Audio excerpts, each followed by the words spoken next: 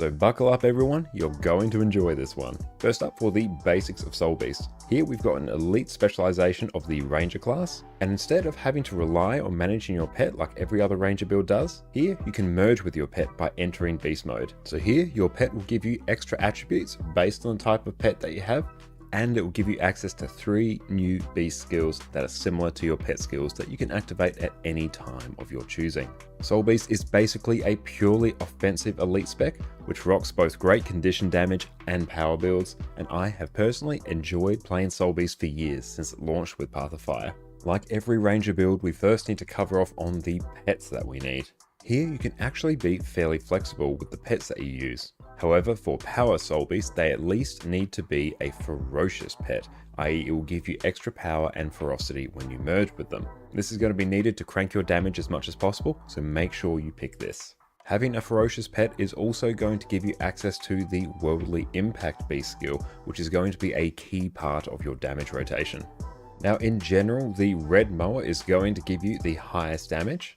On top of Worldly Impact, you're also going to get Harmonic Cry, which is a useful healing skill for yourself and nearby allies. But most importantly, we get Frenzied Attack, where you attack 5 times and inflict vulnerability. This skill is also going to be used to help upkeep the Fireworks Relic buff that we're going to talk about in our build later on. Another fantastic pet for extra CC will be the Rock Gazelle. Here we've got Kick for a little bit of extra damage, but most importantly, we've got Charge, which is going to apply some damage and do some great Defiance bar damage. A very nice pet for open world in particular is going to be the Smoke Scale. So here you can take this for some extra CC and the Smoke Assault skill, which is basically unrelenting assault from the Revenant. Here your takedown skill is going to apply some knockdowns with some extra break bar damage, and your Smoke Assault is going to conceal you and make you lash out nearby foes and gain extra might each time you strike an enemy. It is also an evade for some extra spice. Now you've got some extra choices to work with. As long as they are a ferocious pet, you're going to mostly be good to go.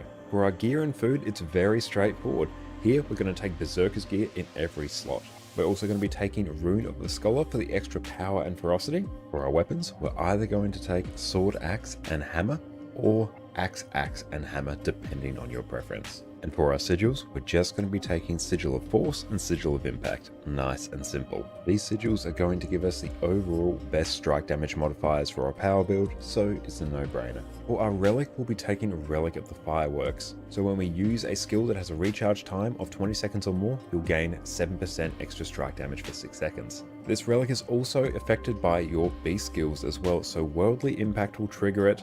Frenzied Attack will also trigger it as well. So we're also going to structure our damage rotation to try and keep up this buff as much as possible. For our food and utility, we'll have our best power and ferocity food, so your sous vide steaks, and superior sharpening stones. It's a very simple build to gear, and a great one for new players to start with because Berserker's gear is widely available. Now for our weapons. Sword Axe is going to be your default choice and will give you the highest overall damage. Your Sword auto attack is simply going to apply some strike damage. Sword 2 will leap you towards your target, is a leap finisher, and grants you some vigor whenever you strike an enemy, and will deal more damage against disabled, defiant, or movement impaired foes for good measure. Sword 3 will cause you to leap towards your target and cripple them, and if your target is disabled, defiant, or movement impaired, you will immobilize them instead. Not only that, it's a leap finisher and an evade, so you can use this as an alternative to a dodge if you're out of endurance. Axe 4 will throw an axe at your target so that it returns to you, and it will strike foes on each way. It's a projectile finisher, will pull enemies towards you, so will apply some break bar damage. Good afternoon everyone, how is it going? Welcome back. And Stevie, how are you going, my friend? It is so good to see you. You shall be lurking, but you'll be here. I really appreciate that. Thank you so much for the lurk, Stevie. It's really good to see and hope you have been going well. We are back again today with some more wonderful Guild Wars 2 drops content. It will probably be mostly on our EU account today, but depending on how the day goes, we may bounce between EU and NA, depending on how the mood takes us. To ease into today's stream, because we've had a big week of streaming, we are going to go through and smash out some map completion on Gendara and Fields, because we are going through and working our way towards a few legendaries on this account, which we can then sell and make some mad profit. Now we're back at, fortunately, this one servant here who the overlay is actually telling us we need to talk to very, very quickly. because then we can very quickly then spam completion for this event. It's a very fun little interaction. And Nikki, thank you so much for popping in. I have a nice stream. Thank you, I shall. Made all the better by the fact that you're here. You enjoy my streams. Thank you so much. I really appreciate that. That's so kind of you to say. And I hope you're having a fantastic day. And Gossek, how are you going, my friend? It's so good to see you. What is up? And how was your stream last night? Just saw you were going live as we were heading off to bed. But I hope you had a wonderful time. Hope everyone's been having a lovely drops week. Okay, now so for this bit, we'll have to focus up and make sure that we can talk to this NPC fast enough. Okay, or else he will despawn. Okay. Greetings. Are you well? Be as quick as we can. Need something? You see? There we go. Oh, we did most of it. We got a good chunk of the way there. I feel furious. Now we'll just go and nuke some extra snipers here and deal with some suspicious bushes. See if anyone else pops up. Cutthroat Pirate, perfect. I finished story for now. Hell yeah, how'd you find it, Gossek? I hope you've had an absolutely fantastic time with the new patch. But yes, Thief is absolutely pumping in terms of map completion, which is incredible. Just pop that one. Beautiful, now up we go. We shall continue onwards and upwards. Rightio. So we've got to go through, we've grabbed that Vista. Then it will be Griffin. Yeah, sorry, is definitely on the shorter side. But yeah, I guess that is the price we pay for having some smaller, more frequent patches. There we go, let's go through, grab that. We got that point of interest there, outstanding. Getting good value from our Griffin. If we had a bit more speed, we could have actually made our way up there, but now we are stuck with the sky scale. But that's okay, it literally adds a few more seconds. Okay, so here we want a Raptor. We don't actually have the stealth mastery for Raptor for all our mounts yet, so it's going to be something else for us to work through. And you want the roller beetle now, that's okay. We do not have the roller beetle either. I used to farm that cave quite a bit because there is some rich iron nodes in there, so it was part of my iron farming route for quite some time. Okay, so here, cover eggs, cover things. Cover the stolen food. That's going to take us a little bit. So here we go. 11's nice, but 12 and 13 is short. Ah, okay. Right, well, I'm glad you enjoy parts of the story then, mate. I hope you're having a lovely day and a lovely, lovely drops week. So we'll just go through and nuke all these. And disable all the traps. Interact traps bring food to heart. We'll see how we go. So I don't want to have to do too many loops on this heart. That's okay, we go channel through this. Thank you so much, Petrova, as well for the follow. I really appreciate you. Thank you so much, my friend. Hope you are having a lovely, lovely day. Frost trap again. Oh, nice, that's back. Let's maybe just go grab this frost trap. Let's keep moving on. Grab this one. If we talk to the heart vendor here, we should be uber close. Literally just killing one more Etten should do it now.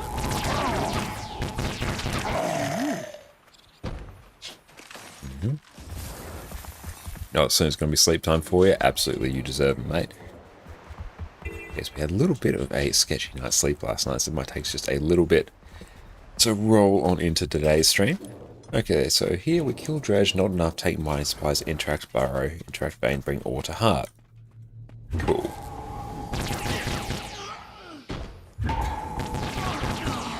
There's a couple of them taken care of, so we'll just make sure we kill all the Dredge here.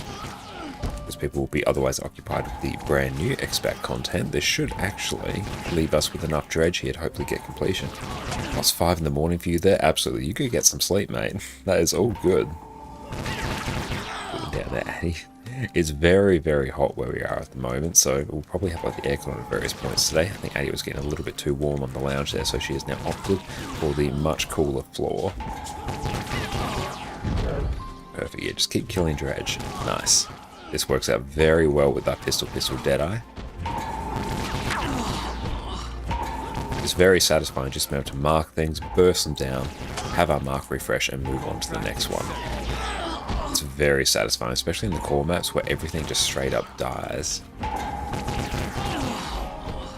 Very, very good.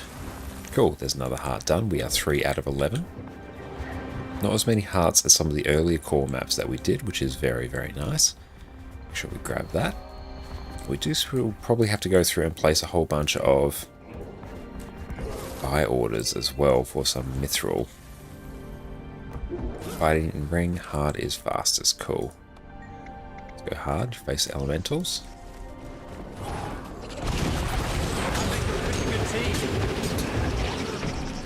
Oh, we leveled up as well.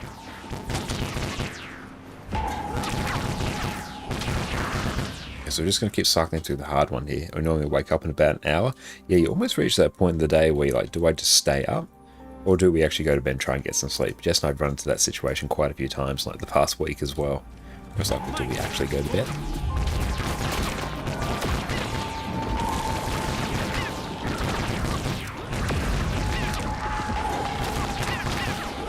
Okay, then one more round of the hard one, and we will be completed with this heart. That is good to know.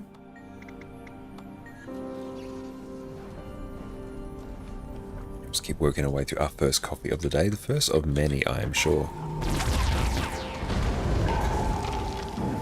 And then we'll just put a blind field down or smoke field down, then use our whirling finisher in it to make sure everything is blinded.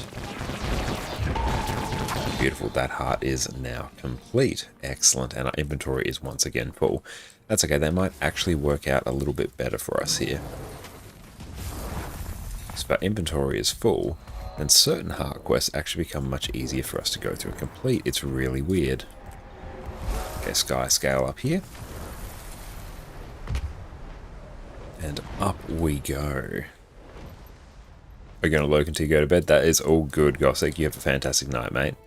Thank you so much for popping in. It's always good to see everyone. Make sure you go check out on Gossek.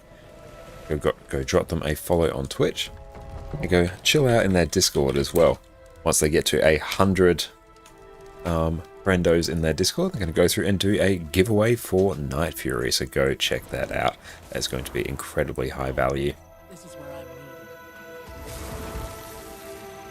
Go through and grab this hero point here.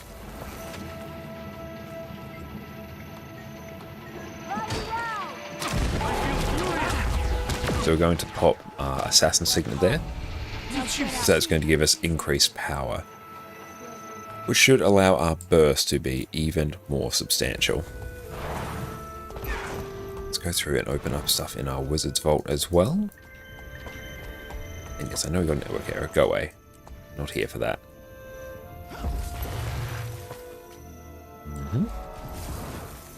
Okay, so now we are griffining.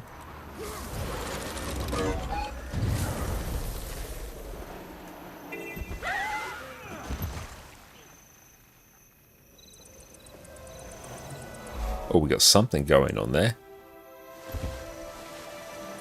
It's probably an anomaly, I assume. That's usually what it is.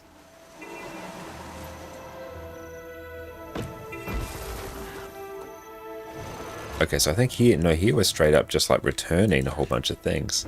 Spam pirate plans a full inventory. Perfect. No, this works out amazingly. Okay, so we can just weapon swap. See, this is one of the joys of actually having a completely full inventory. Because our inventory is full, we can keep interacting with the same item over and over again to make sure that we just keep getting hard progress here. It's a very fun interaction. And I remember because this heart usually takes quite a while, but there it literally took a few seconds. Very, very fun. That's an exceptional, I'm going to say feature. It's a very fun interaction. Okay, so here, kill pirates, chicken, and rescue villagers.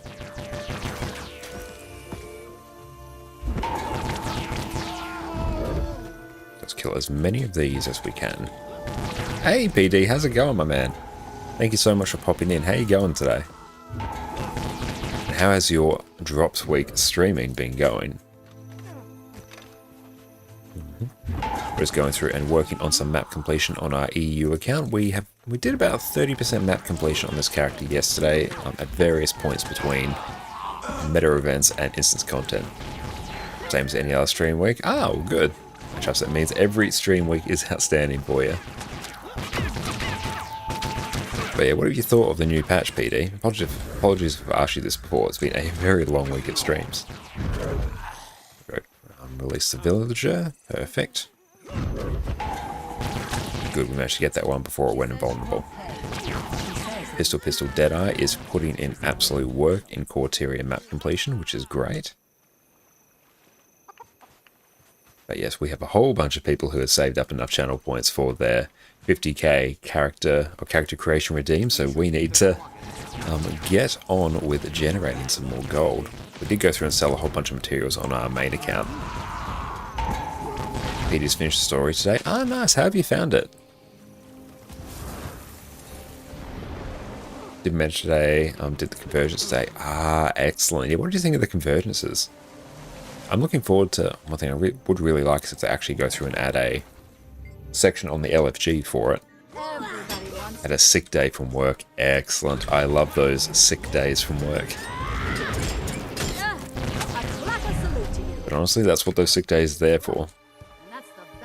Playing video games when they launch are a fantastic thing for your mental health, so it's an absolutely fantastic thing to be able to go through and just take the day off to fully enjoy it. And thank you so much, Hellion, for the follow as well. I really appreciate you, mate. Thank you so much. You are an absolute legend. Okay, so we got this hero point here. The convergence was okay, got you 2 gold and a couple drops you get. Ah, nice. Yeah, the drops you get are worth quite a bit. I'm curious to see how how those drops scale in terms of like value as we go on. Because yeah, they're worth quite a bit now, but I'm curious to see if they stay that way. So I'll have to wait and find out. Yeah, not having underwater skimmer is really sad. Hang on, if I can find like an enemy out this way, I can use the Infiltrator Signet to port to them. My destiny is taking root. Okay, I think we've gone through and finished that heart, so that's good. But I enjoyed the convergence. It was a bit long. I'm curious to see how it will go with like a fully organized squad, which I do wonder where they are actually going through and advertising them. I've seen people somewhat advertise them in the Secrets of the Obscure maps because there's no dedicated section in the LFG for it. I believe I've also maybe seen them in like the Central Tyria one. That's also not really there. Is the quest line for Underwater Skimmer still bugged? I don't believe it's still bugged. Yeah, I was able to go through and do it on a different account previously. I believe our old friend Soulbound was able to go through and finish it as well after it got unbugged. I just straight up haven't gotten around to doing it on our EU account here. Same as Roller Beetle though. We got Skyscale, we got Griffin though, so that's good.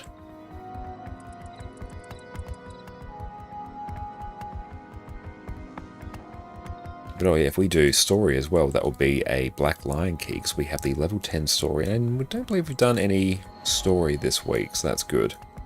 But yeah, the quest should still work, and I don't think it takes particularly long. But it might be one worth holding on to. Yeah, it might be worth holding on to until we do some of the Living World Season 4 stories so we can generate some extra hero points, or hero points, mastery points. I think that would be a phenomenal idea.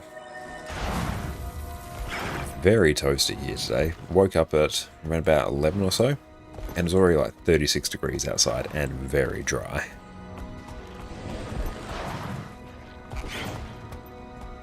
Corteria map completion is so much better with mounts. Makes your life so much faster. Nice. There's a lot of waypoints in this map as well.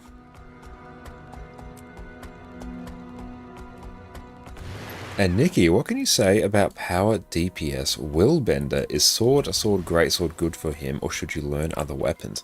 That's a very interesting question because I haven't gone and messed around with power Will Bender a lot. I've played a lot of power Dragon Hunter back in the day, but not since Secrets of the Obscure launched. So I might have to go through and take a look at that. But what we can go through and do is maybe take a look at some websites and build guides and see what people have landed on.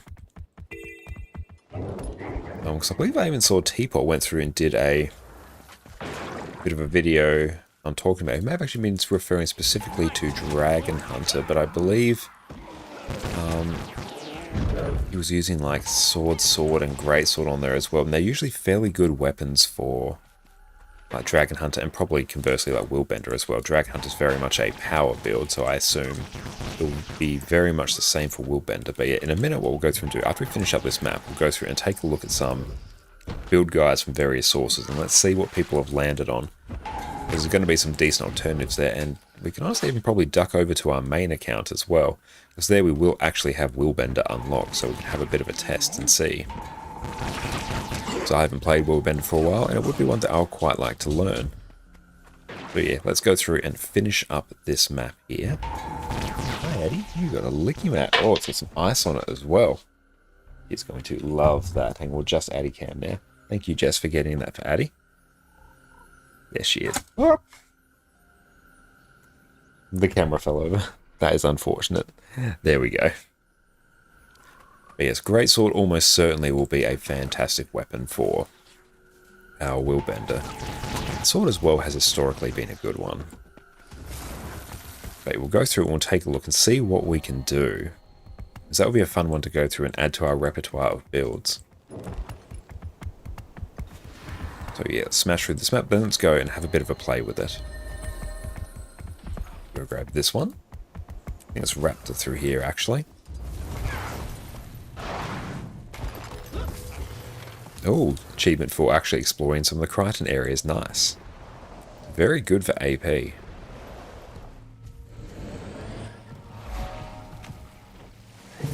wouldn't mind learning some more Dragon Hunter as well, actually. That was my go-to power damage build for quite some time. Hey Viola, how's it going? Thank you so much for popping in. How you going today? Beautiful, that one's all taken care of. Down here. How are we doing in terms of completion on this one? 70% on this map. Nice. Oh, great, man. Just reached level 80. Ah, hell yeah. Congratulations. How long did that take you? And congratulations. You are now basically done with the tutorial for the game. You're doing that, Addy. But how'd you enjoy your leveling experience? And you're curious how long it took you, because it's been a long time since I've like organically leveled a character to 80, because as you go through and play the game more and more, you get access to like more and more boosters, tomes of knowledge, and just general knowledge of the game, which makes it much faster to level compared to unlike your first character. It took you about 2 days. Nice, that's like really good time, especially if like you're new to the game as well. That's like exceptionally good. Hell yeah. And hey, how are you going, my friend? Yes, basically daily Joshua now. But yeah, so today will be our like our last additional stream for Drops Week, and after today we return to our regularly scheduled programming, so we'll be back on Sunday evening at our regular time.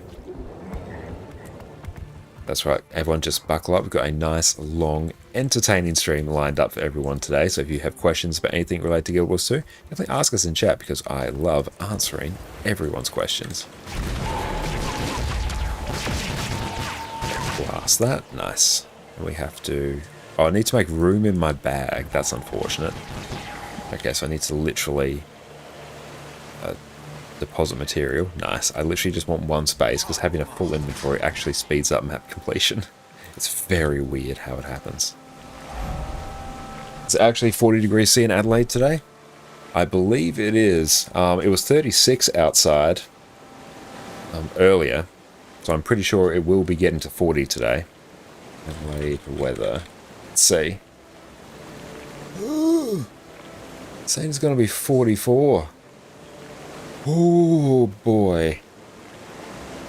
I'm inside today. Granted, I'm streaming today, so I'm by that very fact inside, but 44 in November? Good lord, that's like peak That's peak, like, summer weather. That's peak heat wave weather.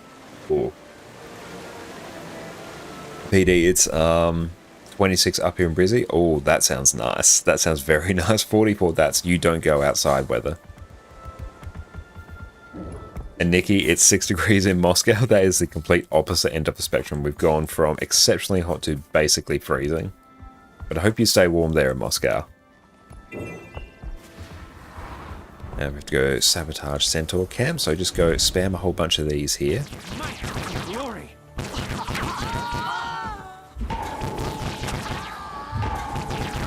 There we go. And yep, full inventory is fine. But yep, apparently it's going to be like 44 degrees here in Adelaide today, which is unhinged. Weakness makes me sick.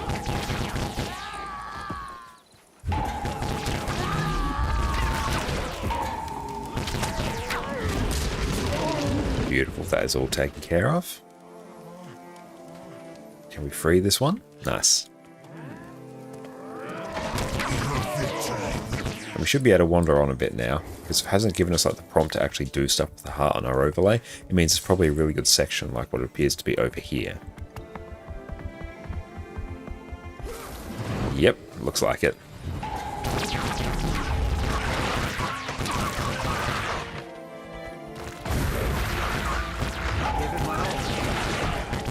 And nice, we are basically done with this one now.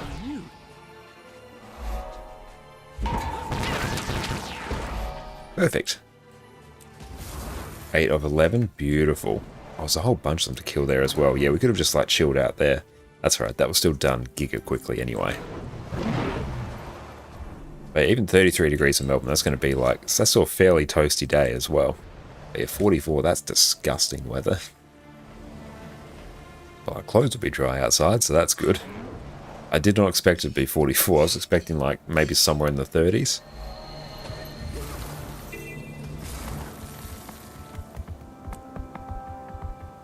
Now, I remember years ago, my old housemate during my uni days, his girlfriend from America came to live with us for a while. And yeah, she lived in parts of America where like a hot day would be getting somewhere towards like the mid to low 30s.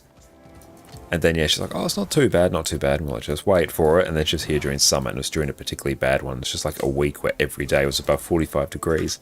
And she was just like, what the hell is this? I'm like, yep, just don't go outside. No matter what you do, stay inside with the aircon on. You cannot be outside for more than like a couple minutes. Or it's actually dangerous.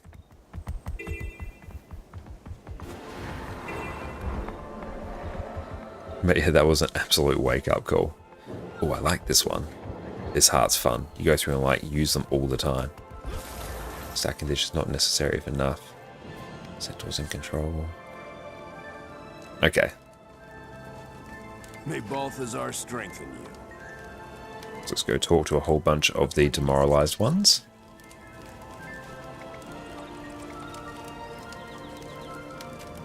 Okay, so we've got a little bit of progress there. Now let's go through and blast here.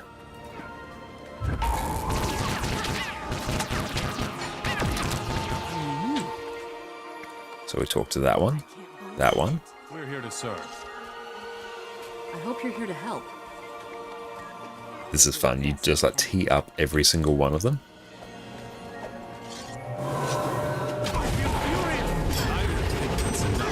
Oh, that's how you do it.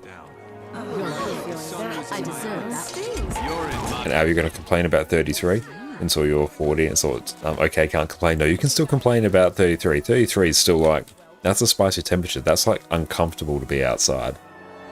Especially at this point in the year as well. We're not even in the peak yet. But no worry, no matter where you are in the world, unless you're in probably like a very specific place, it's always going to be hotter somewhere else. So you can always complain about your temperature. That's bad for Melbourne? Yeah, that's very hot for Melbourne.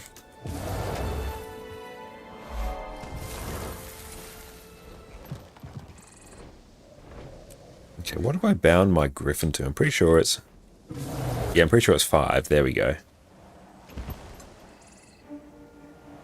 And thank you so much, Yulana, as well for the follow. I really appreciate you. Thank you so much.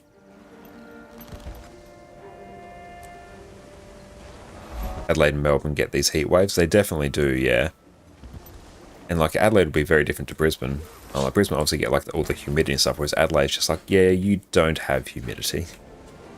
On average cooler than the north. Yeah, usually, yeah. We missed one thing. We always miss one thing. How do we miss 2 hearts and a hero point? That's actually like a lot.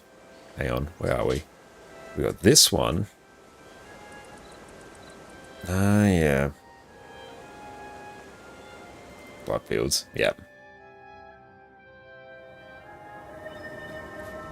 Oh well, very close. Did we just not straight up do this area? I think we may have just been distracted. I kill skelks, centaurs, and rock dogs. Perfect.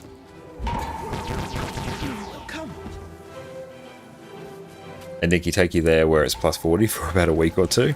It's a good thing to experience probably like once or so, but really like mid-30s is like pretty good because it's like it's decently warm. It's good beach weather, but it's not insultingly hot. It's not incredibly just disgustingly hot. But then yeah, once you get anywhere above 40, then it's like, okay, even beach days are a really bad idea. Peter Eastern time as well, having to go back and get something you should have already got. Oh, absolutely it does, yeah. That's right, we'll get this done like fairly quickly though, like in the scheme of things. It's still like absolutely blasting for map comp. Oh, nice. And this would be a good one to do as well. We've got an actual event going.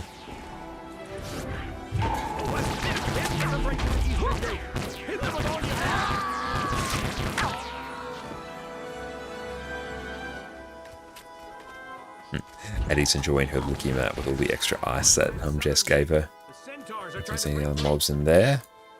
Oh, perfect actually. Let's wait till these mobs actually get to the gate, because then I can just straight up cleave them all down in a single run. I think that won't get us all the way there, but it will get us decently there.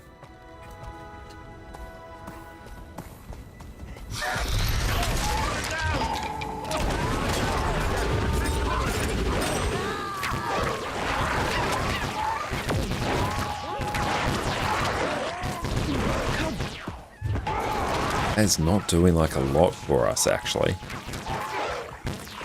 Was that straight up not doing anything? It might do it with centaurs maybe. Okay, so we'll do it with centaurs, not rock dogs though.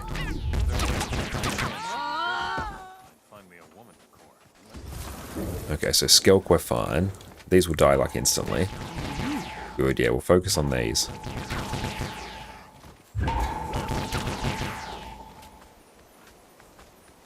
It's a nice little run of them here. And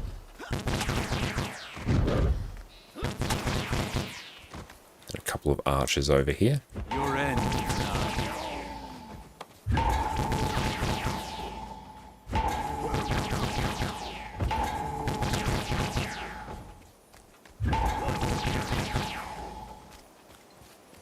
Then should maybe just be one more? One more.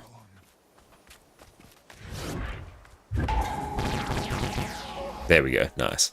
Okay, so we have one more. Where is that one? Oh, that one's so close to done. Look at that. I think we saw it basically get full and thought, oh yeah, that's finished. But yeah, straight up, like, this is going to be us interact with this one frost trap. Or kill this single Etten. Nice, that's done. And then we have a single hero point, which is living. Where is it? Hang on. Nearby events? No, I don't want to do complete nearby events. Actually, can I turn off content guide? Just off. Content guide default.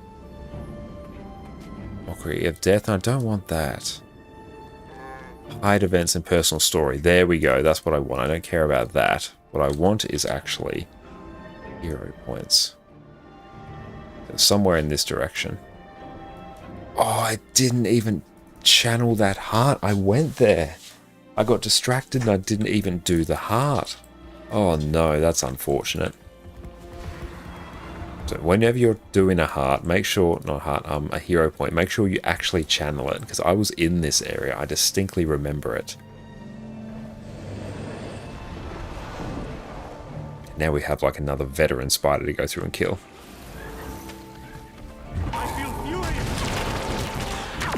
Did you see that? Nikki, see you have a nice stream. Well, thank you so much for popping in. It's they need to go do your job. You're going to continue watching. That's all good. Have a good day at work. And if you come back and check our VOD, because in a little bit I'll go through and spend a bit of time looking at Power Willbender on my main account. So if you come back to around this point in the VOD, you should be able to see me answer your questions. So that content will be there for you when you get back. Go deposit some mats. But you have a fantastic day, and thank you so much for popping in. It's been great having you here. Clean this little catastrophe. Oh, a key. Yes, perfect. Oh, let's actually deposit some more mats. Let's just straight up salvage everything, like, and deposit. Nice, there we go. Actually got a little bit of room to work with now. Just a bit anyway. But you're most welcome, Nikki. You have a great day. Oh, there we go. Got to go through and use this. Let's see what we get. Rare loot. Oh, nothing. Just upgrade extractor. That's a bit annoying. It's actually a bit of a dud chest. It's just a gold, which is not the worst thing in the world.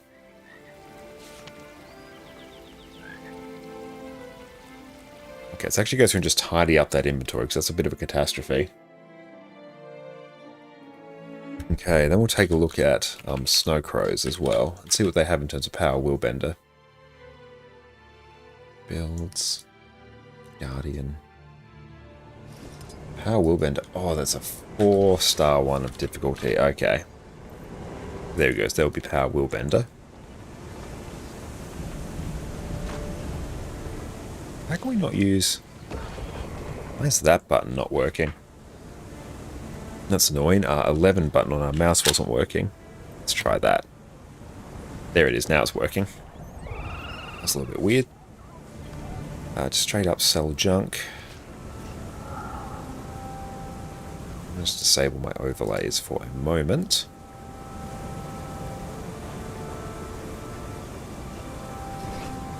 Use all these. Centaur Slame, we'll use that. Just destroy the things of mighty chest pieces, because I can't really be bothered processing all those. The joys of doing the starter areas, you get all these really weird pieces of gear that you can't use.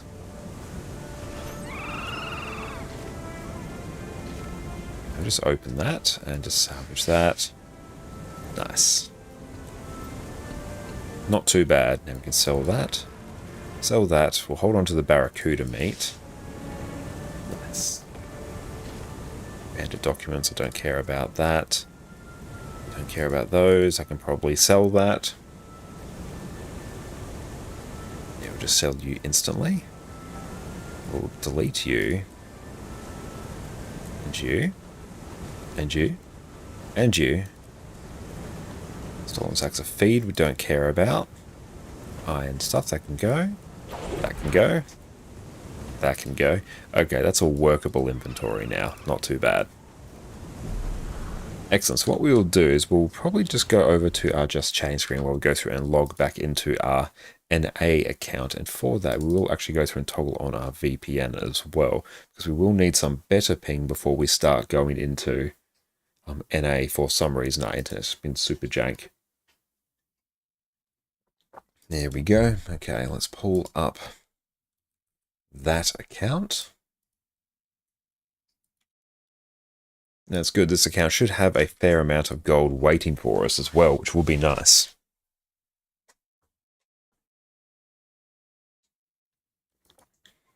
Do I have Willbender? I should. It seems like a thing I should have. Not Eddie, you're enjoying your licky match. She's very happy with that. You need a fair amount of gold, PD? I do as well. Yeah, what's your next purchase? My next big purchase is going to be... Well, I'm going to be selling some legendaries on...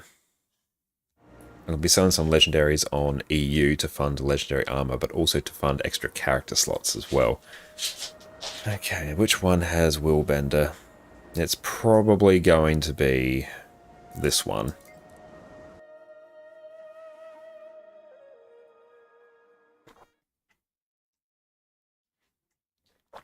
Okay, Relic of Fireworks. Might just replace Oh, sword and focus. Okay. Nice. Okay, so let's grab that.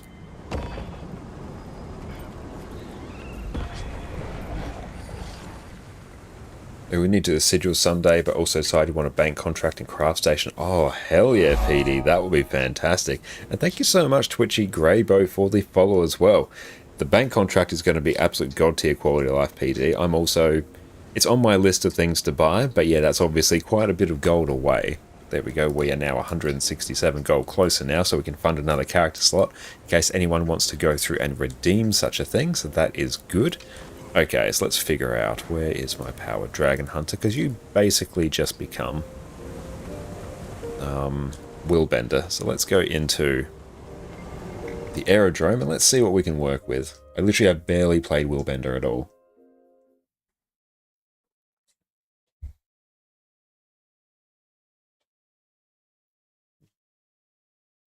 So, oh, go through and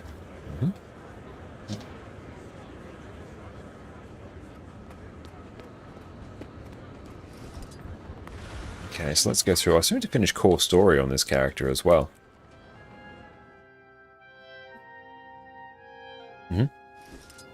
Guess we'll just go pick up Addie's licking mat when she is done.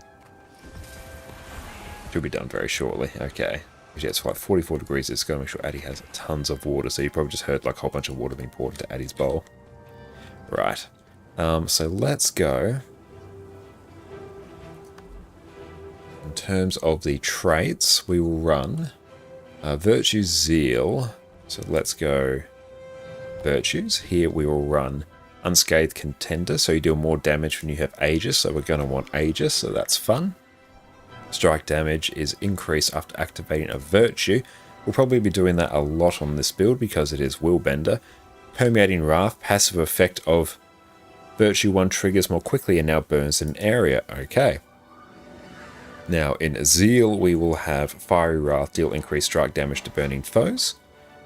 Your powers increase, gain additional power while wielding a greatsword. Greatsword damage, greatsword skills have reduced recharge. Not sure if that's actually like there because a whole bunch of the skill cooldowns have been brought into traits just by default. And Symbolic Avenger, your strike damage is increased whenever your symbols hit a foe. So every 15 seconds we want to be using a symbol. So that's good to know. Then let's go through and click on Willbender. Okay, so now all our other virtues are updated. Just make sure Addie doesn't run off with her licking mat, or she's quite hard to track with it. Okay, gain increased power. Willbender Flames deal increased damage to foes that they strike. We're about done with that now. We'll be back. We'll be right back. Do you want to play one of the easiest, highest damaging builds in the game, where you can simply mash a couple keys and watch this happen? You have my sword. Do you want to play a DPS build where you do not care what the rest of your team is doing, because you are one of the most self-sufficient builds in the game?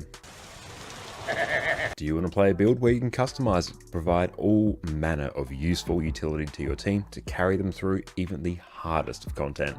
Well, today your prayers have been answered. We are covering the majestic Power Soul Beast.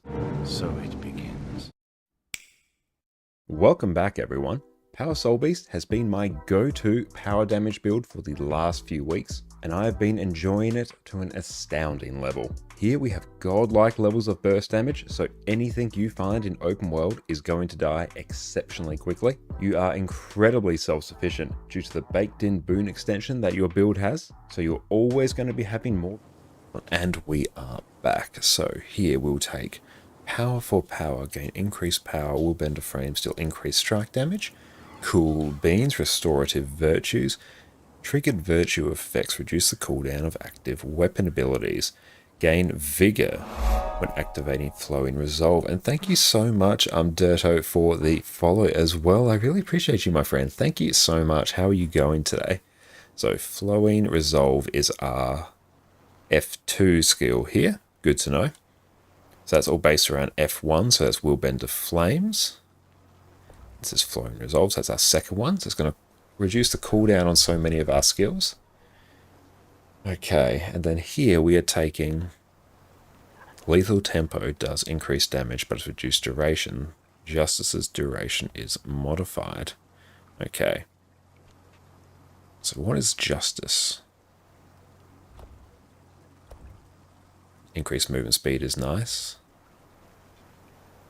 That's lethal tempo. So what is Justice? Okay, so let's read this and let's find out. Okay, so Justice is consecutive attacks cause burning. That is the effect there. Okay, so this is impacting our lethal tempo. Reduced duration. Okay, it's just going through and giving us a bit of a buff. Cool beans. Don't need to fully understand it just yet. Now, in terms of our trait or our skills, we'll run Bane Signet. We will run Sword of Justice, and we will also run Purging Flames. Then we'll run Feel My Wrath, and we'll run the Willbender Heal here, Reversal of Fortune. Okay, now in terms of setting up our gear, it's like a weird mix of Assassins and Berserkers, but that's okay. Let's go through and check. Berserkers. This one is Assassins. And it's Dragon Hunter.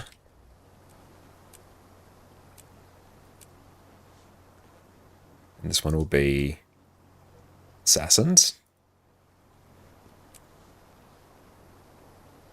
These will also be Assassins. It's a whole bunch of Assassins gear, actually. Yeah, surprising amount. And more Assassins for the boots. Interesting. And we are running Sword. We are running... Oh, Assassins. Literally almost everything is Assassins here, actually. Okay. And Sigil of Accuracy. Good lord, that's a lot of crit chance. That is crazy. Okay, let's grab that there. Customize. Assassins.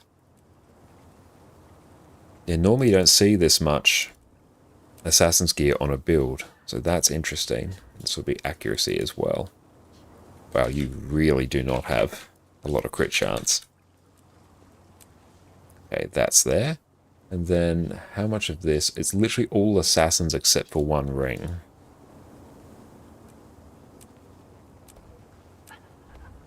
And there we go. This ring will be Berserkers.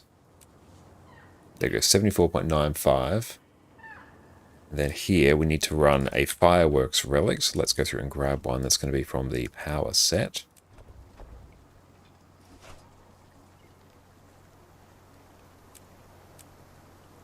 Very nice. So that one will now live there. Okay, so in terms of running our build, let's take a look over to display. Got everything set up here. Standard food and utility, that's fine. Okay. So let's see, let's take a look. So you precast Flowing Resolve twice and Crashing Courage. So Flowing Resolve is our F2 and Crashing Courage is our F3. So let's see what these look like. And then 3. Okay, and we're using that to get a whole bunch of buffs up there. Use Shield of Wrath, Sword of Justice, Ray of Judgment, Symbol of Blades, swap. That will be Greatsword Symbol, then Spinny Boy, Rushing Justice, Purging Flames. Okay, so we'll just go through and practice that opener a fair bit. Just got an order of skills to go through and use there. So Binding Blade, Leap of Faith. So we're basically going through and using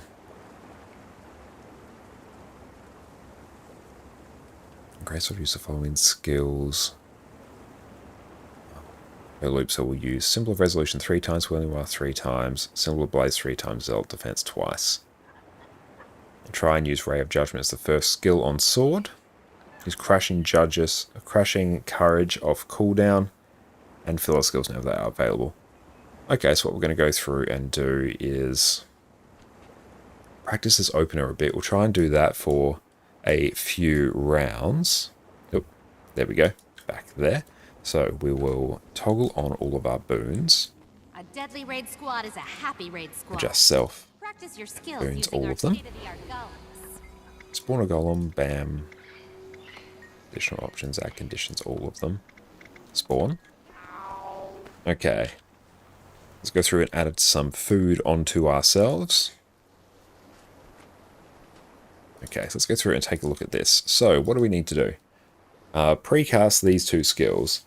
Then we're going to use Shield of Wrath, Sword of Justice, Ray of Judgment, and Symbol of Blades. Then we swap. So let's try that first bit. So we're going to go through and just practice part of this opener, and then we're going to go and start building on it from there. Okay, so bam, bam. Okay, so it'll be a bit slower. So Shield of Wrath, Sword of Justice, Ray of Judgment, Symbol of Blades, swap. And then that. Okay. So that's fine, there's that. Just go through, refresh our skills. Okay, so let's go through and start precasting again. Okay, so bam, bam, bam.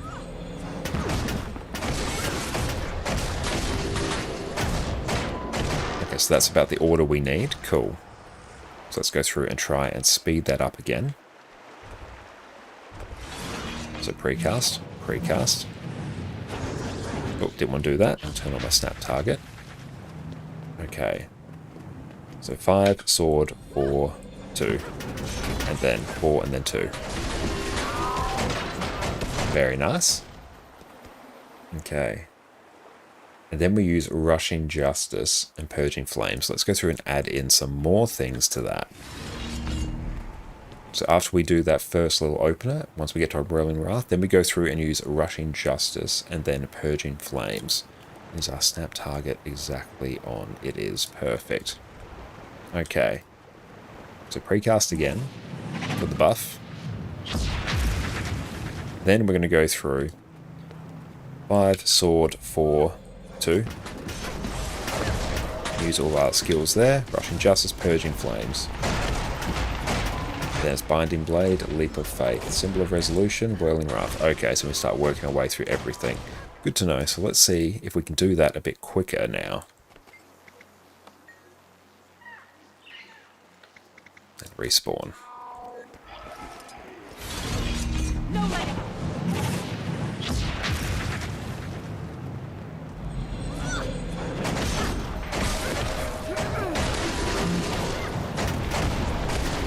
There we go, so we're a little bit slow.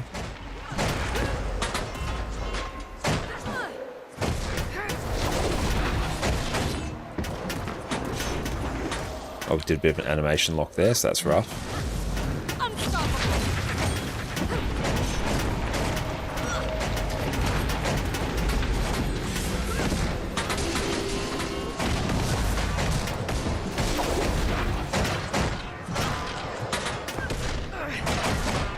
Okay, so we cancelled a whole cast there, so that's a bit annoying. Okay, so we already hit like 28. And Mrs. Ed Willbender tonight, spicy. Yeah, we're just going through because our wonderful viewer Nikki had a question about Power DPS Willbender, and literally I've never played it before. So we're just going through having a bit of a tinker with it and trying to sort of answer the question of sword, greatsword is good for him. So to answer your question, Nikki, if you are watching or coming back to watch our VOD, greatsword, yes. Sword, yes. And you can probably use like sword as well in the offhand as well. Let's actually see what that would look like. Okay, let's put sword here as well. It's very fluid how the weapon cooldowns are constantly coming off cooldown. Yeah, that's definitely something I'm not used to. Just the sheer rate at which you're using the skills. So that's very cool. So spend a couple more minutes practicing and then we'll go back to our EU account. Just drag this here. Customize. Assassins. I can't believe how much extra crit chance the build needs though. Like it's mostly Assassin's gear. There we go. Like there's a couple, there might be like 2 pieces of Berserker's gear. Everything else is Assassins and we have the accuracy sigil. That's pretty unhinged. Okay, so Executioner's Calling. Strike your foe with rending force. Follow this attack with a dual strike that deals increased damage. Cool. Quickly dash towards your foe and shadow step and deliver a debilitating attack that first slows, then immobilizes your enemies. So we can probably just even put up our DPS chart here. So let's get a pre-buff going. Okay.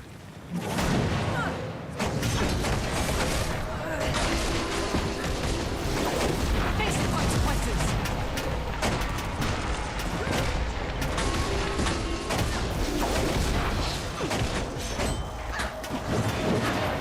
So we cancelled that skill a fair bit there.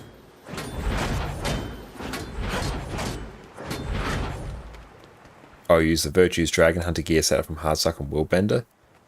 Gets you to 100% crit most times and allows you to use Dragon's gear. That's good to know. It's good that there's potentially some other options out there.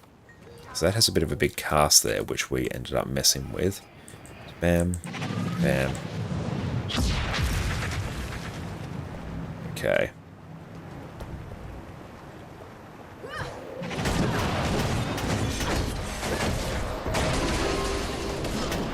Oh, we messed up some skills there.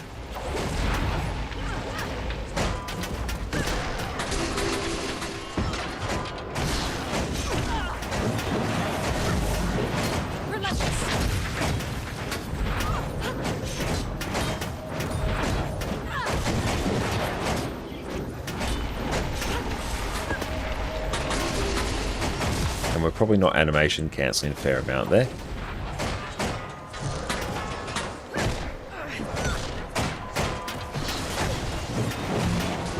Face the consequences.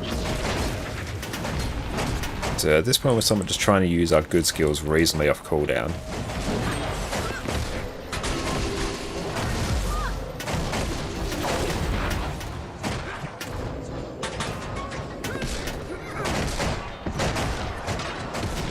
Yeah, this is...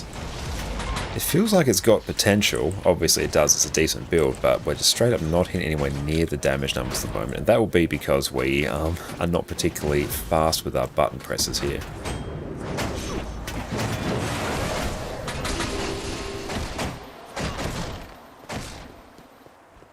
Oh, you're missing with the artifact instead of the blade. That's good to know, Petite. Let's take a look. Focus is your offhand, you believe? Yeah, that's definitely the usual one. We're just going through and testing Sword there to answer a viewer question. Let's go through and test that with focus again. Assassins. And accuracy. And just add that there. Okay. Okay, so the other rules we need. On Sword, use Symbol of Blades 3 times, Zealot's Defense twice. Ray of Judgment is your first skill on Sword, and aim to use it twice. Okay, always finish your auto attack on Greatsword and Sword, and Symbol of Resolution 3 times, Whirling Wrath twice. Okay. Let's give that another shot. It's not unstoppable.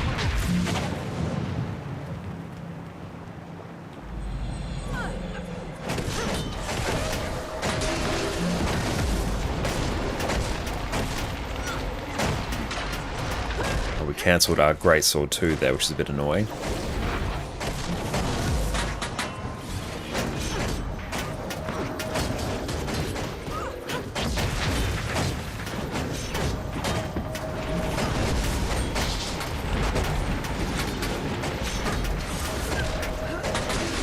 Okay, I've already pushed that to 31 now.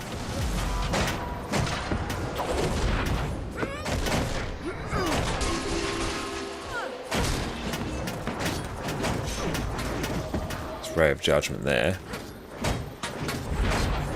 Okay, we just straight up weren't attacking there for a bit, which is a bit rough.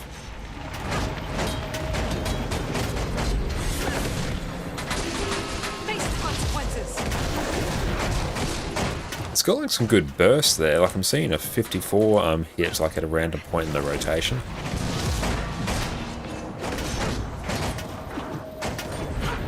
Okay, so we need to make sure that we don't cancel our cast.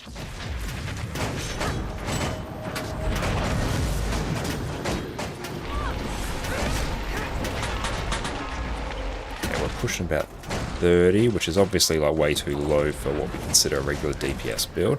But that's just purely because we straight up have not practiced this build yet.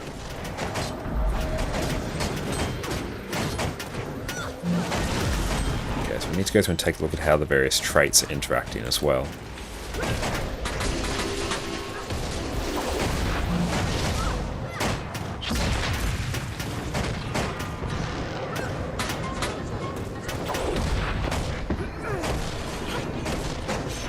cancelled our cast a bit too quickly there.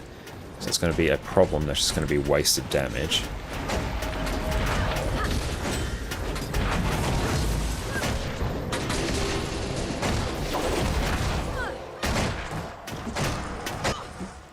Your Inspiring Virtue has 6-second duration. Got to make sure we are aware of that. Let's take a look. Where's Inspiring Virtue live? Inspiring Virtue.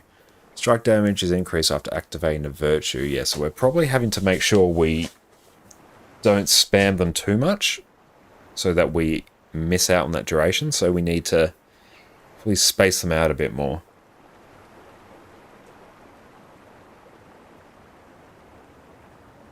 You know what? Let's probably remove... Let's just not press Purging Flames for now.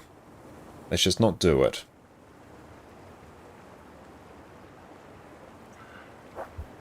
Purging Flames, Russian Justice used off cooldown. Okay, no, that's fine. Just use it off cooldown, actually. Let's do that. At low health, though.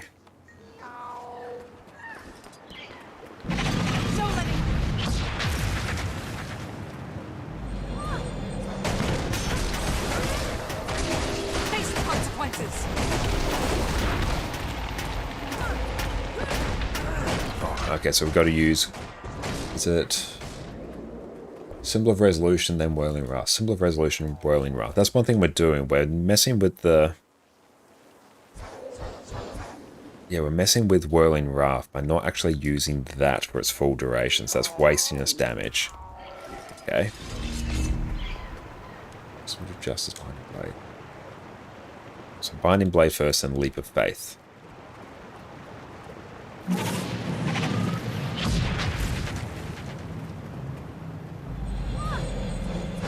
Nope, that's a bad one because we cancelled that cast. That's incredibly easy to cancel as well. So we need to make sure we go through and don't do such a thing. Because that's just going to whiff our damage. We'll try and nail our opener as much as we can.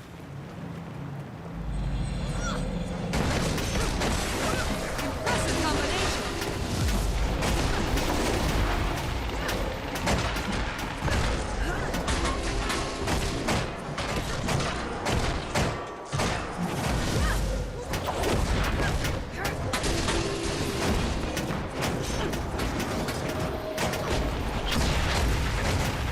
Take the initiative.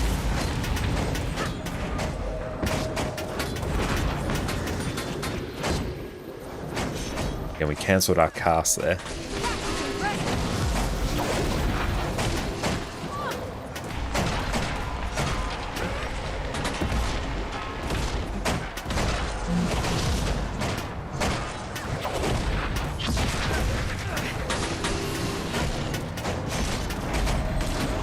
Okay, so we've pushed that to 34 now for the opener. That's good. And we're cancelling so many of our casts. That's like our biggest issue I'm finding. Oh, big camera movement there.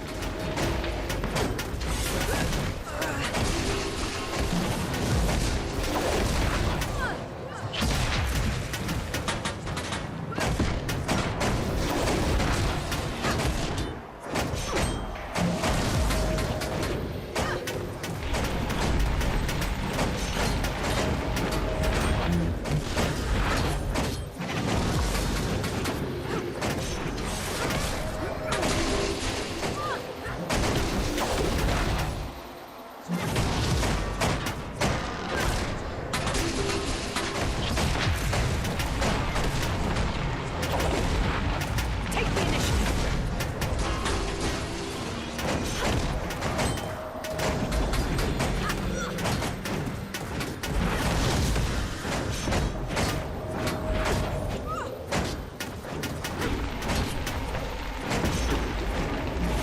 Okay, so we're pushing like 32.3 there, and that was like scuffed. That was significantly scuffed, so there's a whole bunch of room there for us to do that.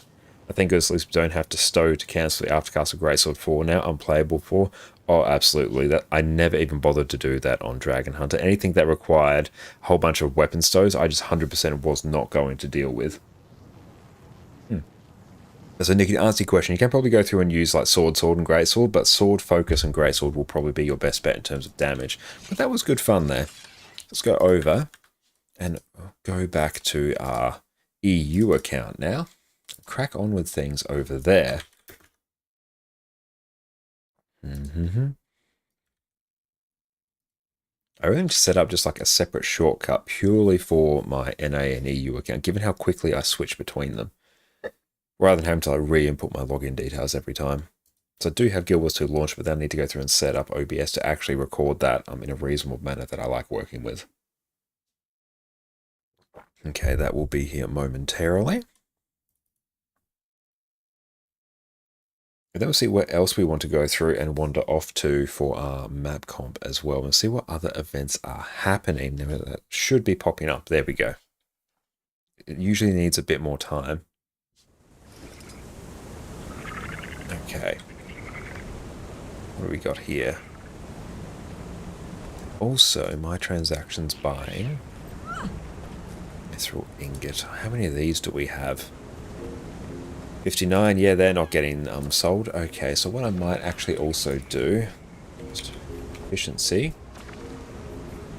So we need crafting, beryl, mithril, earring.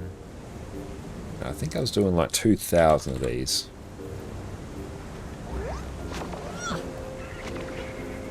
Using my own materials, yes please. Research notes? Yep, research notes, Mr. Z.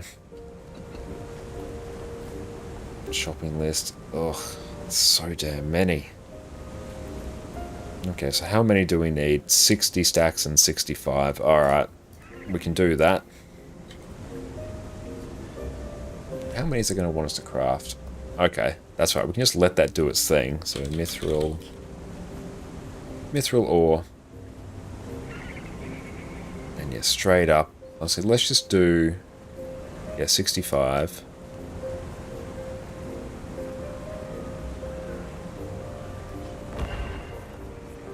Okay, so I need to drop about 49 gold. So if I go 64 minus 49.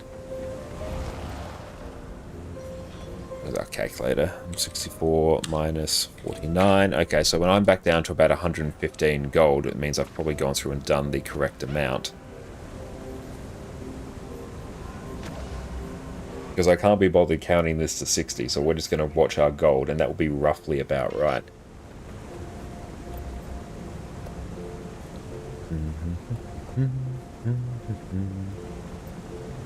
Okay, so gold when it gets to 115. Oh, this seems brutal. Yeah, it is. It's not the nicest thing to go through and do, but hey, we need research notes to be able to go through and convert a whole bunch of our rift materials into gold as well. So it's going to pay for itself. Like, that's going to be fine. But we just need to go through and do this. And also we needed to go through and craft daily tier 10 jade bot cores as well, Mr. Z, for a bit of extra gold. So I'm doing like 2,000 mithril or beryl mithril earrings now. That is compared to like 10,000, which is probably what I'd normally do in a round, because that usually covers me for a couple of weeks. But that one will literally take me a good couple hours of the game just crafting. So we're just going to place an order for these and let it do its thing. And even potentially I can honestly log into my account on another computer while we're streaming here and then get that to go through and do the crafting. Which is what I did when I had to do 9,000 Carrion Barbaric Helms on my main account. I instead just set up Guild Wars 2 on an old computer and just let that do the crafting for the couple hours that it needed. I could just like walk away and go do other things. Okay, that's getting somewhat close. Oh, who's overbid us already? Okay, we're getting there. There we go, right about there. That should be roundabout spot on. Boom, boom, boom, boom. Excellent. Now we're going to probably have to wait to get a whole bunch of those. Okay, so let's take a look. See what else is vibing out today. Even raids would not go astray on this account. It's very, very quiet there. Excellent. Ever make sure you grab your drops today. Also, fractals would be pretty hype. Why is our LFG like so completely dead? I get the feeling that we've actually run into... Oh no, there we go. There's actually something there. That's good to know. Alright, that's all good. So in that case, let's go bring this character back here. It doesn't seem like it's updating. Yeah, it didn't seem like it was updating as well, because usually, at least in those cases, I'll see someone, at least someone even going through and selling something there. It happens occasionally. Honestly, it could also be that we just like flooded the game's network with a whole bunch of like orders as well, which sometimes I have seen instances where it's like, yeah, it's not really doing its thing now. Okay.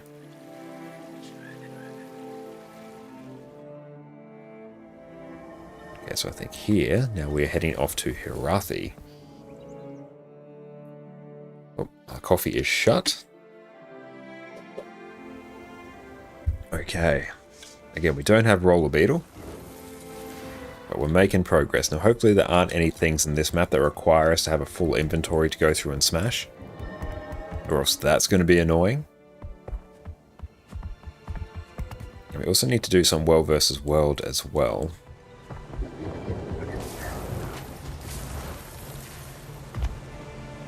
Okay, so up here.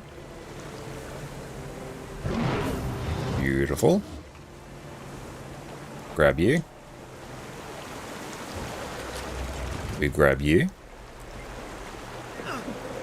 Make sure I actually get this now, not like the previous map where we straight up didn't channel this one hero point. Then we had to scour the entire map to figure out which point that we missed.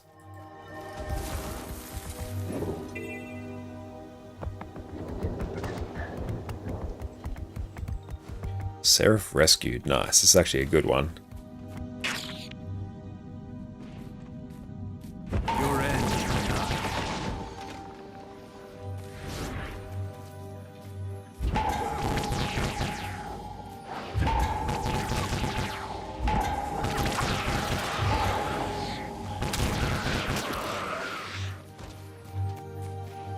Go tag that one. With Optus Aegis? No, fortunately I'm not. Hopefully not too many people here were with Optus the other day. Yeah, I am with...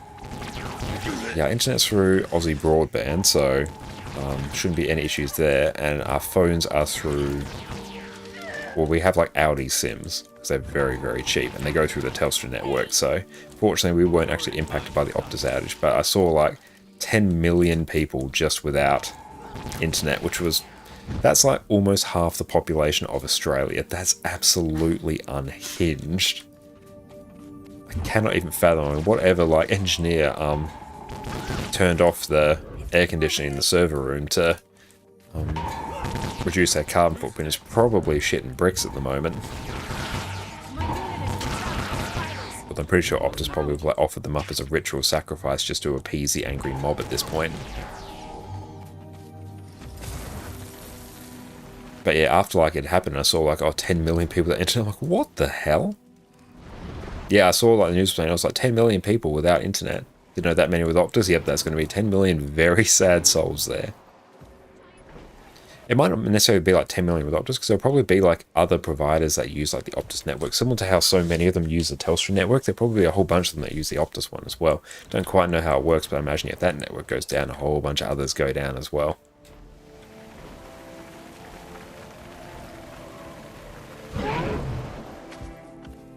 But there were some quality TikTok memes there.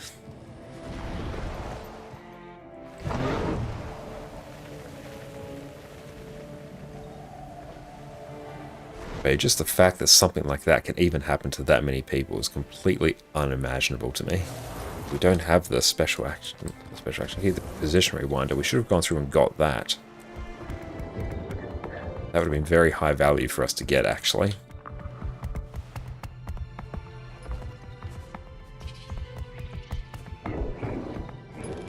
And the worst part, uncompromised private info, right? I'm not sure if like this one did it, in terms of the private info. It would not surprise me at all, because I know Optus like did that a couple years ago as well, and like had everyone's private information leaked, which great, because that like has a whole host of issues as well. Like a whole bunch of like services like get compromised if your like private info gets leaked as well.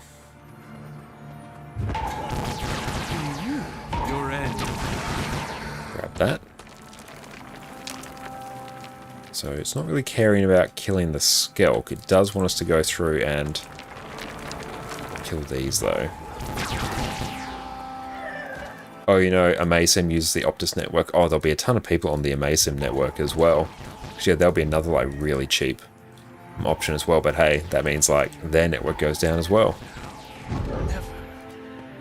But yeah, fortunately we were on the Audi plan, which is just on the Telstra network, which, knock on wood, is fairly reliable. Oh, at one point, a good couple of years ago when I was at one of my previous jobs, I had to go and work somewhere like really remote for a week. And I was on the Vodafone network because it was very cheap. It was one of the cheapest I could get at the time. So that was very, very good. Generally, when I was in and around the city, it was fine. But as soon as I got north, out past like Port Augusta, instantly just no no network at all. Just nothing.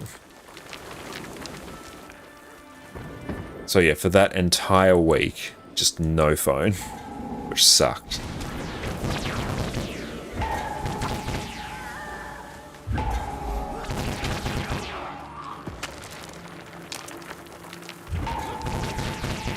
Nice, that one's done.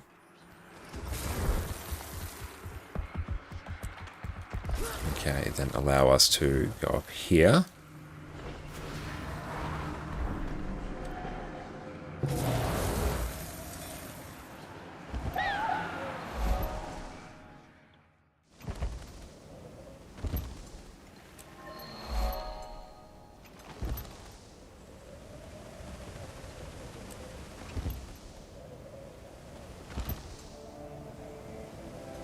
Hopefully we could just like leap over here. Oh, we can. Nice.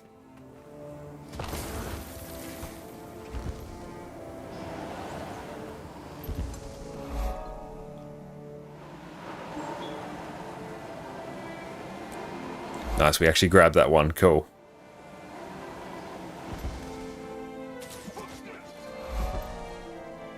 Oh, don't tell me you want the damn position rewinder. Oh no, that's annoying. Alright, back there, I guess. Not having the position rewinder on this map is actually screwing us a fair amount. Oh well. So do we even just go get the position rewinder? I think we do. Like, I really do think that's what we do at some point. Okay, so let's finish off this map and then we might even just go get the position rewinder.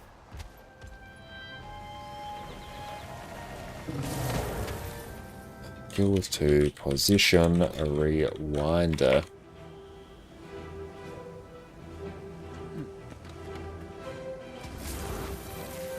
How much is it? It's just like karma and some currency, isn't it? Oh, 75. Okay, it's not too bad.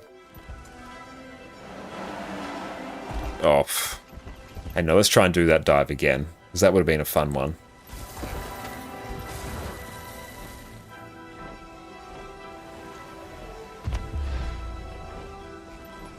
But yeah, having the position rewinder for map comp is going to make our lives much easier. Okay. Oh, no, screw it, we're just going. We're doing it. Yeah, getting good with Griffin is going to make our lives much easier there.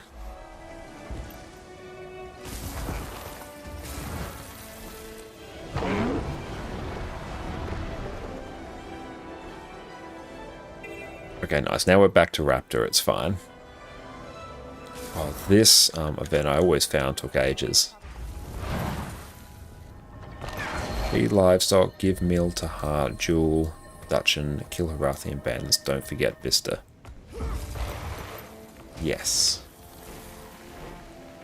Where's Dutchin? Seraph Archer? No, they're somewhere else. Anything to report?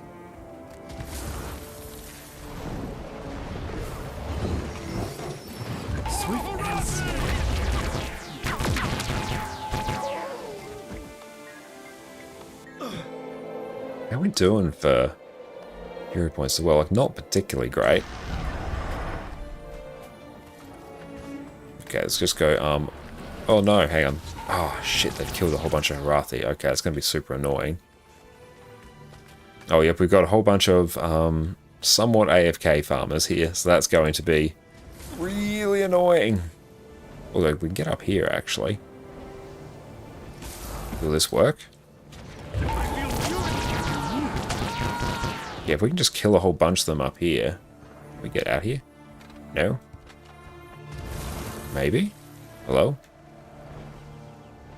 Or maybe we just like chill up here. They seem to be coming this way. Hello? Oh well. Killed a few there. Now we get to do this sketchy event here.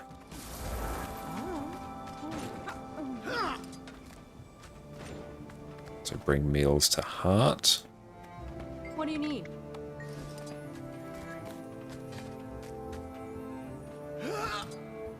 Swift and steady.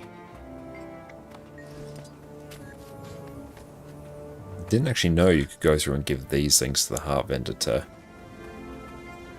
improve the rate at which you get this done. Okay, we've got a water bucket. And these are on fire. Hey, Afaro, what's up, mate? How are you going today?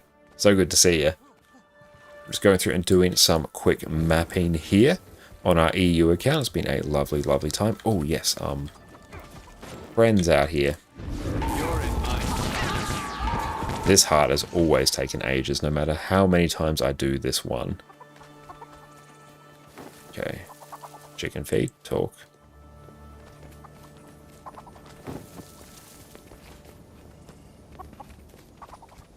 Okay, just keep feeding them.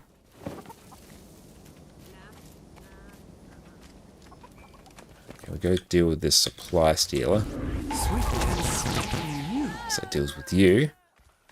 And if we can get a water bucket. And if I were good to see you too, Josh. Hope you, Jess and Addie, are going well. We're going very well today, but yeah, it is obscenely hot today. It's going to be 44 degrees here in Adelaide, which is very spicy. Take feed. I can't really use the water for anything. And thank you so much, Swiftfoot, for the follow. I appreciate you, my friend. Thank you so much.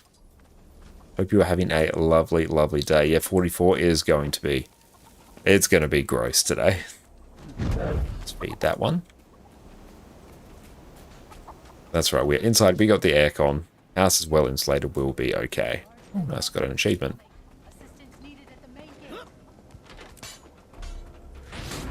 Nice, we got Jewel the Dutchan. Prepare yourselves. You now face a master of war. Grab some chicken feed.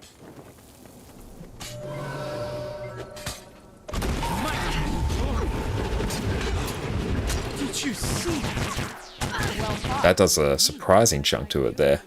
Don't think you've ever experienced 44. It's not great. Yeah, there was at one point, like a couple years ago, like usually in summer, we usually have a couple days that are above 40. So the fact for us to get that in spring is really spicy. But yeah, there was a period a couple summers ago where like every day for about a week and a half were like above 45. Which is just awful. You just don't go outside in that temperature. The entire day is just a write-off at that point. So you straight up just can't go outside. Oh, are we done with this one? I think we are. Nice. That's a fun heart. But yeah, at that point you just don't go out. It's just a bad time.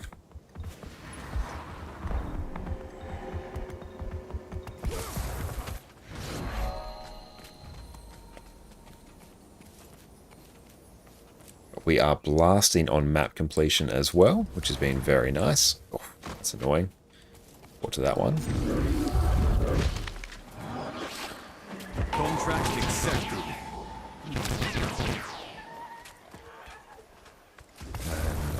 Kill harpies, clean up script.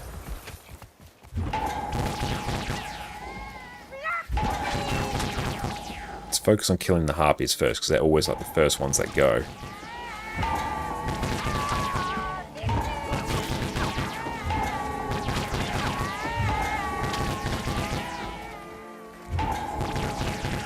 Pistol Dead. I just putting in the absolute Lord's work.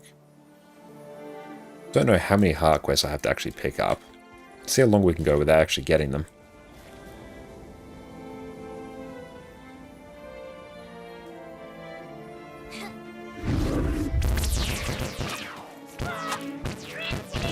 Oh, Harpy Slayer, nice.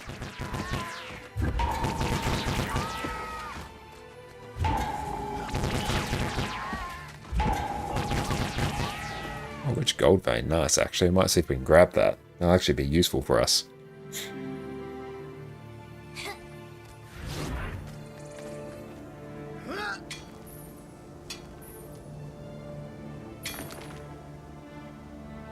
We've placed an order for a couple thousand things of mithril ore as well, so our research note crafting will be in full swing in a little bit.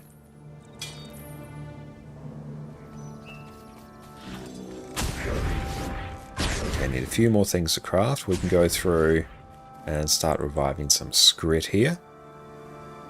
And we've got some more harpies that are starting to respawn up that way.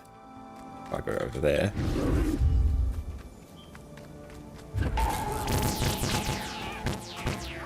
Another one, so I think we literally just need one more thing to die. Perfect, another harpy over here.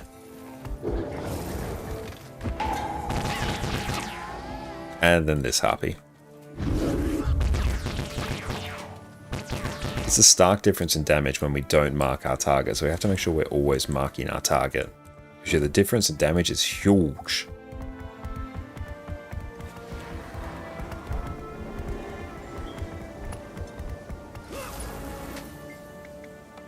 Okay, just the one friendo here. Perfect.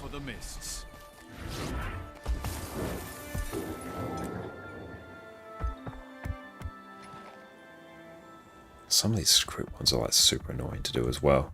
Okay, no, we finished that one. That's good.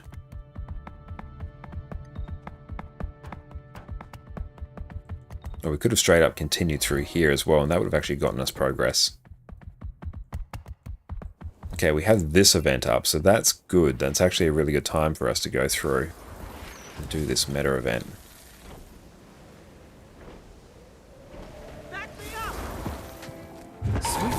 Let's kill as many as we can here.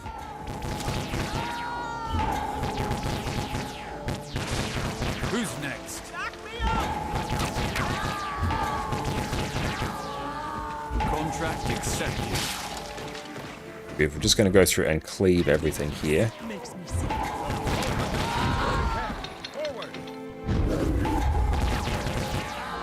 Weakness makes me sick. See how many of these we can tag. Perfect. That heart is now complete. Perfect.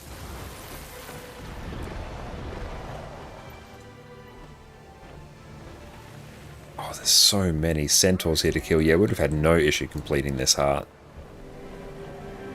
So some of them in this map can be a bit of a pain. So we've already gotten, I think, 2 blackline keys from doing our mapping so far, so that's good. Nothing particularly spicy from the drops, but hey, made a little bit of gold.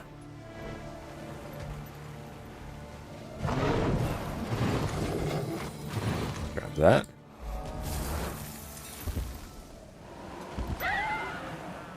So this will give us access to that. Nice. Interact fire, kill lumber piles.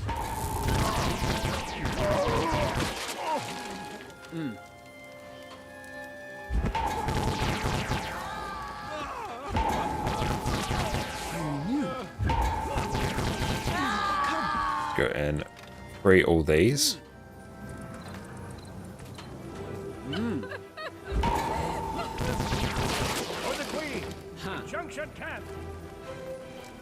Grab the fire.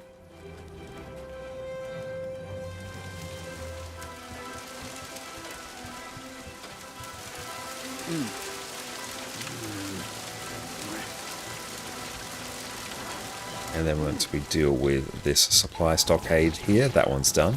Nice, another heart quest taken care of. And we don't have a... Oh, it's going to take us... Ishk. Okay, that's going to take us a while. Where are we going?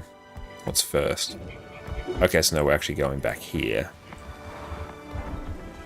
Yeah, this will be a really good one to have the recharging of the position rewinder. So now we've got to come out this way and make our way back, which is going to take us a bit. So I can just follow the path backwards. Okay, then we're off this way.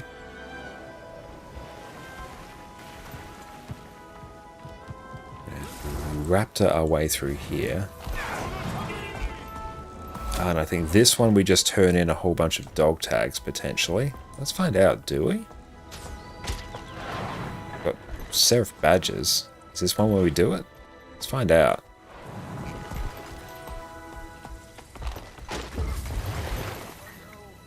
Okay, so we can't. That's unfortunate. Hi, Addy. Your hat's returned.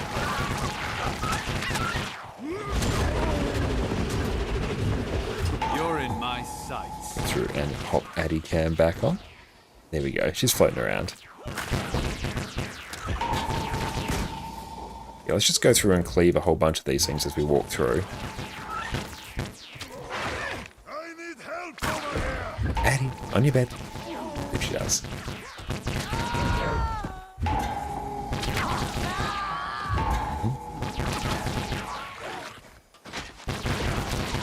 Hello. Hi, baby. What's up?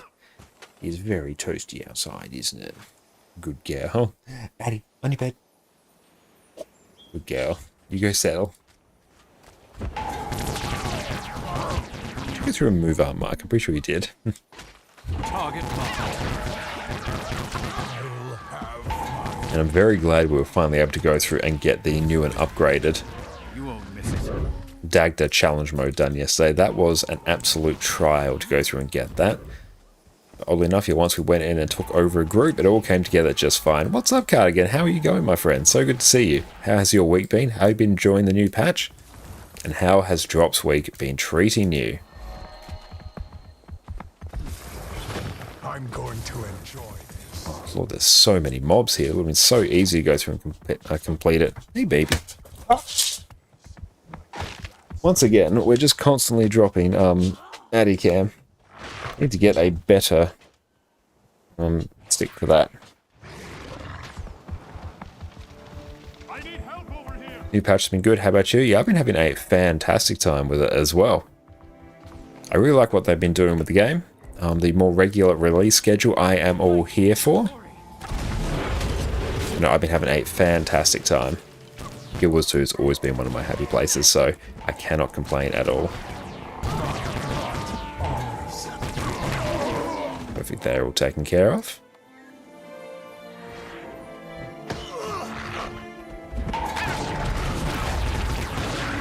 Splendid combination.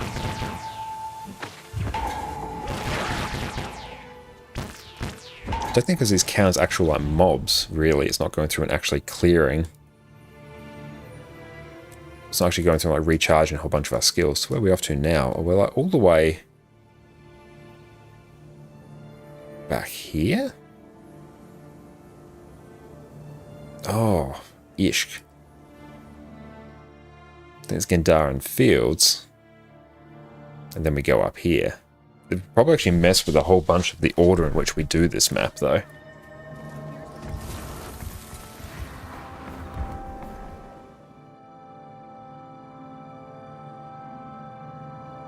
That's good. Our account is coming together. Oh yeah, we've straight up done this in a very weird order now. Oh, thank you, Afara, for the hydrate, mate. Excellent, thank you. Okay, so we should be able to just follow it and go back this way.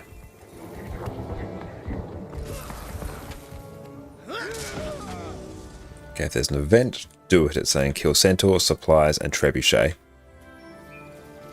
Swift and steady.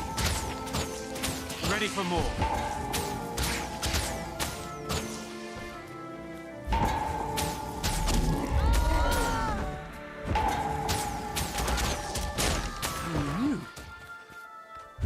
Like, honestly, even shortbow's honestly doing a decent number on these because it bounces as well.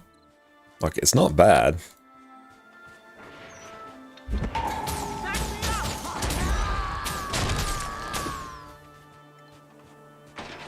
Grab that. Nice.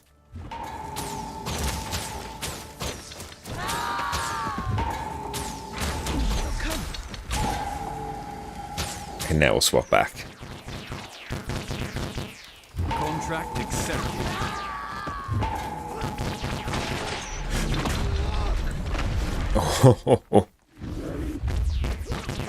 That was rough. What do you think of the Thief weapon preview? I've only like very briefly watched it, but overall, like, I'm very keen to see what they're going through and doing with it. I'm very interested in the idea of them going through and basically having the axe leave a whole bunch of like lingering AoEs down, somewhat reminiscent of the Kanaxai fight from the Silent Surf Fractal. I think that's really cool. So I'm keen to see how like it's actually implemented. But having something that can be a bit of a hybrid weapon on Thief, I'm very excited for, but I have to go through and like watch a bit more of it because I just like got part way through it.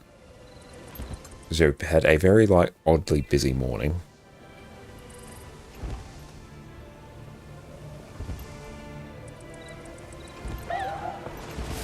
Skimmer through here. Into crabs and leaky barrels.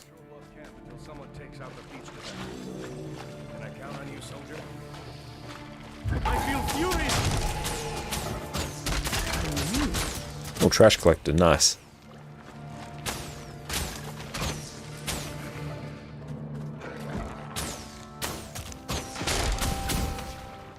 Okay, just do all of these.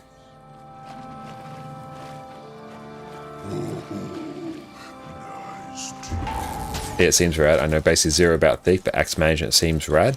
Yeah, I'm very interested to see how they actually implement it, and keen to see how like all the dual wield skills going, because Thief has that fun interaction where depending on the offhand weapon you have equipped, on your main hand weapons you have a whole bunch of like different skills that change, and you also have like your malicious skill as well on Deadeye, so there's going to be a whole bunch of fun interactions there.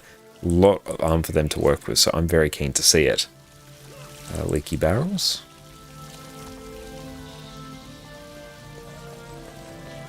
And rock slides.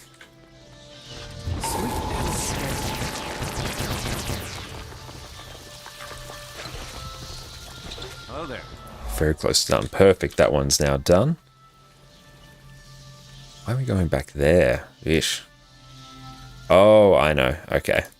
Yeah, no, we've done things in somewhat of a different order, but it's okay. We're back on track now. So we're following a path and it told us to port between various waypoints, and the order that we could unlock them was out of order. So it simply just meant that we went to something in the wrong order and then it like changed the path. Let's grab that. I don't think I've actually done.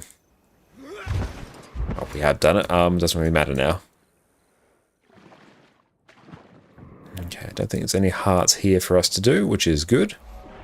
Very nice. Okay, we're just going to port over there. Right, we've got a hero point to go and nab over this way. Port down, cheeky channel, nice.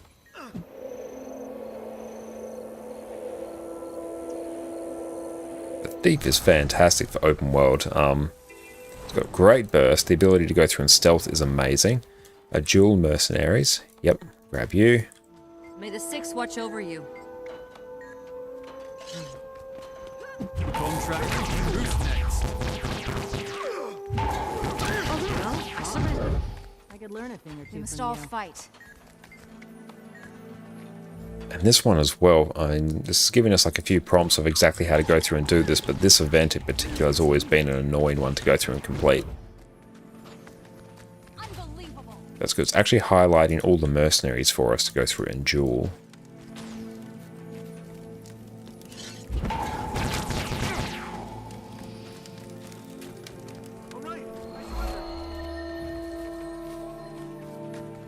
May the Six watch over you. Strength in numbers. I've got a Thief Ultra 2 sitting around. I should probably go around and figure out how they work. To take a break from Mesmer, absolutely. Like popping onto another class they haven't played before is a very, very nice change of pace. I go through and do it honestly every few days or so.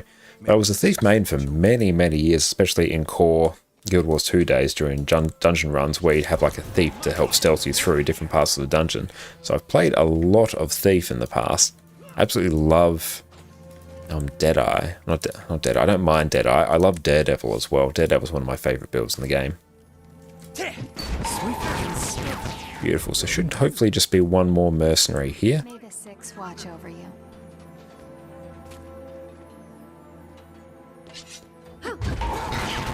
There we go. Oh, we are nice. We're at 10 of 11. Very, very good. Okay, so this way we need to go through and grab some extra hero points here. Down we go. Try not to die. I don't know if I'm cut out for this.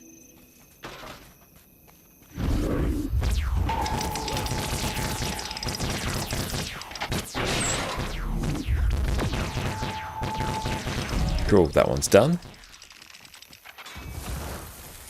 6 of 6. Cool, we're very close to mapping in this area. Oh, and we've fallen and we can't get up. Very unfortunate.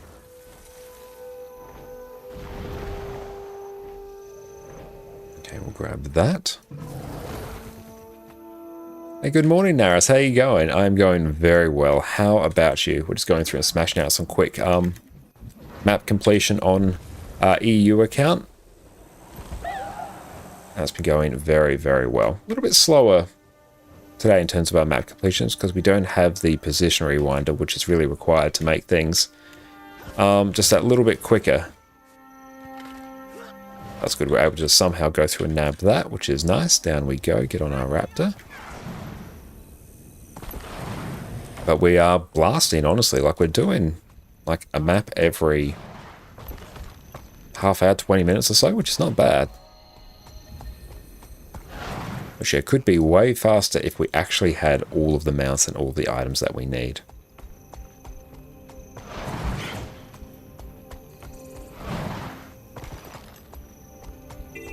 We've got so many hearts here to collect, I just can't be bothered doing them. It'll be fun to go through and potentially do that at the end after we've got like hundreds of hearts. Okay.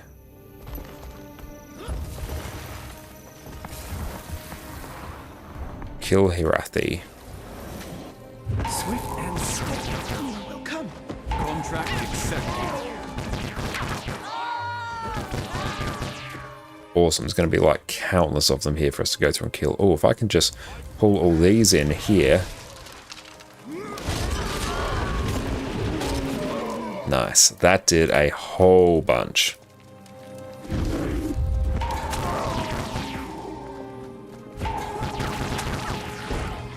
And one more Hirathi should do it.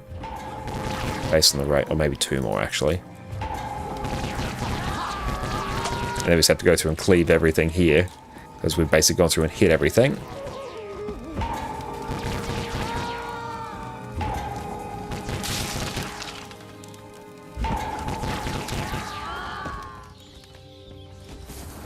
That one's done. That's all our heart quests done in this map. Are you doing good? Still a little tired though. Had a team event at work yesterday and went bowling, which was really nice. That does sound really nice. That sounds like a super fun team event there compared to so many of the other team events that you hear about people having. That sounds pretty good overall. But yeah, definitely just feel free to unwind, chill out, rest up. It does sound very tiring, but also fun at the same time. Don't worry, I'm also quite tired. But yeah, sleep last night was a little bit sketchy.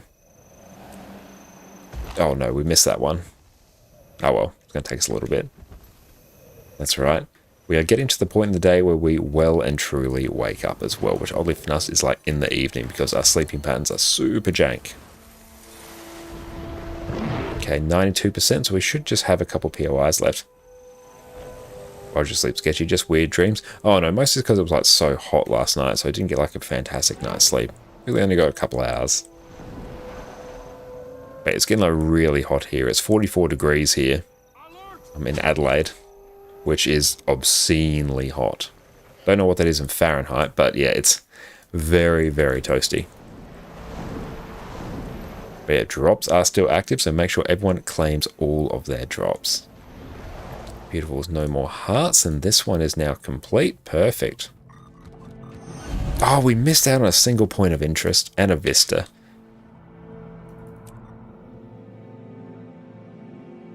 Oh no, we're not quite done yet, it's fine.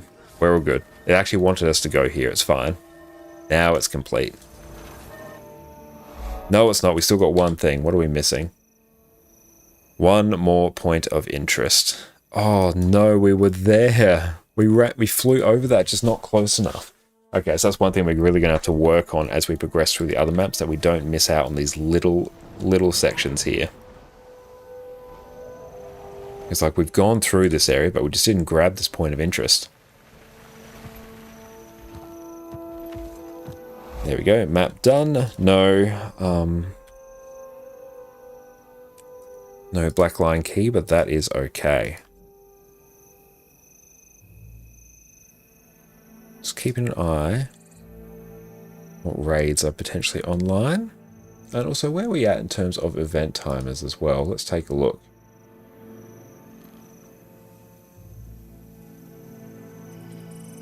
Practice not really at a nice point for them. Spider Queen daily all the way around. Use teleport to friend. Queen and tech. That is fine.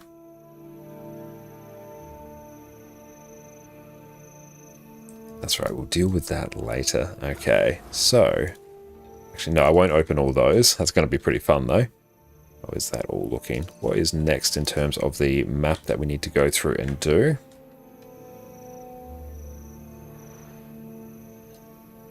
That's really hot. Wow, you're currently in fall, so have lots of storms, rain, and cold weather. Ah, nice.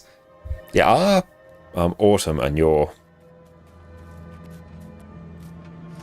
fall will be probably like slightly different, I would imagine. Because our fall is like very, very like temperate. My autumn's like incredibly chill. Hoping still cool down some way at night. Oh, we absolutely will. And we just got to go through and make sure we run the aircon. Did I not do map comp here? Okay, no, it still goes through and keep cracking. Autumn's best season. Yeah, I love autumn as well. My favorite season of the year. I really enjoy the weather in spring typically, but I get shocking hay fever. Where's this path actually taking us?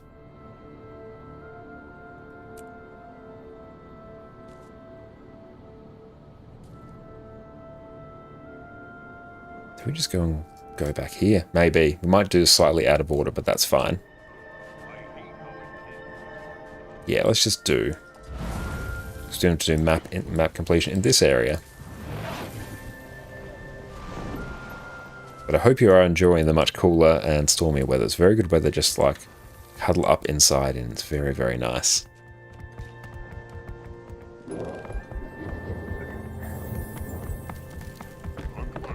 It leaves and everything always looks so pretty. Oh, absolutely. If you've got some nice trees floating around to really get that autumn vibe going, that is fantastic.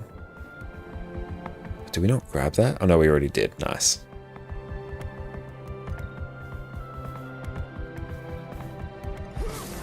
Yeah, we're doing things slightly out of order here.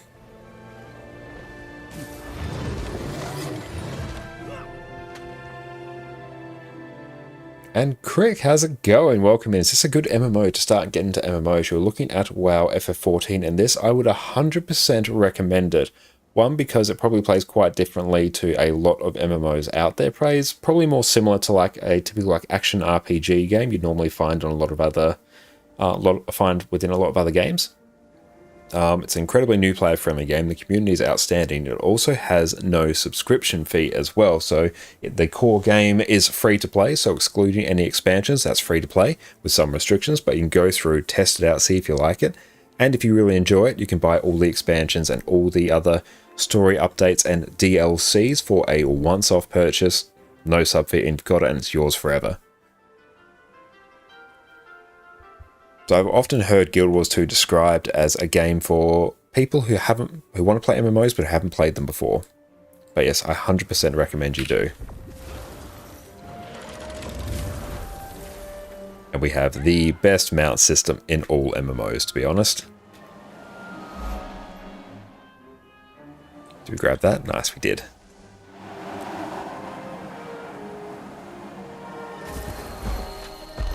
Just how fast you can go through and move through this world is absolutely incredible. Looks very calming. It is. We're doing like very relaxing sort of map completion here at the moment. So this is probably some of the most calming stuff you can go through and see. Let's take a look and see what else is popping off on the LFG. New strikes, doing some fun. Healer boon, DPS. New strikes, new strikes, doing some fun. Okay, let's just join this. Okay, go squad. What do you need? We can go through and showcase some instance content quickly. Okay. We can probably just go actually Chronomancer, I think. So let's go through and do that. Let's go through and grab this. Azrael, welcome in. So good to see you. How are you going? Everyone, make sure you check out the wonderful Azmarella. An incredible streamer, great friend of the stream. You can have an absolute blast in their streams. That's really mean to get into emoji. You would probably start with EverQuest. Okay, that's good to know. I imagine you're a huge EverQuest enjoyer as well. Where are people going? Whisper of Jormag, cool. So we are up this way. Guild Wars 2 is also a game we can take breaks and come back to easily because it makes it fairly easy to get back into everything. Yep, because there is no vertical gear progression, like there's no constant like power creep for gear. The gear you get is going to be like good forever. Okay, it's going to be a very scuffed strike mission here. It's going to be, I think, a whole bunch of very new people here, but that is okay. We'll go through and we will carry. What you doing to... Well, we completed it just literally by logging in because I think they were literally just about to do it. And Sky to Powerlifter, welcome in. Thinking of coming back to Guild Wars 2, you did not play End of Dragons. Would you prefer to play that before the new expansion? If you want to get like the most coherent story, I would say so. But you could just go through and play through a new expansion. You would mostly be okay. The new expansion basically obviously takes place after the previous expansion, End of Dragons, but it's a different story. Too easy. Yeah, literally we just logged in. Oh cool, they want to do Bone Skinner. Oh, that's going to be spicy. Let's open these chests as well. So you're helping with some of the quest. So basically what I'm doing at the moment, we have instance content. So these will be strike missions, just single boss instances where we all go through and smash it as a team, go through, get our loot and get in, get out. So basically they were advertising in the LFG, just a whole bunch of randoms here, where we're just going to go through, join, help them get the kill. And here, oh, I'm actually going to swap. I'm going to swap to something that's actually going to make everyone's life that little bit easier. Also never unlock Skyscale. Heard you can get that easier in the new expansion. Yes, you can get that much easier in the new expansion compared to the Living World Season 4 method of getting it. It does take a little bit. It's a very similar collection, but it's just much less time gated. But yeah, it is definitely quicker, and that's how I got Skyscale on this account, because this is my third account. And it's much quicker in this expansion. So if you want to get Skyscale, it could be worth going doing the new expansion, then going back to End of Dragons. But I'm going very well, Azmarella. Thank you for asking. Hope you are going well as well. We're just going through and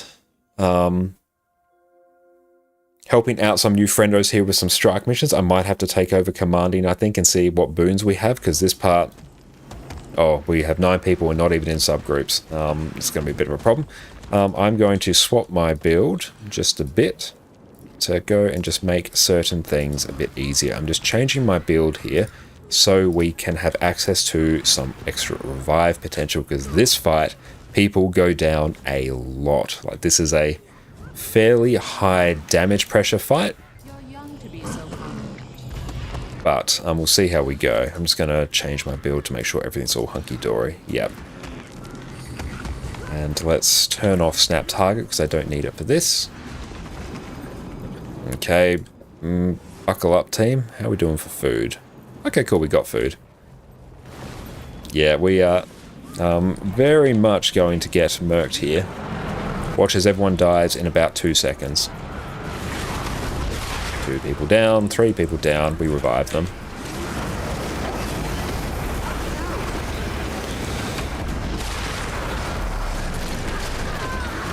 GG immediately, nice.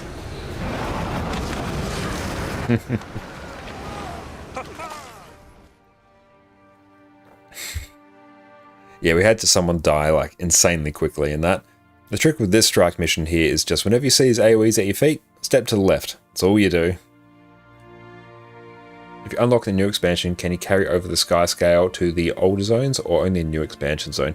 Okay, so that's actually an interesting question. When you first get to the expansion, very quickly you will unlock Skyscale.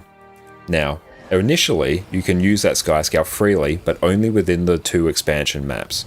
But if you go through and unlock or finish the collection to unlock Skyscale permanently, which takes a little bit, then you can go through and use it on all the other maps. So initially you can only use it on expansion maps, but after a collection, what happened to subgroups? We're playing without subgroups now. Oh, hang on, I think someone's gone through and appointed a lieutenant. I think we got someone who's like very new to commanding. You can unlock it permanent just from new expansion. Yes, you can. That's what I did. And I might actually run... Yeah, we're running like some weird variant of Scourge. Okay. Yes, 3 maps now. Yes. So there's a new map that came out with the patch this week. Beautiful you do that. Definitely recommend doing that. It's much quicker than the Living World Season 4 collection. If you still want to get your absolute peak value from Skyscale, you're going to want to go through and do the Living World Season 4 collection as well, because you get extra mastery points if you do both collections. I haven't done it on this one, but I will at some point. It's just not immediately on my list.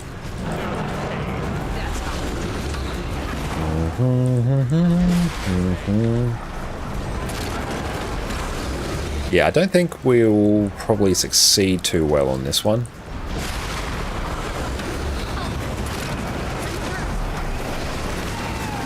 We might be okay if everyone can stay alive. There we go. They're up. Oh, they walked back into the AoEs. That's very unfortunate.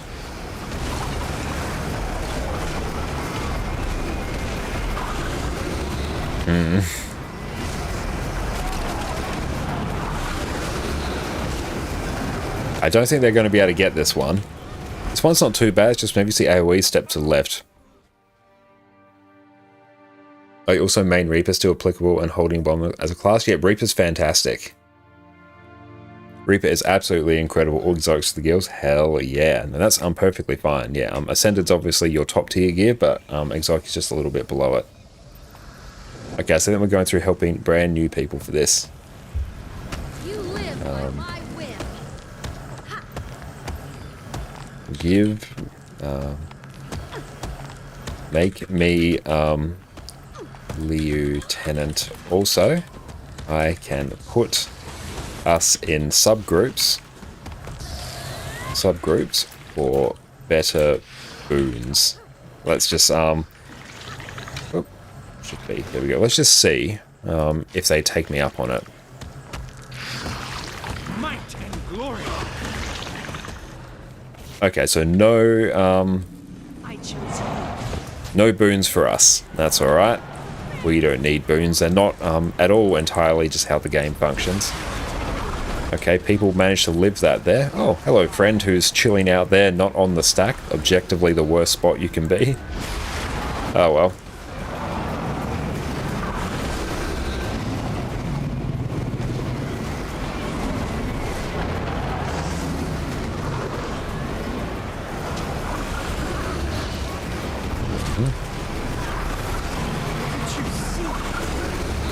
Okay, we have the damage to it. I'm a bit worried that we just don't straight up have the healing, though.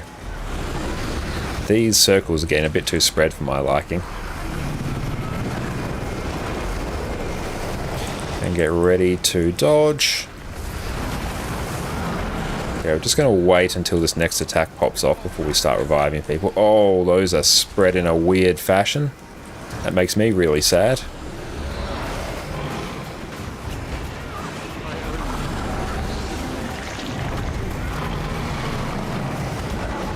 Going to not revive people for a moment. Might do this actually. There we go. And we had to sort of go backwards there to get people in a not completely dead spot, but we managed to be okay. And buckle up. Let's get you alive over here, friend. Okay, no revives for you. You're too far off the group. Just stay in the middle. Don't start pulling these in. Sidestep.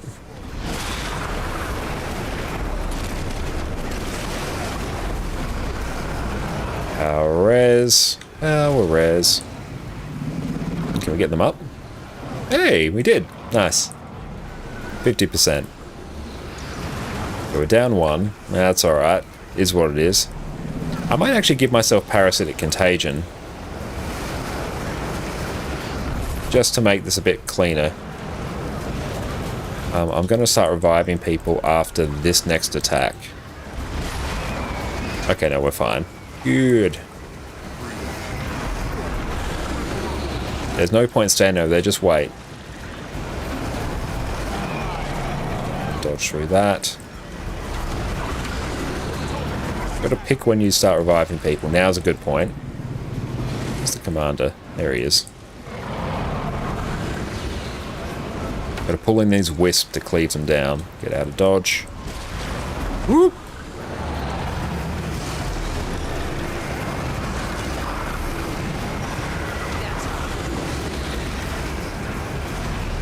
Ready to dodge. Okay, so I'm just going to wait. I'm not going to revive people now. It's actually a really sketchy time to do so. Also, after this next attack, I will start reviving peeps. I want to be a bit conservative with when I do it, or else people are very likely just to die anyway. Dodge. Okay. Now I can do it. There we go, that gets some up. Druid's putting in a bit of work as well, so that's good.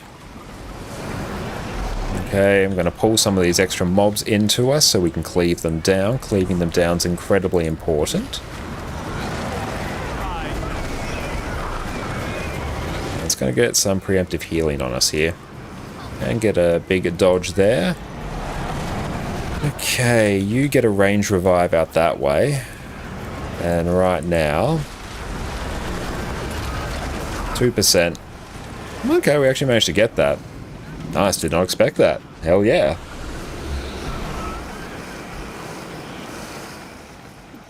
I will take my payment in Mystic Coins. Rarely see one of those.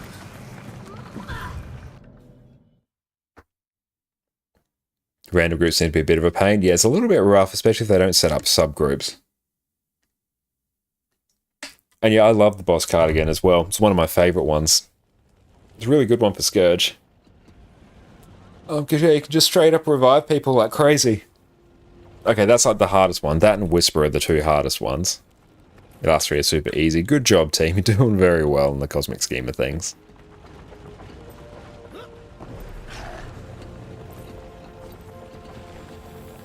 Oh, and thank you for the Hydra as well, mate. I appreciate that. Very, very nice. Thank you, my friend. Okay, so we're in a completely random group now. Now, I don't actually need to... I can go back to sort of my regular build now. I might still run... Oh, Cold War. Haven't done Cold War for ages. Hell yeah. I can't travel while I'm in combat. And Naraz, what kind of gear would you suggest for strikes, missions, and rage? You're quite interested in trying, even though you're a bit scared. You still want to be a pain for your group as a beginner. It's a very good question. So what I'd recommend, first, what kind of build are you running? Are you running a damage build? Are you running a boon support build? And what class are you playing? Because I can answer your question much more specifically if you give me that info.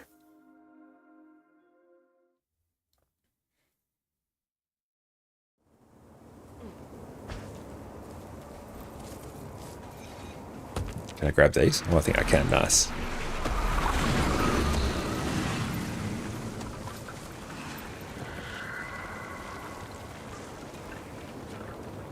Oh cool, they've already done the easy through. That's good, actually. I'm not too fussed that I don't do those at the moment. Oh good, the wiki has the convergences up now. That's excellent. We'd love to see it.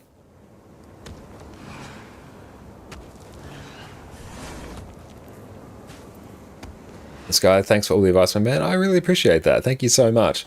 Going to the new expansion until Sky Scout unlock and then go to End of Dragons and come back. It sounds like a plan, yeah. It's going to take you a bit to go through and unlock the Sky Scout. Like, it's not insanely long. You're talking a couple hours of decent work to go through and get it.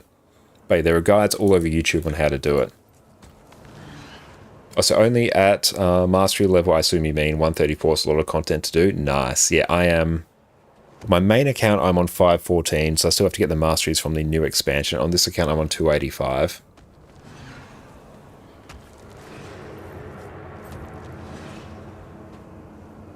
Come here.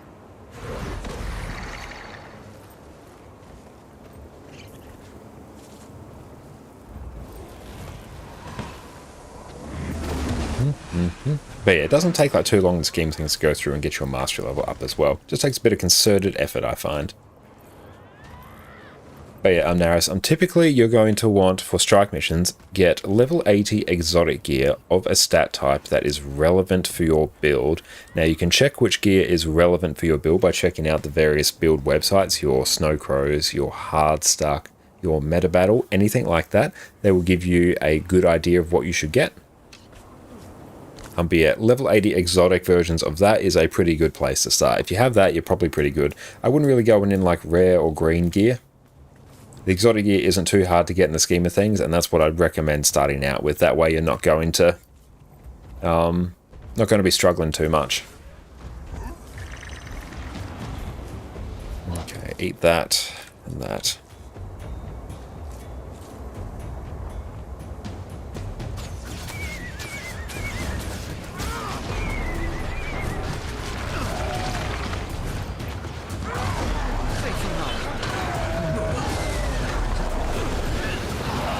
Our friend here's just straight up DC'd. That's alright, is what it is. That's right, I think we've got a very new commander in here, but that's alright. Gives us a chance to come in and flex our parrying muscles.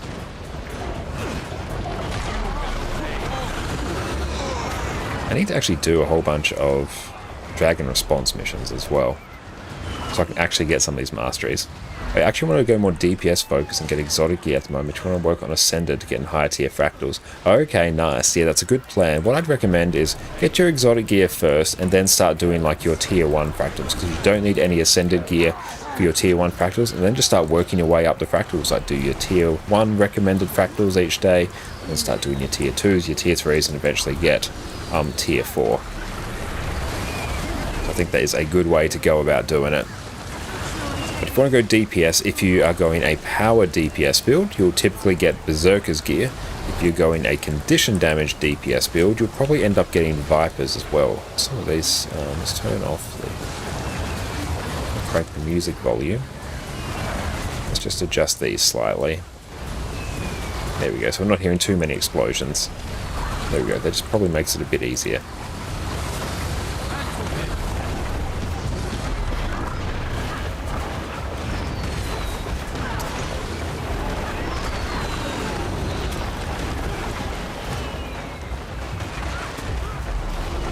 There's our friend, they've just straight up spawned in and died. Yeah, they came in partway through after we started. So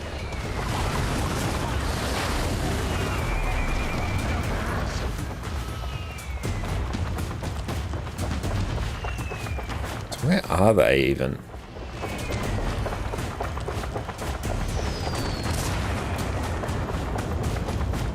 Oh, there we go, they've spawned, nice.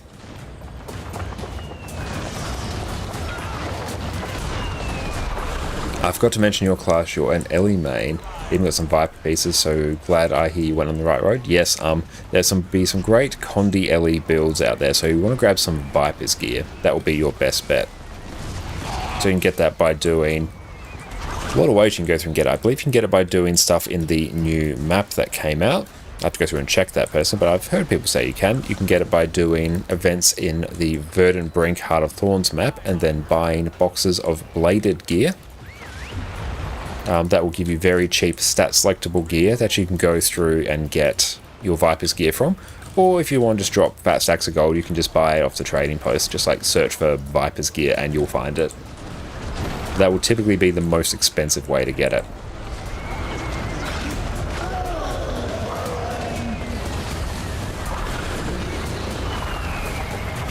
But yeah, for most Condi builds, Viper gear is going to be your best bet. There's a few edge cases where it's not, but don't worry about it at this point. I don't think Ellie's one of those edge cases.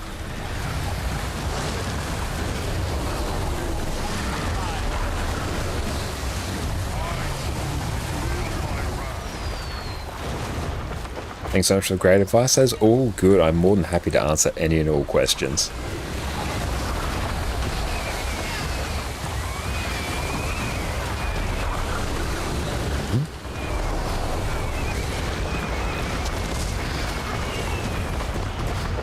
Can't wait to see what they do with the Elite Pistol as well. Yes, I'm very excited for that as well. I have to go catch up and watch some of the new like weapon announcements they've done. They've done the one for Thief, they've done the one for Ranger.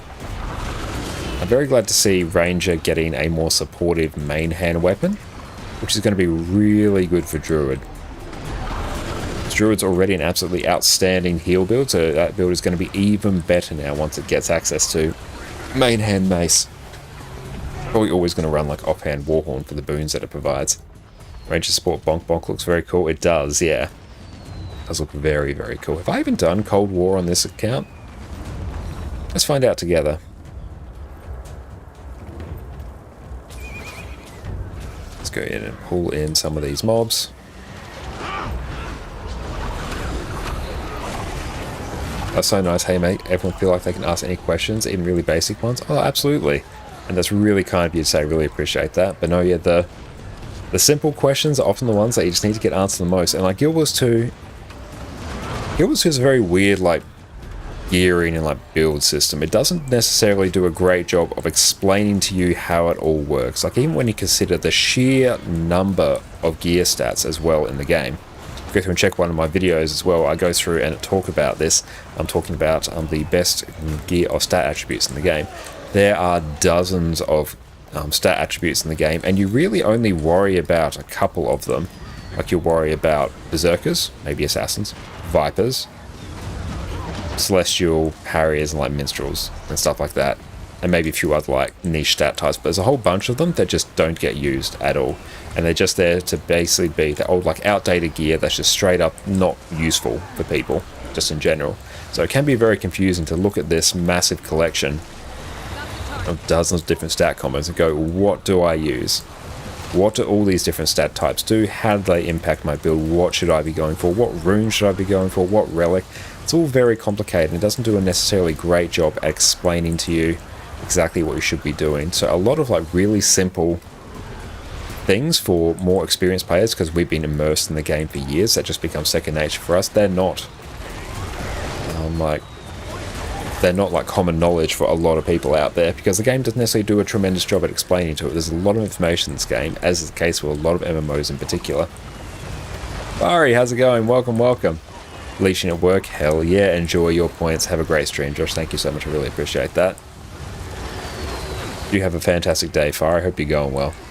Now, what also really doesn't get explained, so you feel like it's like how to stack might and stuff. You remember looking up on rotations to see how it works? And that is actually a very interesting question, and the answer to that has changed over the course of the game. So might is obviously a buff that you get. We've got some stacks floating here, and it gives you increased outgoing damage. So Guild Wars 2, basically, you want to stack as many boons as you can for as long a duration as possible, and that's how we end up like forming our squad compositions and stuff. We want to basically cover off on as many boons as we possibly can, with your key ones being Might, Fury, Quickness, Alacrity, and probably Protection. Make sure we have all of those all the time. Now, in terms of stacking them, going back for a bit of a history lesson, in the core game, we didn't really have like boon support classes like we do now.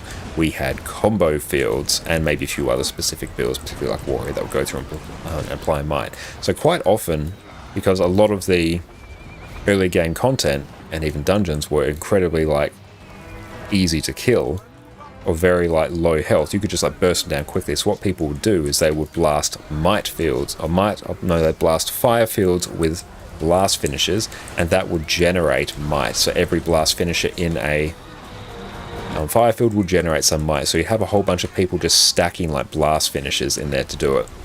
And you had things like Phalanx Strength Warrior, which just by attacking would generate Might. Now, over the course of the game, they have changed it so that individual classes can now just provide Might. Like say, I'll provide a bit of Might to my team with Blood is Power. Every time I use it, I provide 5 stacks of Might. You'll have classes like Druid that will just provide the maximum 25 Might by going through and using their skills. Not every class can go through and provide maximum Might. You have Herald that will go through and provide like 20 stacks of Might just by doing its thing. So typically the way we do it now, whenever you have a squad composition, you are going to have a healer and an offensive support player. Those two players, one of them will do Quickness and one of them will do Alacrity. And between them, just due to how their builds are typically structured, they will provide the 25 might we need. Either one of them by themselves or both of them together provide the 25 might just by using skills, maybe doing blast finishes, maybe through traits, maybe just by pulsing it. It depends on the class. There's lots of different ways to go through and actually stack might now. But the original way was to blast fire fields, and then it became, okay, we actually want people just to generate these boons because Guild Wars 2 is basically designed around having these boons all the entire time. So in terms of your main supports, we have Druid, which is a big one. That's an Alacrity healer that will provide a whole bunch of might. Just by going through and using its Celestial Avatar skills, so its big heal skills that are unique to Druid.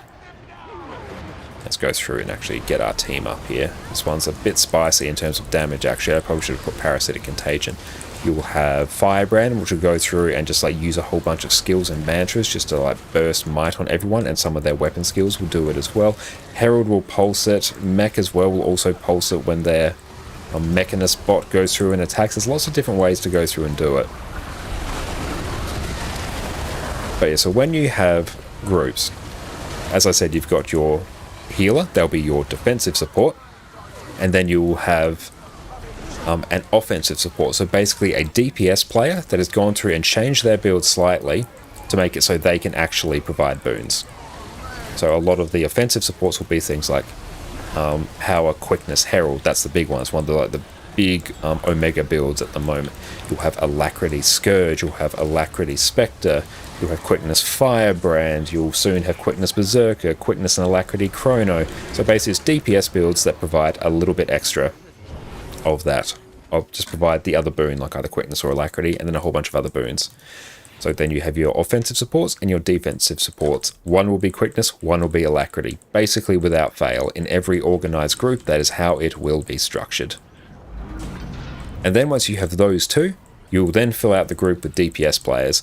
Now, boons in this game are typically applied to 5 people only. So in a squad composition where we have 10 people, you will have 2 groups of 5. So in one group, you will have your Quickness and Alacrity, your offensive and your defensive support. You will have 3 DPS, and you'll have the same in the other group as well. So that's basically how squads are structured, and that is done to make sure that we have one healing, so we can just mitigate damage and stuff like that. But also boons. It's to make sure we have ultimate boon coverage, because the game is significantly more fun and significantly easier if you have boons. That will be Might, Fury for crit chance, Swiftness, you move around faster, Protection, you mitigate damage, Regen, you recover health, Resistance and Resolution, resistance to condies, Alacrity, skills recharge quicker, Quickness, skills attack quicker. So there's all these different ways to go through and improve your, oh nice mastery point, to improve your class. Oh nice, that's actually hella value. Nice, 7 Mystic Clovers, hell yeah, that's actually insane value. Can I go through and update a mastery here? I've literally got 1 point. I could. Yes, 1 point. I need to go through and do so many more of these. That's why you need to make subgroups. That makes a lot of sense. Yes, and the other reason to make subgroups is boons themselves are typically given out within the subgroup first, and then after that, if there's no one else within the subgroup to receive the boons, they will then spill out into the next subgroup. So if you don't have subgroups set up, if you have everyone just in one giant subgroup like we had before, the boon application is not going to be very well organized, and it's just going to be all over the place. Whereas if you even just do something as simple as split them into sets of 5 with the boons in each group, it then means each group is going to be getting the right amount of boons. Whereas if everyone's all just in there, the boon application is really weird, and you'll often end up with people just not having the right amount of boons that they should. So even just in open worlds meta events, when you have 50 people in there, occasionally if you see a commander who's looking to improve it just a bit, they'll go through and just start, not arbitrarily, but very roughly splitting people into groups of 5, just because it at the very least makes the boon application so much better. And then your more experienced commanders will be like, okay, I can see people running these specializations, these classes, these ones are likely to go through and provide these boons. Let me put them in their own subgroups. And then let me fill it there. And Fiery subgroups are there to prevent spilling the beans and boons. Yep, absolutely. They are there to stop you spilling the beans. And we need to go through and open this as well, actually. I need to go through and get some mastery points for this as well. That is alright. Okay, let's take a look and see what else. I also need... Ooh, that might actually be very high value for us to go through and get, actually. Can I access Bureau Marches on this character? I can. Perfect. Good. Because yeah, if we can go through and get the prototype position rewinder, it's going to be great. Now, as you love how thought out everything is, makes everything really reliable so you can focus on the mission and the boss itself. Absolutely. Yeah, having the group split into 5, basically, if you just do that in any group, it makes that easier. That's why I asked in that subgroup there, I'm like, make me a lieutenant so I can control the subgroups. I was literally just going to split people into somewhat reasonable groups of 5. It would have made that easier. Same goes with healing. Healing's applied by a subgroup first. So again, if your healers are not set up correctly, it's going to be really weird. An EU or NA today, predominantly EU Fiery. I'll probably duck over to NA at some points. Let's just go through and buy some Eternal Eye Shards here. I'm buying these because I can then use these to purchase 40 of these. How many do I have? 16. Cool, I can get some more to buy some of these currencies here, which I can then go through and use to purchase other things. Okay, so that's there. Do I have access to Sandswept Isles? Sandswept Isles is here. I have it on a character. I'm just not quite sure which. Might be on... It'll either be on Ranger or Revenant, I think. That'll be the only 2 that would likely have it. Okay, so let's take a look. Because I need the position rewinder for some map completions. That's in the Eastern Complex. Okay. Portal tomes in your shed. I don't have any of the portal tomes, unfortunately. That's another thing I need to work on. Again, this account's not particularly well geared. Here we go. Perfect. Okay. So Eastern Complex. I think that's living... It's probably this one here. Yeah, we'll just place a marker there. Again, as I go through and do the story on this account, we'll start actually getting those tomes. Is Sylvari your favorite race? I really enjoy Sylvari. I probably end up playing human characters more. It makes the fashion much easier. Sylvari would be my second favorite, I think. Okay, so where are we? I want to go through and grab... Oh, actually, what I might do... Yes. I need some defluorite crystals. Currency for this map. So what I will do, first I'll go do this heart mission over here, because doing this heart mission will allow me to purchase an item, the position rewinder, which is an incredibly handy item. 100% recommend you get it. And while we're here, we're just going to go mine some of these defluorite crystals here, because these will be very good value. And I do not even have any skills equipped on this build for underwater. That is very fun. It's very funny. Okay. Oh, we got another one out here. Nice. Okay, cool. We must have gotten a whole bunch of the mastery insights for this one, so that is good. Gathering Storms, Winds Howling. Actually, if we can go do this event, actually, that would be pretty good value, because I think that will actually get us some progress towards another collection that we need. So let's do that. Because doing the Living World, basically all the Living World story, will give you access to the Return to achievements. And the Return to achievements, they were released in a period of time, basically just before End of Dragons was launched. Oh, these ones will be a little bit on the spicier side. Let's see what we can do. Okay, so... Oh, this is gonna suck. You are... Dodge that. Oh.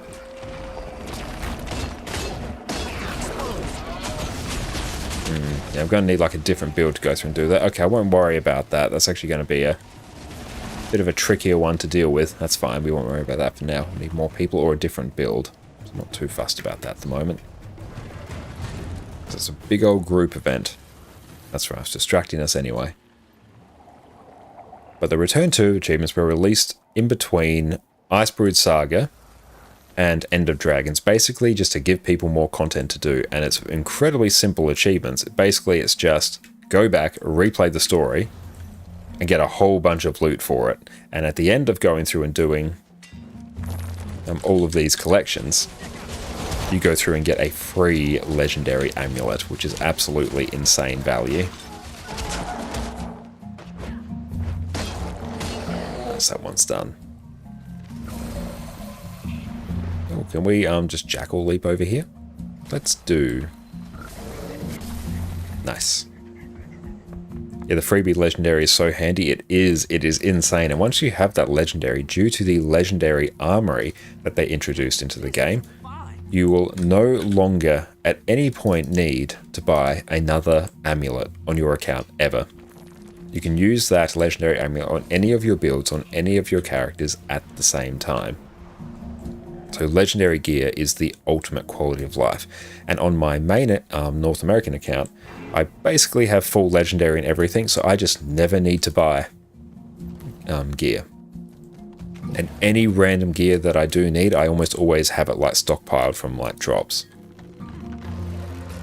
Okay, specimen chamber. Yeah, if we can do specimen chamber, that'd be pretty good actually. Okay, is anyone actually doing specimen chamber? It'll be a bit tricky because we are off peak time. Also, these maps are a bit old. So we'll keep an eye. Honestly, like, we could also tag up as well, because specimen chamber will be pretty high value.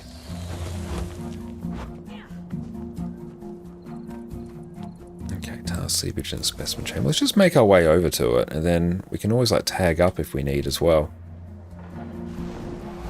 Defeat the Inquest Patrol. Yes, let's do that. I think we need to go through and deal... Well, there's a whole bunch of things here, so let's just nuke them.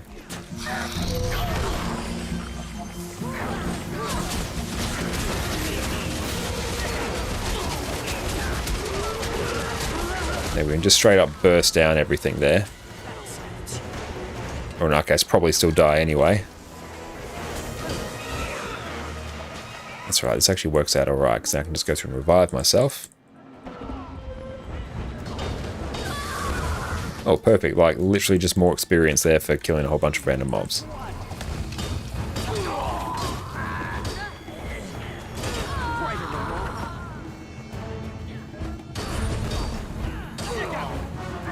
And now, by the way, how'd you gain all your knowledge? I think it's really cool how much you know about the game. Hope you'll get there too someday. It's mainly just 11 years playing the game and absorbing as much content about the game as I can over those years. Like, you go through and you play the game, you sort of pick up a lot of it through osmosis as well. Then you have like some questions about it, then you just go through research it and you learn more and more as you go. Plus, I also make a whole bunch of YouTube videos in the game as well, so that is another fun hobby I have of mine. So it behooves me to know as much about the game as I can. But as long as you keep asking questions and are always open to improving yourself in the game and learning as much as you can about the game, you will learn all stuff eventually. And one big thing about this game as well is because there is no vertical gear progression, the Ascender gear I unlocked on my account in 2012 is just as good now as it was back then. So there's not really there's no gear grind really. So the only way to go through and actually improve yourself or make yourself stronger at the game, make yourself better at the game, is to practice and to increase your skill level. You can't get by just by increasing your gear level. You need to increase your skill level. Okay, so let's try. Can we just nuke all these? Oh, I'm surprised they actually didn't die there. Oh well. Nice, but that heart is now done. Perfect. Okay, so I'll hold around in this event for a bit because I will need this event for an achievement. And I can also like tag up for it as well, so I can get my commander tag and get cracking. And try not to die there. Beautiful, I didn't. That's fun. Okay, so I'm pretty sure we can buy the position rewinder from here.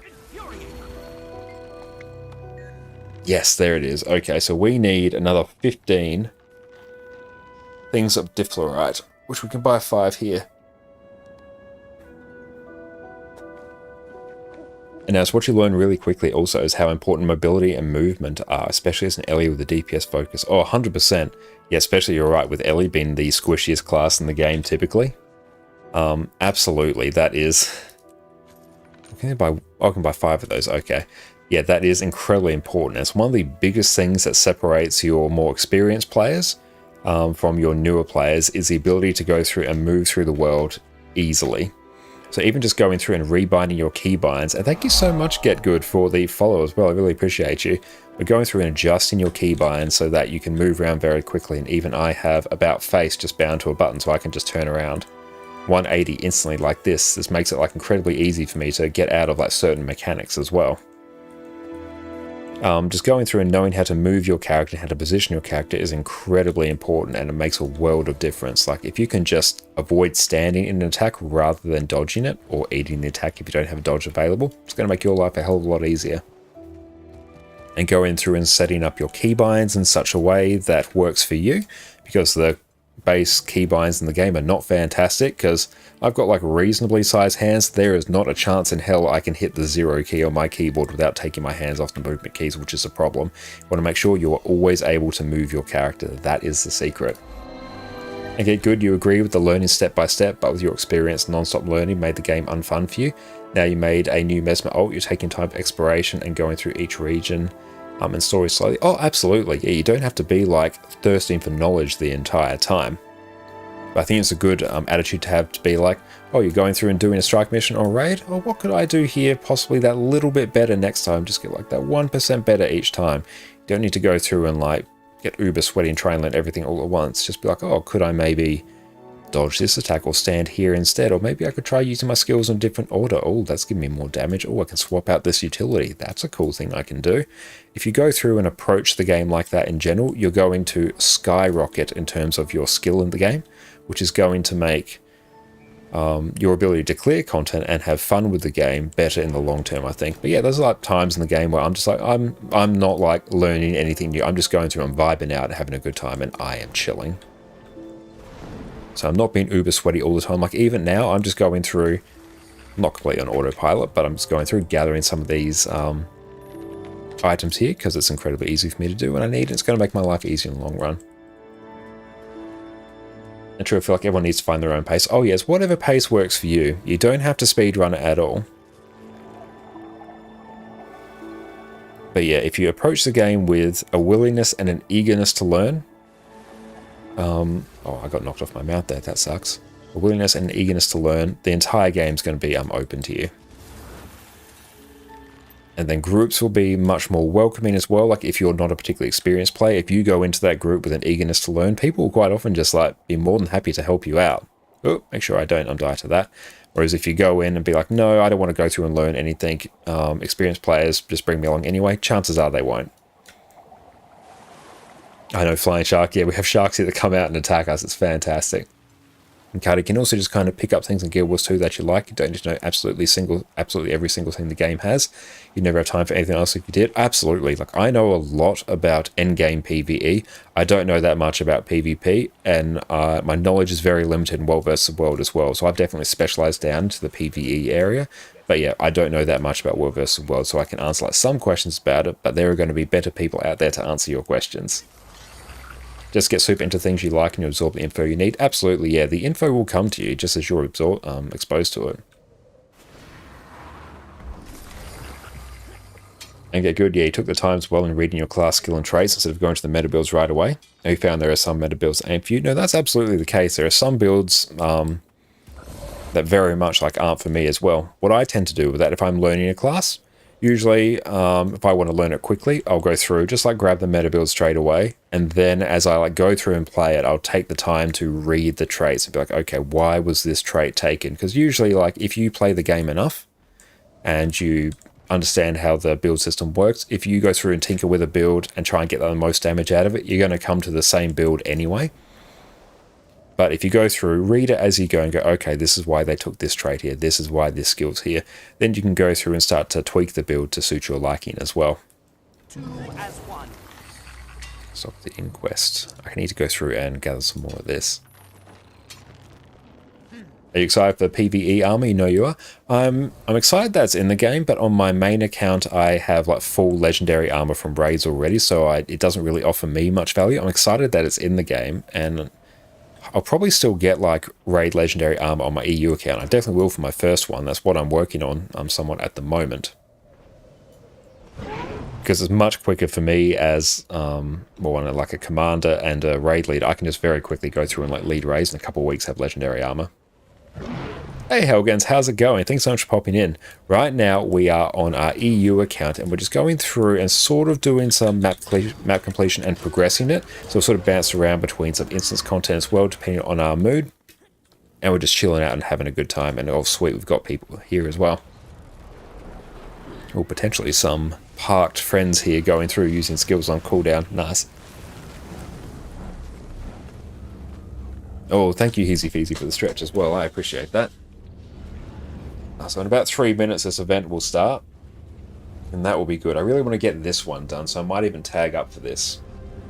So I'll need this for my return to achievements, and this can be a very profitable event as well. This map, very profitable in terms of karma, if you just want to go through and farm things here.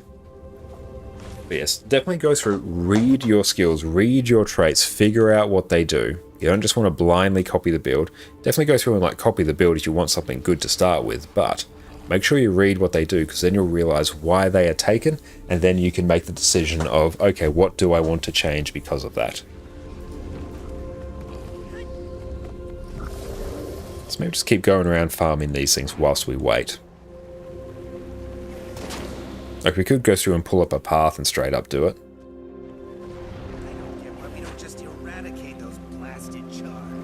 We've got a whole bunch of necros here, mini monsters. Nice, love to see it.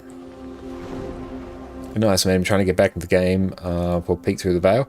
Sad there's no armor yet. It will come, but don't worry. Like, at least you can use this time to go through and farm up a lot of the rift materials that you need for it as well.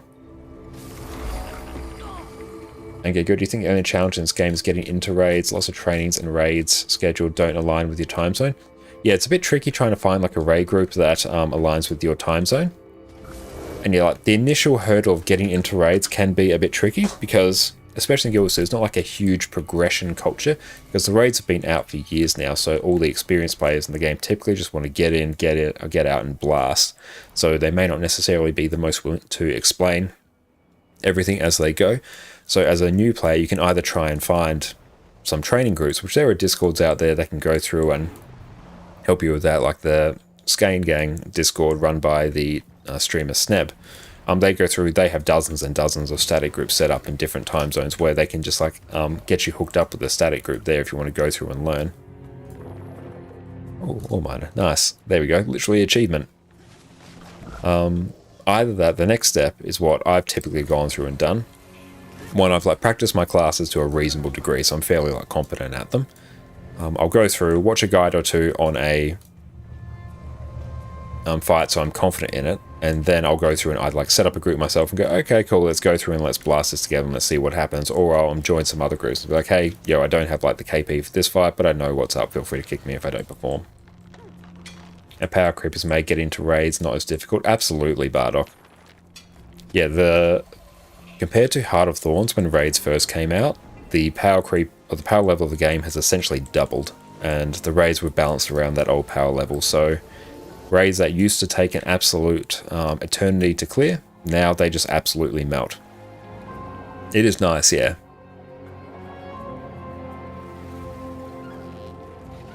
That's good. There's still enough challenge in the raids themselves to keep the content engaging. Even after all these years, they're still some of my absolute favourite content in the game. Let's go through and grab. Okay, so we have 30 seconds before this event pops up. I'm just grabbing some of this Difflerite here. How many do I have? 56, so I will have 67. Quite a reward. Nice. Okay, so we might actually head back over here now. So yeah, I want to get the position rewinder because that's going to be insane value for map completion.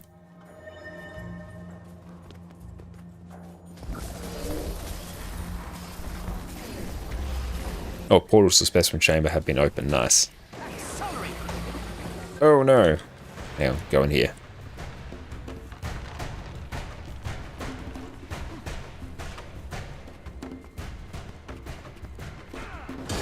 Let's go through and tag up.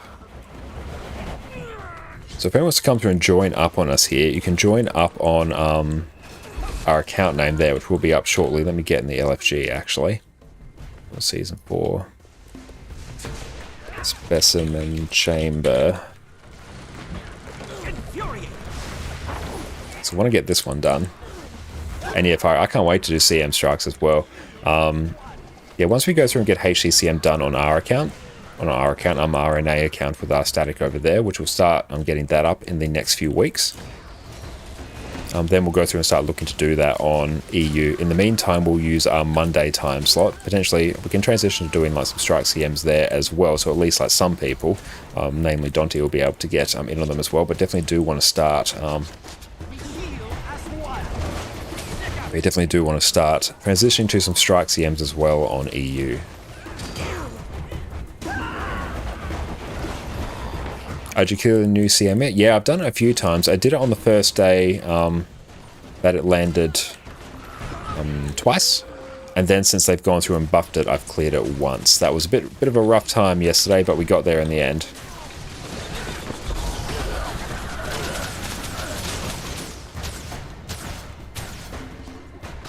Okay.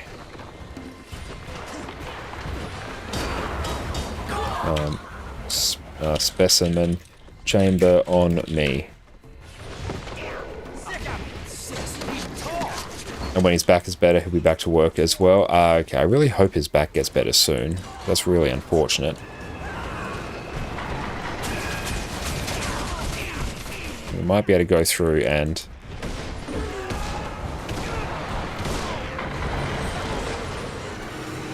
Shame, I need some of those actual like farming necros. Oh, someone's loaded in there. Nice.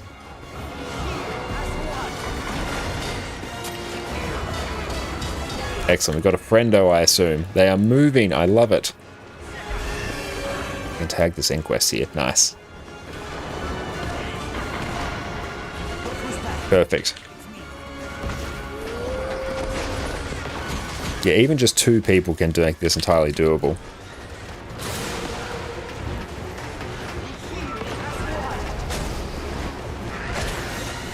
All these AoEs, man.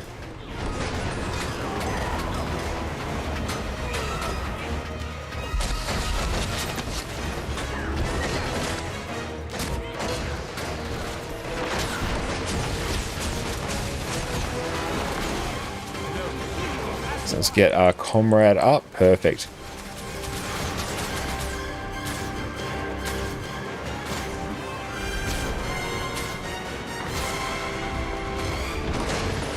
Power res. I need search and rescue as well.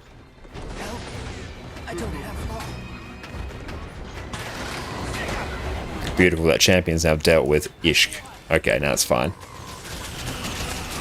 A machine gun fist from Mex is brutal. It really is. Now, she actually dipped your toes into some world events last week and really enjoyed those and got some masteries. Excellent, that's fantastic. Oh no, our friend, our comrade. No. That's unfortunate. Oh, we can always hit this event up later as well. I might be able to go through and tag. Oop. Being chilled here is super annoying.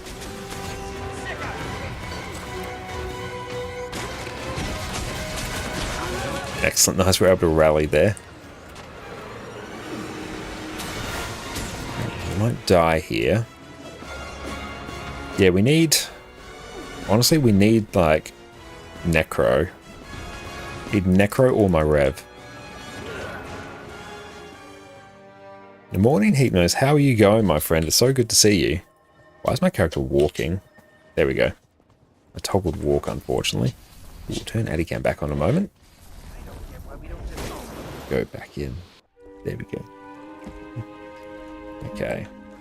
Oh, event failed. Rip. That's unfortunate. That's alright. We can go through...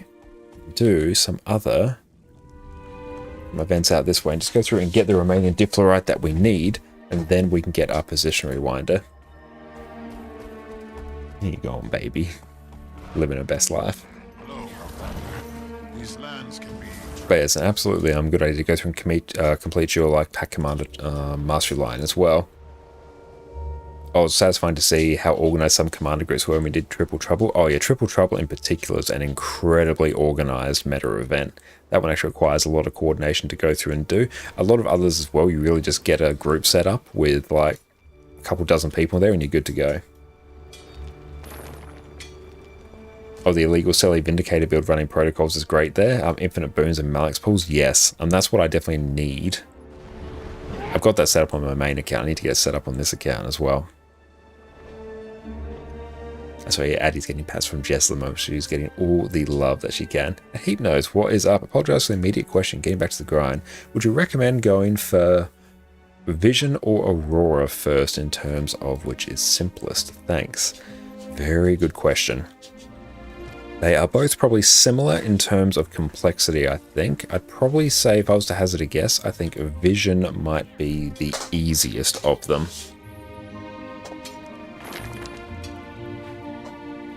Yeah, I suspect Vision's probably the easiest of them to go through and get. Not 100% sure if that requires you to unlock the Path of Fire Sky Scale. Vision's a smidge easier? Yeah, it's a smidge. I wouldn't say it's like drastically easier. But especially if you're doing the Return to achievements, you're going to get a whole bunch of currencies, which is going to make your life easier. It's not huge if it does go a bit faster. Yeah, I think I'd personally go for Vision first. If you want like something immediate, I'll probably go for Aurora first because I'll work through the story in order. What are we on? 56, so I need... That'll be 71, so I need 19. Yes. And don't forget to buy your gift for trinkets as well with Astral Acclaim. Absolutely, yeah. Yeah, we need to go through and do that at some point. Oh, that's very kind of you, Oscar. Thank you so much. I appreciate that. And yeah, you can definitely combine a lot of the steps as well. Then we'll come back to maybe this map later. Let's go and get our position rewinder. We just need like another 4 more Difflerite crystal.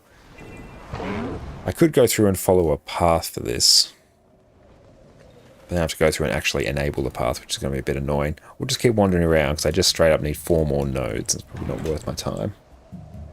If Vision's Living World Season 4, yes, that is the case. Here's another one. And thank you so much, Hugon, for the Prime sub. I really appreciate you, mate. Enjoy your wonderful lack of ads and your incredible Addy emotes. Thank you so much. I super appreciate you, mate. Get good. What is your favorite class? A remarkable question. My favorite class is basically Rev. Rev is my main class on my NA account. That's where most of my time is. It's where all my gold is effectively invested. Not all my gold, a whole bunch of my gold is basically invested. I love Herald, Vindicator. I love a huge soft spot for Renegade as well. That's my main sort of go-to class, but I play basically every class to various degrees. But Rev is my main. But I've got like 23 characters on my main account, so I'm always swapping between them. So the concept of main on that account gets a little bit odd at times. Rev number 1, yep, a huge Rev enjoy. It's simple to play, it's durable, it's incredibly good in group content. Quickness Herald's like the best boon provider in the game. So yeah, Herald's be eating good at the moment. So I need 1 more Difflerite. Oh, can I do this? Yeah, 1 more Difflerite and then we're good to go. Do you think Vindy's in a good spot right now? Yes, I think Vindy is in a very good spot right now. Goes through, does fantastic damage. It's relatively simple to play. It's durable. It's fun. It's eating pretty well. And I think it's even getting some buffs as well in the next patch. So yeah, Vindy's in a very good spot. Okay, now so we got that. So now we can go to this heart vendor here and get our position rewinder.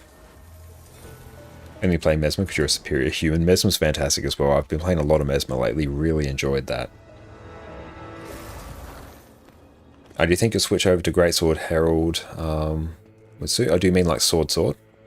I'm currently, most of the time, I'm still running. I need to talk to my friend here.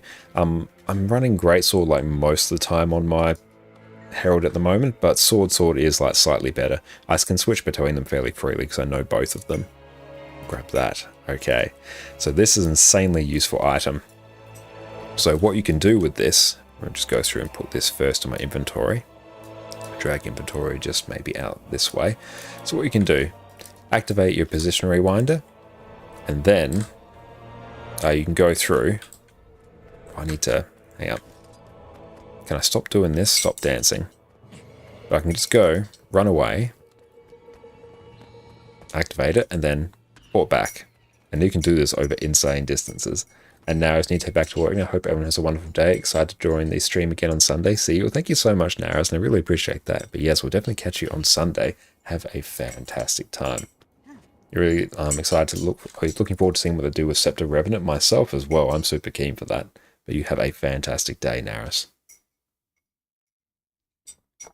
Okay, so now we can take a look and see what else is popping off. And we can go blast another map as well. Now let's first go through and pop Position Rewinder in our bank. Again, I need more bank space on this character that is on our list. So let's go over to our Thief. What are the trade-offs for using Greatsword over Dual Sword for Herald? So Greatsword has lower energy costs, typically to use a skill, so your energy management is easier. At the cost you have lower damage, but you do also have an on-demand block as well, and better AoE cleave, whereas Sword has higher single target damage. So that is typically the trade-offs you're going to be making. But like Greatsword is still like totally fine as well.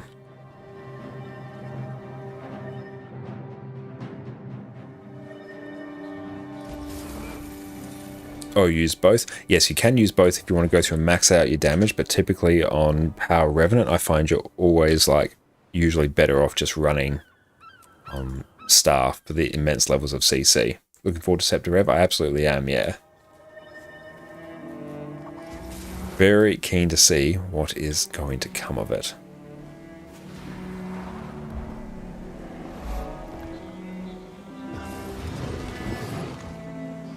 Oh, we didn't die there, cool. Like Staff for Defense and CC? Yes. I'm very much hoping so.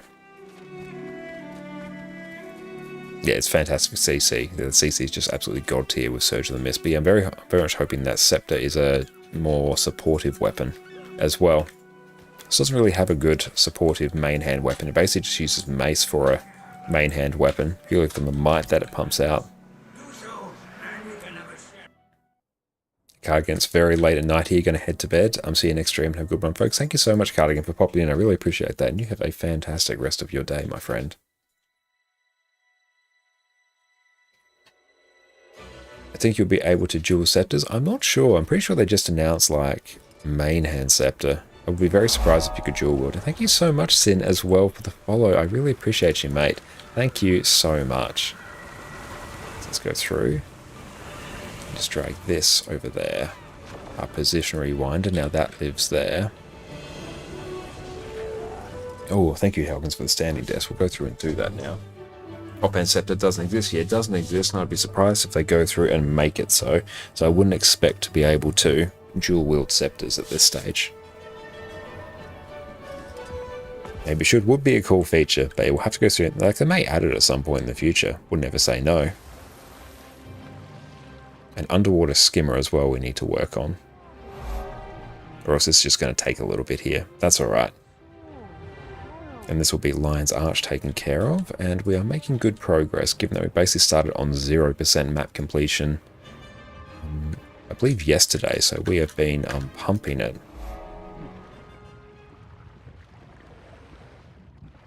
So we need map completion on this character to make and sell 2 legendaries for profit. Okay, we'll go and get Sky Scale now. Oh, I can't do that because I don't have rifts. Okay, that's going to be a bit janky and annoying. Well, we're doing this the slightly longer way now.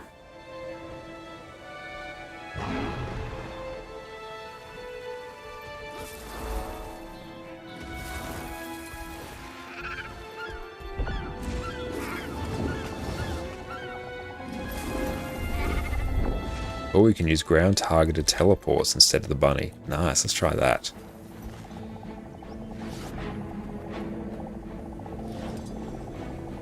And can we get up there? Nice, we can actually.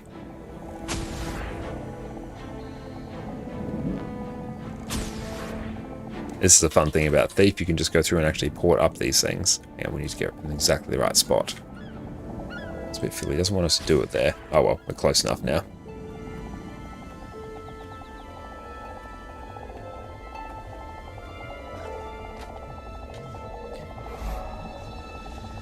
Why sell both as you still need them yourself? Mostly so I can sell the legendary weapons to fund the legendary armor, which is higher priority. I think legendary weapons, given how easy it is to get ascended weapons, I think they're probably the lowest priority.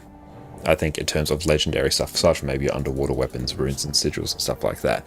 But yeah, I want to go through, sell those, so then I can go through and do the armor and the trinkets, because the trinkets are going to be much higher value for me than some weapons.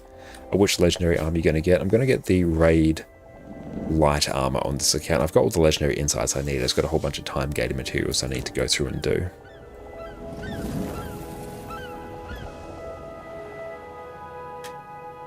Oh, rip. I should have done the position rewinder. Oh well.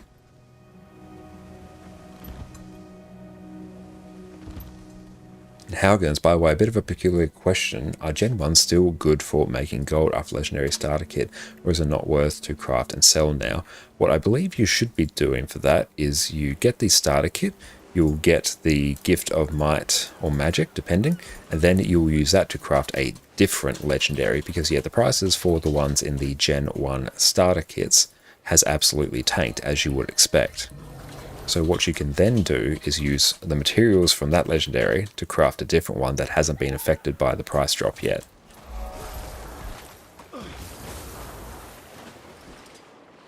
Bardock, I'm going to say a little disappointed Rev's getting Scepter, not a melee rifle. Rifle would be fantastic. I'm glad to see Mesmer's getting it. I would like more classes to go through and get rifle. Rev already has 4 power weapons, 1 hybrid power condi weapon. It needs a main hand support weapon. It does. Definitely does, yes. So yeah, I believe it was Nada that went through and let us know about that little trick there in our stream the other day. So definitely extend a thanks to them when and if they pop in.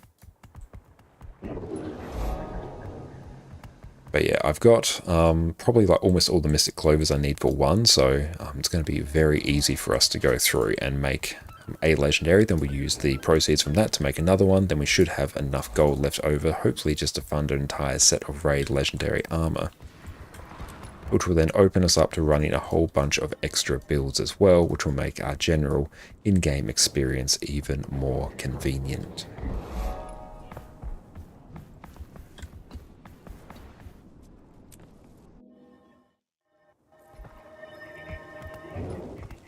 Oh, it was a joke because hammer's a ranged weapon, so it'd be funny if they had a melee range rifle.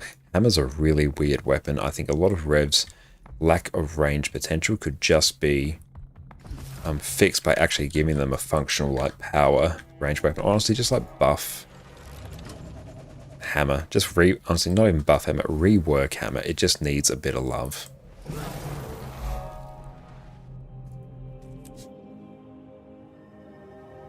Okay, we'll sky scale up this way.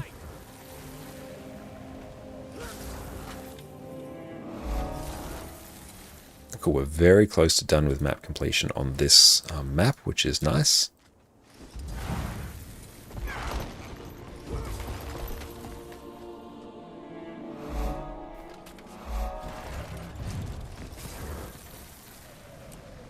It's getting a slight rework in the balance patch. I did see that it was getting like some slight buffs. Curious to see if that will make it feel better and not just the sketchy situation that it's currently in, because it doesn't feel great to use at the moment, to be honest.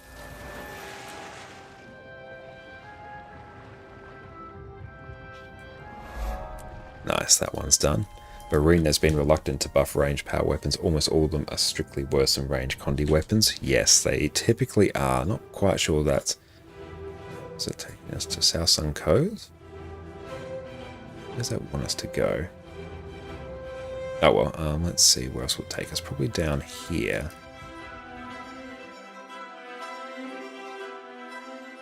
But yeah, I would like to see some better range power weapons. Okay. Kill Mast Drakes each time you waypoint here. Okay, where are we at in terms of events? What we'll probably do is map comp until we get a convergence popping.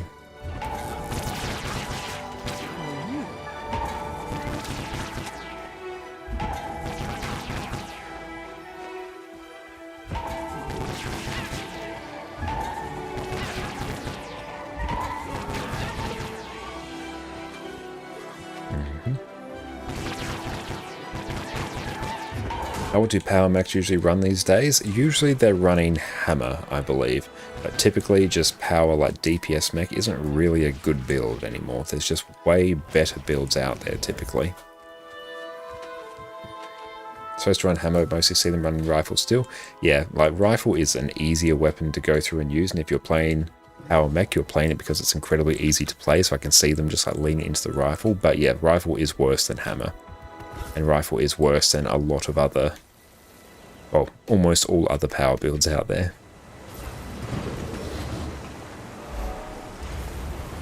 Because you can run like Hollowsmith, which absolutely pumps. You can run Condi Mech, which pumps. But yeah, there are better builds out there. It's like incredibly easy to play, but it has a very low ceiling in terms of the damage that it can hit. Where like you could be absolutely pumping on that build. You could be like top like 0.1% player, and any other like reasonably proficient player could just pick up any other build and instantly hit a higher one. Okay, fight them, stack conditions. We'll fill your lungs with water.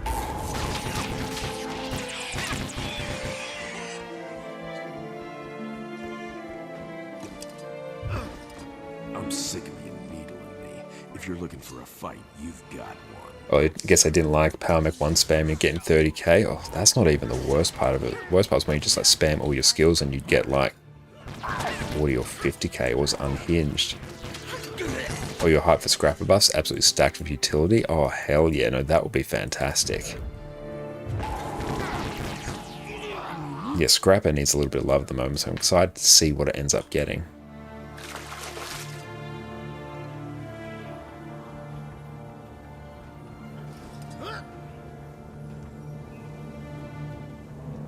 But yeah, Power Mech, like when that got absolutely buffed to the moon, that thing was unhinged with the amount of damage it could do. Like that was on another level. That was beyond like Soto Scourge level, where that thing was doing like 50k. It was doing more and it was even easier. It was crazy. Deck, you filthy dog! How dare you! I'll swab the floor with your guts for that!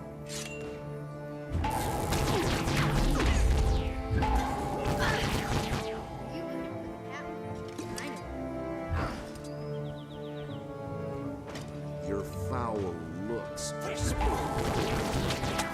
What say you to that? I'd say you'll be having a hard time drinking. And where I used to call that type of playstyle face rolling. Oh yeah, that was 100% a face roll playstyle there. Perfect, that one is done. So now we need to go and hit up this one again once we get our combat. How against what build is your thief? We're rocking Pistol here purely because it's incredibly good at farming things in like Quarteria open world, but we are rocking critical strikes. Honestly, I can probably run no quarter there for even more damage. I'm not sure why I was running Invigorating Precision. Now we've got Trickery here, so we will steal and daze the target. Tricks remove conditions for a bit of extra Condi cleanse. Got Thrill of the Crime for boons. We're running Burst of Shadows, so whenever we kill our marked target, we get burst damage. We got payback, so whenever we kill a target that's marked, our skills recharge, and we got Be Quick or Be Killed. So whenever we mark something, we're going through and getting boons as well. And due to one of the traits on one of the sigils on our pistol, we have Sigil of Celerity. We will get 5 seconds of quickness whenever we stun a foe. So we can mark, and we just get like a whole bunch of quickness.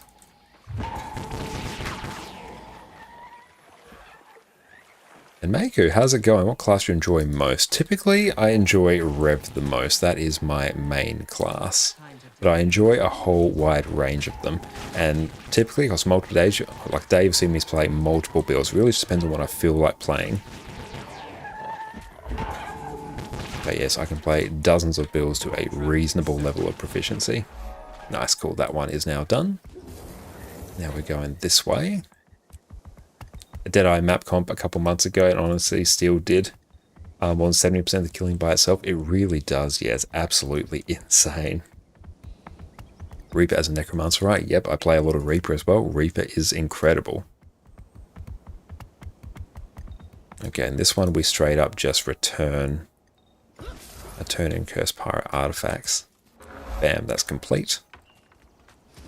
Good thing we actually bought those earlier.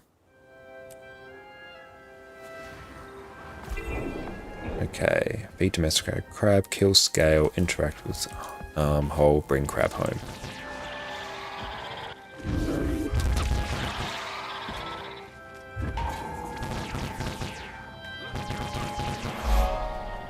And thank you so much, Kato, as well for the follow. I really appreciate you, my friend.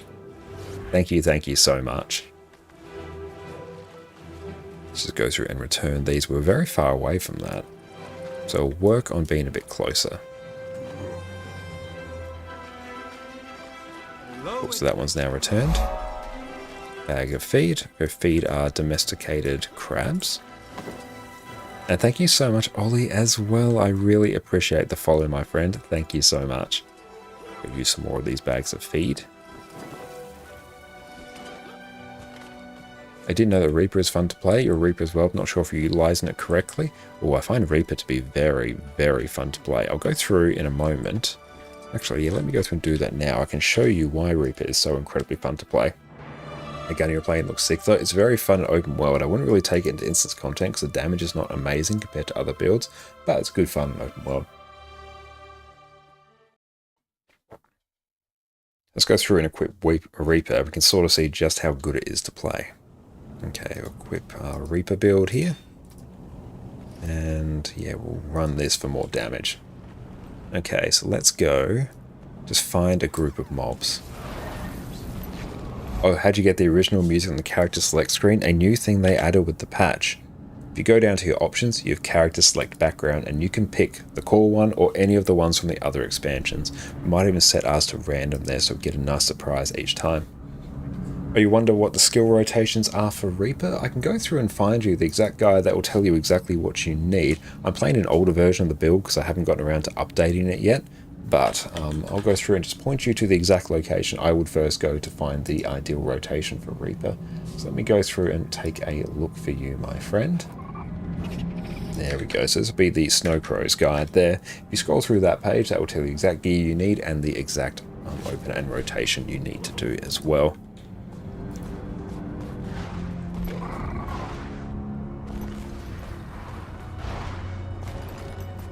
Okay. So let's go through and group up a whole bunch of mobs.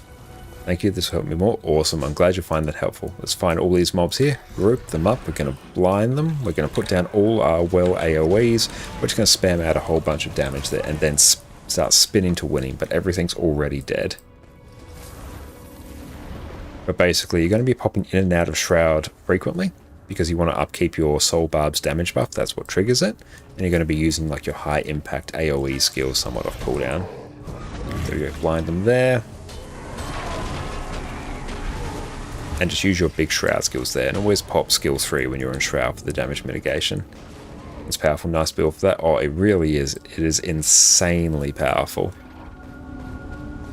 We need to also train that.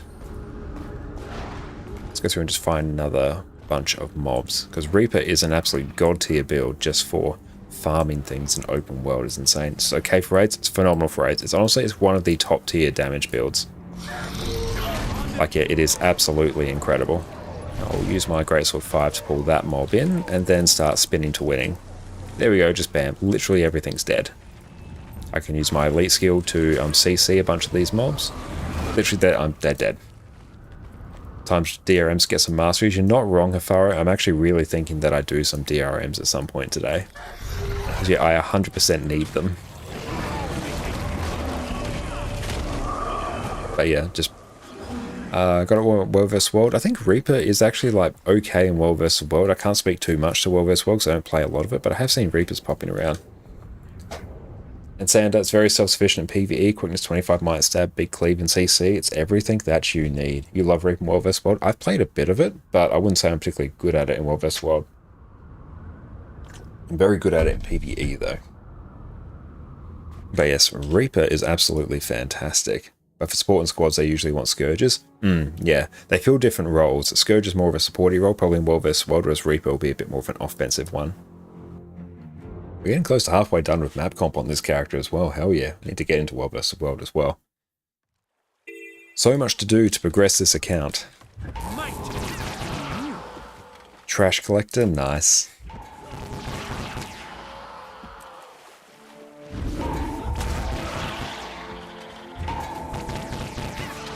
Go, just kill all of these scales. Would you mind telling me what mouse you use? I am using the wireless Razer Naga here, so I have 12 buttons on the side. I use most of them. But yeah, that is my preference for mice. And of course, there's Scimitar is also another one that has your 12 buttons. There's also a Red Dragon one that I tried. That was okay. The Razer one's definitely better than it though. And are you using the laser blasters? I am using, let me actually go through and change one of my skins. I am using the Super Pistols. So that will be the pew pew noise that you are hearing there. So these are from the Super Adventure Box Festival. I believe one of our wonderful viewers gifted them to us earlier in the year when we first made like our pistol thief.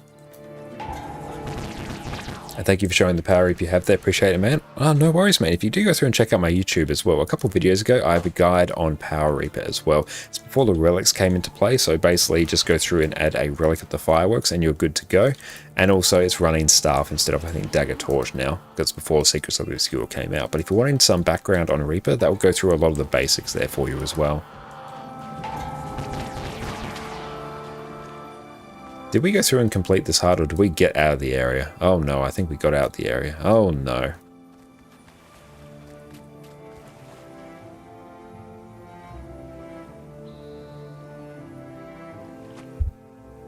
Did we get any progress for that? I really hope so. Got a runaway crab. Let's grab you. Catch. Oh no, he's catching him. I do say thumbs up for Power Reaper for getting into instance PvE or Condi Scourge. Shmora, I would probably say both. Both of them are equally good. Personally, if I had to pick one, Scourge is the build that's probably a bit easier to play and offers much higher group support. Scourge in particular, once you start adding more and more of them, actively makes your group's life easier through the support that it brings as a DPS build for very little trade-off. It's one of my favorite DPS builds, but both of them are fantastic. It depends a bit on the fight as well. If there's a fight that really heavily favors range damage, you're not really going to want to bring Reaper. Whereas if it's a fight where it's going to be focused on power, you don't really want to bring Scourge. And there are certain fights where that's the case. But both of them are fantastic. You can't go wrong with either. I really need to get Underwater Skimmer as well. I say it all the time, and eventually I will do such a thing. It's going to make navigating through underwater just way quicker.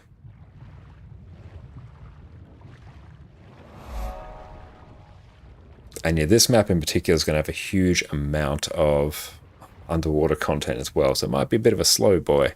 Oh, let's give us swiftness. Yes. And steady. It's just going to make that a little bit faster. Well, actually, no, underwater I can just run this Signet.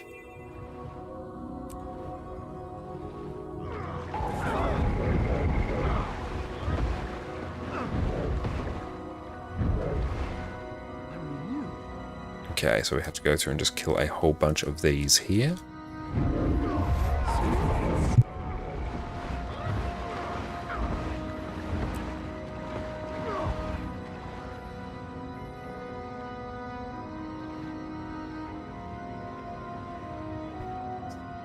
Yep, we'll be right back, team.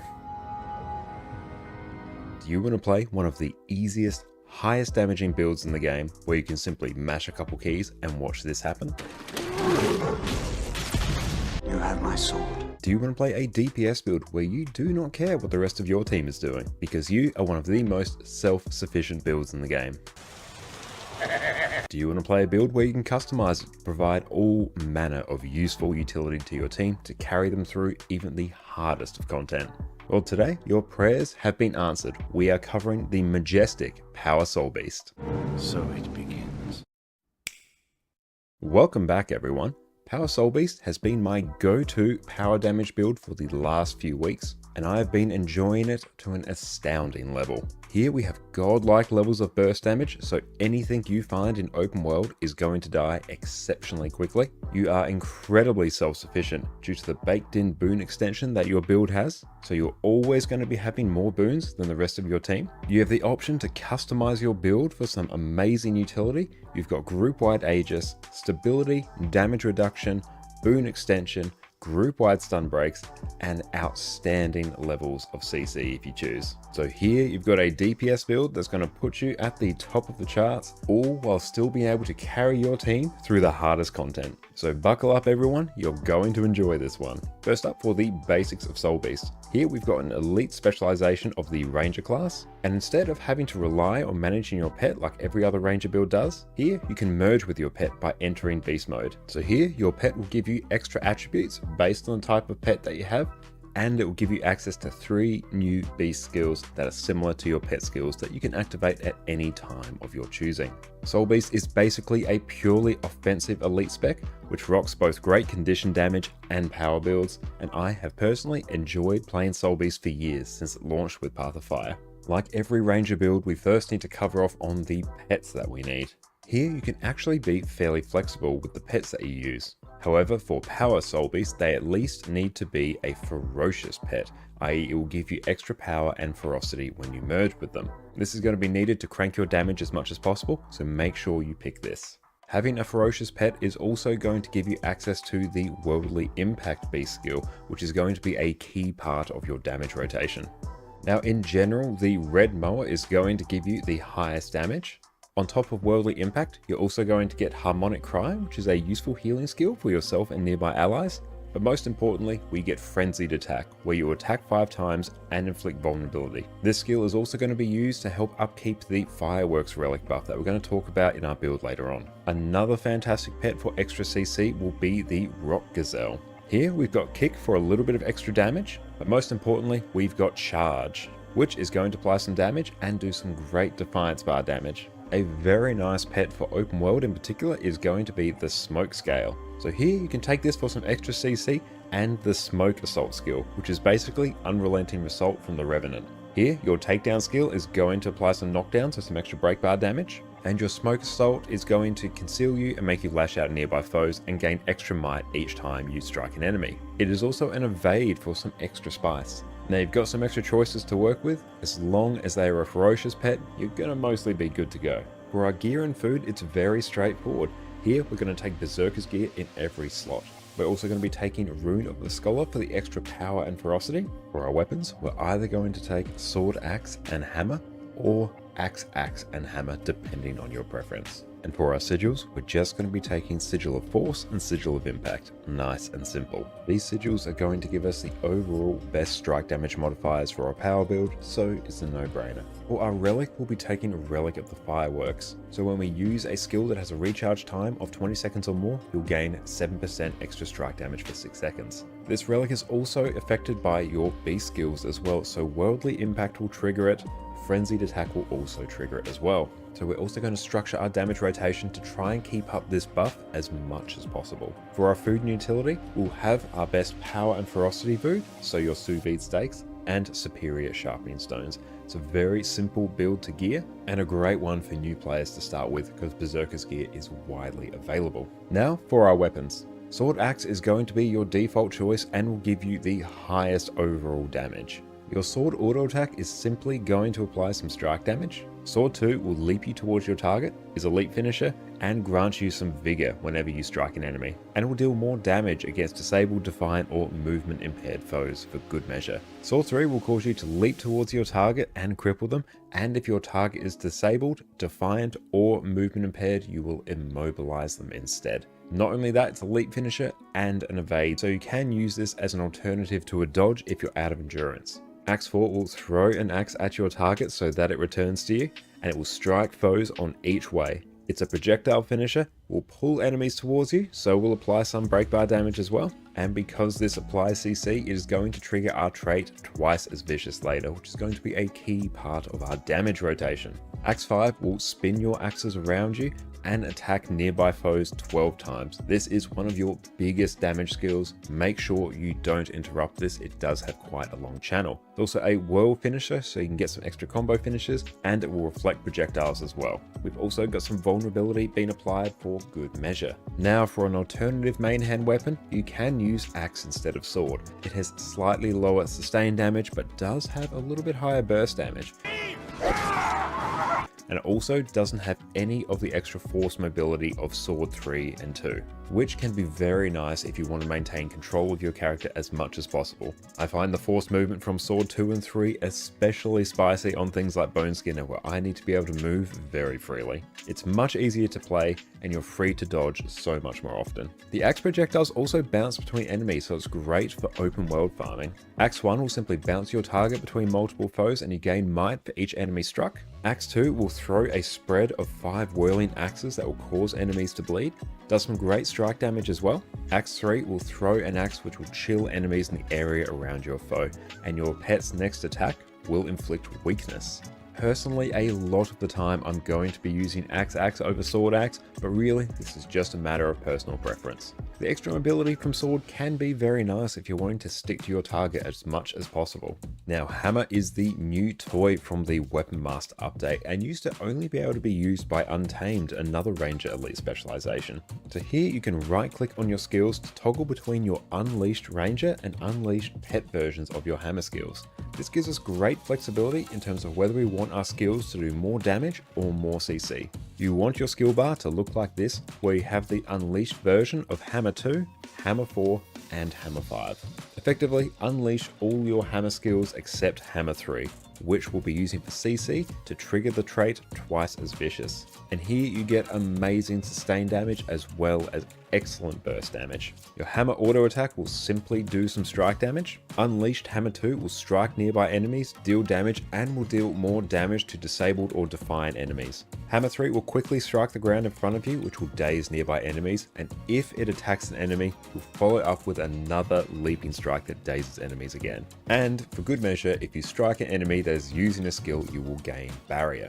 This skill gives Soul Beast access to huge levels of CC. Unleashed Hammer 4 will smash the ground in front of you and create 3 shockwaves that deal damage. And again, this will deal increased damage to disabled enemies, defiant enemies, and enemies with conditions. So a lot of our skills here are going to really benefit from attacking disabled enemies. So CC skills are a key part of your damage rotation. Remember that this build basically functions around them. Unleashed Hammer 5 will cause you to leap towards your target and slam the ground with your hammer and gain might and fury for each target struck. It's also a blast finisher, so you can use this to get some extra benefits from all your various combo fields. On certain encounters, if you do want to just have the regular Hammer 5, and we are back. Welcome back, everyone. Thank you all for your patience. Yep, Jess just wasn't feeling particularly well. Just has a migraine coming on, so we're just making sure that she is all good. So we've got a big bucket full of hot water, which is supposed to really help migraines if you put your feet in that. And we've got the kettle still boiling, so there's a nice stockpile of water. She's all good. So we've got some Panadol as well. So she's going okay, so we've had to duck off just to make sure that she is all good. But yes, welcome back. Okay, let's go through and catch up on chat. And Bart, welcome in. You have a question. What are the rewards for doing PvP? So typically for PvP, most of the rewards are going to be, you'll get like some gear, just some general like gear and loot, but most of it's going to be like liquid gold. PvP is one of the areas in the game that gives you the most access to liquid gold outside of fractals as well. So it's going to be some loot and some extra gold. That's going to be most of it. And Rada, this is how you do your critical axe regiment. So people who want to build the assassin warrior.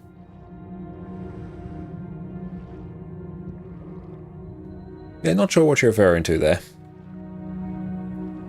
Castle of Jess, no, absolutely no. She's in the bedroom now. She's laying down.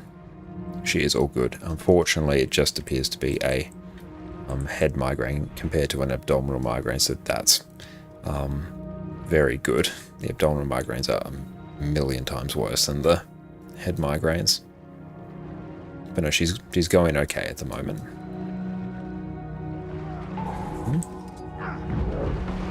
You have a lovely voice when narrating. Oh, thank you so much. That's so kind of you to say, Bardock. I really appreciate that. Okay, we'll go through and do that. Cool. That one's done. We're back here.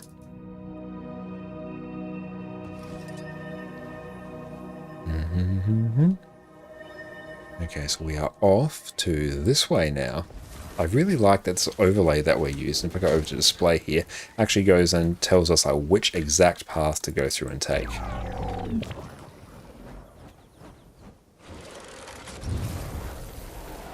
Oop, can we go through? Grab that. Nice. I was talking about Guild Wars 1. Oh good. I thought it might have been. Yeah, really need that underwater skimmer, not gonna lie. It would have been nice to actually tee up the Griffin so we could have landed right here. That would have been absolutely hype.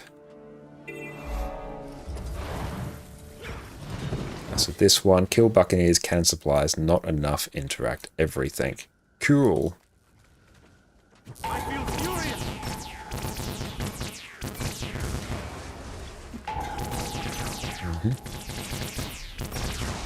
Just keep destroying all of these. Then we will blast. Oh, we do have some people over here killing things as well. I want to try and grab as many of the easy kills as we can. We're going to redeem you to get that skimmer. Absolutely, we need to. We need some more Path of Fire mastery points as well. Although, hang on, I can probably even go through. Honestly, I can tee up the thing to go through and do that. It really won't take us that long. After this map, honestly, let's go through and do it. Because that's going to be like another amazing thing for our open world completion as well.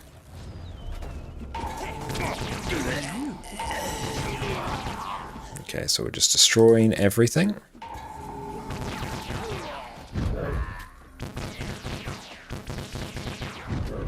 That's all taken care of. Now we have a few down here. Rabbit here, can we just free you? Your end.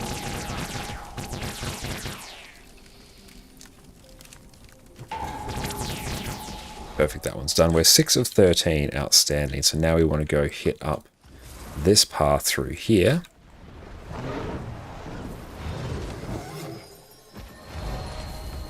Oh, we need a Griffin, actually. We'll do Skyscale now, because we don't have the height.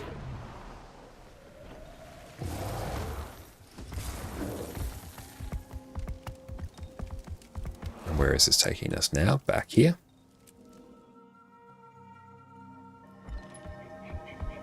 Adventurer, come Grab this hero point. Tell me what you've seen and show me who you are. Not all light shines out. Darkness is not necessarily the absence of... Love how you just blast everything like an LA gangster. Oh, this build's absolutely fantastic for it.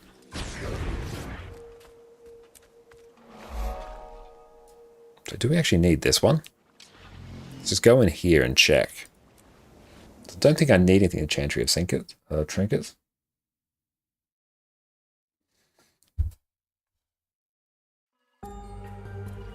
And nice. That is a little bit of experience there. Beautiful. Right, so let me get this straight. Their big outing is to add the return skills to the third skills, or return axe skills to the third skills. Could easily be on the second.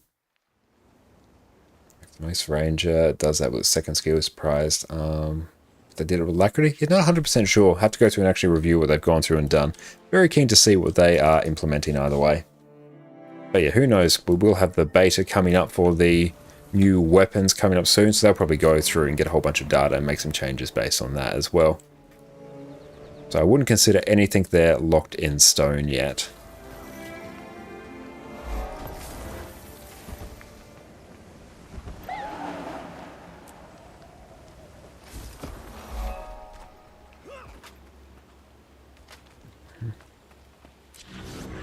What? Okay, what do I have to do? Oh, this one's always been annoying. And the pet's getting patched as well. Oh, hell yeah, that is going to be fantastic. Okay, so to line these up, let's just try and... So if we go 6, just a bit over there. Okay, so if we can hit these ones over here. Probably a little bit higher. Perfect. And then a bit more over there. And around about the same level of charge. Nice, that one's all done.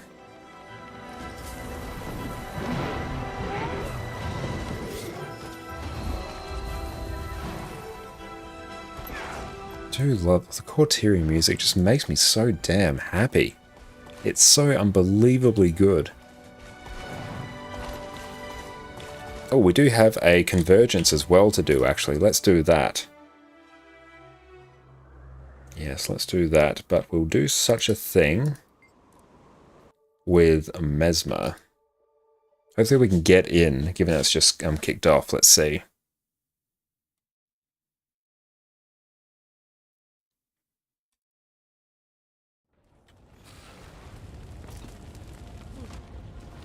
Okay, let's go here. Loving the Mesmer Fire as well. Absolutely fantastic.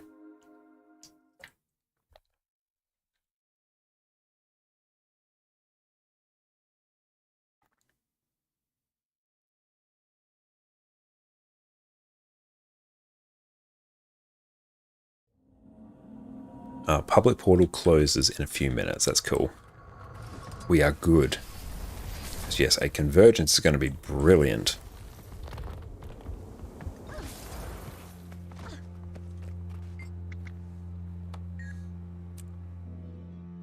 Yeah, definitely want to go through and do these every few hours if you can, because these are peak value, incredibly rewarding content.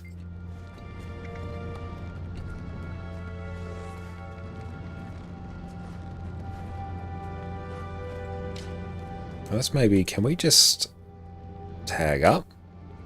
Let's see what's actually here.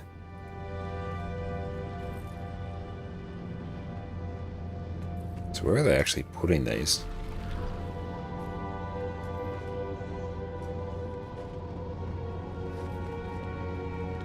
Oh, we've got a convergence here.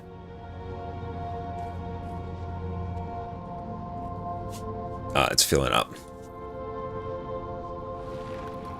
And that one's full anyway, so that's why we can't really get to that. Okay, so I seem to be putting them in Inner Naos. Amnitas Meta.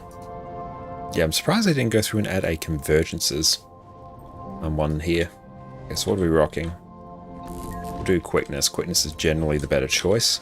And then we will also rock just some food. Astral fluctuation. I'll need to focus on maintaining our tether to Tyria. The nearest waypoint is a little out of range. And that's right, this will fill in time. Actually, screw it, let's just tag. Ron taught me a few tricks. Resurrection spells take a lot of magic. The best source of that here is going to be the essence that Eparch's grunts draw. Bring that essence to me, and I'll do the rest. Fury rising! So let's just get the tag up. There we go. If it looks like I'm about to go down, I'll try to pull us back to Tyria. Hopefully, you'll make it back in time for tea.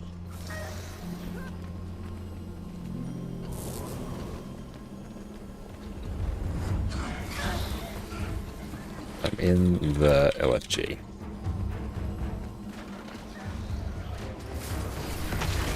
Okay.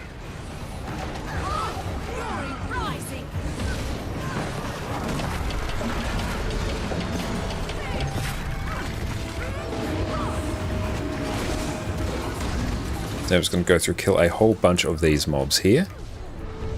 Make sure we deal with the ones that are closer to Zoja first. Break those catapults to pieces. Refreshing.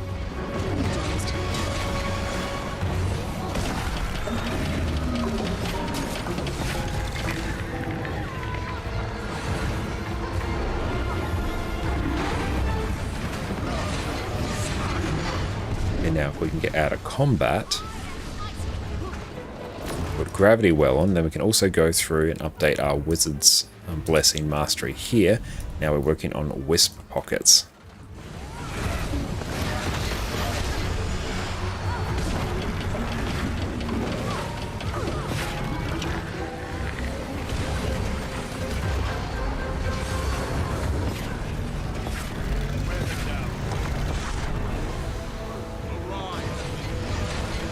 Carius, are you also in this map, Afara? That'd be hilarious if you are. But yes, hopefully we can. I think we can, like we seem to have enough. Got like 13 in squads, a whole bunch of people not in there.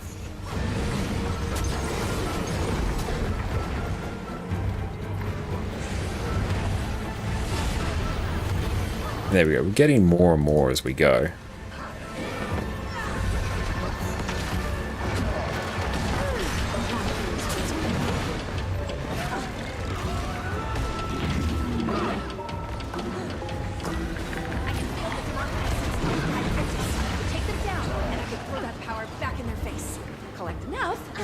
even be able to cast. Okay, so we now have Be careful though. Demonic essence will drain your life. some extra ones here. There is that whole possession. Got the Chrono Well sounds. I do as well. They're some of the most satisfying sounds in the game.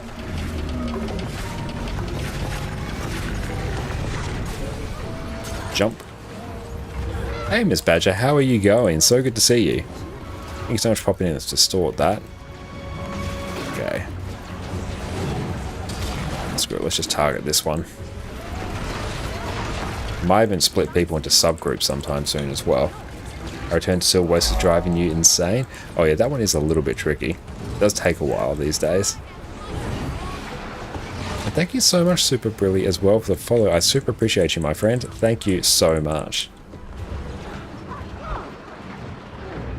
Let's go through and just get a res.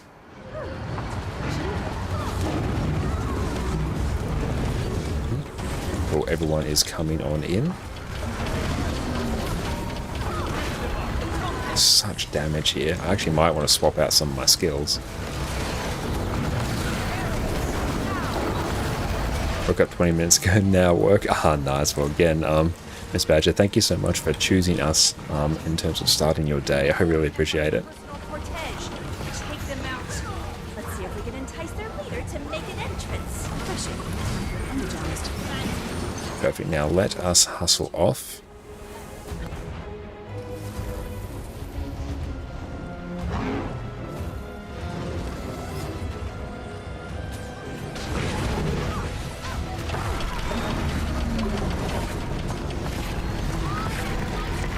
Thank you so much, Simon, as well for the follow. You are an absolute legend, my friend. Thank you so much. I will let our team deal with this. We will go and deal with the siege over here. Oh, don't want that. We got the siege here is down. Nice. Protected. Let's go and deal with this one. Why not?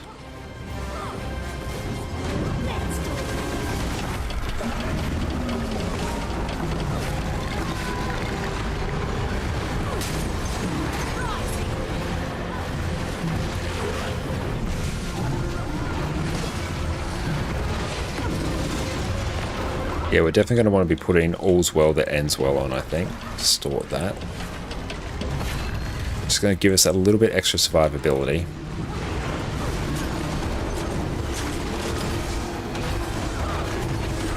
And welcome in, Leech. Good morning. Some friends reported constant crashes on good rings in the public convergences. I don't have a clue if the patch fixed yesterday's issues. I personally haven't run into any significant issues with public convergences, but they did go through and do a patch that supposedly covered a client crash, which may well be what you're looking for. Don't know for sure.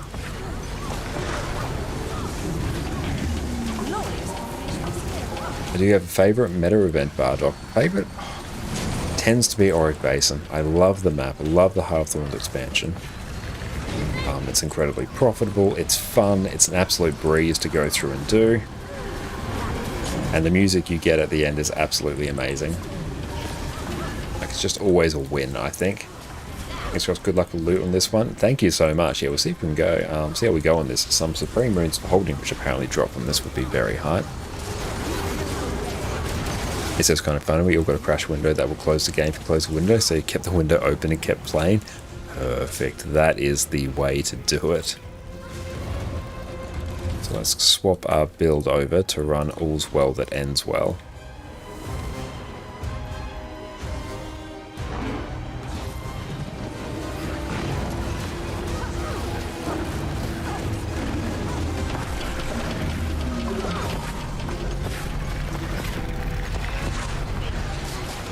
Spill any beans? Not today, no. Being very, very clean today.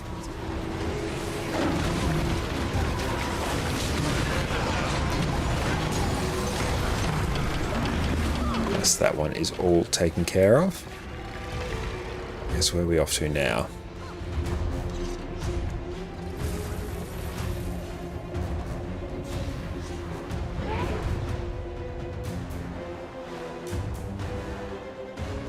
I've got 2 up here.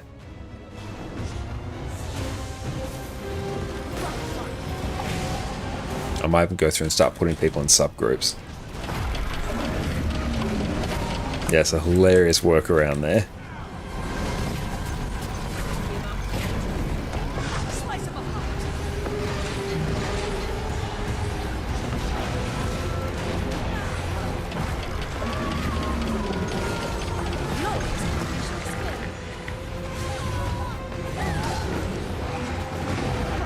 Yeah, we'll go pop people in subgroups.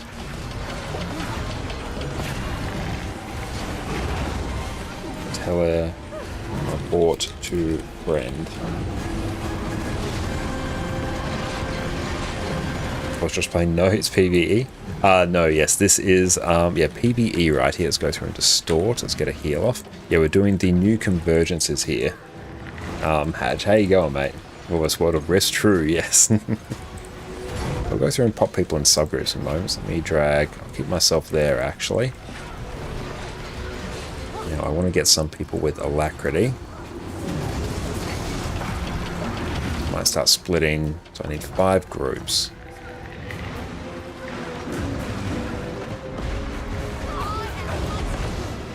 So let's go.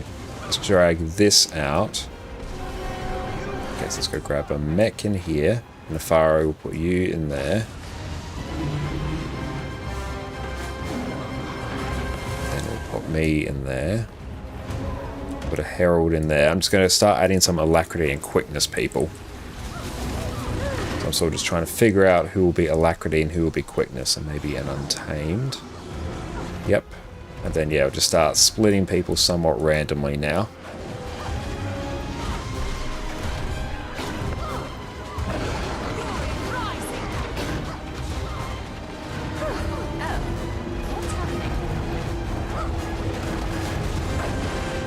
Perfect. Yep, let's try that. There we go.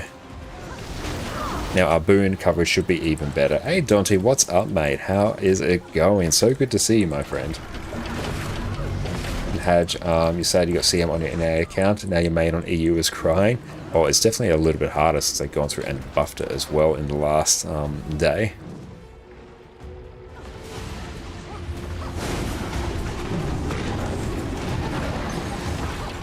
Okay. Distort.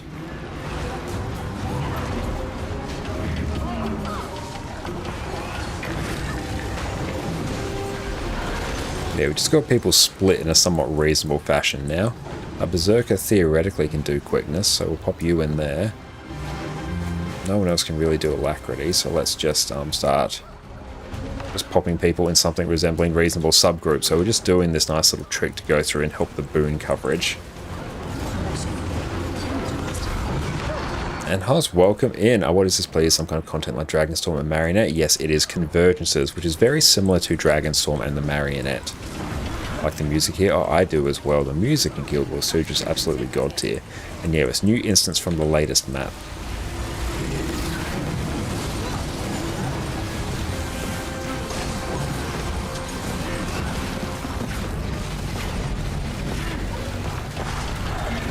Perfect, we've got another achievement there. Nice.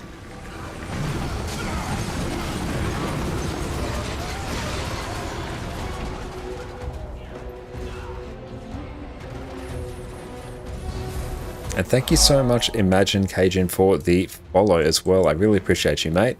Thank you so much.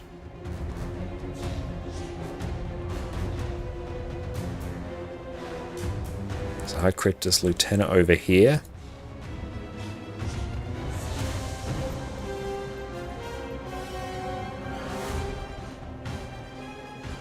Where are we going? Champion Avatar of Gluttony. It's down here.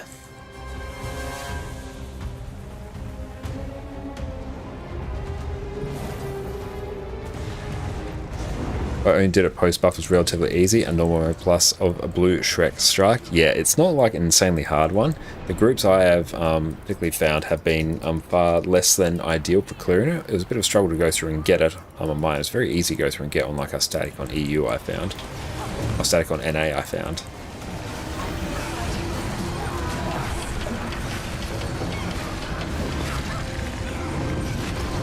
Ghidorius, welcome in. How is Guild Wars 2 holding? You used to play during Path of Fire the last time. It is holding very, very well.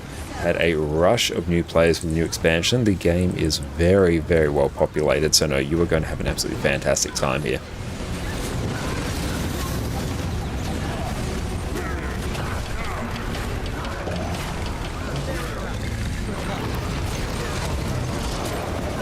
Have we done any guides on convergence? Not yet, no. I will likely do one at some point. But yes, I very much enjoy them. But they are the new instance. Basically, when you go to the Wizard's Tower, there's a new portal that'll take you to convergences. Now, they appear every 3 hours in the public version, and a squad can like create a private version of it as well at any point by using an item. Okay, so we need another mob to go down. Okay, so it's every 3 hours, and you can check on the Guild Wars 2 wiki at the event timers page, and that will go through and tell you exactly when. The second one, have you had a look at the new relic of Karakossin? Not yet, no. I still need to go through and unlock a whole bunch of those. But which one is that? Because I know there's a few spicy new relics in there, which I'm very keen to try.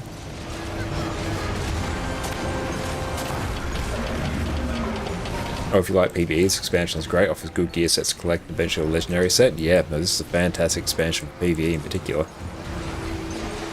Oh, heals on combo blasting. Nice. That would be hell good.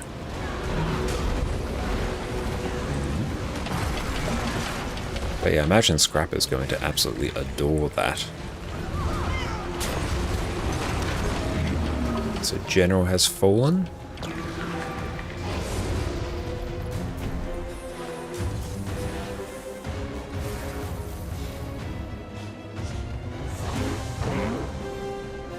I think Heal Tempest used now may be Hammer Guardian. Oh, nice. I really want to go through and try like Heal Hammer on Firebrand. That would be really cool.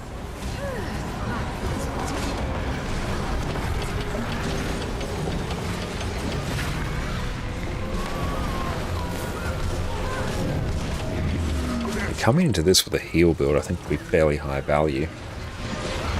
Let's just start dragging people into subgroups now, and a mech, you can go there.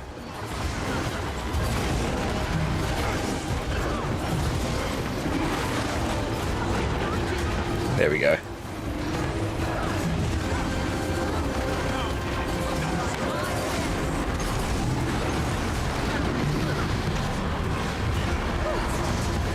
can just block a whole bunch of that. Let's pop a whole bunch of wells down as well. Okay, 2 lieutenants are dead. Silver Race just a forever fail now? It really shouldn't be. It should still be a fairly free event, typically. Can confirm healing a lot? Hell yeah, Baro.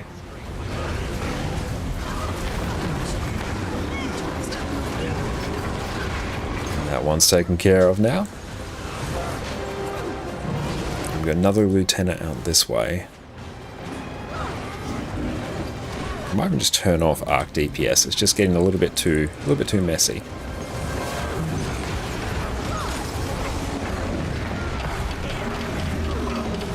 Especially when your commander starts moving to sort subgroups.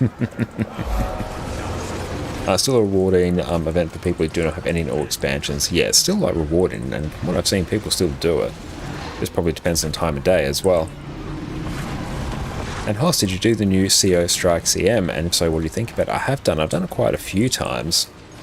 Overall, I enjoy it. It's definitely not a particularly hard strike challenge mode compared to a lot of others out there, but I think it serves as a very good introduction to strike challenge modes as well. So even though it's a bit on the easier side, I think it's far more entertaining than a lot of the other. I've got a lieutenant here. It's a lot more entertaining than a lot of the other, other than the core version, the normal mode one. I think it also does a good job at introducing players to the concept of you actually need to do good damage to do this encounter, because that's 100% what you need to do on that. So I think overall it's quite good. It's a good sort of starter Strike CM, I think. Just get a distort.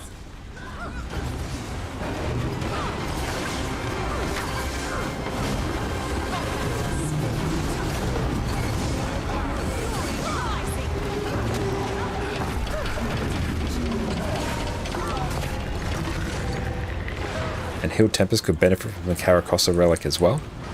A less need to swap to water for heals. Yeah, that could be very good, because I know Healed Tempest needs a little bit of love right now.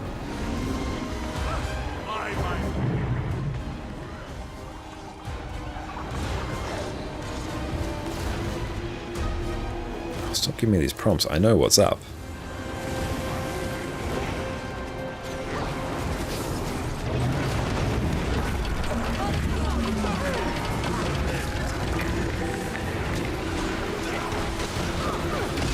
Just waited to use this.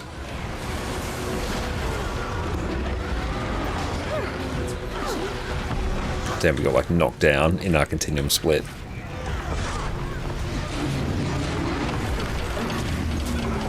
Newest DLC, does the new DLC have any important amenities? Because you're planning to buy EOD first, and after you've done that, move to another.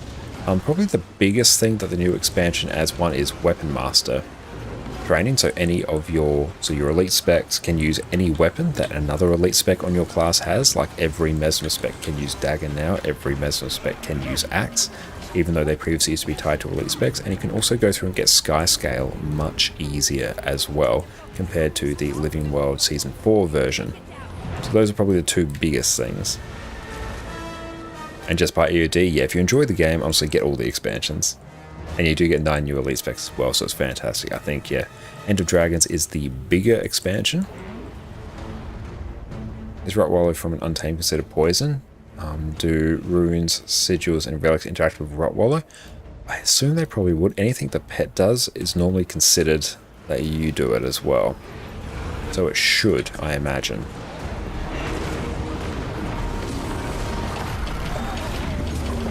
But I really have not messed with Untamed like at all.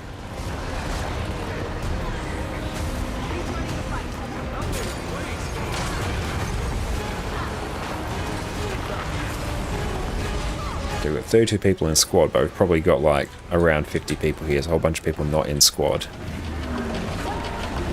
Okay, Aussie, yes, very much an Aussie. How are you going?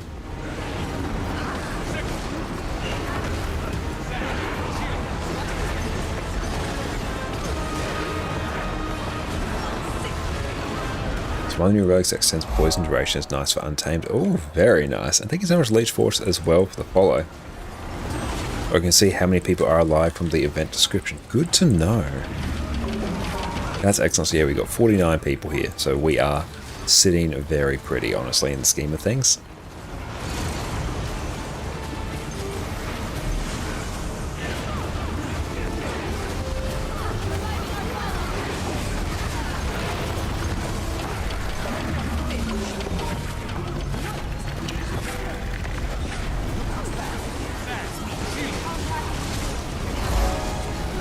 Oof, that's going to stink. And thank you so much, Corgry, as well. I really appreciate the follow, my friend.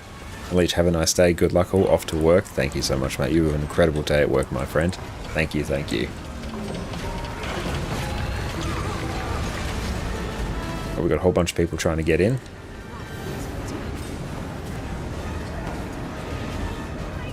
I'm just going to maybe try and distort some of that.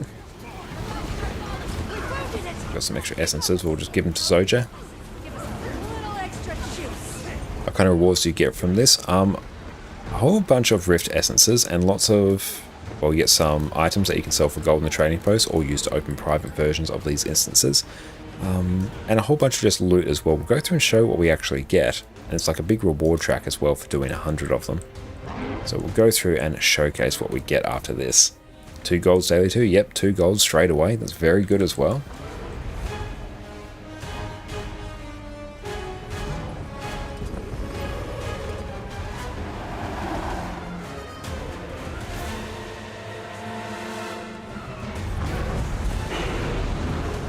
Two gold is nice. Yeah, 2 gold's like a very nice touch, honestly. It's better than a kick in the teeth. Like, it's not quite on the level of some of the strike missions that give you 4 gold. That's always awesome.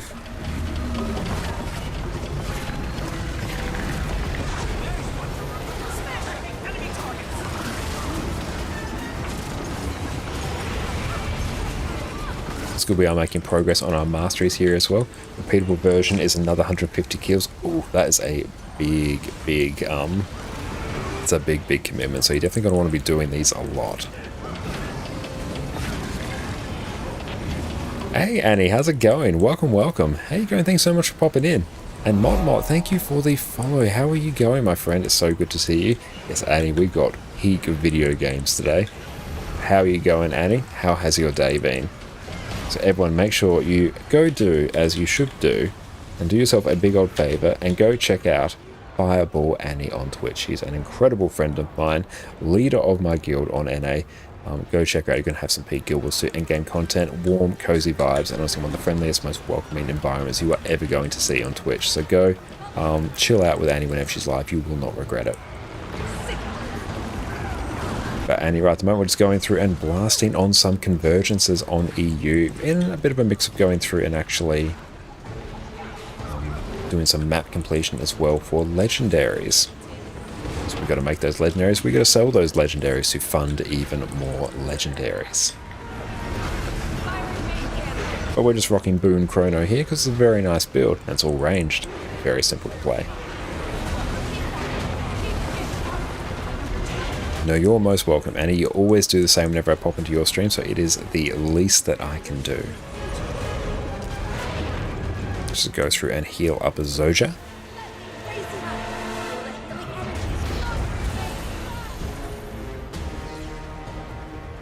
But I very much enjoy this new map. Thank you so much, Abriel as well. I thank you so much for the follow. And we'll go through and hydrate. Thank you, Push Tees.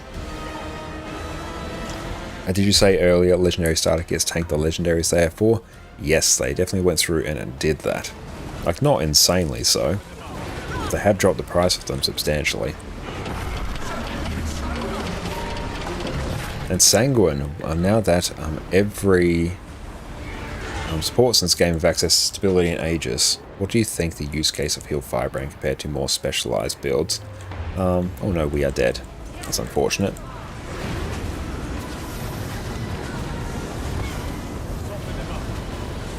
Okay, so I assume we get revived in a little bit as well.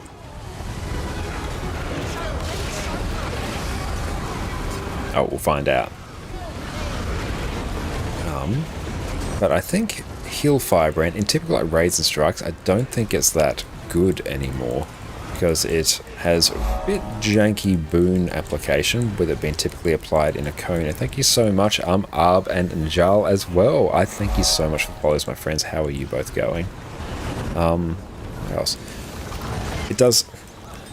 It's a little bit more complicated to play in terms of a lot of other healers. To actually get like the full value of healing out of it compared to something like Druid or Herald. But you do still have great stability and Aegis application, so it's still like a good heal build. I just think other builds are sort of overtaking it, which I didn't think would ever happen.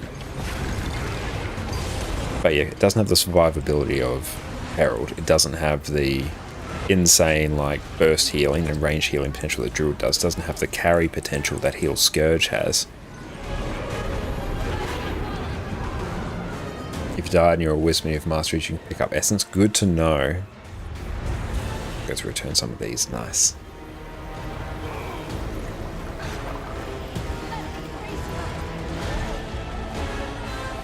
Victorious, does anything change in horizontal progression? Clearing a map for X time was a pain. No, map completion is still character bound. So no, there's no changes there. Zoja is so powerful now. Oh, I know she is. Absolute force of nature now. Okay. So I might actually run like a healing build on a lot of these as well. Something like Heal Scourge would be insane. You still be Heal Held. Heal Held is absolutely incredible, and after it gets Aegis in the next patch, it's going to be unbelievably powerful. So look forward to that. My Firebrand's still good, but I think other builds have just overtaken it. It's still incredible in Fractals though. It's like the go-to heal build for Fractals, although a lot of other healers also work in Fractals as well now.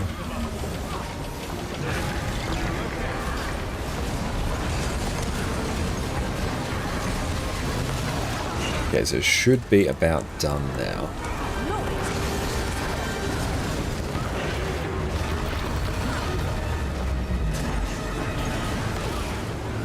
I don't know, well, the subgroups are probably like, they're certainly not hurting, I think.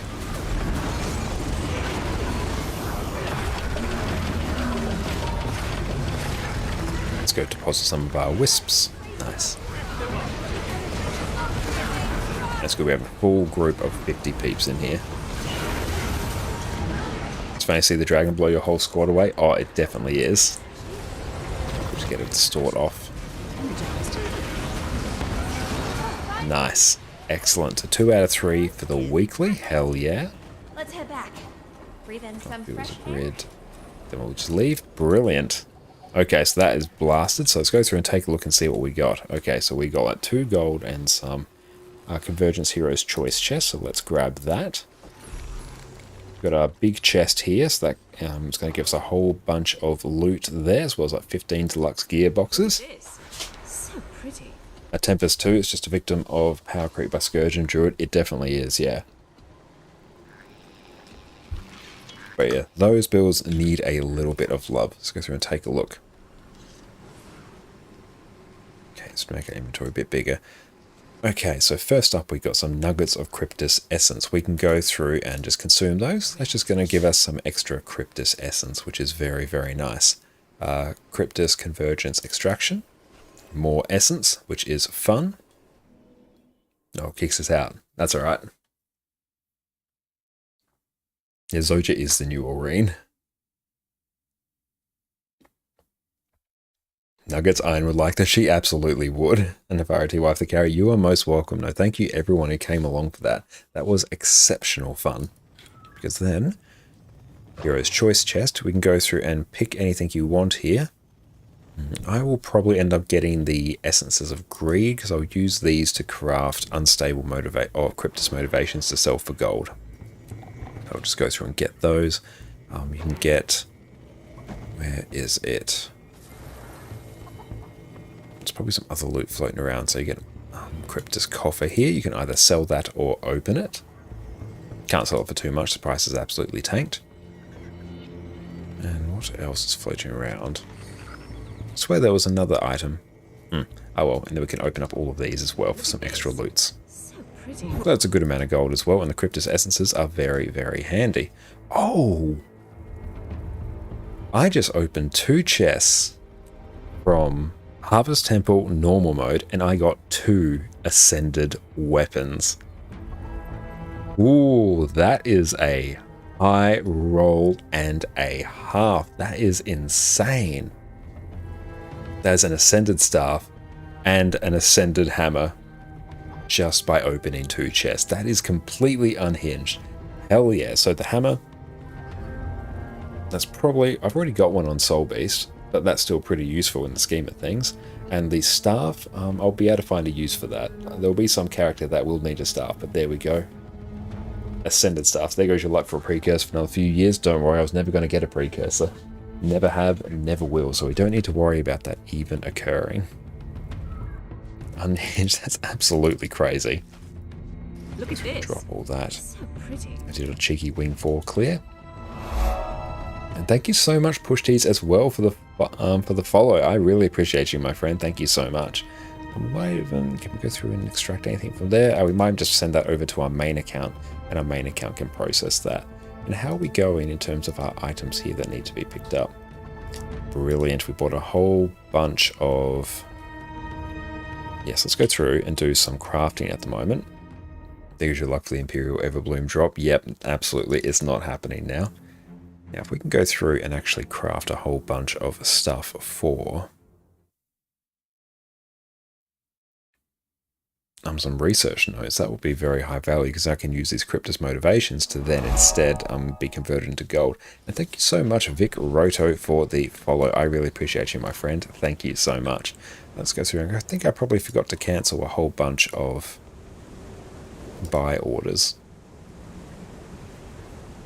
Yep, I did. So let's just go through and cancel a whole bunch of Mithril ingots.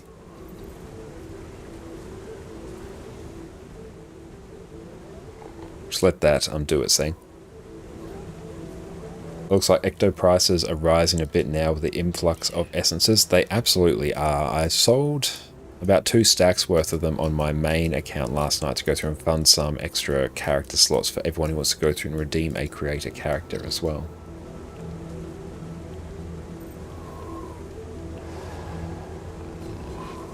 We ordered a lot of mithril ingots, actually. Okay, so there is that. Nice. Cool, you are holding onto a decent amount. Cool, we can do some here. Perfect. So we want beryl, mithril earring. So how many can we do? So this takes... Actually, let's go and refine a whole bunch of these. We'll let that do its thing. 300 gold cost per redeem. Yep, it's about a 300 gold cost per redeem. So we're in a constant race with our chat to go through and make sure we can outpace the gold.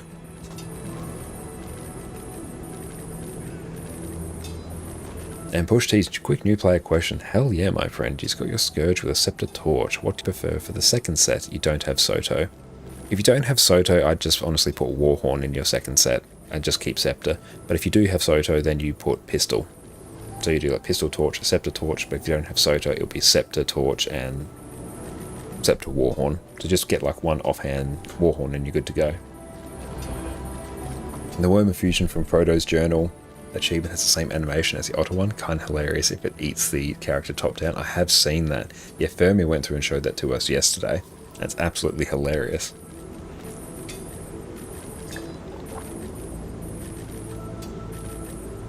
Excellent. So we will craft all these and see how many of these we can make.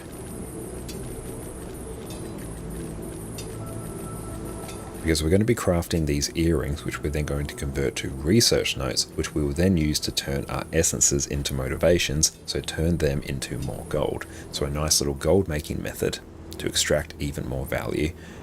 Okay. So honestly, we might even just do 200 of these. So I don't have my full order of mithril yet, so I'm going to have to wait for a little bit for it to come out. But at least this way, if we get a nice little influx of this, then it will actually free up a lot of inventory and bank space as well with our essences.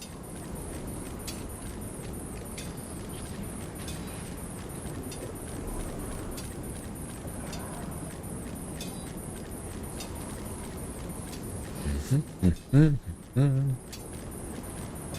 this was really annoying when I had to do 9,000 of these on my main account, because yep, it just did this for a while. Fortunately, I just literally set Guild Wars 2 to run on a separate computer and told it to do that, and that was fine. And Al, have you been outside today? I was outside for 5 minutes early this morning when I let Addie out for a morning wee, and that was enough for me. Yeah, it is 44 degrees today in Adelaide, which is, oh, that is nasty to say the least. Yeah, that is so unbelievably hot.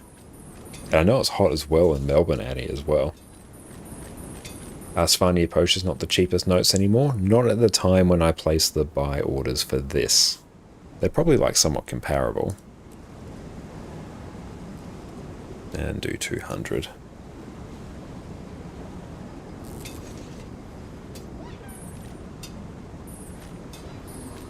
Oh, nothing that hot. Holy smokes, yeah, like 35 degrees. 35 is still like spicy. What do you do to those hooks? Oh, we're going to go through and craft some beryl mithril earrings, and then we're going to automatically salvage them for research notes. This is how we generate the currency research notes. You basically go through and you salvage any item that you craft at one of these crafting stations, and depending on the item you get different amounts of research notes, which you can then use for like End of Dragons legendaries, and basically it's a whole bunch of End of Dragons items. I'll be using them to convert the essences I get from rifts into motivations and then into gold.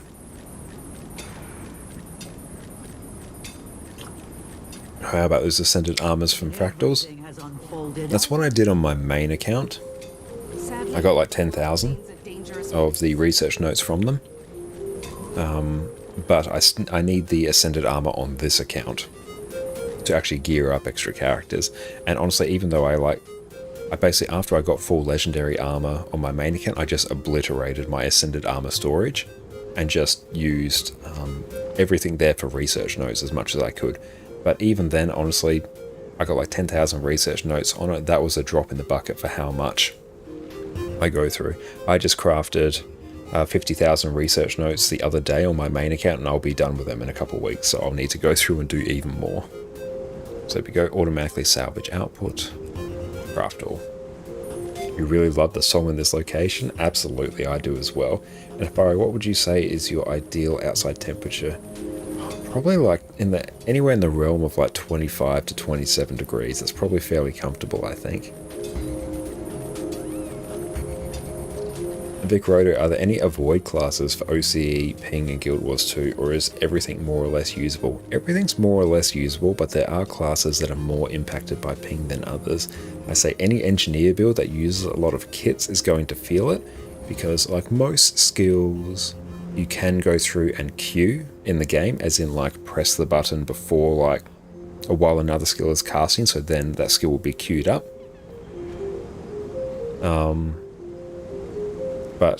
And then it will cast as soon as it's ready. But when you deal with a whole bunch of swaps can't really be queued. So then you're going to be subject to the delay on the server side. So anything that requires a lot of instant swapping, that's going to have more issues with higher ping as well.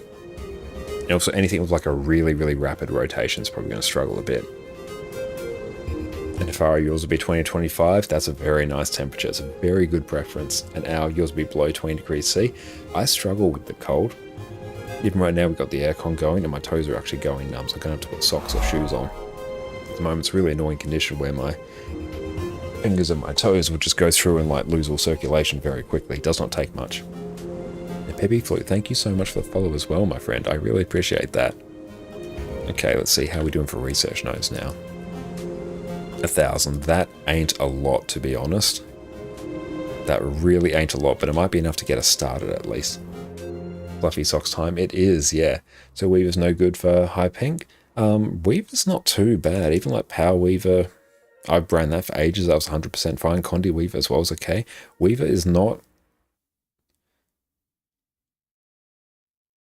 Because I think you can also like swap as well when you're like in the middle of casting things, and it's okay. I think anyway.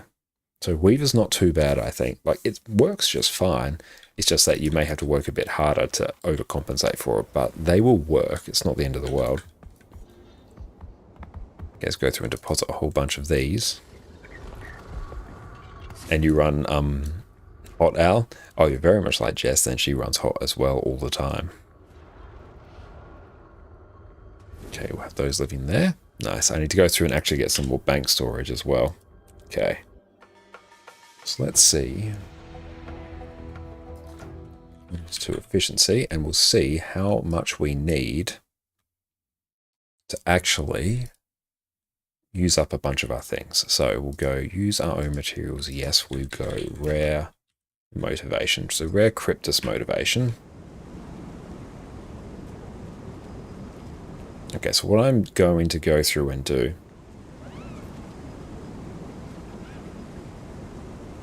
Speaking of Jess, what is she doing? Oh, she is just laying down at the moment. She had a small migraine earlier, so she's just resting up now. That's why we're also just making sure we keep our voice down, because we do have a very booming voice. Okay. And thank you so much, Rolls, as well, for the Prime sub. I really appreciate you, mate. Enjoy your wonderful ad-free viewing and your incredible ad emotes. Thank you so much, mate. I super appreciate you. You, my friend, are a legend. But okay, so what I am looking for is I want to keep increasing this shopping list until the point where I start seeing more account-bound materials, because that means I need to go through and do things, as in like do some more riffs or do some more research notes. Migraines suck. You get phantom smells when you get them too. I'm so sorry you get migraines. Fortunately, I don't really get migraines. I am very much blessed in that regard, but yeah, Jess does get them. Okay, so let's go through and just crank this a bit. Okay, so there we go. Shopping list. So let's go through and actually craft these. Yes, do that. Okay, so we can crank this even more now. Okay, so we've run into some extra essences of greed that we need there. And overwhelming. Is it better to disenchant Ascender gear into research notes than using a normal Ascender kit to get the mats? I'd say it's probably the better thing to go through and do if you can get a really cheap insignia, like a really cheap like insignia or inscription to go through and convert it. That might be okay. I'm not 100% sure how good it is. Honestly, I get to the point on my main account where I just straight up destroy Ascended gear. because it's a bit more, and it's easier for me to do that than the tiny little bit of profit I'll get from processing it. So I'm like, I'll just get rid of it to free up the space. And because I generate research notes through a different way as well. Are you not at that point yet? Yeah, that's right. It is very much a privileged position to be at that point. Okay. So let's drop maybe 11. Shopping list, okay. What happens if we craft these? Sell price. So if I craft them, I actually get 22 gold profit. Okay, so I need to go through and buy these materials here. So we'll go through and do that.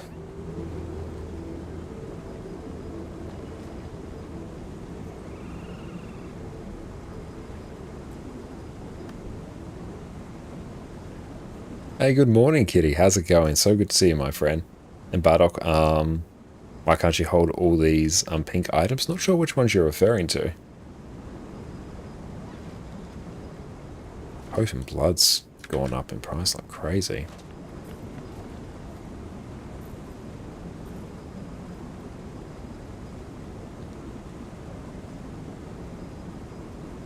Just place that order.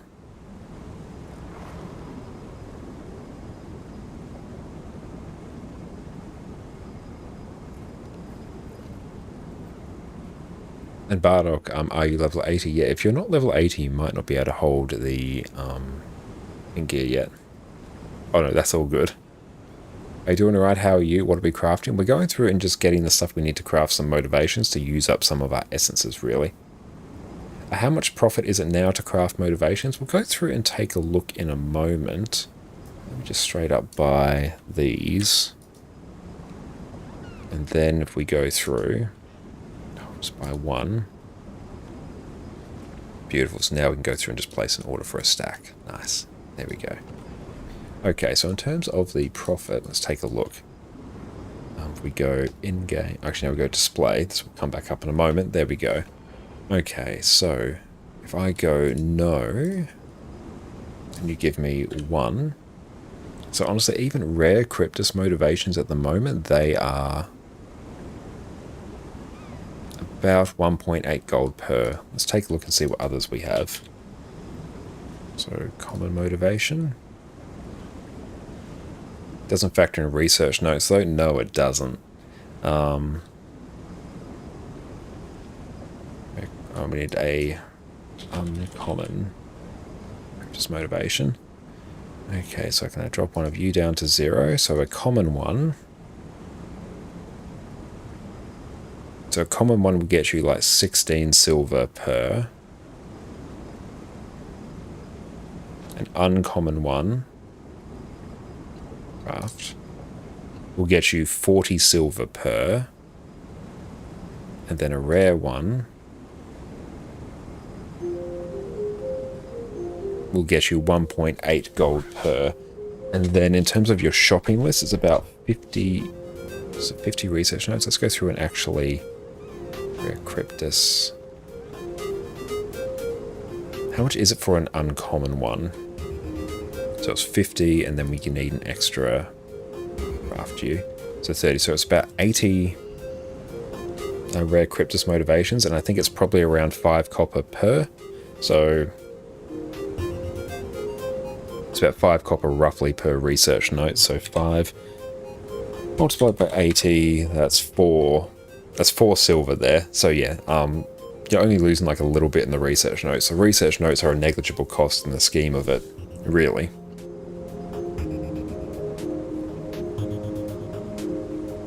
But beautiful. So we've placed our buy order for that. Once our stuff comes in, then we can go through and purchase all that.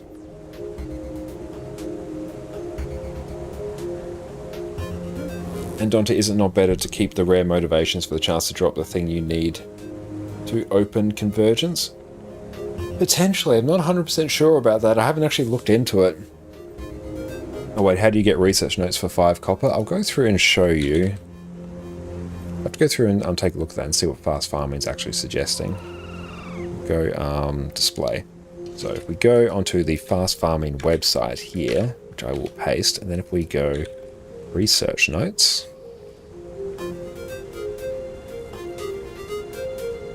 let this do its thing. Okay, so there we go. So we'll paste this here now. Oh, cost per note. Oh no, it's not 5 copper per. No, it's actually 78 copper per. Don't know where I was getting that. Okay, so let me go through and redo the math. Yeah, I was looking at the research note yield. Okay, so 75 times 80. Divided by 100. Okay, so you're losing about 60 silver there.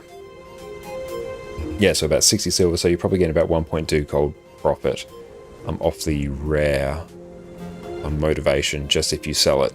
Yeah, apologies for that. Yeah, I was looking at the note per item here, so I'm like, oh yeah, 5, that's what the cost is, but nope, it's not that. Okay, so in terms of essences, let's see what they have. Not too bad, so it's not bad. Yeah, it's good gold. It's basically free if you're going through and doing rifts, and the rifts also give you a whole bunch of spirit shards as well, which are insane value because you can go through and convert those to gold as well.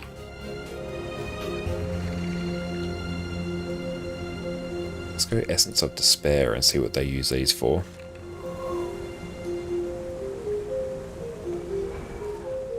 So where will that live? Essence of Despair, so Essence of Greed.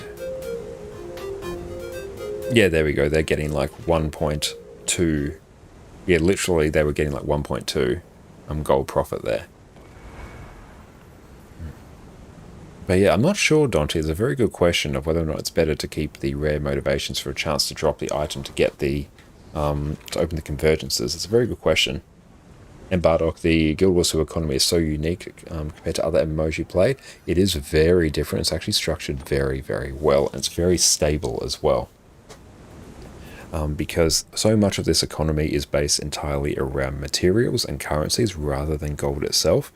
It means you don't run into the issue that a lot of other MMOs have, where they just flood players with gold.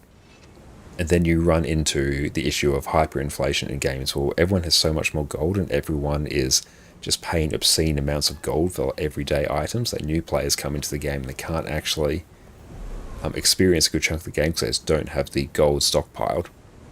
And I'll go through and actually link a video as well from Extra Credits from years ago that explains this really well.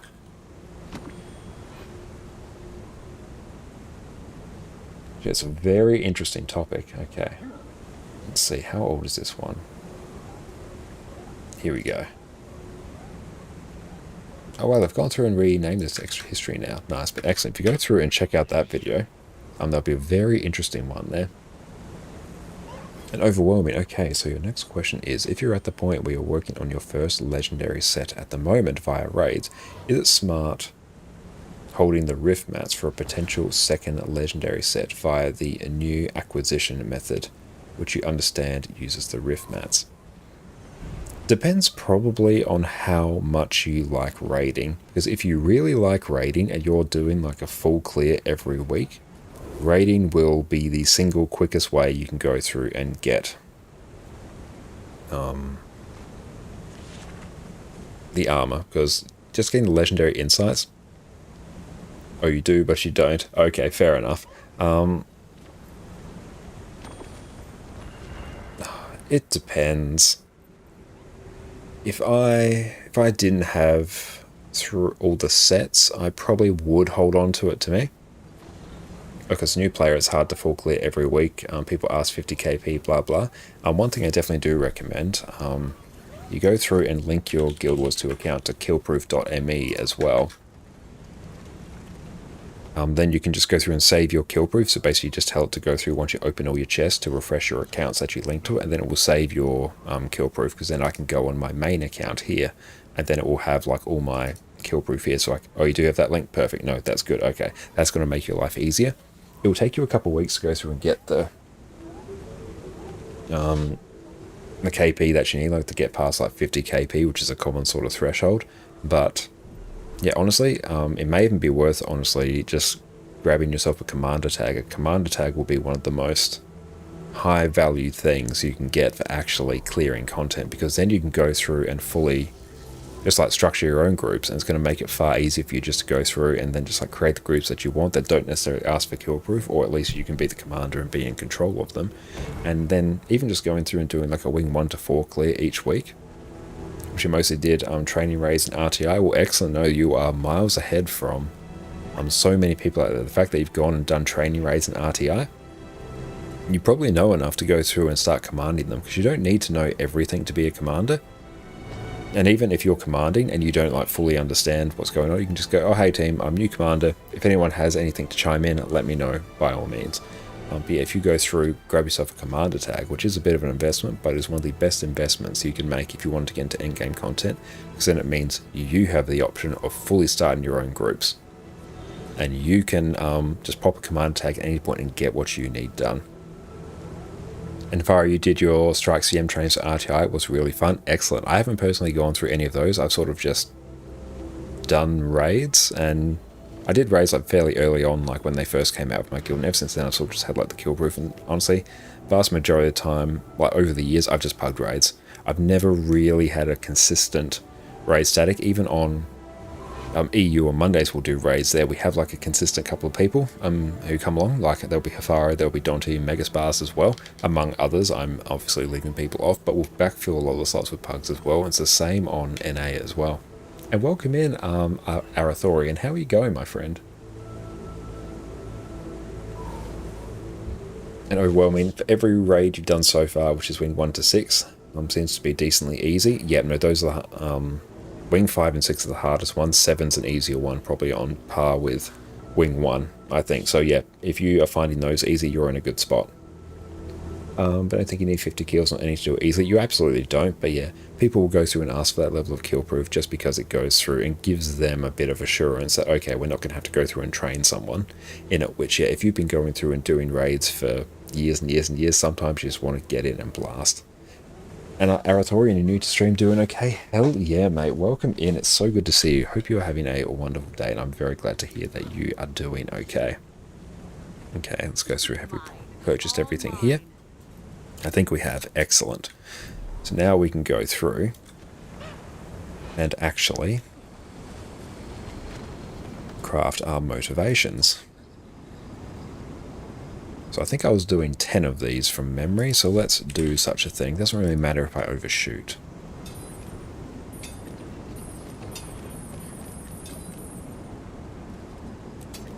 Oh, you come from WoW, you understand elitism? Ah, fair enough. But even like in the case of people asking for even like 50 KP, that's not like it's a lot for like a new player, but in the scheme of how long raids have been out, that's a very like modest amount, because you consider whenever you kill a boss, you have a chance of getting 1 to 4 of the kill proof associated with that boss. When you consider how many weeks the raids have been out, it would not be unheard of for people to have like in excess of 250 KP. Like people who've been raiding consistently over the time would have thousands of them. So having seen 50 there, that means you've gone through and gotten probably somewhere in the ballpark of average, maybe like 20 or so kills on it if I was to ballpark it. And Sonas, welcome in. Connor, just making you aware there's a glitch. I'm experiencing or claiming the pet drop. Your account is linked, but you never received the pet drop after being eligible to claim. I tried to restart your guild wars too, but never happened.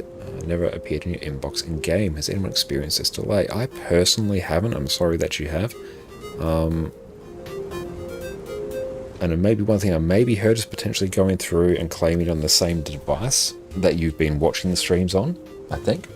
But I'm not 100% sure, because it's probably a very obscure bug. I mean, it's hard for new players, but it's the biggest issue in most MMORPGs. Yeah, it is a hard issue. But fortunately, if you do come along on Monday evenings and Wednesdays as well for us, and probably Sundays as well, basically in any of our streams, we'll typically be going through and running raids that don't have any kill proof requirements. So we're just going to go in and blast and absolutely smash them out. Let's go through and sell some of these. Are you able to claim the revive orb afterwards? It's strange. That is weird. These, I might actually list these about here. Cool, so we can get a couple extra gold from that.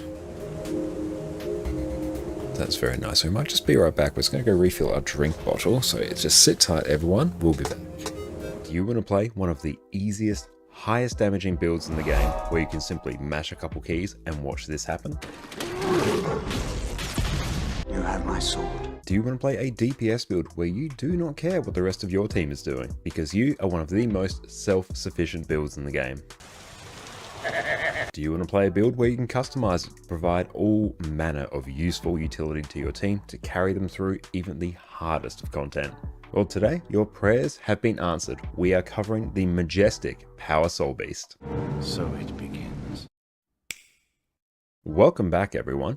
Power Soul Beast has been my go-to power damage build for the last few weeks, and I have been enjoying it to an astounding level. Here we have godlike levels of burst damage, so anything you find in open world is going to die exceptionally quickly. You are incredibly self-sufficient due to the baked-in boon extension that your build has, so you're always going to be having more boons than the rest of your team. You have the option to customize your build for some amazing utility. You've got group-wide Aegis, stability, damage reduction, boon extension, group-wide stun breaks, and outstanding levels of CC if you choose. So here you've got a DPS build that's going to put you at the top of the charts, all while still being able to carry your team through the hardest content. So buckle up, everyone, you're going to enjoy this one. First up, for the basics of Soul Beast. Here we've got an elite specialization of the Ranger class, and instead of having to rely on managing your pet like every other Ranger build does, here you can merge with your pet by entering Beast mode. So here your pet will give you extra attributes based on the type of pet that you have,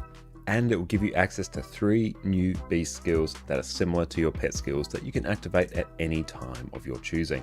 Soul Beast is basically a purely offensive elite spec, which rocks both great condition damage and power builds, and I have personally enjoyed playing Soul Beast for years since it launched with Path of Fire. Like every Ranger build, we first need to cover off on the pets that we need.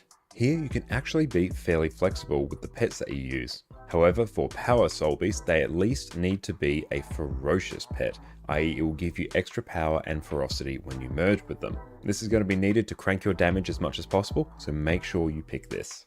Having a ferocious pet is also going to give you access to the Worldly Impact Beast skill, which is going to be a key part of your damage rotation. Now in general, the Red Mower is going to give you the highest damage. On top of Worldly Impact, you're also going to get Harmonic Cry, which is a useful healing skill for yourself and nearby allies. But most importantly, we get Frenzied Attack, where you attack 5 times and inflict vulnerability. This skill is also going to be used to help upkeep the Fireworks Relic buff that we're going to talk about in our build later on. Another fantastic pet for extra CC will be the Rock Gazelle. Here we've got Kick for a little bit of extra damage, but most importantly, we've got Charge, which is going to apply some damage and do some great Defiance bar damage. A very nice pet for open world in particular is going to be the Smoke Scale. So here you can take this for some extra CC and the Smoke Assault skill, which is basically unrelenting assault from the Revenant. Here your takedown skill is going to apply some knockdown, so some extra break bar damage, and your Smoke Assault is going to conceal you and make you lash out nearby foes and gain extra might each time you strike an enemy. It is also an evade for some extra spice. Now you've got some extra choices to work with. As long as they are a ferocious pet, you're going to mostly be good to go. For our gear and food, it's very straightforward. Here we're going to take Berserker's gear in every slot. We're also going to be taking Rune of the Scholar for the extra power and ferocity. For our weapons, we're either going to take Sword, Axe and Hammer, or Axe, and Hammer, depending on your preference. And for our sigils, we're just going to be taking Sigil of Force and Sigil of Impact. Nice and simple. These sigils are going to give us the overall best strike damage modifiers for our power build, so it's a no-brainer. For our relic, we'll be taking a Relic of the Fireworks. So when we use a skill that has a recharge time of 20 seconds or more, you'll gain 7% extra strike damage for 6 seconds. This relic is also affected by your beast skills as well, so Worldly Impact will trigger it.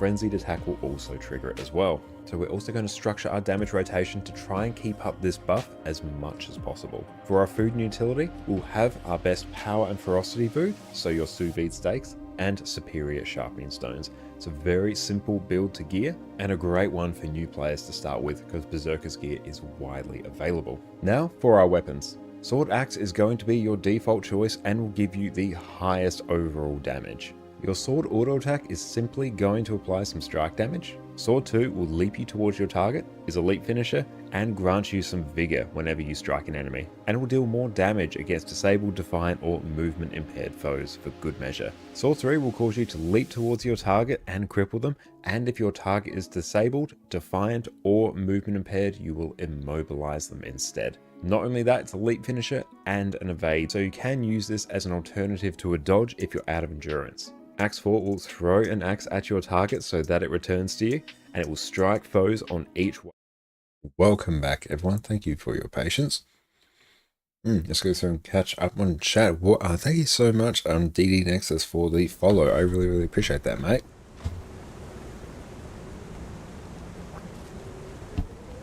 Dante, apparently Sigil Knight and Sigil Demon Slaying are always active in Convergence. That is good to know. Did not know that was the case. Mega, how's it going, mate? So good to see you, my friend. We are going very well today. We've just been going through and doing some mapping on our Thief, which has been very good. Did some strike missions, did a Convergence, doing a little bit of gold making as well. And Al, you can redeem another character creation, but we'll frame you and save you 300 gold. Don't worry, mate. We have that set aside on our main account. So the gold is there. I do need to create some more gold, but we will get there in due course. But don't worry, if anyone wants to go through and redeem their creator character, 100% do so. Just taking a look at seeing what is on here.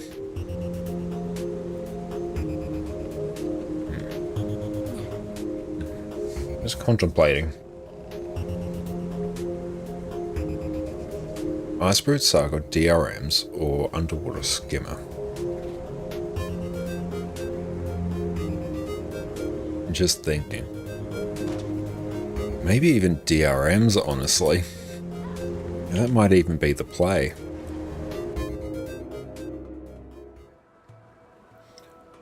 I just cracked 100k. Congratulations, Mega. Want me to join in and have me make 2 additional ones? I think I may have limited that to only 1 per stream. I think anyway, but yeah, if you want to use it, by all means, mate, that's what those points are there for. But thank you so much for the support, everyone. The fact that you have been around long enough to create, to accumulate that many channel points is absolutely amazing. I really appreciate it. Thank you so much, my friends. May need to increase the prices. I may need to, especially with drops week. Yeah, maybe once our regulars have gone through and redeemed their character creations, we might go through and think about increasing it in the future. And thank you so much, Disco Popping, as well, for the follow. I really appreciate you, mate. Thank you so much. The price is nice as long as we show restraint. Has been working well so far. No, it's been working very well so far. But yeah, we won't be increasing the price anywhere in the near future. We'll just honestly see how it goes. And Disco, thank you so much for the Prime sub as well, mate. I really appreciate you. You are an absolute legend. Thank you, mate. Enjoy your complete lack of ads and your wonderful ad emotes. I will have to remember to keep it down a little bit because, yep, Jess is having a bit of a snooze now. Am I showing up as online? Excellent. There we are. So, okay, let's have a think about how best to approach our DRMs to actually get some damn Icebrute Saga masteries, because I need these essence manipulations. Is Addie sleeping with Jess? No, Addie's gone to sleep in her own room at the moment. We've just done that so she's not trotting around and waking Jess up. And thank you, everyone. Everyone, make sure you go check out my various social media as well. We're also on Discord. We have our own Discord set up, so if you do want to go and chat to me, Discord's usually the best way to go through and find me. Okay, so achievements. Let's turn on Mastery filter. Icebrute Saga Mastery. Okay, so storage or general. Dragonstorm Drakkar.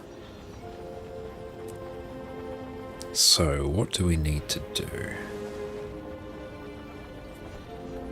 Champions. There's a whole bunch of them here. Did you do the commune ones in Drizzlewood? I don't believe so. There's in Jormag Rising. Yes, I don't have any from there. Because those will be very good to go through and do.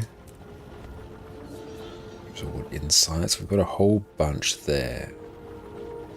Champions. There's so many here, to be honest. And thank you so much, Benno, as well, for the follow. I really appreciate that, my friend. Thank you so much. And prologue there. There's a couple there. There's a whole bunch of insights. IBS mastery points. I know. I think it might actually be time that we need to focus on it, because it means we can actually get our peak value from the Icebreed Saga strike missions, which they are insane value for new players to do every day. The amount of experience they give, the Eternal Ice Shards, which can then be turned into Ligmor Season 4 materials for legendaries or just trophy shipments, is crazy. You can get the shards, which can be used to buy ascended gear very cheaply. It's good. So, let's work out a plan of attack. Like, obviously I do want to go through and get a whole bunch of the insights, but even some... Let's fire this through a gate. Yeah, even if we do the DRMs, we could even like run them with some challenge modes. That would be pretty hype. Let's do that. There's insights and DRMs as well. Yes, there are. So I need to remember to go through and grab those. So if you're ever in the open world interior and you see some mastery insights that you can't get, it's probably because they're actually in a Dragon Response mission instance. So would anyone like to actually come? Oh, thank you, Hafaro. I really appreciate that. So if anyone wants to come for some DRMs, join up on me here. And let's see. Dragon Response mission. Fight Primordius as champions. Okay, so it's basically just go through and do them all. Okay, so do we get like extra achievements if we do them on the challenge modes?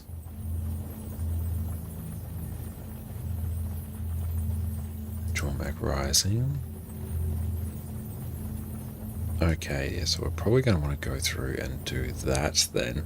So yeah, if anyone wants to come along, 100% do so. Let's also probably pop us up in the LFG as well.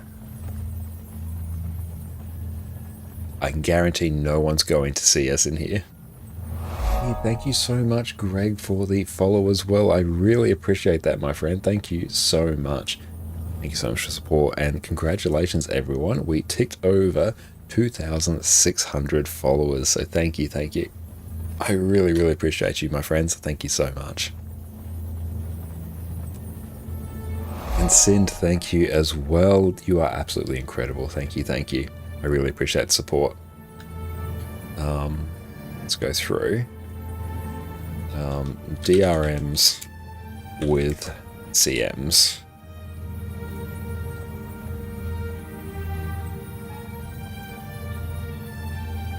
Excellent. Thank you, Dante. And Penguin, how you going, my friend? Have you played through story on this account? If not, you have to do them for that. And you'll need to play the whole story for the amulet. Yeah, I know I need to play the whole story for the amulet, but I can just go through and do that in my own time, like just very easy on normal ones, where if we do some of the challenge modes ones, then at least then we can absolutely pump. We can do that with like a group of wonderful people on stream, and then I can just like chip away at the other stuff when I have like time. But it's a very good point. I might go actually Herald. Thank you so much, Inferno, for the follow. Thank you so much. So I can go Q DPS here, and then we can have DPS, and then yeah, we can have all the boons. And Field of Paper's Arc still causing crashes. Stream is using it on and off all day, but still bricking your client. As long as you update it, it should be okay. If it's still causing issues, you may need to do like an uninstall and a reinstall, but it has been updated a fair amount, so it should be okay. But if anyone wants to come along for Dragon Response missions and CMs, it will be a cracking good time. Let's go through and see what we need. Be right there. Oh, hell yeah, Mega. Absolutely, mate. That is awesome. Now we'll be able to go and blast on these. Update we logged in 2 hours ago. Didn't crash at all so far. Mine's been totally fine. Let's go right to party. And now let's take a look at what we need. So Story Journal Champions. Okay.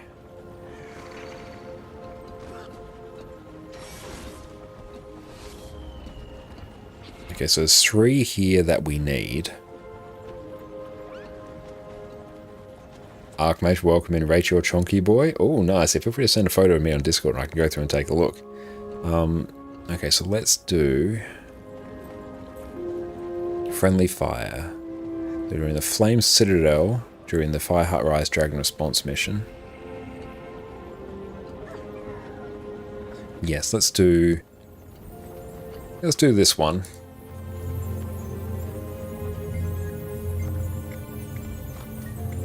Right, no one's doing Guyala. I imagine they probably wouldn't be, yeah. A Primordius.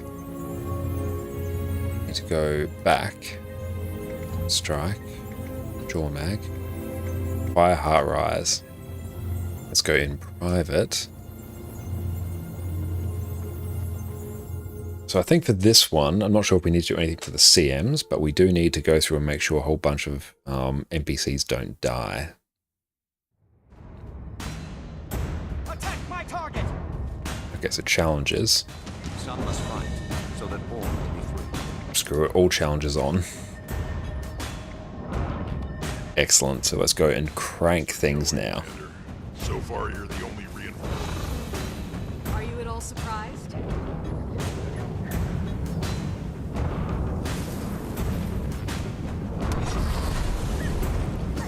Okay, I need to go plant emblems.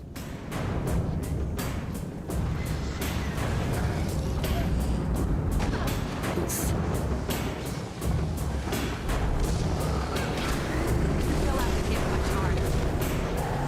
Don't forget to choose an ally for the neck achievement. Okay, nice. So what exactly do I need to do there for that?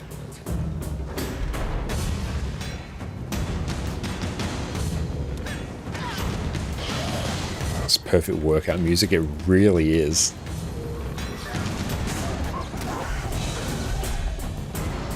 I need to do one run for each ally. Ah, nice. Okay, so let's go through and do that.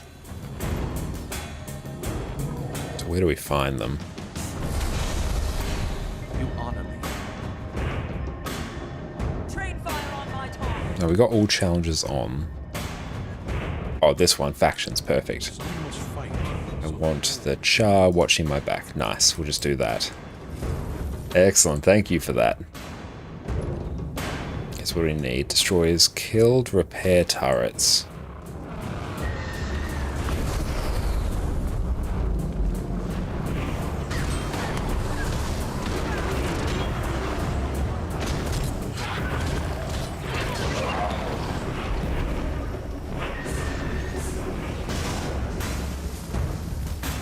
Okay, so let's just go yeet a whole bunch of destroyers. It's funny how the party all waited for you to spend the 10 seals to open the ally. That's very nice. Thank you guys, I appreciate that. Okay, we need some more turrets. And emblems do we need? Oh, we still need a few more. I know we're good on those.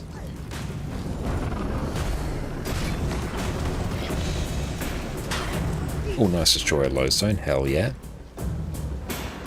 Is Rev your favorite profession? Yes, Rev is typically my favorite, and it also works out well because Safari is running a lack heal, so I can run Q DPS, so we can absolutely pump on some of these DRMs.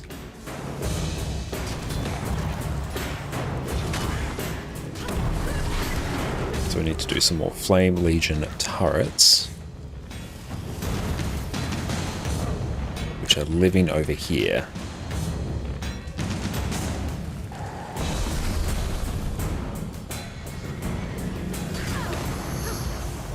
Excellent.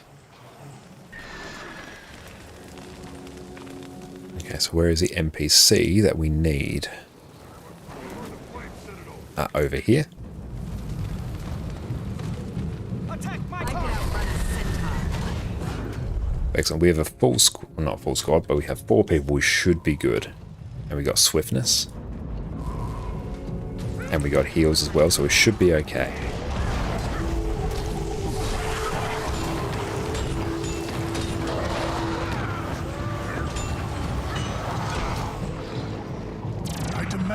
And Alt-Shift-H and turn on our boon table.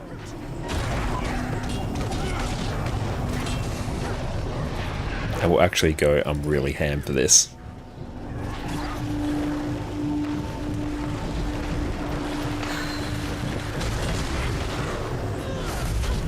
So we'll actually rock full food here.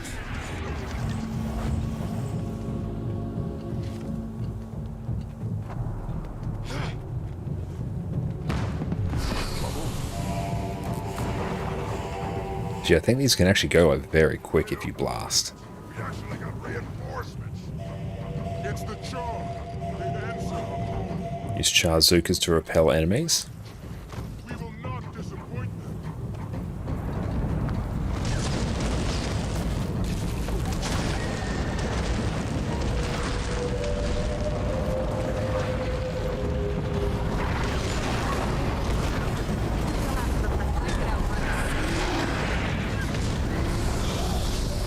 As long as Ephron stays alive, we should be good.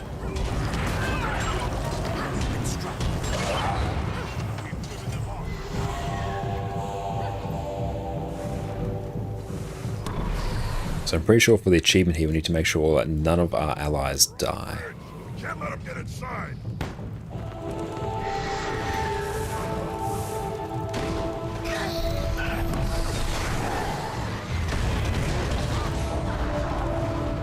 We'll make sure we all stay grouped up reasonably, but we do have like Giga boon range here. And thank you so much, Lucan, as well for the follow. I really appreciate that, mate. Thank you so much. Make sure we focus down some of these.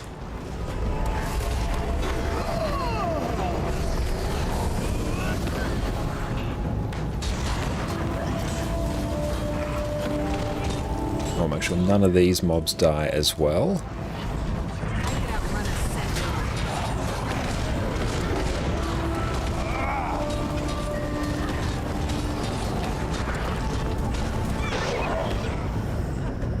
I think this one's like a whole bunch of incoming destroyers defeated.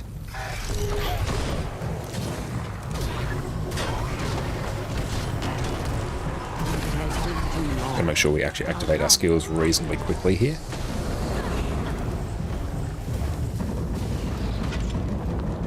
Okay.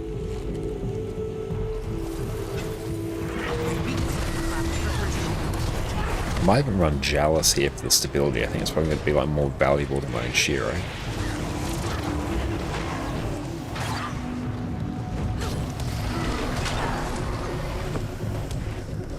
Yeah, let's swap this over to Jalis.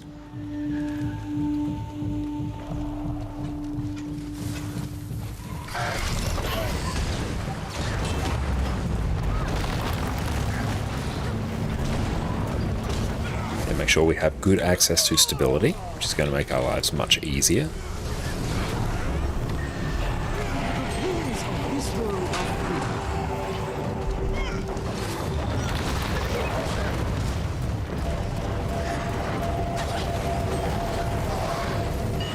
Just keeping an eye back there in case any other mobs come in. Ah, excellent, we got some more coming. Yes, we need to make sure we deal with these.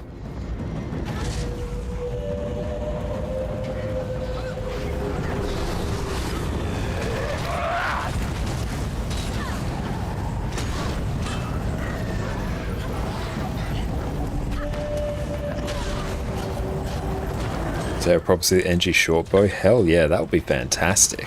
Very much looking forward to seeing what all the classes have in store for all their weapons.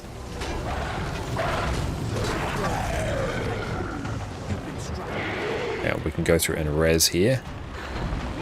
Excellent, we're up.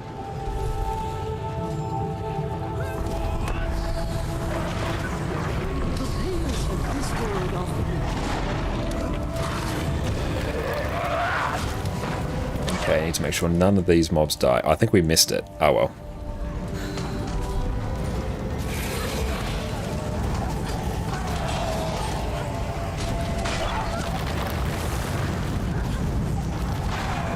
The last boss here is so much easier with a healer. That's good to know.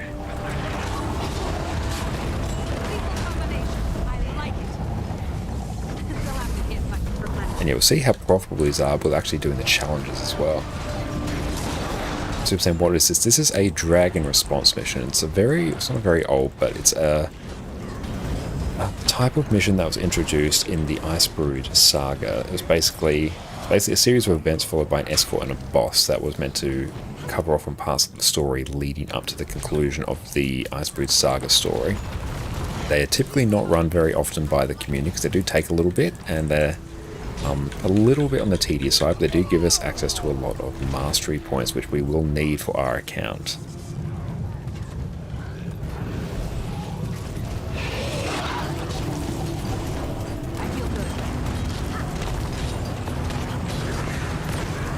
And in order for them not to die, you have to fight the mobs more forward because the NPCs are stupid, and officers they do. Yeah, I remember doing it on my main account. It's like a giant pain to do, but yeah, because we are doing this on challenge mode as well, we're going to be probably running into a few issues here.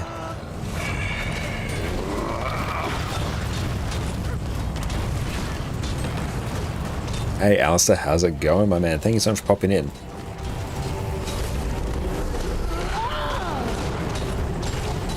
That's right, we do have a a stacked team here, so we should be good. We've got like all the boons we could possibly need, which is going to make this so much easier. Honestly, from what I've heard, like DRMs are actually fairly profitable. Okay, now we have to go and defeat the champion.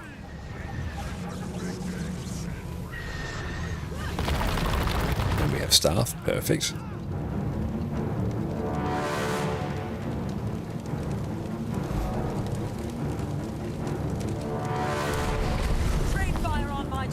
Excellent, let's go crank this one.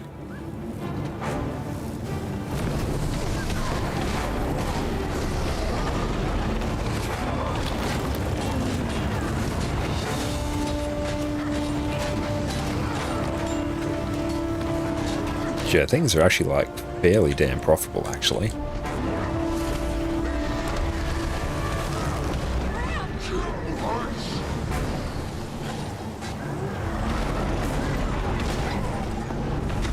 Break that bar.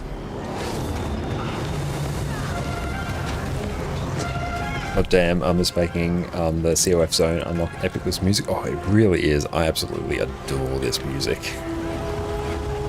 Oh, this is Xera music.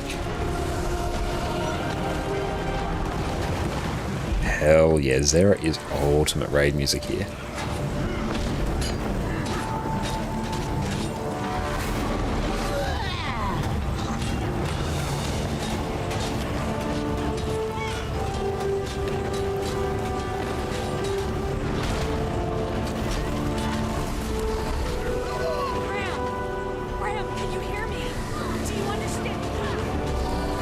You put on a raid track. Wait, don't tell me this is what normally plays here. I think this is honestly what normally plays here.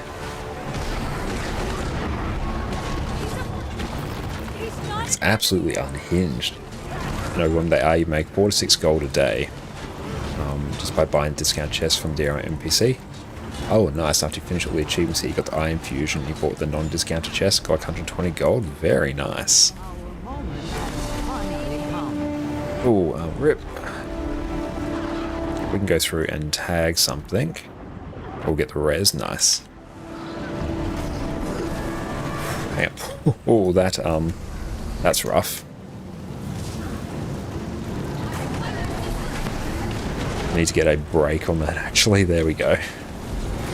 There we go, now we're fine. Nice. That's decently profitable. Mission complete, ranked gold. Look at all those seals. I feel good. But no, I think that's literally what already plays there. I think there's a mastery point. Where is there one? Is there an extra mastery point here? I'm not 100% sure.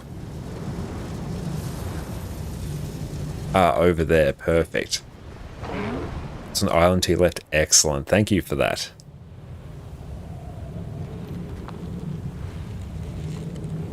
Oh, it's part of the story or something? Oh, yes. No, this is a dragon response mission, so it's not the full COF opening. Nice. Excellent.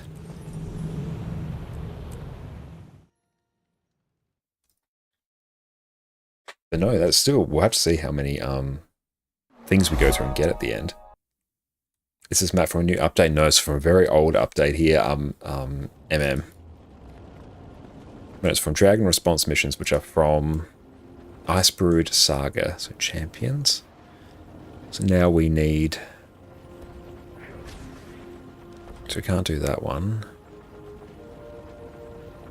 Gentle Promos Rising. Defeat the Destroyer of the Third Fortress. Okay, so let's just go through and do... Bloodtide Coast.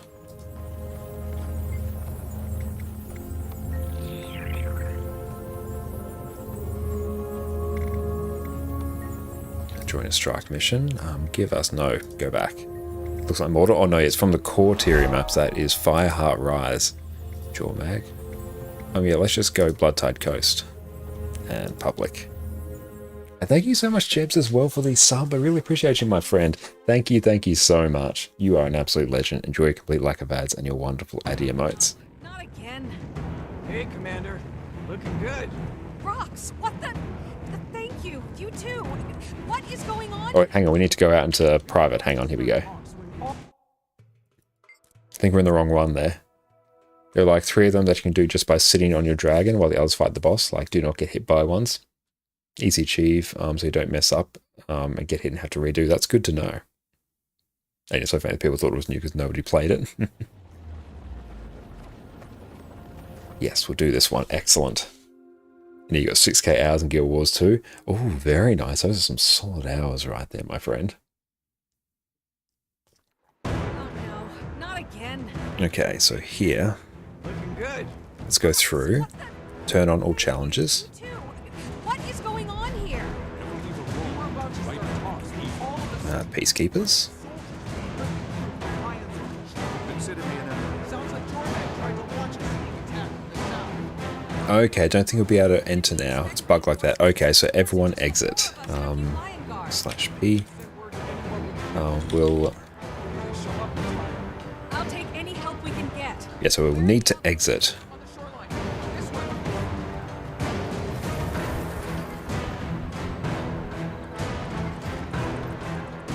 And out will join you on NA. Actually need these achievements for DRMs. Oh, nice. Yeah, well, we're on NA. We'll probably be on NA. We'll be on NA at some point soon anyway, so then we can go and do some there as well, because honestly, they're still pretty profitable. We can run like a full party.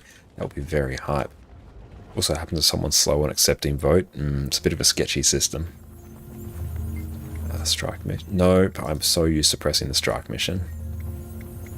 It puts everyone else in but that person. Ish, that's annoying. Bloodtide. Private. There we go. Okay, we've all got the prompt. Excellent. You can do squad as DRM, right? You can do it in a party. You can't do it in a full squad. We can have a party of 5. Oh no, not again. Hey, Commander. Looking good. Rocks, what the? Let's just do the wardens. What is going on here? The vigil serves Tyrion. All challenges active. Hell yeah. Soldiers came ripping through from Lion's. So to avoid waste of time, if you see someone not accepting by end of the vote, just press cancel. Good to know. Can we expect reinforcements? Or is it just the 4 of us and the Lion Guard? Hurts, doesn't it? I'll take any help we can get. Where are the others? I don't forget the faction. I did. I went through and I picked the wardens, I believe. So I did go through and pick some just before. Killed. And thank you, Ragnar, as well for the follow, my friend. I really appreciate you, mate. Thank you so much. Firehammer is ready to strike.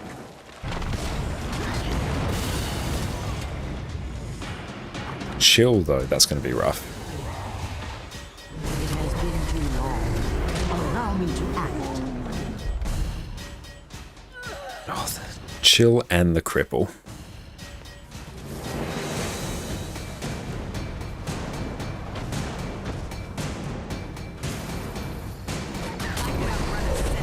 Okay, so we will kill as many Ice Brood as we need. Okay, just need to go through and drop some supplies over here. And sorry if you're being too vaccinated. No, that's all good, mate. You're convinced you know a lot more about the game than me, but did recently, so you have in the back of your mind. I know, that's all good, mate. No, I totally appreciate it. It's been like years since I've gone through and done DRMs, and I don't think I've even done them with the challenge modes active, because I basically just did like the bare minimum I needed to get the Icebrood Saga masteries. But no, we are going to absolutely blast on this. But no, feel free, if there's anything that we're missing, definitely just chime in. I'm not going to be offended at all.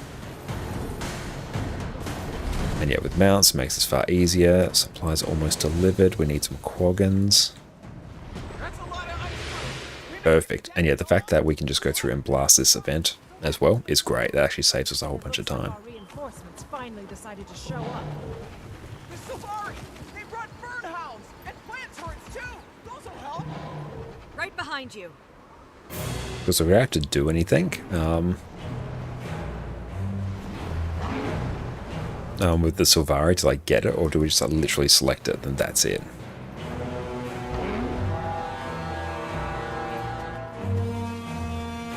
Okay, so let's go through and grab this.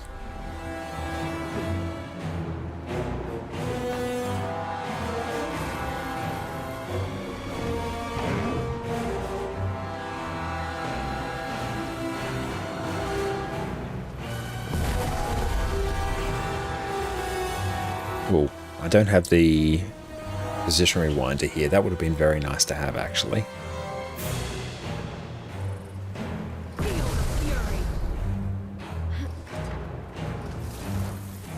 But yeah, eventually getting all the Icebrood Saga masteries done is going to be hype. And honestly, increasing your mastery rank is just a fantastic thing to do on a fresh account as well.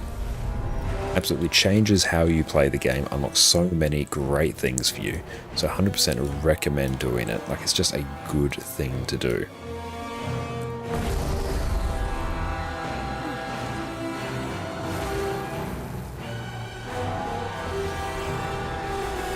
Of last IBS Mastery, literally the hardest thing you've done in this game. I tend to agree as well. That's some of the hardest stuff I've done as well, outside honestly Harvest Temple Challenge mode.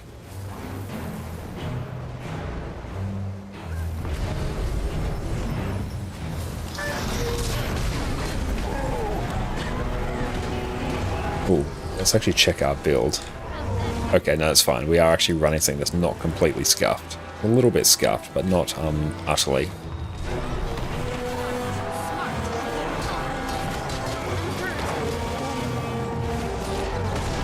Just gonna make sure we're actually pulsing quickness. Shame we can't like just group a whole bunch of these up. These mobs do hit like really hard actually.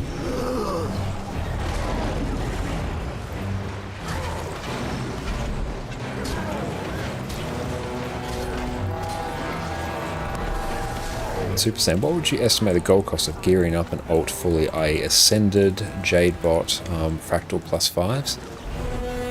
Okay, so Ascended depends like how many Ascended, so I'd probably say it depends on how much of the currencies you utilize, because you can get Ascended gear for far cheaper, but if I was to ballpark, probably say 150 gold for Ascended gear, maybe if you're going down the route of crafting.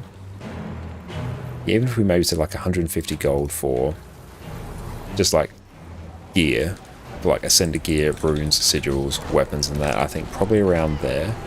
Your Jadebot, just 40 gold, just a 40 gold like once-off purchase, and your infusions like Fractals ones. I have to go through and check how much they are, but Fractal ones are like insanely expensive. So I'd basically, if you just excluded the stat infusions, because they're honestly like such a nice to have, I wouldn't really worry about them. A +9 infusion is 4 gold. And then you typically need around about 18 of them, so whatever 18 times 4 is, which will be 64? 18 times 4. Actually, no, that would be 72 gold. I'm right here in So you get 72 gold plus 40 plus 150. Okay, so 72 plus 40, so we're at 112, then we add 150, so then we get to 200. So we get 262, maybe even just round up to 275 gold for a bit of good measure. Like if you want to really like crank it, if I was to hazard a guess, like if you want full Ascended, your +9 infusions, I'm not touching stat infusions because I don't know how much they are, but they are very expensive. That's going to increase your cost by hundreds of gold. If you want to get like Fractal +5 stat infusion, so like your +9 Agni resistance, +5 stats, that's going to be like insane. Which yeah, I would only ever do that on my main character. If Could repair bought a full set of +9 +5s of around 14, 20 gold by itself. Absolutely, yeah. That sounds about right. I knew it was well into the hundreds. But yeah, honestly, like that is such a long stretch goal. That's not really what you should be focused on. I recommend probably getting like Ascended and some +9s in there. The +9s will be like 72 gold. Probably actually a bit more. Yeah, actually, yeah, we'll just say the number's like 275 roughly for everything if I was to hazard a guess. And Pure, what's IBS? It's Icebrewed Saga. So it is the Living World stuff that came before End of Dragons.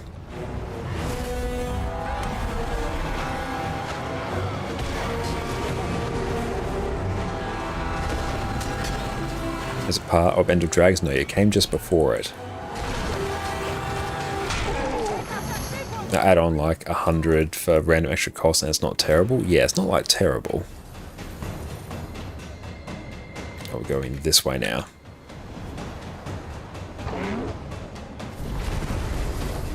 And this one I think it's either up there or over there.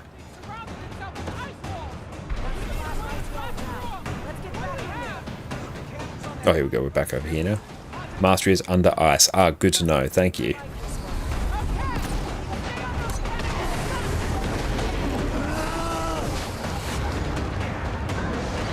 Yeah, running some experience bonuses here would be absolutely incredible.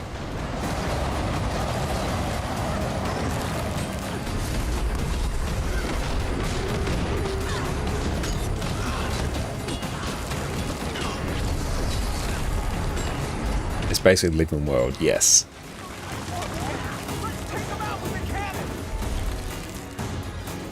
Excellent. Hafari has that. Outstanding.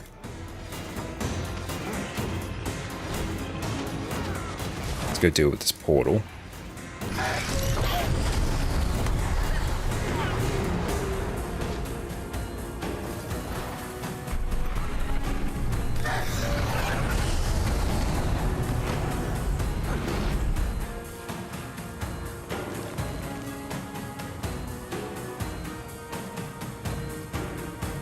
Oh, we actually got someone who came and joined us. Hell yeah. I'm not sure why you don't see it in the Steam shop.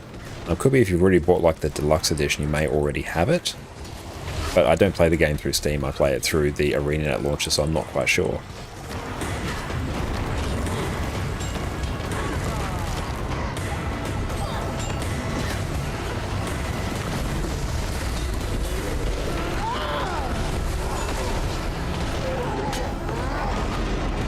And big break. Why have we got like 500 ping? That makes me very sad. No, actually, scratch that. 600. Ah, well, it'll go away. Yep, no, it's just sitting at 600. That's spicy. Ah, well, it'll probably get better in a bit.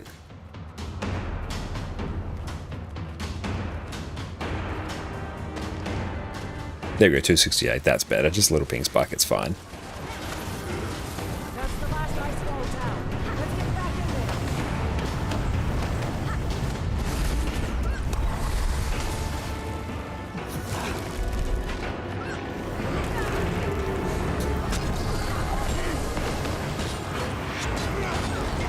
And get ourselves a big old stun break.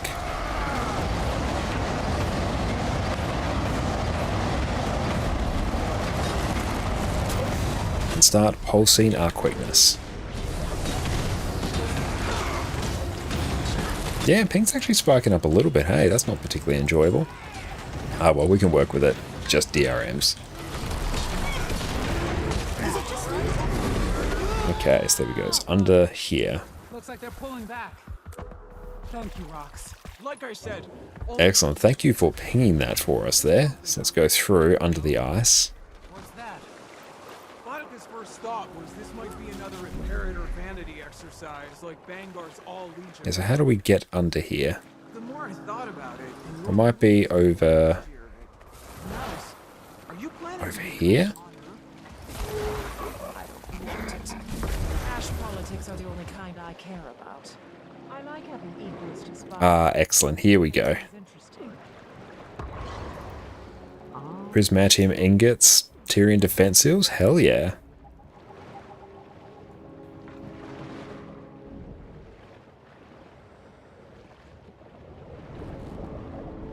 Okay, well, I'm Don't Know To Be Honest came out with the Path of Fire and Hot expansions when we bought it on Steam, though I don't remember anymore.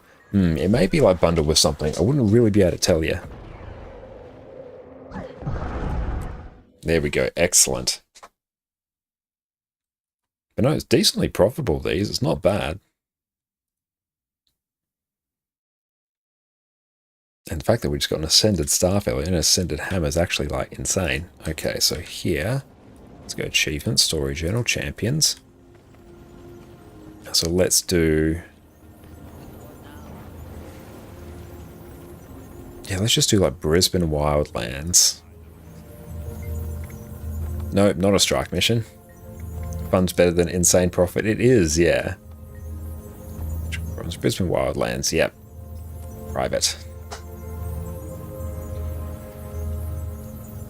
Cool, we'll just wait to see that everyone comes on in.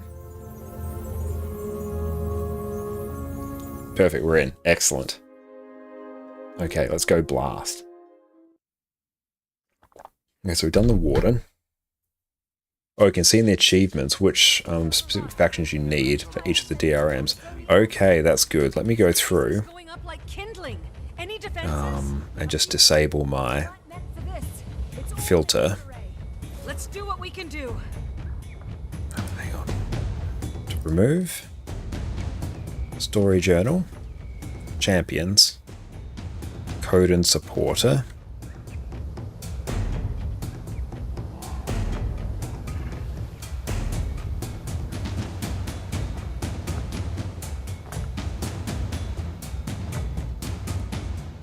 And so where is it?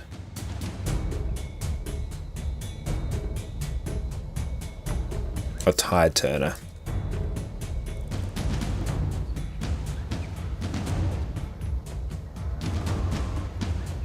Okay, Crystal Bloom, Exalted, and Tengu.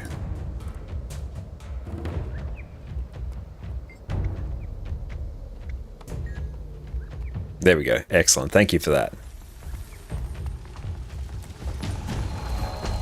So many damn achievements here. So what we're doing the fires, or let's maybe we'll focus on destroyers.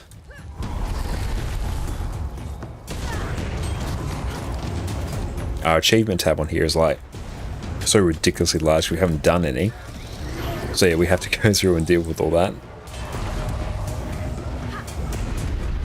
So it's like an absolute labyrinth for us to go through and navigate.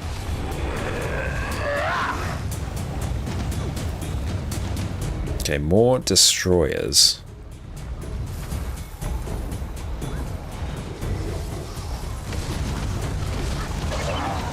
Oh, beautiful. No, this is great with a full set of 5. Now we are going to pump here. But thank you all very much for helping with our DRMs here. We are pumping in these.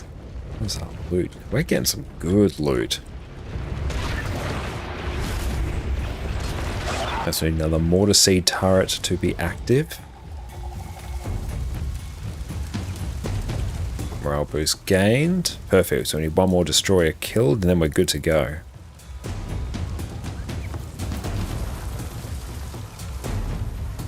Excellent. Hell yeah. This village won't withstand another attack. If we can trace these destroyers back to their source, perhaps we can cut them off for good. Steelcatcher. Asura said some Savari were under attack. You arrange case? Something like that. Where's your Frost Legion? Overkill. Think you'll find me more than sufficient. The Iron Fusion box, yeah, we're gonna have to work hard for that. That doesn't sound like you, Commander. Appreciate the extra hand. Time is of the essence. This way. Make sure we load up with swiftness. So you're Ritlock's son? Technically, the least important thing about me. You should care more about the salient parts. Yeah, we got them covered with swiftness. We can probably give them some super speed as well.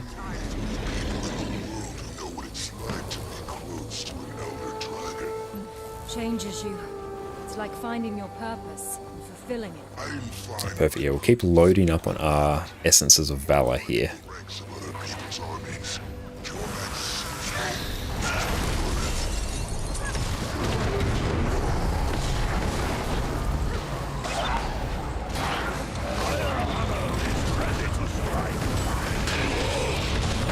Perfect, that one's maxed out. I really should be running an experience booster as well, to be honest. His voice can be seductive.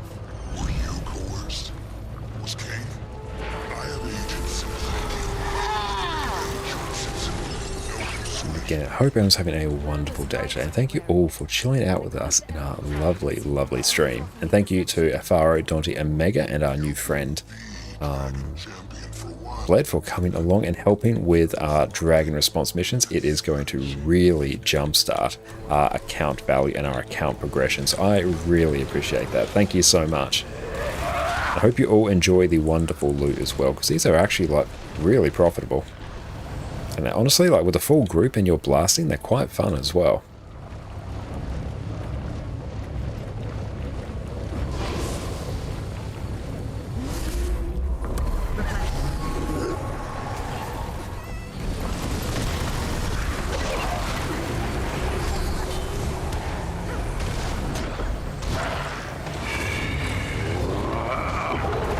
Yeah, I might see if I can go grab, like, how am I doing for laurels actually?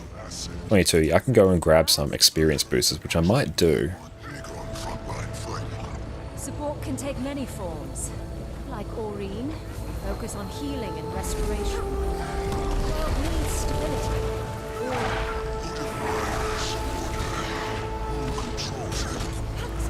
It's not about control.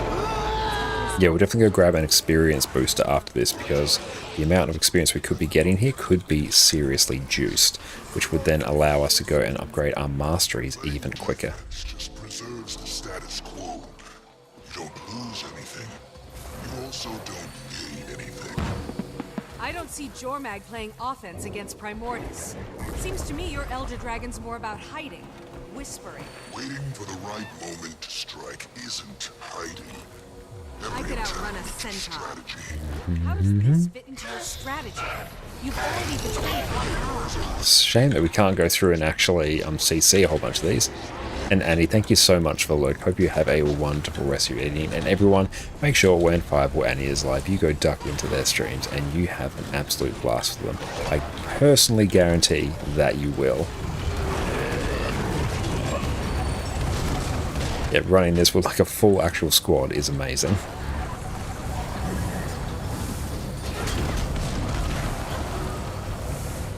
But yeah, like if you can get a group of friends together and go blast DRMs, it's actually quite underrated, I think. Our moment has finally come. Super Saiyan, you can get laurels on Vault, can buy boosters with laurels. Wonder what the XP booster to gold ratio is. I think it's probably around about like 50 silver per an hour. I think thereabouts. I think a laurel's worth around about 50 silver or so, ballpark, and then you buy one XP booster for that. That's probably what I guess it would be. But I do have the Candy Corn Gobbler as well, but it's chilling on another character. Just the one. You can handle that, right, Commander?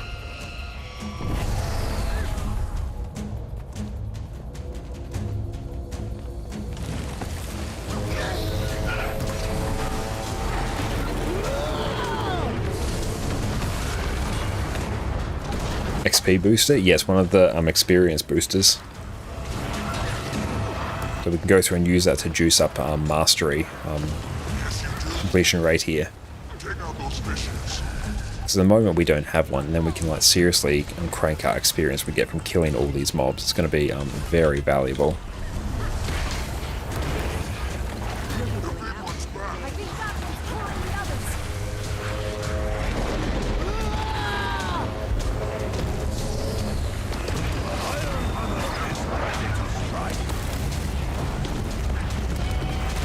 But yeah, with all the challenge modes, this actually kind of pumps. And yeah, if you have a team, you can go through and complete the initial event faster, so that is fantastic. I think you have a shorter time limit on the initial event as well, which is good because that means it goes quicker.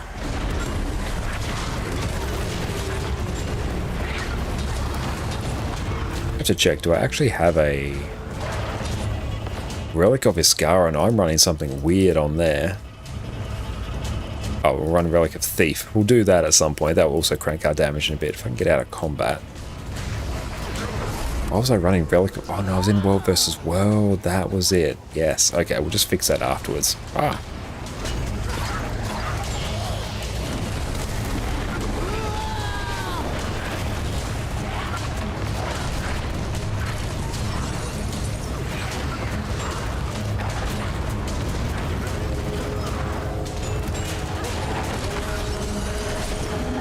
Yeah, we'll swap over to Relic of the Thief, and then we will grab an experience booster.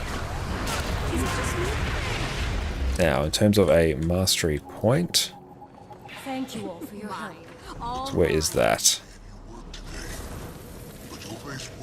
So is there a mastery point in this one? Oh, back. Nice. I wish Aurene were taking a more active role. She's hesitating. Oh, back at the waterfall. Okay. She's experienced a lot in her short life. Perhaps more than you or I ever will. Certainly in ways we never will. But I trust she has reasons for the choices she makes. More than that, I have faith in her. Have faith, Commander. Oh, back at the waterfall. Might be this way.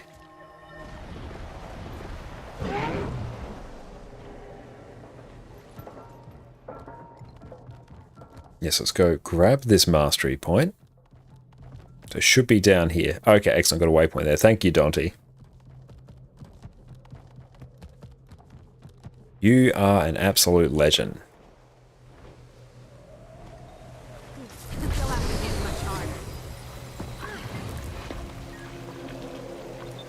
Beautiful. Another mastery point taken care of. I'm just going to go buy some experience boosters to crank our mastery gain rate.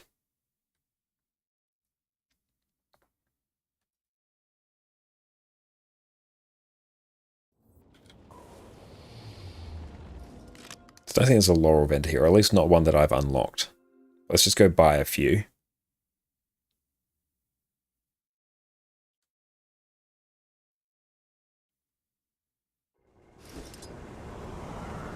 Port over here. And buy... Yeah, just grab a couple. Not too fussed about the amount. So now we will be getting probably like double the amount of experience, if not more.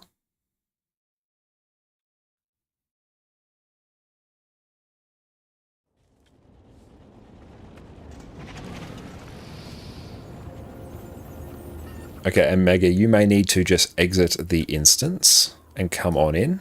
There we go.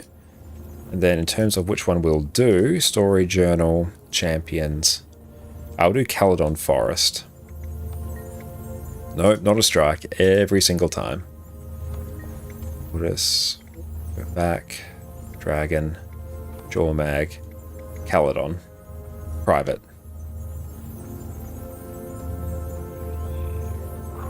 Oh, you're blind. Did need time to search the master print. Oh no, that is all good, Mega.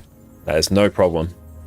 I thought you might have just like stepped away from the keyboard for a moment there, but that is all good.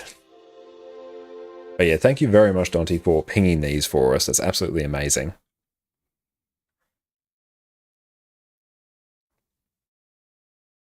Ah, Commander. Good timing. Just got here myself. It feels like it's been years, Commander. Okay, so let's go through. Great to see you again. And all challenges on. Now in terms of what we need here, Story Journal, Isn't what it used to be. Champions Mastery, we'll just ping that. A Tide Turner, Caledon. Let's grab Exalted. Consider me an ally. No, the minion of winds right up the hill. It'd be nice if those overgrown feather So we have to go kill a bunch of Ice Brood, Frost Legion, or Ice Brood.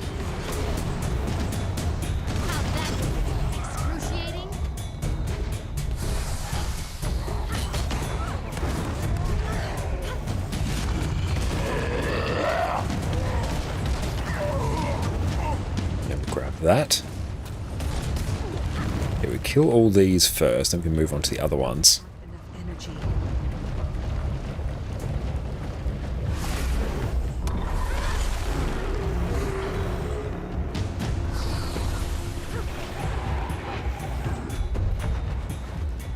And then yeah, like in our off time we can just go through and like work through the DRMs as well for the actual story.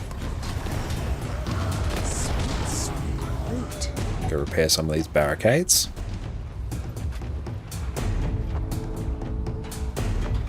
Nice morale boost, so that should be extra stats, I believe. Increasing your attributes, nice. And citizens are evacuated.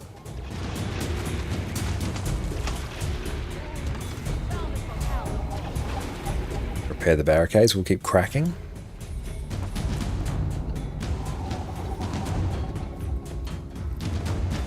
Beautiful, and that's all done. Nice, yeah, when you blast through that initial event, very, very profitable. I don't believe it. I'm sorry, ran very fast. Who are you? Religious Sparrowhawk from the Dominion. Okay, and so the mastery is round about there. Perfect, Dante. Under attack by Icebrood. The frost creatures laid siege to the gate and built a giant wall of ice. I barely slipped through before it sealed. And we're the doing path into Ontarian the defense city. seals as well. Please, we must break their siege. We can't allow Jormag to take the Dominion of Winds. Go, we'll follow. Canuck with me. Some extra karma as well, very nice.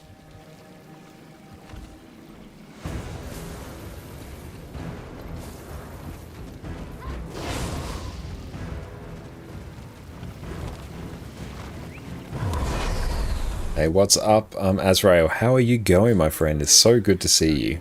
We're just going through and blasting in some Dragon response missions, which is going to absolutely juice our EU accounts progression.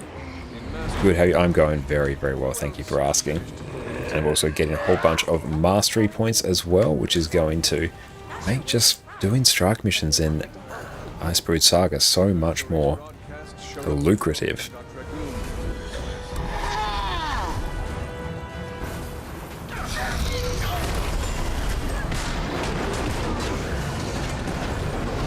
Excellent. Look at how much we're chunking this. Oh, you're a new player kind. Oh, welcome in. How have you been enjoying Guild Wars 2 so far? And if you have any questions at all about the game, feel free to ask. I've been playing this game for 11 years now. I've got over 10,000 hours, so there is a decent chance that I will know the answer to your question. But have you been enjoying the new patch? Have you played any of it yet?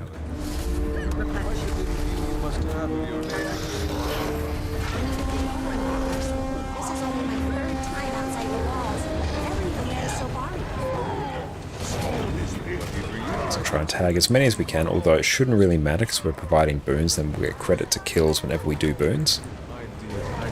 Oh, you don't have the expansions yet? Ah, okay, are you just on the core game so far? And if so, have you been enjoying it? The game definitely does open up a lot more once you get access to all of the expansions. Ah, nice. Don't worry, if you're enjoying the core game, you 100% will enjoy the expansions because they are significantly improved content. Being good, hell yeah, you win, and for an absolute treat once it comes time for you to eventually nab the expansions. 79 level? Oh, you're so close to level 80. Hell yeah. You'll probably do that by the time that we're finished up with this mission here. But excellent. Once you're at level 80, then the tutorial of the game is effectively complete.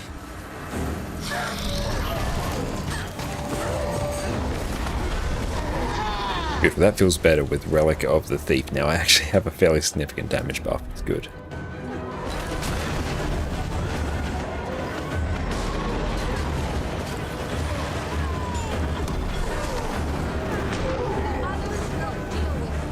How are we doing for Master Point? So we've got 2 now, so we can do Essence of Valor tier 3 by the time we are done.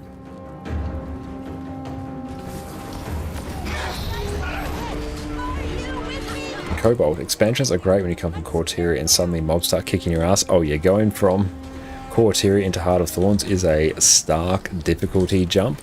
It's a little bit getting used to, but once you do, you never go back. Thank you so much, Cheekate, as well for the follow. I really appreciate you. Thank you so much.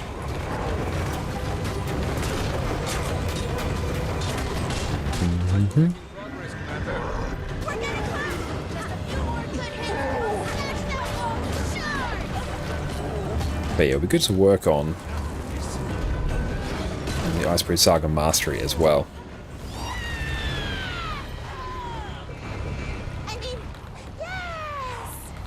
That's got an actual waypoint here. Nice. Thank you.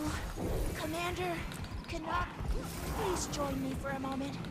I want to. There we go. Like, we started off around about here in terms of our experience, and now by the end of this mission, we're going to be getting close to done, potentially. With more than a little help, these outsiders pitched in. So we've got to keep fires lit. Cool.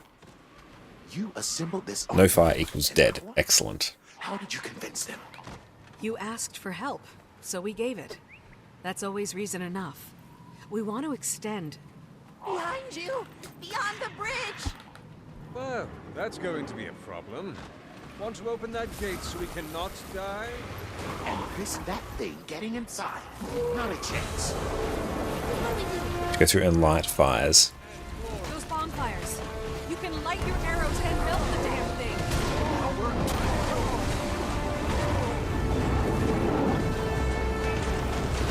Get ourselves some stability there.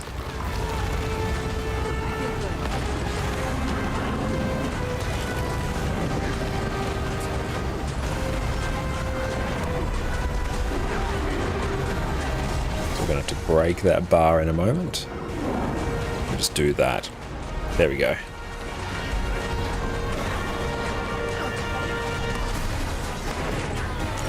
The soundtrack in this is an absolute banger.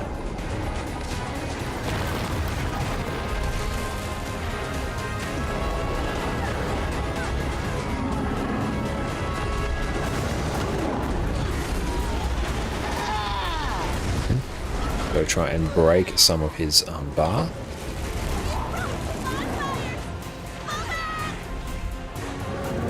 We'll go light that one. Perfect. Hey, Arksmith, how's it going, my friend? So good to see you.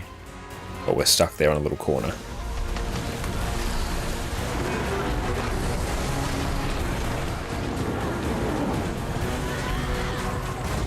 Oh, these events in this game are amazing. Didn't experience it at any scale in any other MMO. Oh, I'm so glad to hear that. Guild Wars 2 has fantastic open world content. It is some of the content that this game does exceptionally well. So I'm really glad you're enjoying that. Yeah, I think open world content is the thing that Guild Wars 2 does the best compared to so many other MMOs. At least in my understanding of it, it seems to be the general consensus.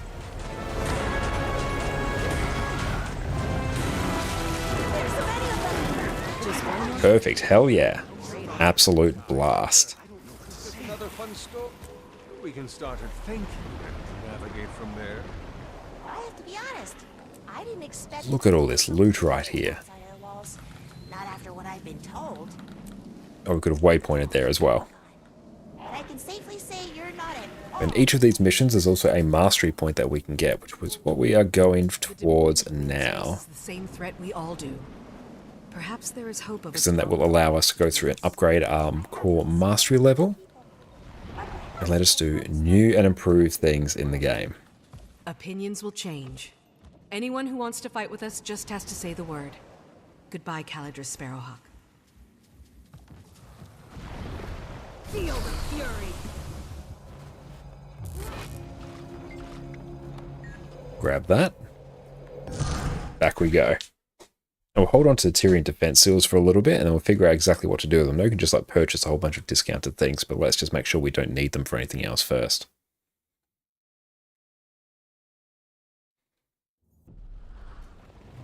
Okay, so we got that. H, and then Saga Mastery. Champions. We want Champions Insight, Fields of Ruin. Let's just pull this over here. Some boxes give more tier 6 than others. Yeah, I'm aware of that, so we'll have to just go through and figure that out. Darren Fields.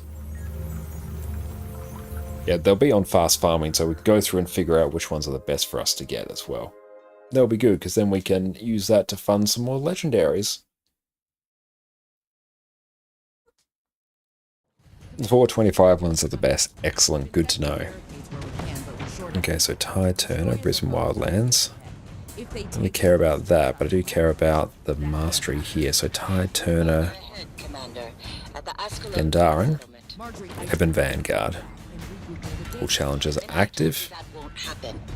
I won't abandon these people because their livelihoods are strategically inconvenient. No time to argue. Commander, help us clear the fields and get the survivors to safety. Okay, So now we have a little pre-event to go through and do, as is the way with every Dragon Response mission. So you just go through, do a whole bunch of this, and if you're able to go through and complete all of the events within the time limit, then you get like increased stats throughout the fight, which is very good if you're doing the challenge mode of this, which we are. Need some more help. Okay, how are we doing now? Destroyers killed 7 of 15.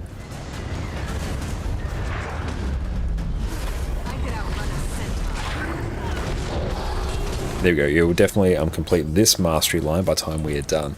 What is up, Nebleon? How are you going, my friend? So good to see you. What's up? Okay, let's go and burst down some more destroyers.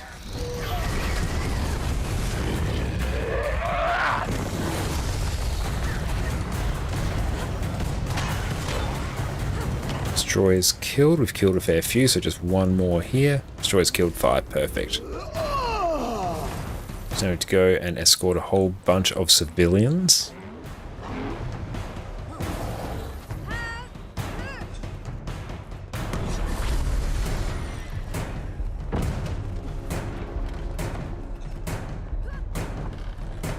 Help innocent civilians. Okay, no, so we straight up just got one more thing to do, which is go put out another fire. Perfect.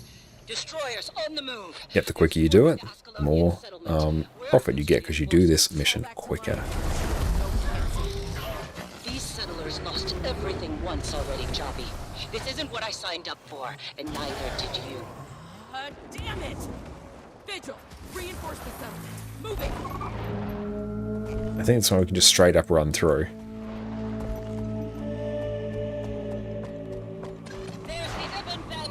Oh, all the way out there. Wow, they're absolutely pumping it. Oh yeah, there's a mastery point over here as well. Let's go grab that. Time to do some real damage. And thank you so much, Lulu, for the follow as well. I super appreciate you, my friend. Thank you so much. But if anyone wants to come along for some Dragon Response missions on EU, we are absolutely blasting these. So you're going to be getting some mad profit. Definitely let us know in chat, because we have a spot open.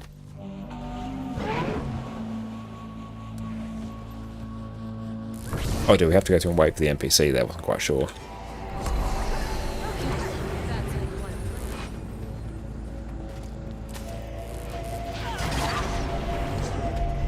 How do you make profit from DRMs? It is from the loot that you get just by doing it, so the straight up drops. Like all these materials here that we're getting in our inventory, but also the Tyrian defense seals, which you can then use to purchase boxes from a merchant, and that those boxes will contain materials that you can then sell or use in whatever you want. So just send the loot, that's one way, and then converting the Tyrian defense seals that you get.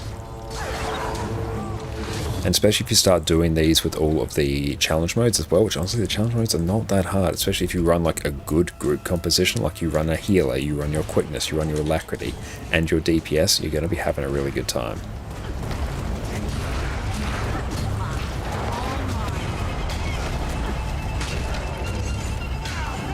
So yeah, let's all group up.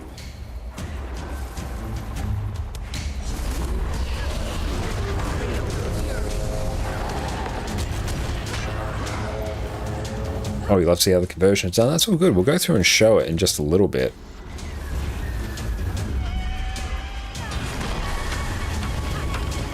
She's just a straight up merchant in Eye of the North.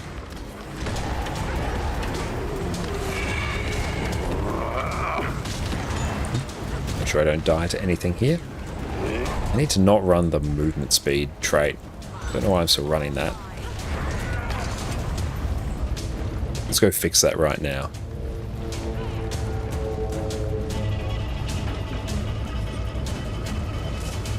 Oh, this is one of the bosses where you can just stay in the air and on the mount and shoot for the achievement. Okay, good to know.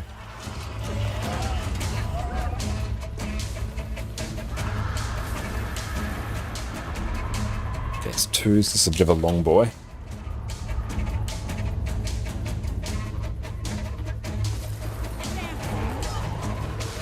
Failed already, got hit by the waves. Ah, okay, that's alright then. Good to know, we'll remember that next time. It has been This music is great. Oh, it is, yeah.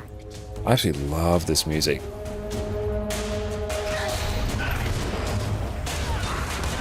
That's right, I do prefer to actually like be in the fight as well, so that's alright.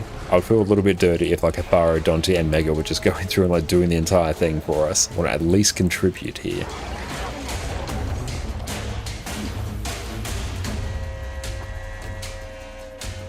The music's absolutely amazing. Oh, it's an absolute banger.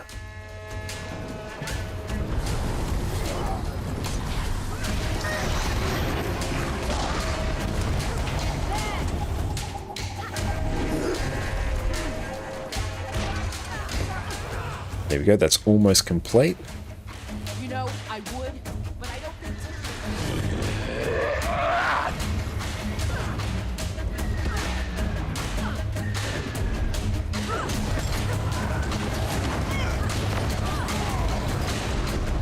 If Dragon's Response missions weren't so long, like if they didn't maybe have like the pre-event at the start, they'd probably run a hell of a lot more.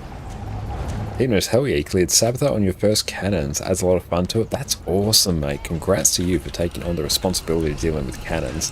I absolutely love the Sabbatha fight. Wing 1 in raids is one of my favourite wings. It's incredibly fun.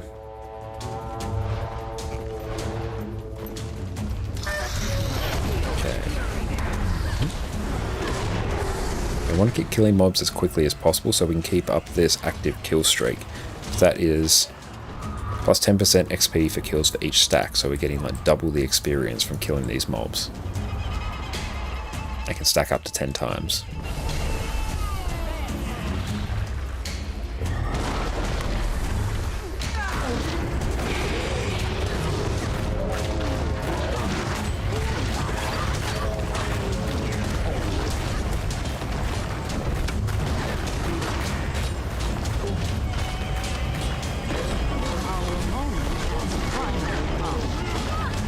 DRMs weren't forced for story, then people wouldn't hate them so much. Yeah, absolutely. Or even if you had like something similar to this in the story, but it was like shorter, because I think that's the biggest, like most annoying thing for them as well.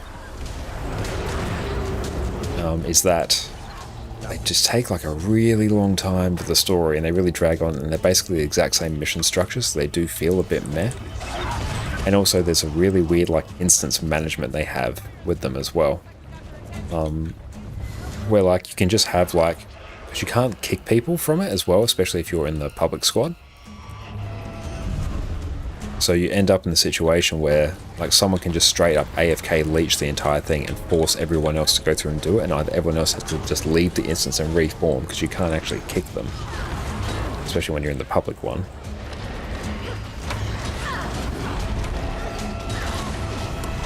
So then you have the increased difficulty of having the people there, but they have the person not actually doing anything, and they still get like the exact same rewards.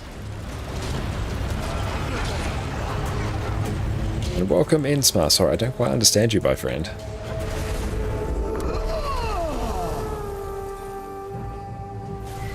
But yeah, if they were shorter in the story, if they made it so it was just like set up like a dungeon where you could just like join in at any point, because it also locks your party as well. You can't just like kick them and bring like someone else in. If you could do that, I think people would like it a hell of a lot more. And thank you so much, R34D, for the follow as well. I really appreciate you, my friend. And sorry, translation, it's hard to make a connection on Twitch. Oh, sorry to hear that. Yeah, I hope your streaming issues alleviate themselves. Oh no, I remember this mission here being an absolute nightmare to go through and do.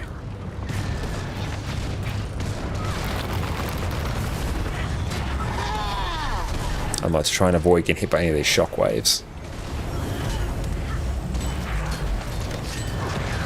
Thank you so much, Nasara. I really appreciate that.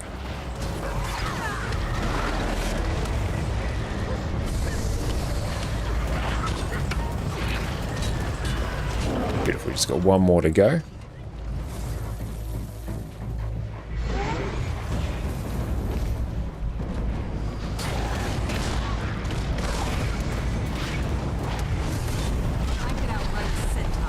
And just get a heal off, but we're going to have to eat some more food shortly.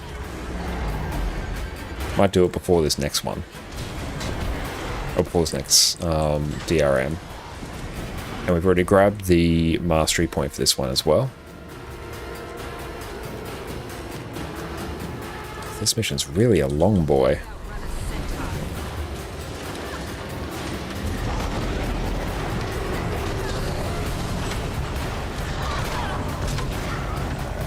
And Herald's got fantastic bursts as well. I do love it, especially for a quickness build.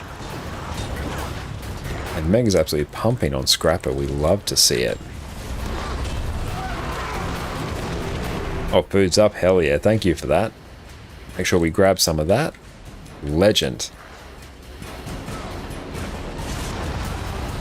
Thank you very much, Dante.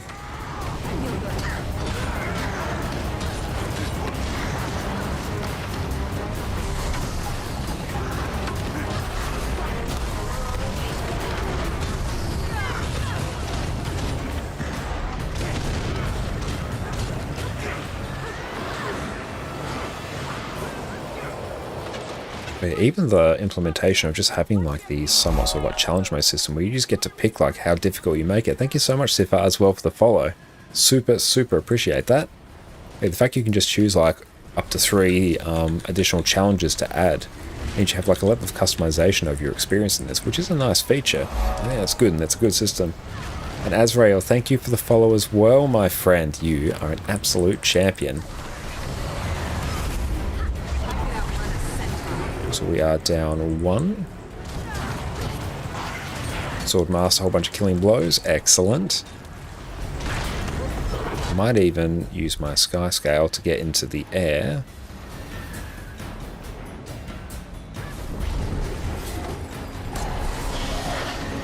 Let's go and just get a glint heal up here.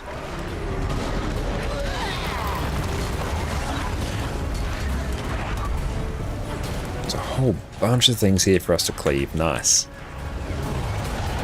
So large claws as well is somewhat appreciated. We've just got 1 more of these to go.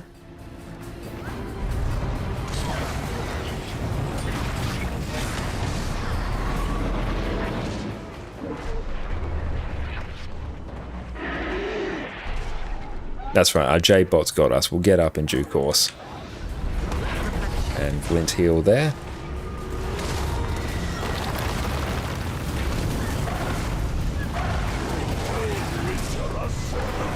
And Wishmaster, thank you for the follow, my friend. I really appreciate you. Thank you so much. Let's get everyone up here.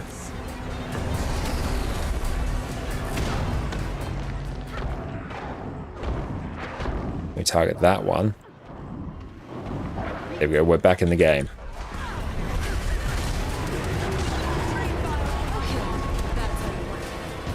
This has proven to be a much tougher one than what we've had previously.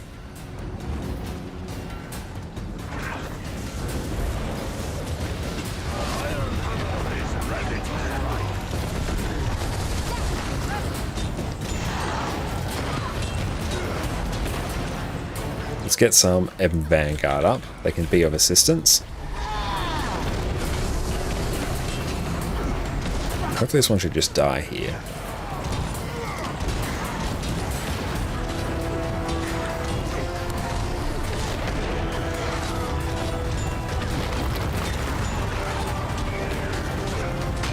Nice, that one's taken care of.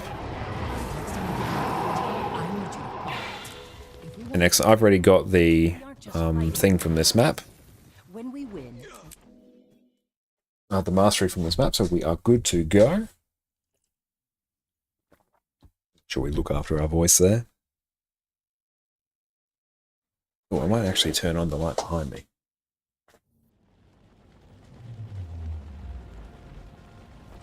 Excellent, there we go. Just add a little bit more light to the room.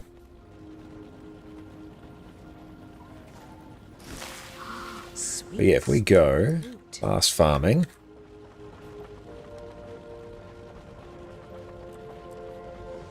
And pull up Arterian Defense Seals.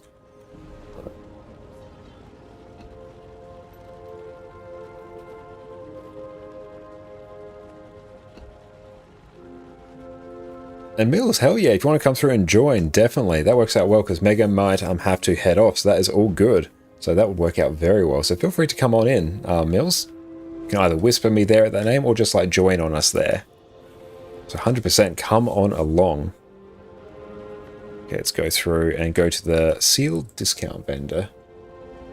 So profit per. To discounted ones. We can just go through and buy. I can't actually go through and purchase them yet, but you go through and talk to the vendors here. Artillery defense seals, perfect. Here we go. So you can go through and buy Deljamore supply boxes. Let's go Deljamore. Let's just go through and buy a bunch of these. Yeah, so either let me know in game what your name is, but feel free to join up on us. There you go. You just buy those and you open that and you get a whole bunch of materials. You have a good one, Mega. Thank you so much. That was good fun.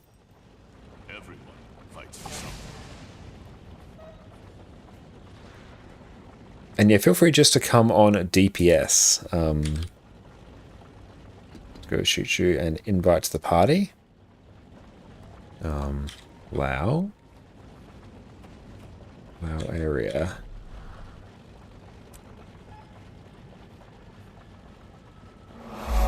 And thank you so much, Toolrack, as well for the follow. I really appreciate you, mate.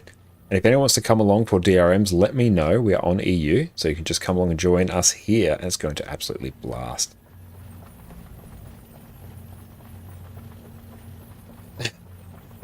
So you both casually leeching the Shockwave achievements. You casually did exactly the same. I love it. I was wondering what you're doing up there. I'm like, wait, I think I know what they're doing. Excellent. I'm glad you got that. Honestly, that's really the only way to consistently go through and get that. So that is all good. I'm glad you got the achievement. We'll go through and leech it some other time. There you go. Just look at all those extra materials that we've gone through and got.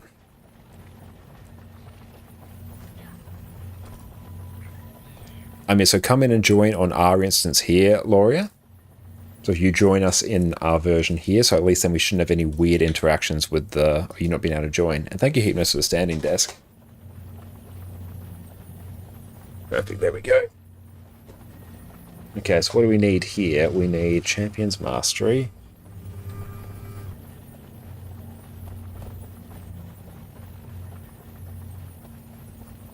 Champion's Insight, Fields of Ruin.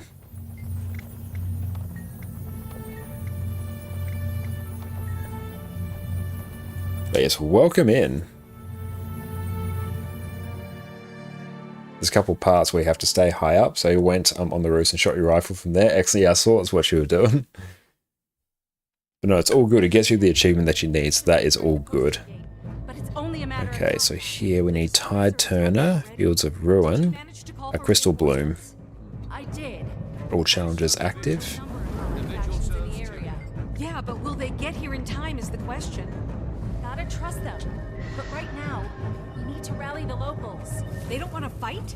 It's their city. They're just Okay, so now we're going to go through and blast this. It's been Sympathizer. Do we have to go talk to them? No, we'll do the citizen. How much longer are we going to have to put up with this? Their armor fury. But this is new to them. They just need a little push. You grab as many citizens as you can. How many do we need? We need 15.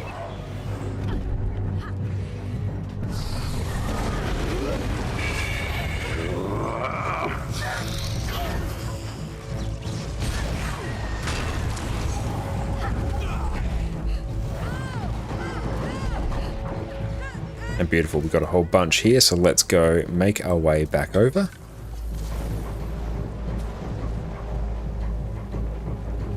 Separatist sympathizers. Cool, yeah, so you just talk to the Separatist sympathizers. Also, we've got a morale boost, so more stats.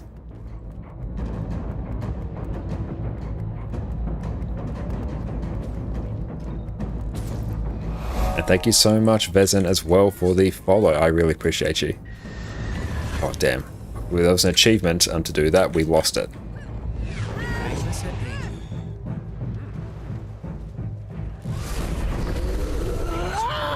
So we just keep talking to the peeps here. We've done the stuff with the civilians, so now we need to go and hit up all these Separatist sympathizers. I need to kill some more destroyers.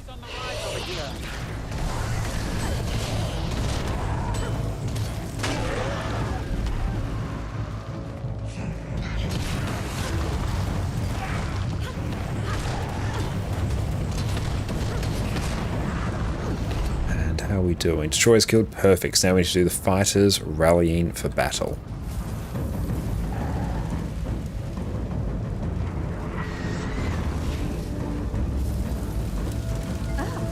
I can see.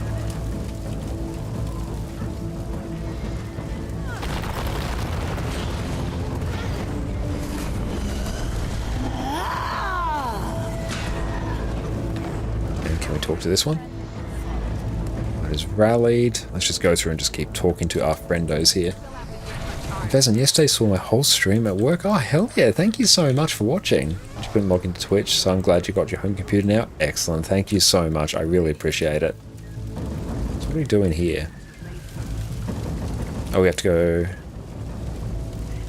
Let's run for battle. Okay. I think we need to go to the forge. So we're almost there. We need 2 more. Yes, we need to go to the forge, do we? Oh, so the blacksmith is over here. And excellent, perfect. We're all good now. Commander, let's go towards the middle. Fall back. Kaz, where are those reinforcements?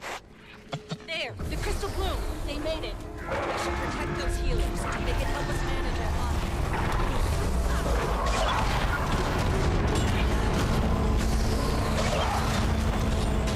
So just kill all of the destroyers here.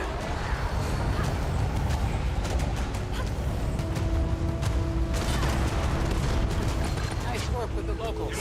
Wasn't sure you'd be able Killer waves. Defeat the champion without getting hit by the flame shockwaves. Okay, good. We'll try and be careful with that. 'Cause if we can do that, that'll be pretty hype. Actions speak louder than words, and much louder. Yeah, don't be anywhere near Not squinting at treaties.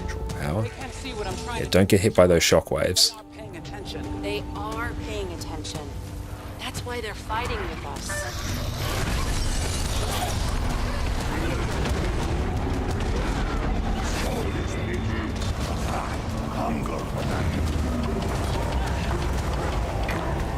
Large claws are decently high value as well.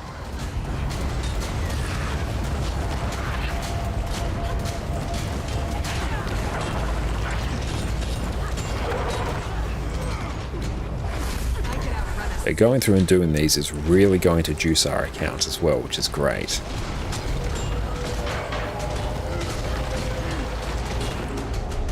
So just keep wandering around and just go slap all of these.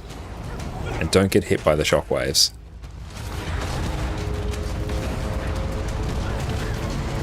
So even if we have to just stop attacking something to make sure we avoid the shockwaves, we'll definitely do so. So see, a whole bunch of us probably need the achievements. Let's go through and do it.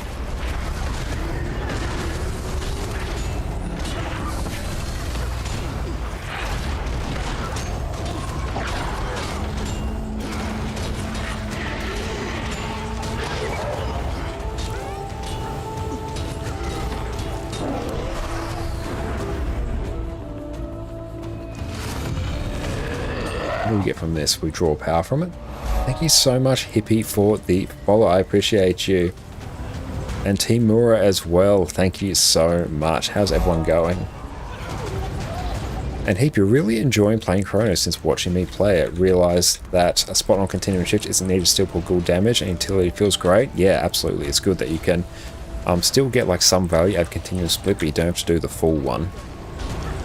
And yeah, just being able to swap between a boon, a quickness and a lack, and a DPS build with a single trait change is like insane. I'm glad you're going good, Hippie. Thank you so much for tuning in today. You are an absolute legend and someone of impeccable taste for watching our stream. So we're rocking some Dragon Response missions now, and Hopscotch as well. Thank you. Thank you, my friend. You are a champion, and I'm so glad that you are here. Yeah, our mastery level's gone up honestly quite a bit just in this stream as well. The Icebrood Saga masteries are fantastic because the more of them you have, the better value you get for doing the Icebrood Saga strike missions, which is great. Okay, so be careful of the shockwave here.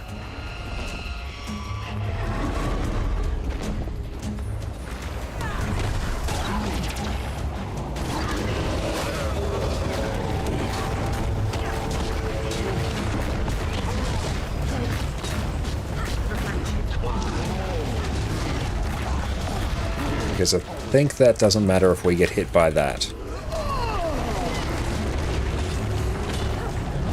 Finally reached level 80. Congratulations, that is fantastic. Now the real fun begins.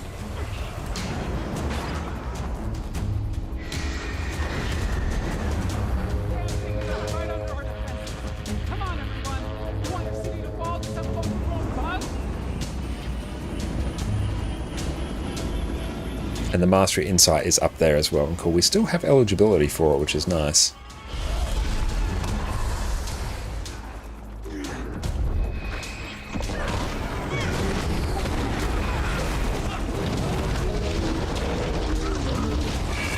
There we go, we get some CC off.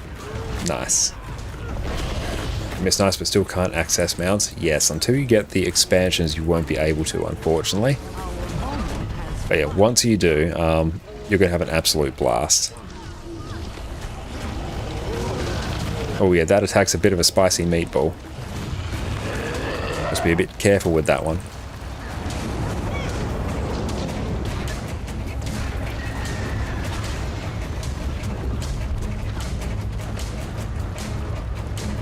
You finally have a use for res orbs. Nice. So we still have the achievement. We can hit by flame shockwaves while the final boss is active. Okay. Can't access Mastery Suit. Yes, that's another expansion piece right there. Yeah, Masteries were only added with the Heart of Thorns expansion.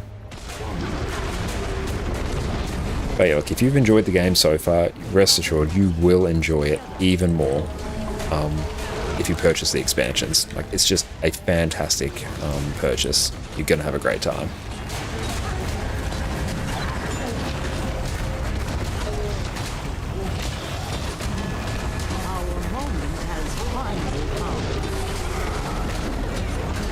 We have 5 minutes left.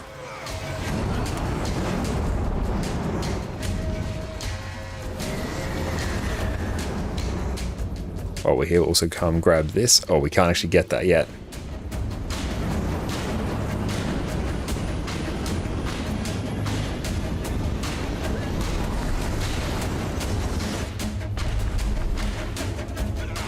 The Masteries are a really good system that allows you to go through and progress your account in a much more horizontal fashion rather than a vertical one, which is nice.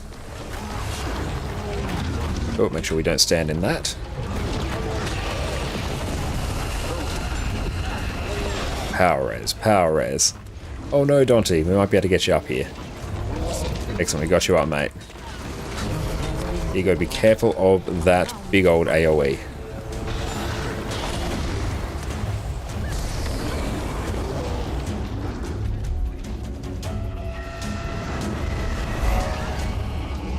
Bounce. And thank you so much, Killing C, for the follow as well. I super appreciate you, mate. Thank you so much. It's so good to see you, Kendry. What is up? How are you going on this fine day? Perfect. This boss is about to go down.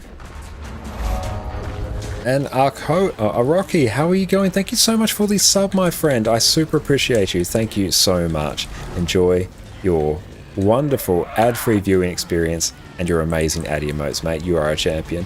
Love these positive vibes. Thank you so much, Hopscotch. That really means a lot to me. Thank you. I absolutely love playing this game, and I get to play my favorite game on this wonderful day with all of my favorite people here. So hey, what is there not to be positive about? The stronghold stands. Excellent. There we go. We'll grab this as well. Yeah. They're lucky.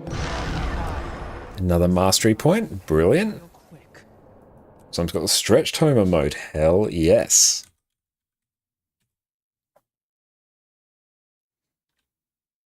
But excellent. Thank you all for crossing us over our sub goal as well. I really appreciate that. You are all incredible.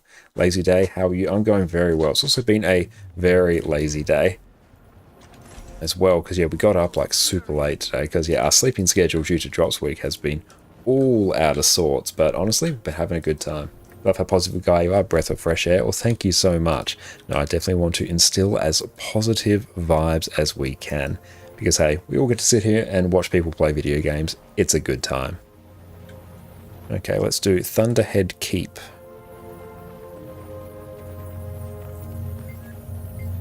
Dragon Response Mission, Primordus, Thunderhead Keep. Yep, just pick one. Brilliant.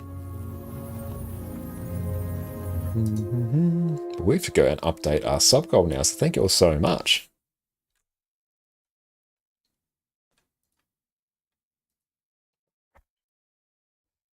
Joys of just being able to do that right on the spot. It's brilliant. Okay, so now we need to go through, turn on all our challenges. Well, thank you so much, Nimlim, as well. I appreciate you so much for that. Thank you, thank you, thank you. Really appreciate the sub there. You're an absolute champion. Thank you, and enjoy your wonderful ad-free viewing experience and your god tier addy emotes. Thank you, my friend. Where Thunderhead Keep, let's just go Crystal Bloom. I think we can do that now. Nice. Let's go through and consume some more of these. Hell yeah. All mine. Let's go through and cleave down a whole bunch of these. Unsane Gilwasu content, mate. Thank you, thank you. I will definitely do my darndest to keep it up. And yeah, Far, it's going to be a convergence after this. I think that would be really good to do as well. So yeah, let's maybe duck in and go do a convergence after this.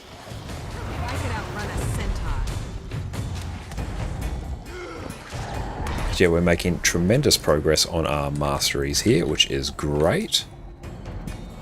Yes, we have 4, so we can finish off Essence of Valor, but I actually don't need to be doing Essence of Valor. That's a bit silly. I need to actually be doing Essence of Vigilance now. Hey, we're looking for skeletons. Okay, so what are we doing? Spar with survivors? Talk? Yeah, there we go. So we have to go through and just do a whole bunch of mini events here.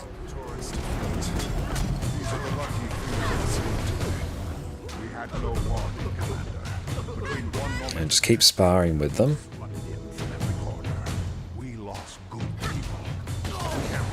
And it's going to be very helpful now that we have all of the... Yeah, now that we have all of the... What do you call them?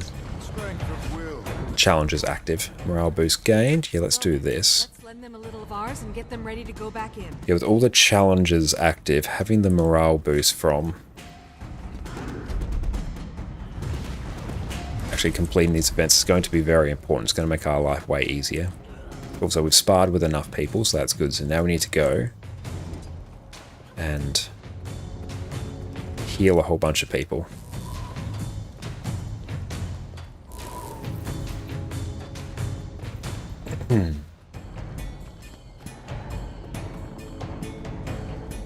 So we've healed all the injured survivors, so now we need to go and clear some destroyers.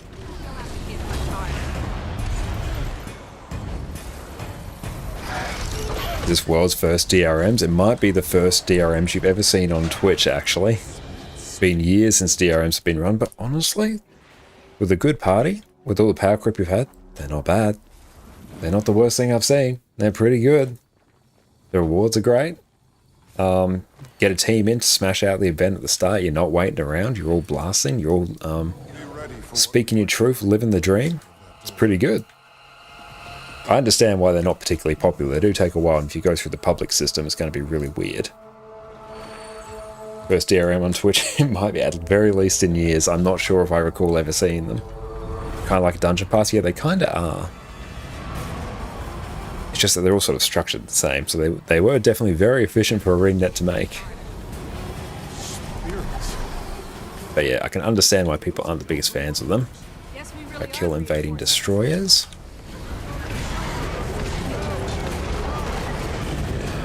Okay, we've got heals, we've got quickness, we've got alacrity. We've got DPS, it's great. Escort missions, yep. It's basically a big old escort mission followed by a boss. So it goes relatively quickly with a good group.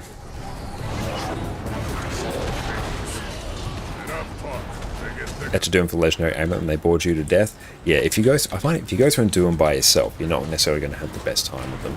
But yeah, you come in with a party with that good comp. Because then you can turn on all the challenges as well and they actually become like really, really profitable. So if you go through and blast through DRMs quickly with challenges on, like you actually get a lot of loot. Not sure how much they are in terms of gold per hour, but it's a respectable amount.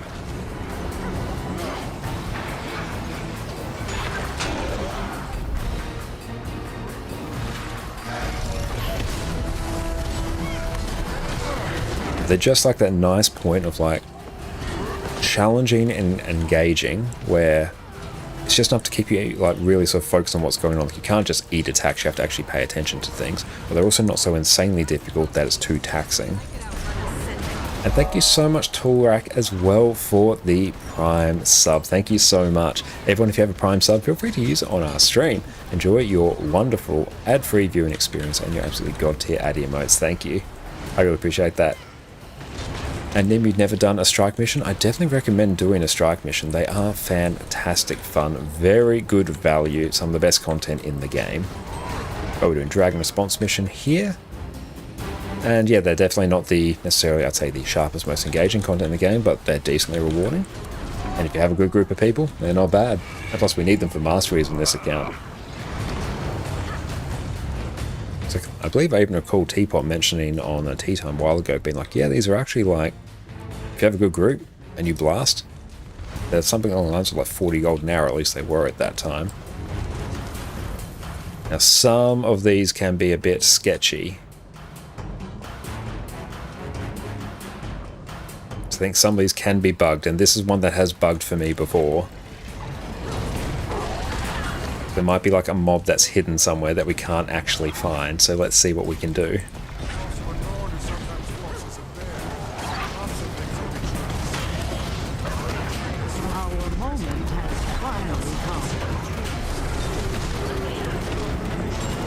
Okay, that one's done. Brilliant, cool. That one has not bugged.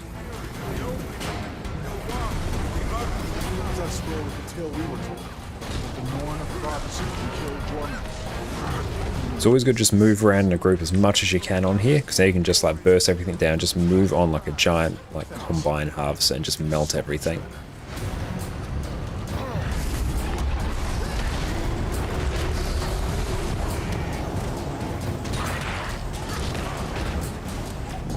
An exclamation mark drops will give you all the info that you need.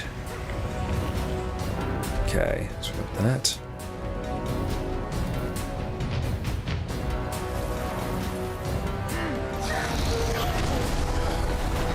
Any extra achievements we need here?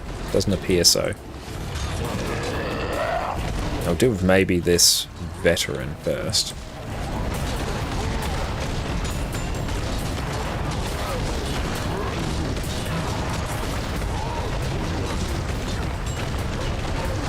But yeah, getting all the essence things here is going to be very, very high value for us.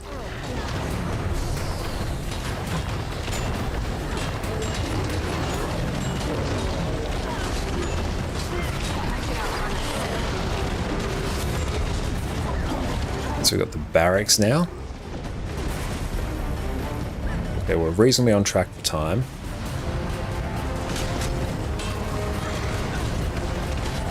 So we're all ended up in about the same area now.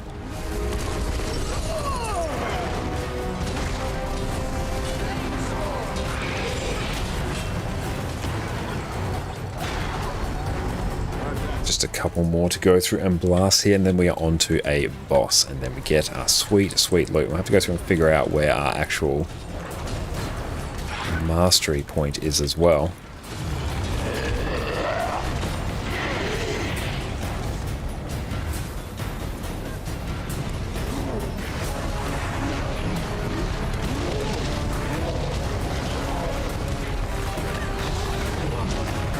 Herald is an absolutely god tier class, honestly. I fundamentally enjoy playing it on like a spiritual level. It's incredibly durable, you output insane levels of boons, you pair it with a heal scourge and you've got just an unstoppable composition. Might even run Druid maybe in the next one, or the next Convergence, I think. So then that will be our 3 for the week as well, which will be very high value.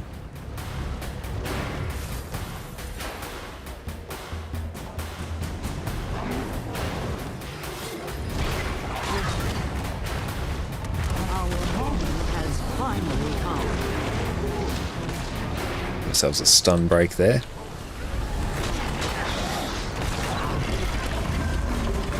we have just, will be about 8.5 minutes by the time the boss spawns for us to kill it, which should be fine. But after this one, we'll go and do a convergence. So we tick off a weekly as well, which will be very high value. What's happening down in the And also, they're honestly just great. surface, right? How did you think the forge attracted them? There we go, 3 Mystic Coins. We got that from doing some of the Return to achievements. Perfect. I know that much. In fact, and with extra lava.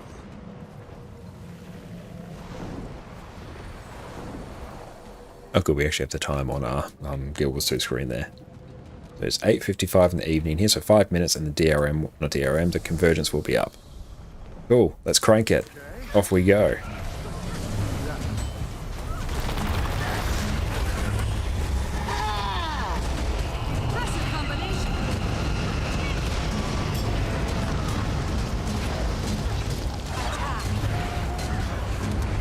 And let's see. Try not to die too badly to everything here.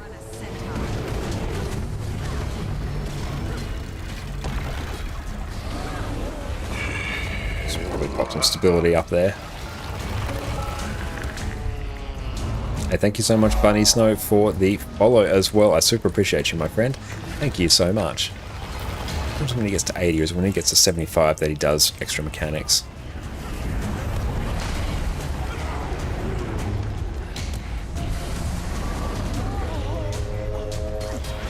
Bounce, bounce.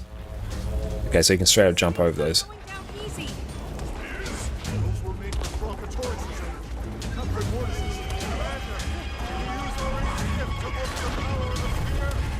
That's a spicy one. Get our friend up. So, does he have any carapace? We need to probably go grab some Dragon's Blood Spears. Let's go get some.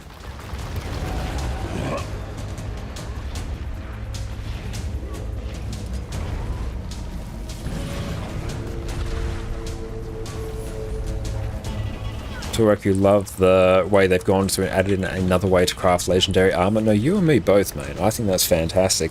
It's good that they've got another way. Well, you've got your raid armor, so your instance PvE way. You've got your PvP. You've got your world versus world. Now you've got your open world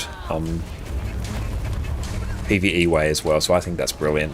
It's a very good way for them to do it. Not a real fan of world versus world, and raids are a little stressful. Nice. I very much enjoy raids, so I'll probably get all mine through raids. I've already got 3 sets on my main account through raids, and I'm just about to get one on this account as well. But it's very good that there's an option out there for world versus world and open world PvE. Perfect. So we can grab some more Dragon's Blood Spears. I'll go through and just grab another.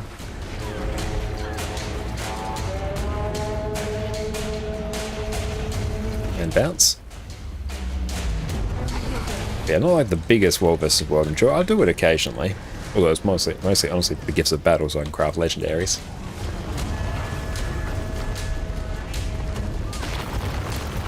How much this boss moves around is a bit annoying, to be honest. But hey, we'll get there. Oh, you can make so much money as a voice actor. Oh, thank you so much, Kindra. I really appreciate that. It's so kind of you to say. Okay, we can just glint heal through this and straight up walk through the fire. I love it.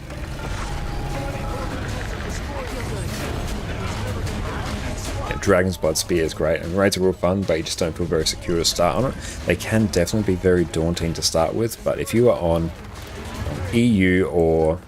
I'll say if you're on EU or NA, there will be times during the week where I will be doing no kill proof requirement raids. So if you want to come in and learn raids, definitely just tune into our streams. They'll be, if you check my Twitch schedule, so they're usually on like 5:30 to 10 on Sunday, Monday and Wednesdays Australian time. And there, you're more than welcome to come along. We can go through and take you through whatever raids we feel like doing that night. We can learn it together, and we give you a safe space we can go through and fail things. Because that is how you go through and learn, as how I've learned all manner of things on stream. I got in and I failed a bunch of mechanics, and I did it in front of dozens and dozens of people, but we learned it in the end. Excellent. Doing Likewise, Mirren. doing convergence. Perfect. Yes, let's grab that, that, and that. And hey Zonko, how are you going, my friend? Thank you so much for popping in. We're going to go Druid for this, I think. But yeah, the problem with raids in Guild Wars 2 is that because there really isn't that much of a progression culture, everyone just wants to get in and get their loot and get out, which, hey, the raid's been out for a very long time, so that's what people want. But so it can be very daunting for new players to come in. Okay. So let's go up here and do convergence. There's a lot of beginner-friendly guilds dedicated to teaching new people how to race. It's how you learn them. It's a lot of fun. That's very true, Mello. There's a lot of different guilds and discords out there dedicated to helping new people learn raise. It's definitely one of the things that I like to do as well. So there's ways out there to go through and do it.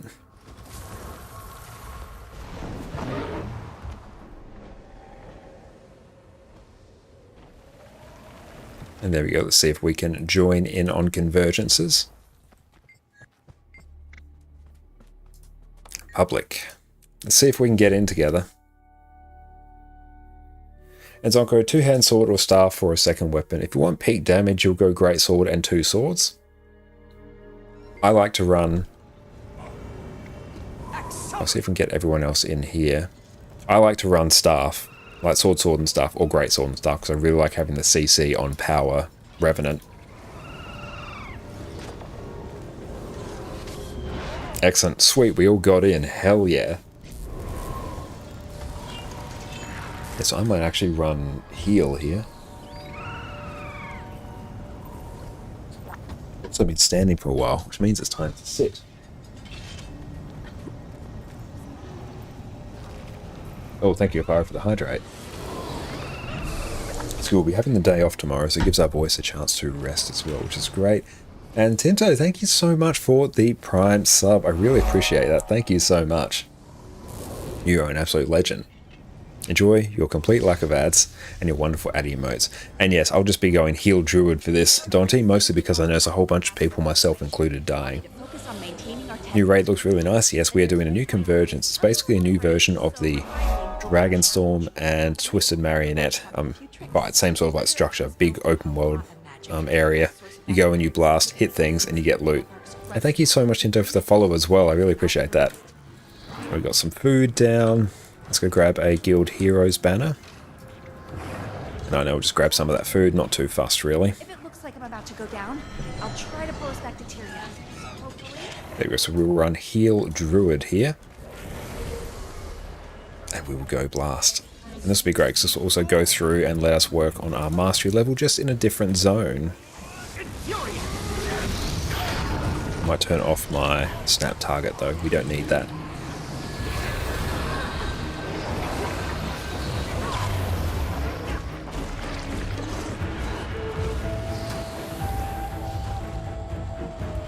I've got a whole bunch of tags in here as well.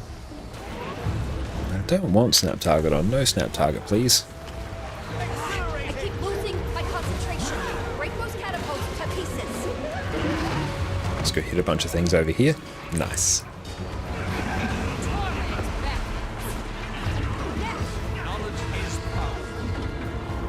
Yeah, but definitely if you can, run some sort of boons and open world event. It just makes the entire group around you better by you being there. And thank you so much, Nim, for the follow as well. I really, really appreciate the support. It's been fantastic having you here. An EVS player as well. Thank you likewise for the follow. Each and every one of you is more incredible than last. So thank you, my friends. It's so good to have you all here. I hope you're having a lovely, lovely day. Let's go through and tag, honestly, as many of these as we can. I really would like to set up a Condi Druid on this account. Not like on our main where it's just full legendary gear everywhere so we can just make whatever we want. We actually have to be a bit discerning as to what we play.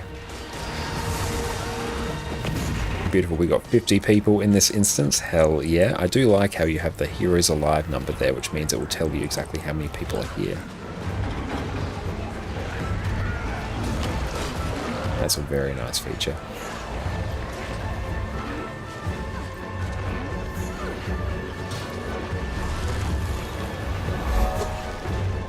And JD Eric, thank you so much for the subscription as well, my friend. I deeply, deeply appreciate you. Thank you. We're inching very close to our next sub goal as well. You're absolutely incredible. You absolute champions.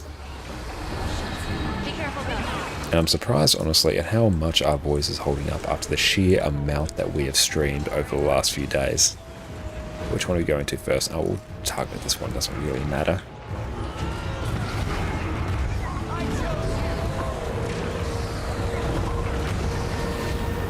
But yeah, new convergences, a very profitable endeavor. We'll also go see, because the first time we'll have done 2 in a day, so we can see just how profitable they are. Yeah, if we can group these mobs up, that's the dream.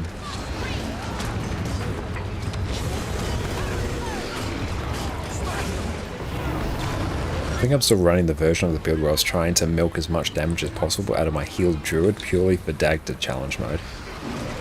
They're really good if you want to make the new legendary armor set. Oh, absolutely it will be. We probably won't make that one for quite some time on this account, but we can convert all of the essences and stuff into gold very efficiently, so that's probably what we'll be doing. And yeah, Mello, that is true. I've heard they also drop big superior runes of holding. I was just going to say big runes of holding, but that's not quite the right term. But yeah, that would be fantastic. Adding another source of those into the game is desperately needed. Or else you're only stuck with the current like ecto gambling method of getting them, which means they're just perpetually inflated in price because they've also put the limit on how many times you can gamble each day.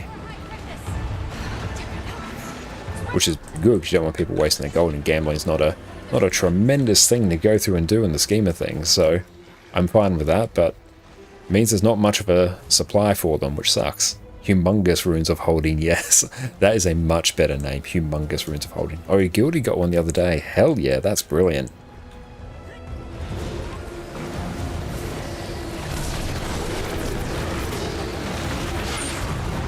Cool, that one's taken care of. Got to make sure we protect Zoja, for she is adorable and must be protected at all costs.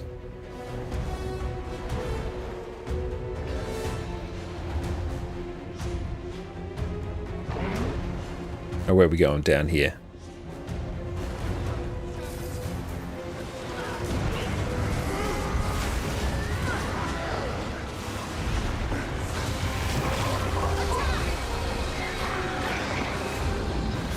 And get a dodge.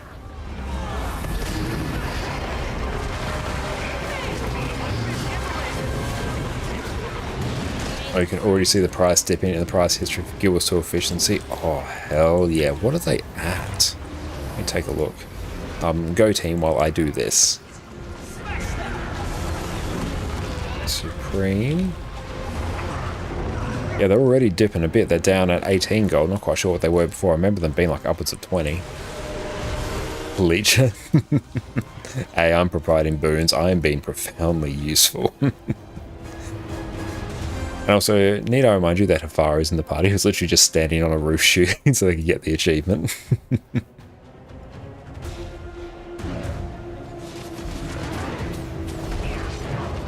Oh no, instant death.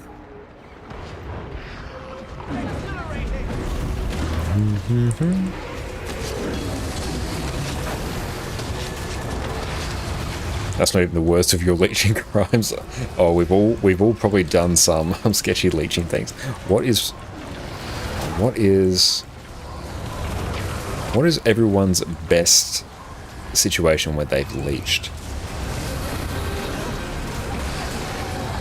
I've probably done like some sketchy stuff at open world events, or even just running like Boon Herald and just standing there and giving boons, not actually doing anything and getting full credit for loot. That's just one of the most like unhinged things ever. Your raids, thanks Dodgy. You are by no means a leecher in those raids, you are a linchpin of those raids.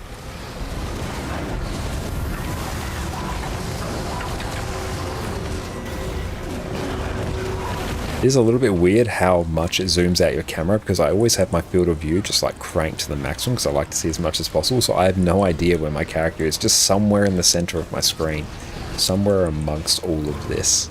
Don't quite know where, I'm just trusting that it's there. I was having a good time in those DRMs. Very profitable. We're making progress on masteries. It was very satisfying, get big Unga Bunga chests at the end. Pretty hard. Honestly, they're probably even more profitable than doing raid clears, I think. The full group like that, yeah, they're not bad. Okay, where are we hitting up? We got to go over here now. A full cleric heal in lab, disgusting when you overtake everyone else with 19k heal power regens. Oh, that would be disgusting killing. I love it. I love to hear it. That's fantastic. Absolutely spectacular.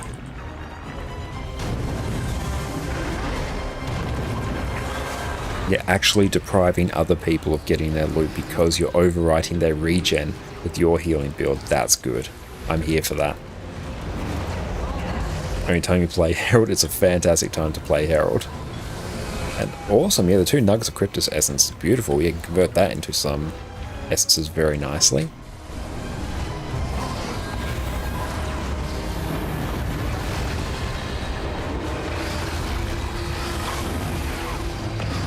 So we just spread around and do each of these 4 events. If you want it to be quick, you could probably like split everyone into 4 groups and then send people to like the 4 corners and do all the events and then regroup in the middle.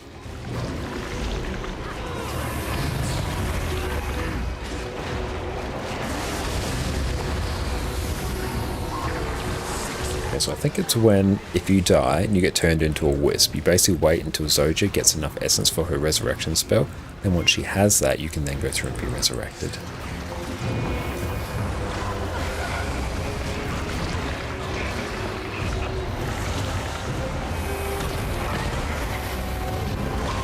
I just need to go through and place my buy orders for like several thousand things of mithril ore as well.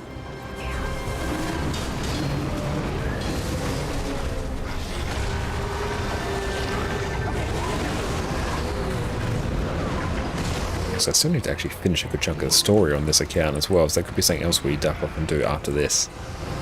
We are still on like step 2 of survivors. Go away, prompt. I know what's going on. I am a big boy. I don't need to be told what to do.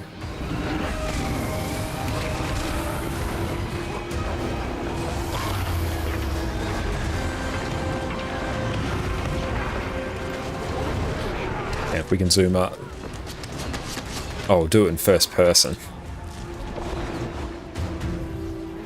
So where is High Cryptus General? Oh, hang on. Game will terminate when the box is closed. Oh no, we've got the thing. That's alright, we just don't terminate. It's fine. Yeah, as long as we never terminate, we'll be fine.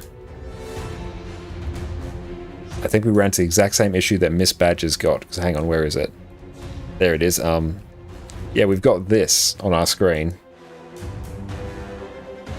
Oh no, our character's gonna die! Oh no! We're a wisp. We're a very sad wisp. We're a sad boy now.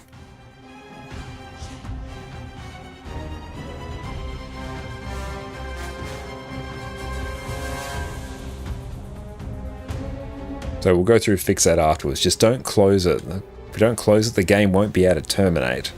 That seems to be working.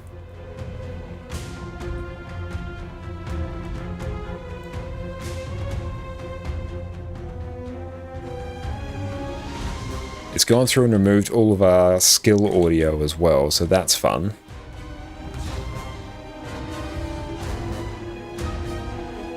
That's right, as long as we don't touch that box, everything's fine. It's hidden behind our screen now, so that's good. That's good, because what it also means is after this convergence that we can actually go get a brownie and some ice cream, which will be pretty hype, I think. That'll be a good time.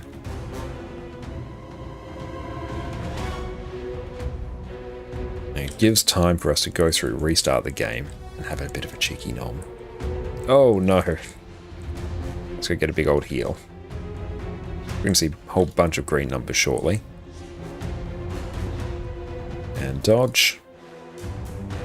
Yep, it feels very weird just hearing the game music and not hearing my skills or anything. It's a bit disconcerting. Got another achievement. We love it. Not quite sure what for, but is what it is.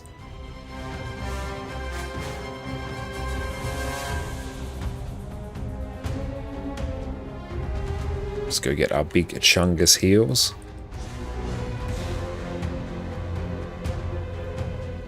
It's really taking our FPS as well. I'm sure it's probably because the game's like in the process of crashing. We'll have to see if that FPS keeps going down. That would be interesting.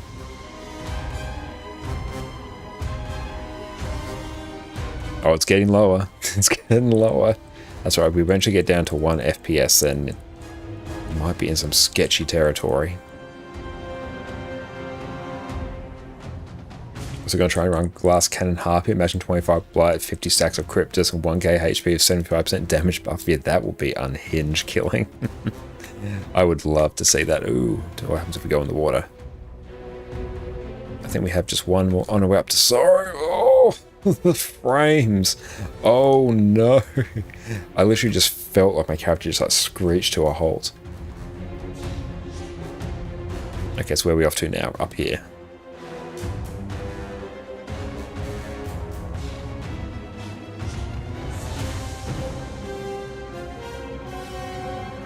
Let's go bounce down here. Very nice.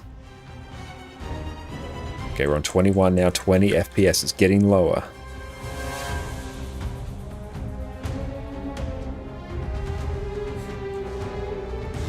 Yep, this is very weird without the rest of the game audio, not gonna lie.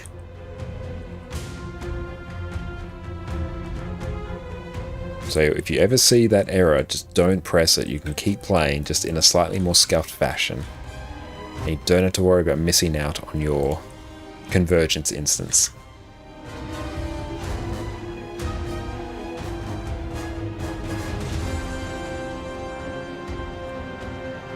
On here I'm playing without any audio since you started. I say you're used to the lack of audio, Hifari.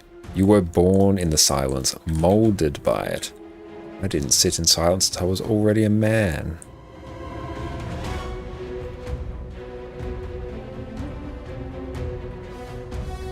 Really weird. The screen's so blurry. I might have to mess with some of my post-processing settings because it feels like the screen's just a little bit too dark for me, not gonna lie. Oh, you know what this reminds me of? Yes, no, this reminds me of my very early days of playing Guild Wars 2 on my laptop that was in no way designed for gaming, and this was just my experience like all the time. But I loved it. I was there for it. That's some core memory stuff right there.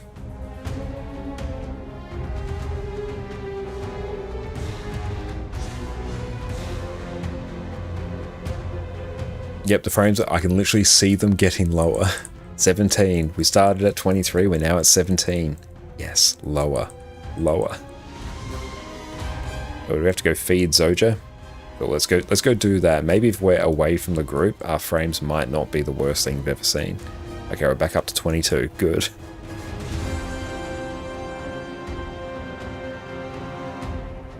Okay, we've got to make sure Zoja stays alive or we're going to have like a really bad time. We need some elevator music. No, I need to actually make the game sounds. I would, but my voice is going to go very quickly.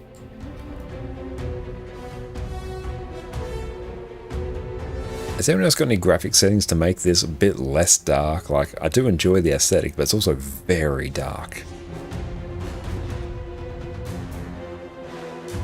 Aria is too, absolutely, yeah. Especially with like the level I've got my mic at, it's going to be like spectacular if I start making random shouts into the mic. Hello, where's the boss? Oh, there we go.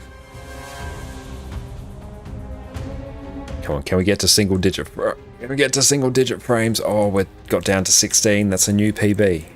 Yes. Oh. We failed anyway. I think it might actually be because a whole bunch of people crashed. That's unfortunate. That's right. And what we'll go through and do is go over to just chatting, or let ourselves close this in a moment, and then we should be fine.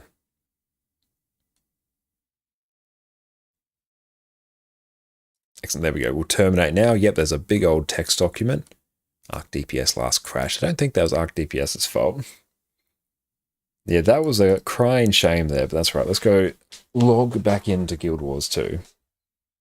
It's not the main thing we use our just chatting scene for. It's for actually me just cycling between accounts.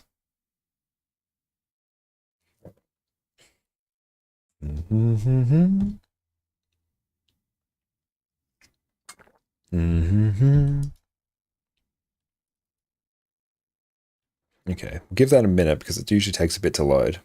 There we go, we got sound back now. That's good. We are living the dream.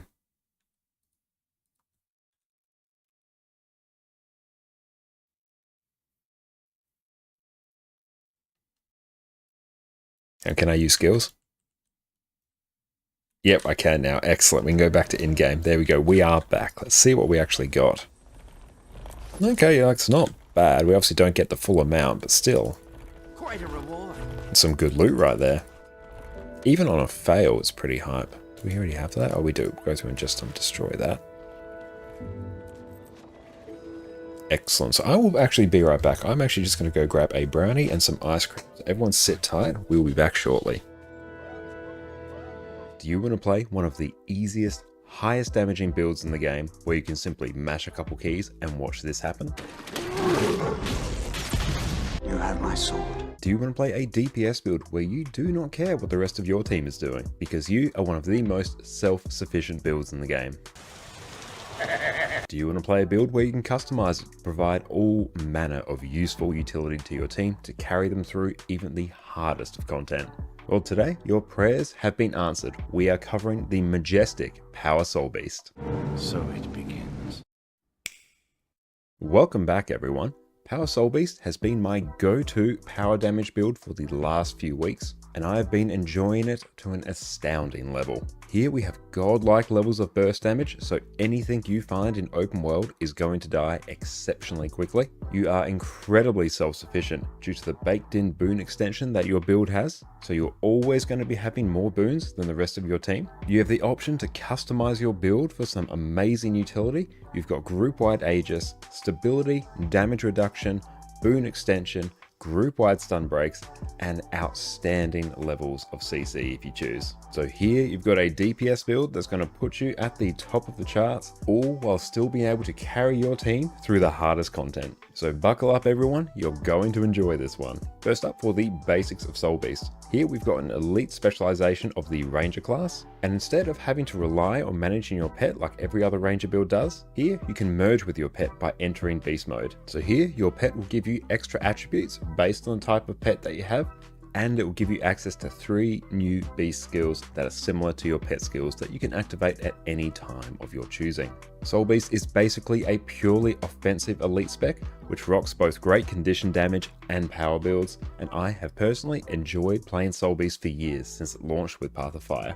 Like every Ranger build, we first need to cover off on the pets that we need.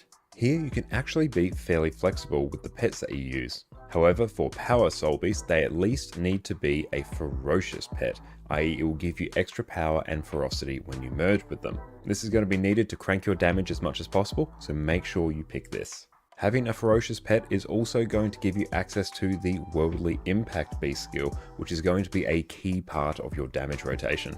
Now in general, the Red Mower is going to give you the highest damage. On top of Worldly Impact, you're also going to get Harmonic Cry, which is a useful healing skill for yourself and nearby allies. But most importantly, we get Frenzied Attack, where you attack 5 times and inflict vulnerability. This skill is also going to be used to help upkeep the Fireworks Relic buff that we're going to talk about in our build later on. Another fantastic pet for extra CC will be the Rock Gazelle. Here we've got Kick for a little bit of extra damage, but most importantly, we've got Charge, which is going to apply some damage and do some great Defiance Bar damage. A very nice pet for open world in particular is going to be the Smoke Scale. So here you can take this for some extra CC and the Smoke Assault skill, which is basically unrelenting assault from the Revenant. Here your takedown skill is going to apply some knockdowns, so some extra break bar damage, and your Smoke Assault is going to conceal you and make you lash out at nearby foes and gain extra might each time you strike an enemy. It is also an evade for some extra spice. Now you've got some extra choices to work with. As long as they are a ferocious pet, you're going to mostly be good to go. For our gear and food, it's very straightforward. Here we're going to take Berserker's gear in every slot. We're also going to be taking Rune of the Scholar for the extra power and ferocity. For our weapons, we're either going to take Sword, Axe and Hammer, or Axe, and Hammer, depending on your preference. And for our sigils, we're just going to be taking Sigil of Force and Sigil of Impact. Nice and simple. These sigils are going to give us the overall best strike damage modifiers for our power build, so it's a no-brainer. For our relic, we'll be taking Relic of the Fireworks. So when we use a skill that has a recharge time of 20 seconds or more, you'll gain 7% extra strike damage for 6 seconds. This relic is also affected by your beast skills as well, so Worldly Impact will trigger it. Frenzied Attack will also trigger it as well. So we're also going to structure our damage rotation to try and keep up this buff as much as possible. For our food and utility, we'll have our best power and ferocity food, so your sous vide steaks, and superior sharpening stones. It's a very simple build to gear and a great one for new players to start with because Berserker's gear is widely available. Now for our weapons. Sword Axe is going to be your default choice and will give you the highest overall damage. Your sword auto attack is simply going to apply some strike damage. Sword 2.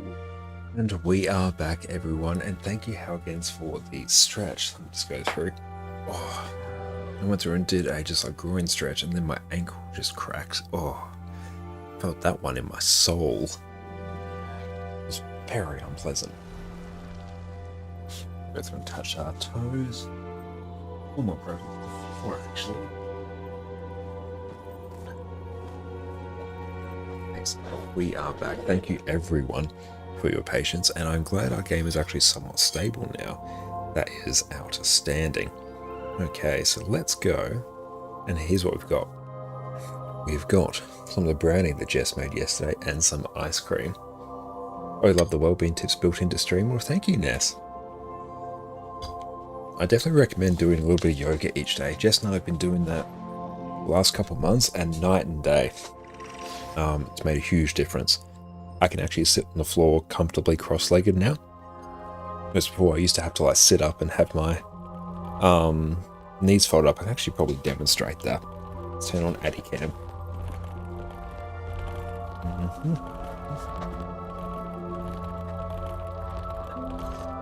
Where are we? There we go. But yeah, used to always have to sit down like that. Which yeah, it's a lot of actual weight sitting on your I know pelvic bones there, which is not particularly pleasant.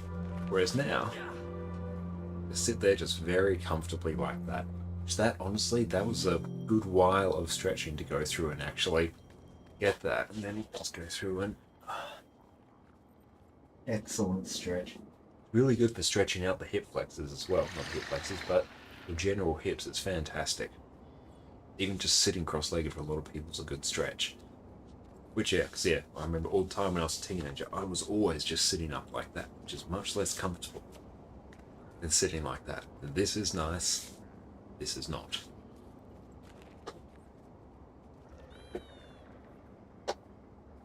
Right, good to see we've got some extra yoga enjoyers in here. In the meantime, as another well-being tip, brownie with ice cream.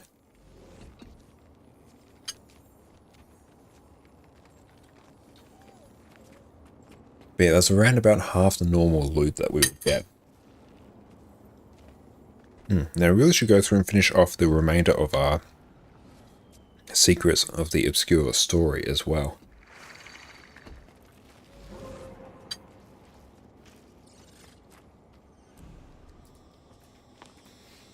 And that's nice, love. It doesn't have to be intense gym to achieve great things. 100% no. It's good to have like an intense exercise occasionally to push yourself. But the great thing about yoga is that you can just go whatever intensity you want, and it can just be like hugely beneficial no matter what you do. Like the flexibility and the mobility that you get and how good it is for injury prevention is absolutely brilliant. I'm almost going to go get a jacket, but it's getting quite cold inside because we've got the aircon on. Actually, what's even better, I'll just straight up turn the aircon off.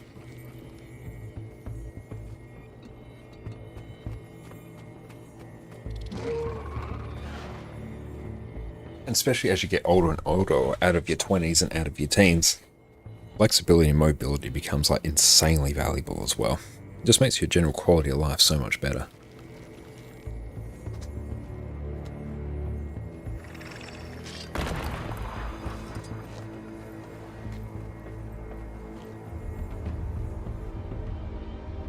So I might actually do the Inner Naos, or the Through the Veil story on this account. That would be good.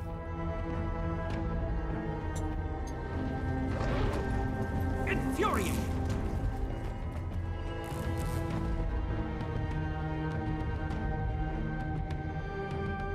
And then you fall in love with Virtuoso, just can't survive an open world, you're getting wrecked.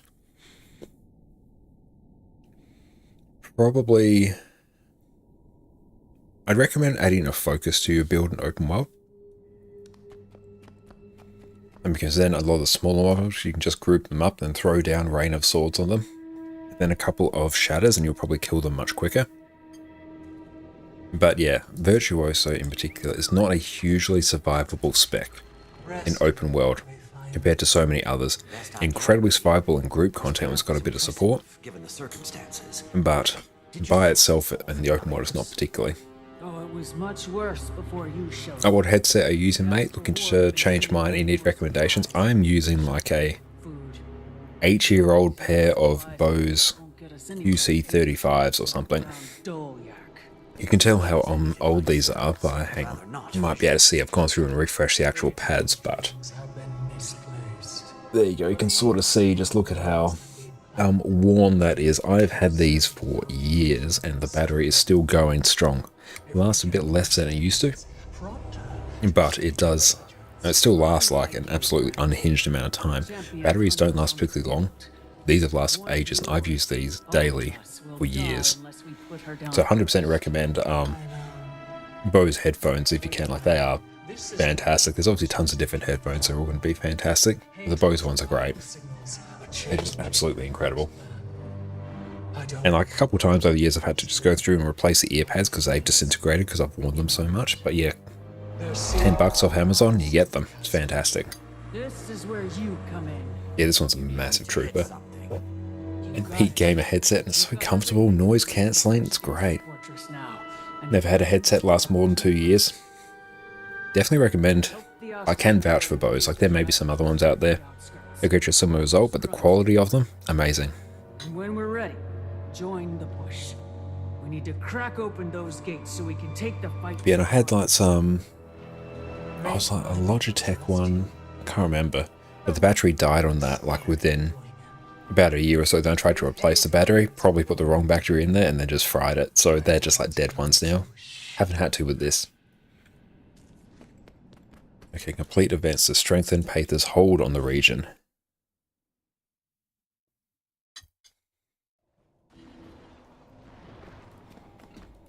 Okay. And yeah, honestly, just like doing events in this map is going to be very high value.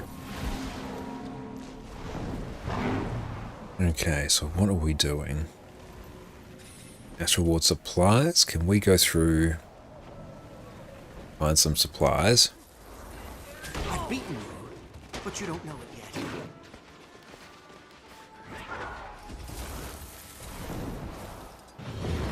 Hey, welcome in, Potato. How you going? I'm also a Potato Enjoyer. What's up, Gossick? How you going?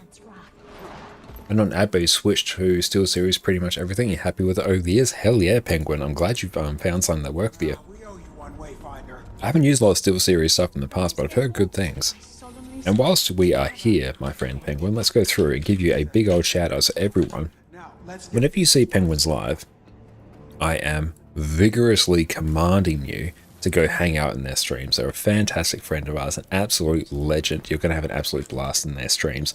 So go make sure you do so. That is your Connor Con Khan command. That was very pleasant to say.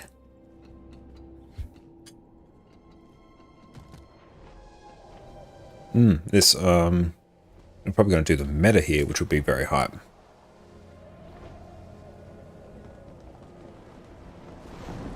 Lovely alliteration there. That is the dream. We've reached peak alliteration. Thank you, Only Potato, as well for the follow. Super appreciate you, my friend. Potatoes are the supreme vegetable. It's not even a competition, and I'll fight anyone who says otherwise. So you are someone of impeccable taste. So I always love having chips, and then I can turn around and say, I'm eating vegetables. And the answer is technically yes.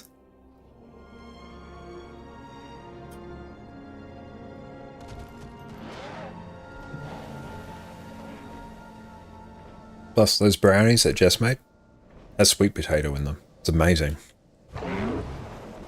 Yeah, potatoes are so insanely flexible. There's so much you can do with them. I absolutely love them. Every New Year's, it's just a Mines tradition. We stay home, because going out on New Year's is a rookie mistake. Never do it. No, going out on New Year's sucks. It's just the worst. You stay in, you get yourself some lamb shanks, or some lamb shoulder, or any type of like slow cooked meat, and you cook that up. Then you roast up some potatoes, and then you get some pims. And oh, it's fantastic. You just sit there, you binge yourself on meat and potatoes, you have some tasty drinks, you have an absolute blast. And then you try and stay awake till midnight. Baked potatoes are great, or very handy tip. If you want like a baked potato but you can't be bothered waiting, grab a potato, or a couple, however many you want. Stab them with a fork, like a lot, like I'm talking dozens of times, just bam, bam, bam, bam, bam, bam, bam, bam, bam. Then you put them in the microwave. And you microwave them for like 15 minutes or something like that. And then bam, when they come out, you have like perfect steamed potatoes, and then you can top them with all sorts of things, put some cheese on them. We've put mac and cheese on it before. You can put some capsicum, you can put chipotle, Greek yogurt, guac, just whatever you want. You can load them up with anything. They are incredible. One of Jess and mine's favorite, like really easy lunch. And then it's like incredibly healthy. It's literally just effectively a steamed potato. They come out perfectly.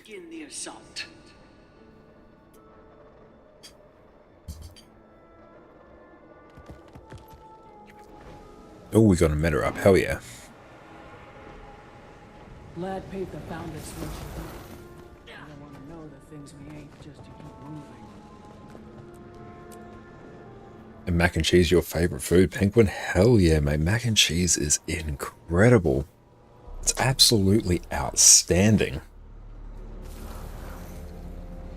You just made some incredible mac and cheese on one of her streams a while ago. And, oh, that's the best mac and cheese I've ever had. It was so just unfathomably good. Mac and cheese so good. Try adding garlic butter. Oh, garlic butter is incredible. Garlic is like the Swiss Army knife of anything savory. You add it and it just makes it better. Just by anything that's even slightly savory, add a bit of garlic. It's better. Yeah, homemade one, tin ones and meh. Yeah, same with like your dried packets of mac and cheese. They're good. They're not quite as good. Unless you probably go through and like load them up with some extra cheeses, or maybe get like some slightly fancier cheese from the shops and you melt that through. Then you might be able to turn those into something even better. It's another very good tip that Jess and I use. We can get like some just very cheap like canned like chicken and sweet corn soups. No, they're okay. They're not like tremendously outstanding by themselves. What you go through and do, if you have like some shredded chicken like saved up somewhere, we like to go through and roast chicken in the oven, then you shred it up and put it in the freezer. It lasts for ages. You go through, add some extra chicken into it. And thank you so much, Soon, as well for the follow. I appreciate you, my friend. Thank you. But then you go through, you add that chicken, you add like maybe a bit of extra like garlic, bit of garlic mince in there, or garlic powder, then just a whole bunch of like chopped up veggies and onions. You really bulk it up. Maybe even add like a bit of rice in there if you've got some of that floating around. Honestly, just start adding random things to it, and all of a sudden that canned soup you've got is a million times better. A very good way to get a very hearty, very like bulked up soup for incredibly cheap, because those like tinned soups can be insanely cheap.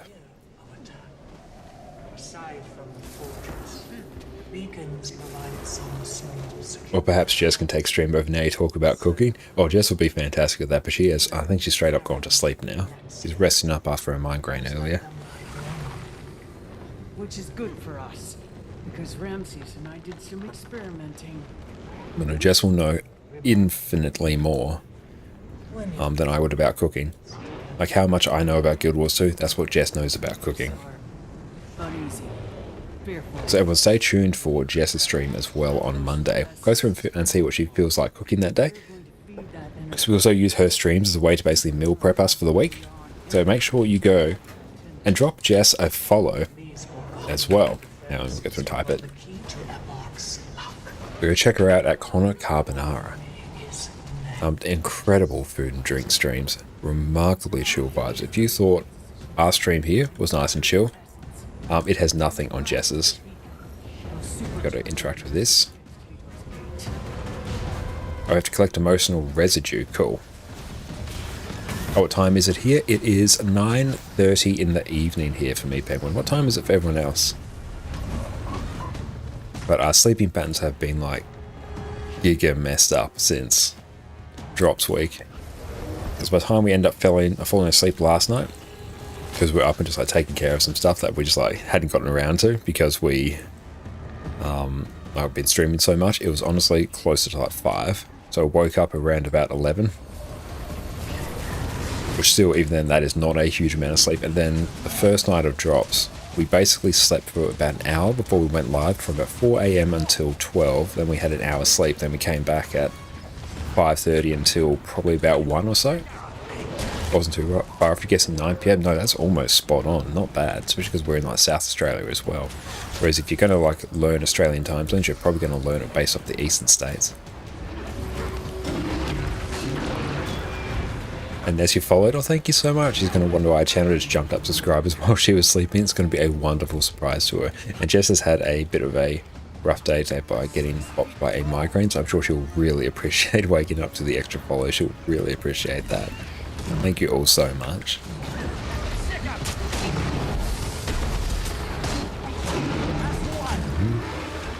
That's all. Do I have snap target? No, I don't want snap target when I'm tagging a whole bunch of mobs here. Well, I really should have had another... Oh, we got the Candy Corn Gobbler here. Perfect. No, that's good. Okay. Brilliant. We'll put this over here. Oh, we straight up haven't actually done any residue deposits here. There we go. We've done 10 now. Brilliant. We've actually done the event. Also followed, we're sure you won't report, but guess not, or overshout as you've accidentally unfollowed and refollowed. Oh, I do the same all the time. Don't worry about that. Oh, Relic of Nios. Oh, removing a condition from yourself heals you. Nice, very cool. Okay, so here. So we've got the flame.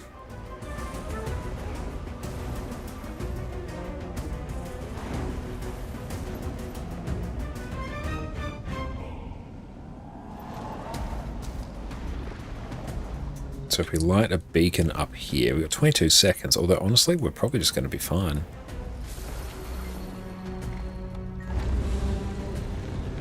There we go, done a mini beacon there.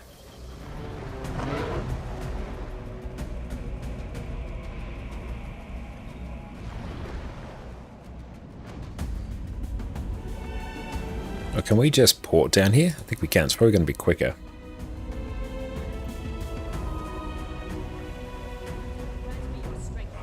Let's go grab this food as well.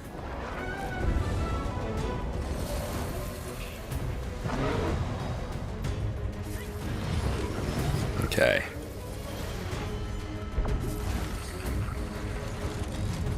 Hang on. Oh no.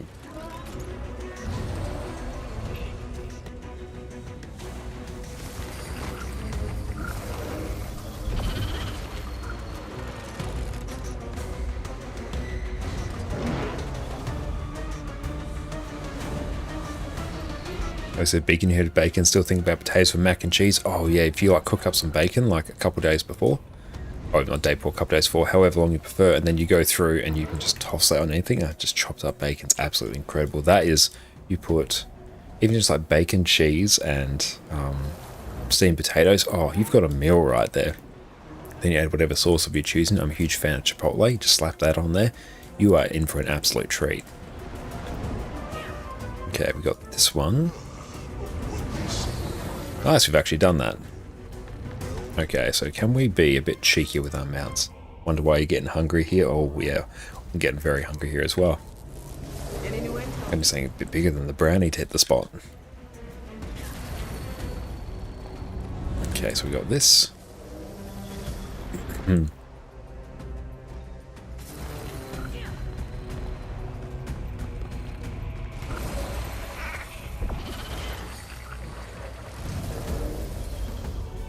Oh no, we messed it up.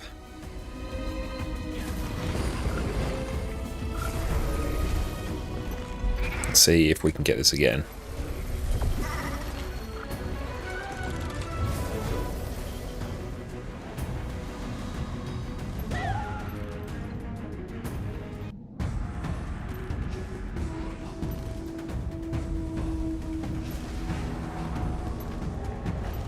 Oh, we didn't make it anymore. Rip.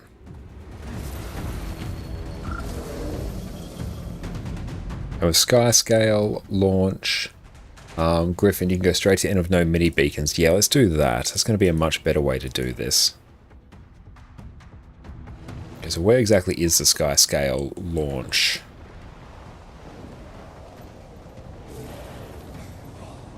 Do you have personal waypoint? I do actually, but I've forgotten to go through and add it. So whereabouts is the Skyscale launch?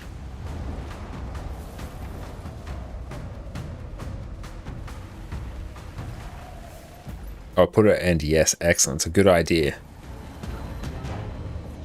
Can we do it up here? No, it's not up here. Go back and use waypoint. Okay, we'll make our way over there. We'll just go and use some mini ones. I mean, Skyscale dashes up. Ah, okay.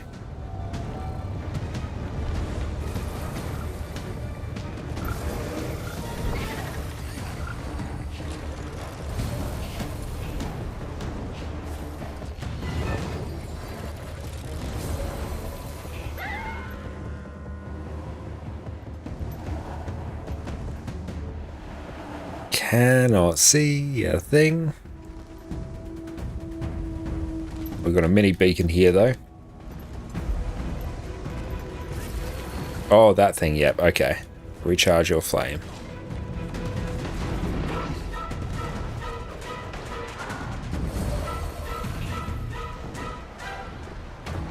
I love the shared commitment to a successful run. Go team. Oh, absolutely no. We are going to blast on this. Okay, so then let's go through and use this. So we've done that, so we'll do waypoint, which we are now putting up. Now if we can go through and get out of combat.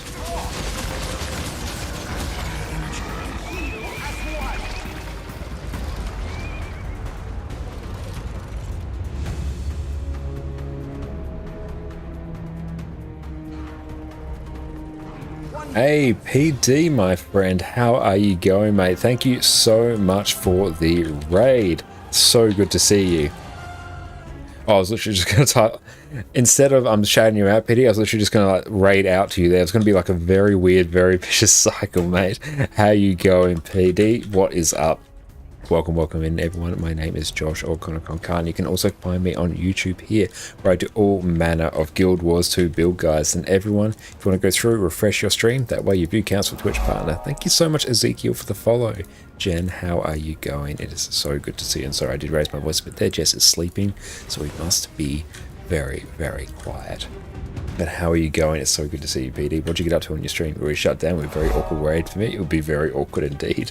Yes, we've been going for quite a while, so if we do get a little bit loopy, I do apologize. Panther, what's up? Jen, so good to see you. Ezekiel, thank you so much for coming in, mate. And Penguin, aim cam up on Skyscale, dash twice, Bond of Vigor, dash twice, dismount, not Bond of Faith, Jade Glider boost, Griffin. Okay, we'll have to go through and test that, because that would be good. Loopy is the new normal. It is, Miss Badger. How you going? It's so good to see you. What is up? We're just going through. We've had a very fun stream today.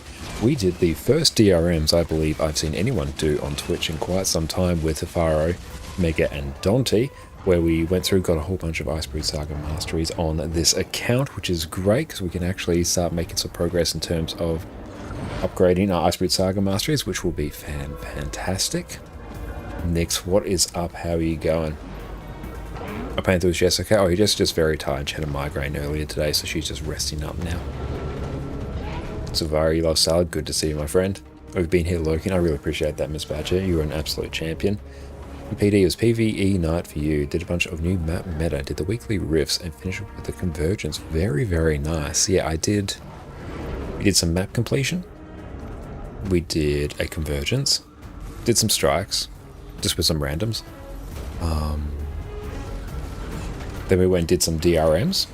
It did them with the challenge modes as well. They're actually like very profitable to do. I would recommend like giving them a shot if you have a party at some point. And we tried to do another convergence, and then we got like the error where it's like if you close it, it exits it out of the game. So I think a whole bunch of people got bought by that, so we ended up failing that one. And Dante, Josh, you might want to stockpile character slots. Go as fast as you're streaming a lot. Absolutely, yeah. I do know there are quite a few people who have their 50k channel points who can go through and redeem a creator character slot. I'll go through and redeem a created character, so we have a whole bunch of those probably coming up. I do have like enough gold where I can go through and fund like another one at the moment, and then others if I go through and liquidate a whole bunch of stuff. I've done all the DRM CMs.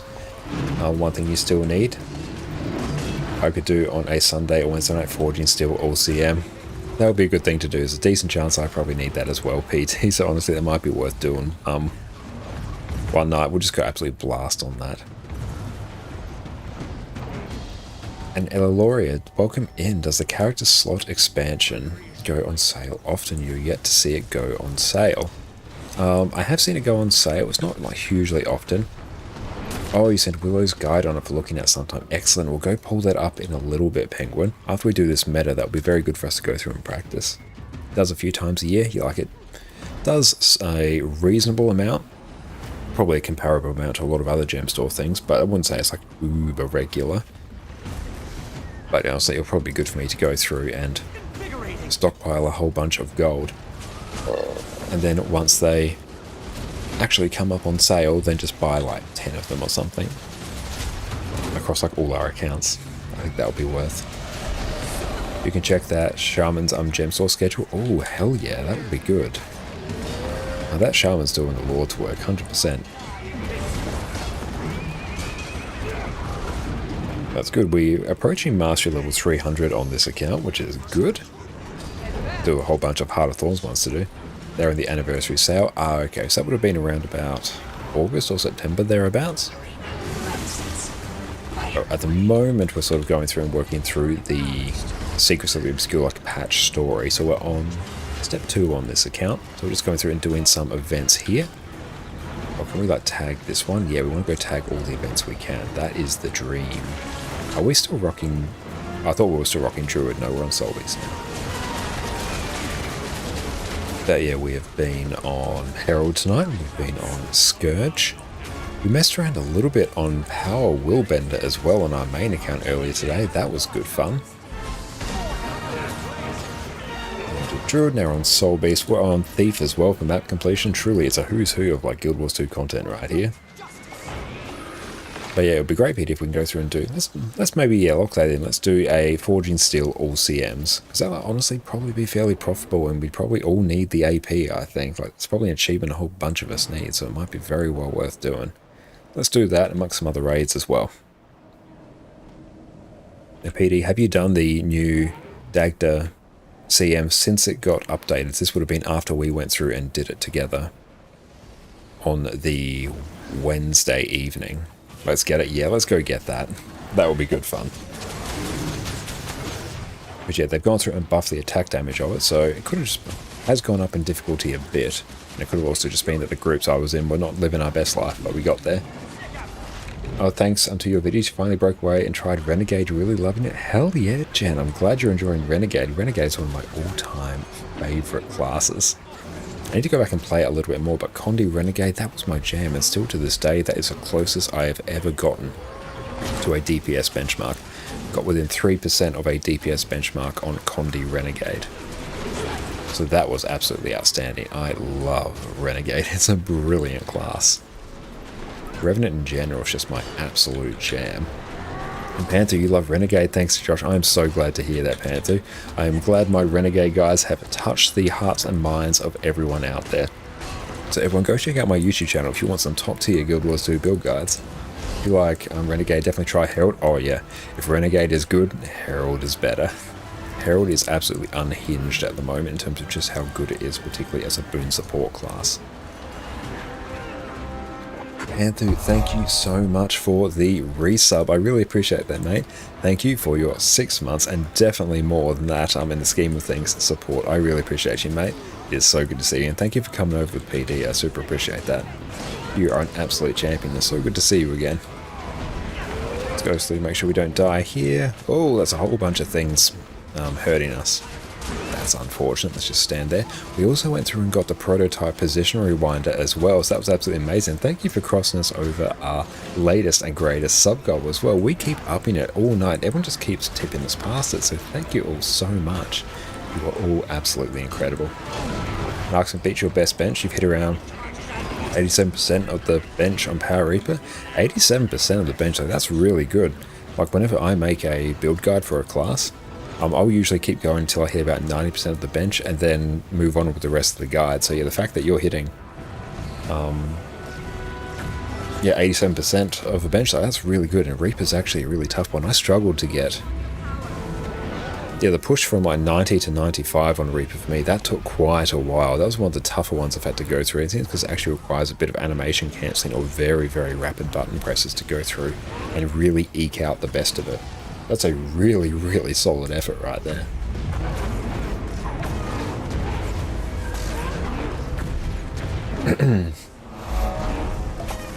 Oh, Panther, thank you so much for the gifted sub, and thank you for pushing us past our overall sub goal of 80. I really appreciate you, mate. They have given Jen, 4 enjoy gift subs your in the channel.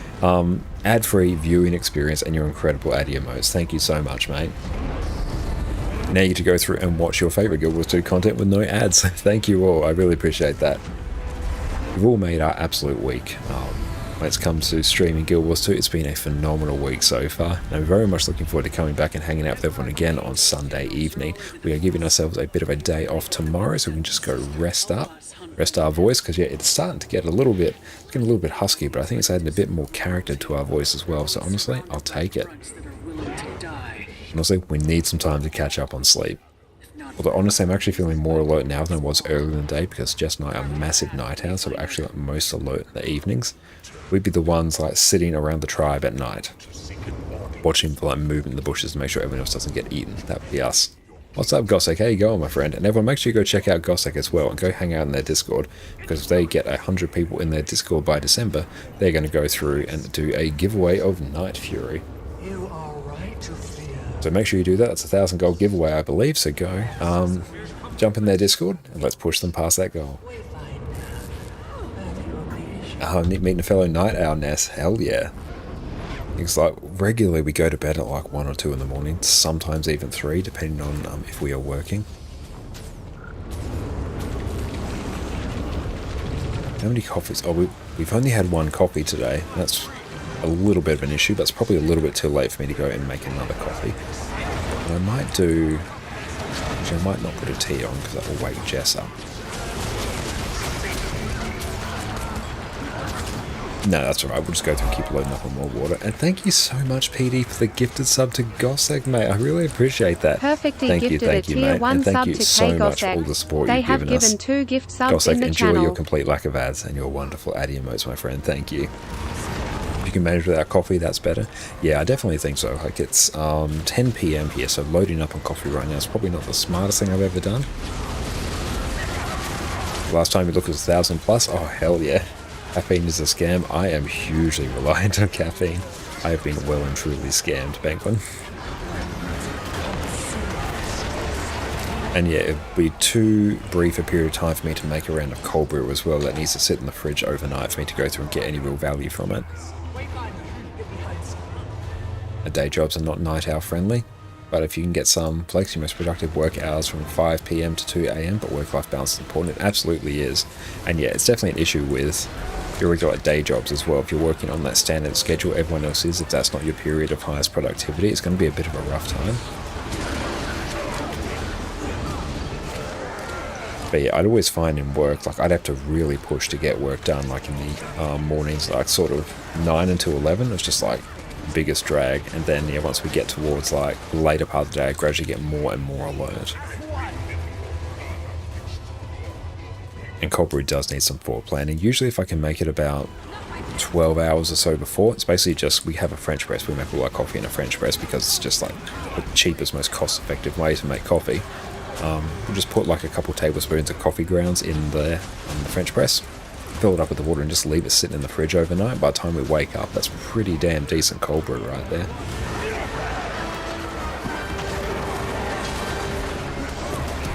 Oh, but it's kind of just a trick that you have energy they don't actually have. Oh yeah, it's like the, well, it's almost like widely consumed, just like stimulant. But yeah, it just tricks a part of your brain. I think it like blocks the adenosine receptors or something like that. Like the hormone that actually tells your body you're tired and you need to go to sleep, it straight up just blocks the receptors for that. I'm pretty sure that's how it works. So it's just going through and playing a big old trick on you. Thank you so much, Fire Rain, as well for the follow. I super appreciate you, my friend. Thank you so much. The morning's the worst, and then you pick up as others drop off. And one really good thing about Jess and I both working for ourselves and working from home now is the fact that we can actually set our own schedule. The downside is that, yeah, we do have like very weird working hours because, like, yeah, we are such big night owls, so it actually makes it a bit tricky to catch up with a lot of people, because often we'll get up like super late, and then but we'll be up like super late as well. Like we'll be up until 2, 3 in the morning very regularly. Then we might get up at say like 10 or 11 or something and just sort of repeat that. So it makes it a bit tricky to go through and catch up with people, especially when they'll be like, oh, let's go out for breakfast or something. And they're like, I think you mean lunch.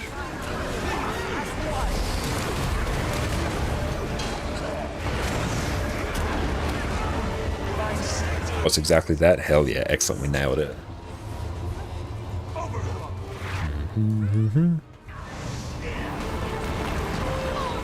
Also, this is a pretty chill, fairly fun meta event as well. I probably need to get one of my characters to be ported into Drizzlewood Coast as well, just to farm a bunch of the...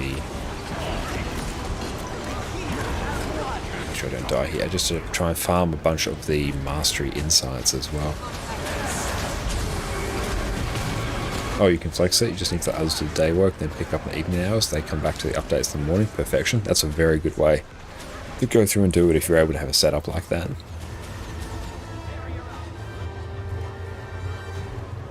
It's got some nice chill open world meta events, that's good. 24-hour business, yeah, that'd be a really good way to go through and do it. Unfortunately, like so many companies, particularly in the fields that I used to work, just aren't set up like that at all. It's always like the same sort of core business hours. There's a bit more of a push towards flexible working arrangements nowadays, but there is always like a bit of a limit on that. Because they'll always like typically want you available at least somewhat during the times that everyone else is there.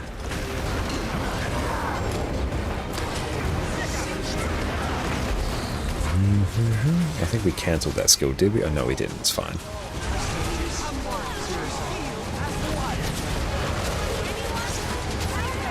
Where are we going now?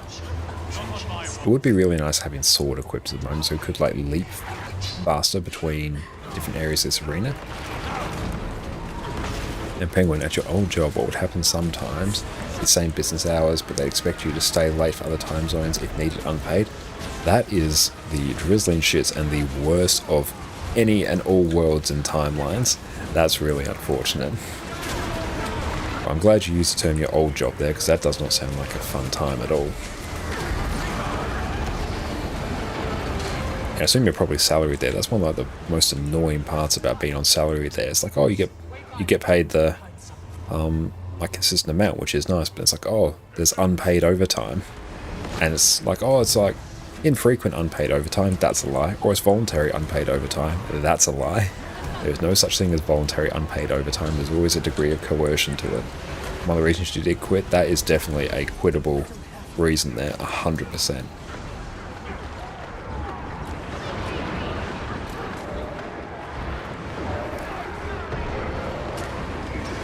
Sometimes like whenever they say, hear those companies like, we have unlimited time off, it's like, well, okay, how much do people actually take?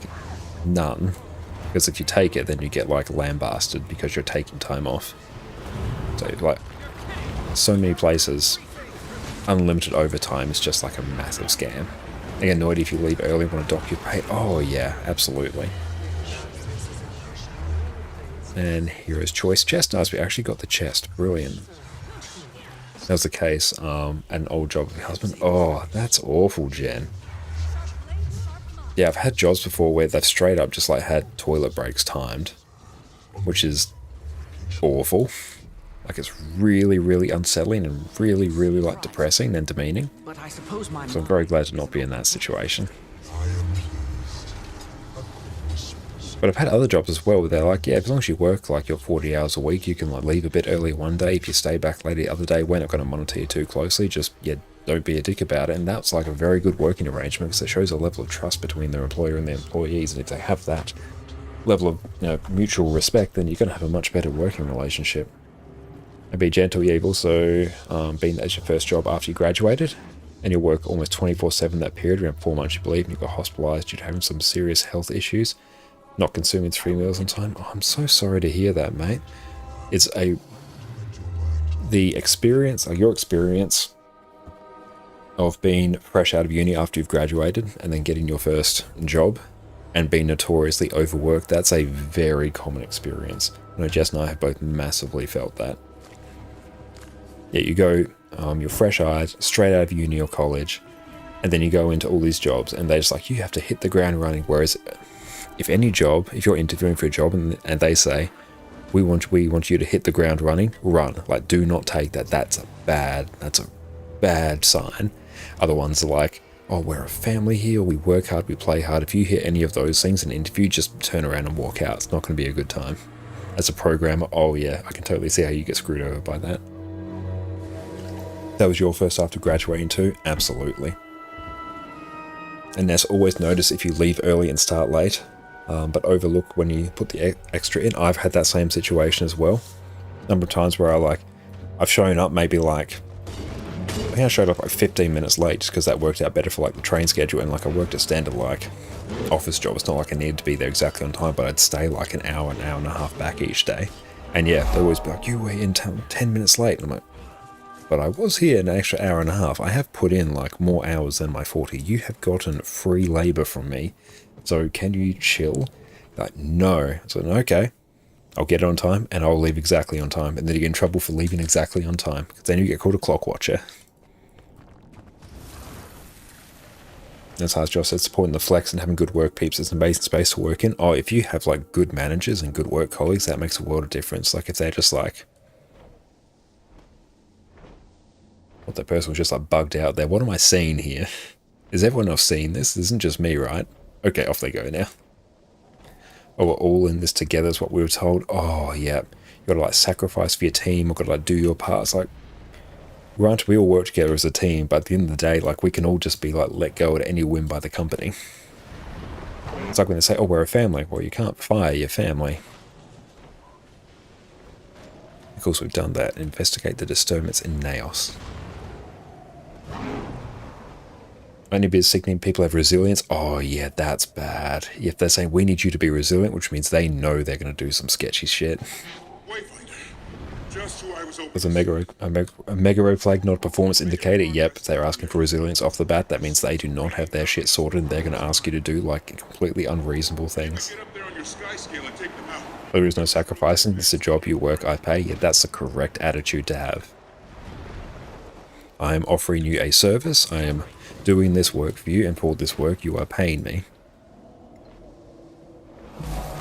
That is the correct attitude to have. Now your own team, so you can only blame yourself. There are positive and negatives to that, because then you have no one else that you can blame. It's safe now. You're safe. And thank you so much, Aerosol Elephant, for the follow as well. Super appreciate you, mate. You are an absolute champion. One of their parks. Heath? I didn't think you were with the Midnight King. You're too right. Ripe is a really weird adjective that you should never use in real life to describe someone. If you walk up to someone and you say, you look ripe, like, no. That's no. Afraid of me. Thank you so much, Bogdan, as well, for the follow. Thank you, my friend. I know, he just referred to me as ripe. That's some Omega creep tier words right there. Overnight low of 25 here tonight in Melbourne. Oh, that's rough. Al, let's go see what it is in Adelaide as well. Don't do anything dramatic. It's just 44 degrees today. It's so warm in Melbourne right now. Nice. Yeah, it's saying it's about 25 here as well in Adelaide. No, it was saying it got up to 40 today and says it's going to be an overnight low of 15. That's a big old swing.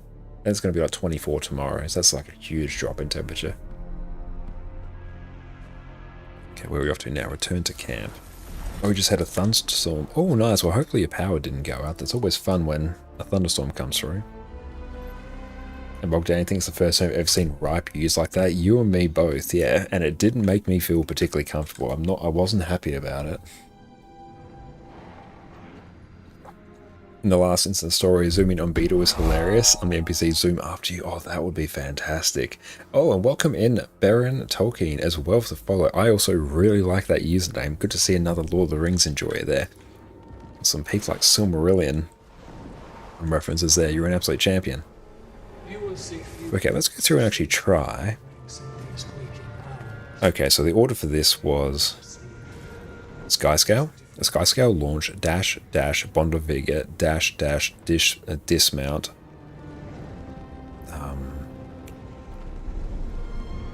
Glide booster. I've only got the tier 1 one though, so it might be a bit sketchy. Then Griffin, that should get us the rest of the way. Excellent. It's so good to see you, Baron. Thank you so much for popping in. Okay, so let's try this. Let's also go through, just rebind that. Okay. Oh, we don't have Bond of Vigor. Rip. Okay, that's going to be super annoying. Silmarillion's a beautiful word. Oh, it really is, yeah. I have to go through and actually finish reading the Silmarillion. Got about halfway through it, but then I got distracted and read something else. Let's go through and tag this while we wait, because we're going to need a whole bunch of these events anyway. And also we can go through and max out this mastery as well, which is a pretty damn good use of our time.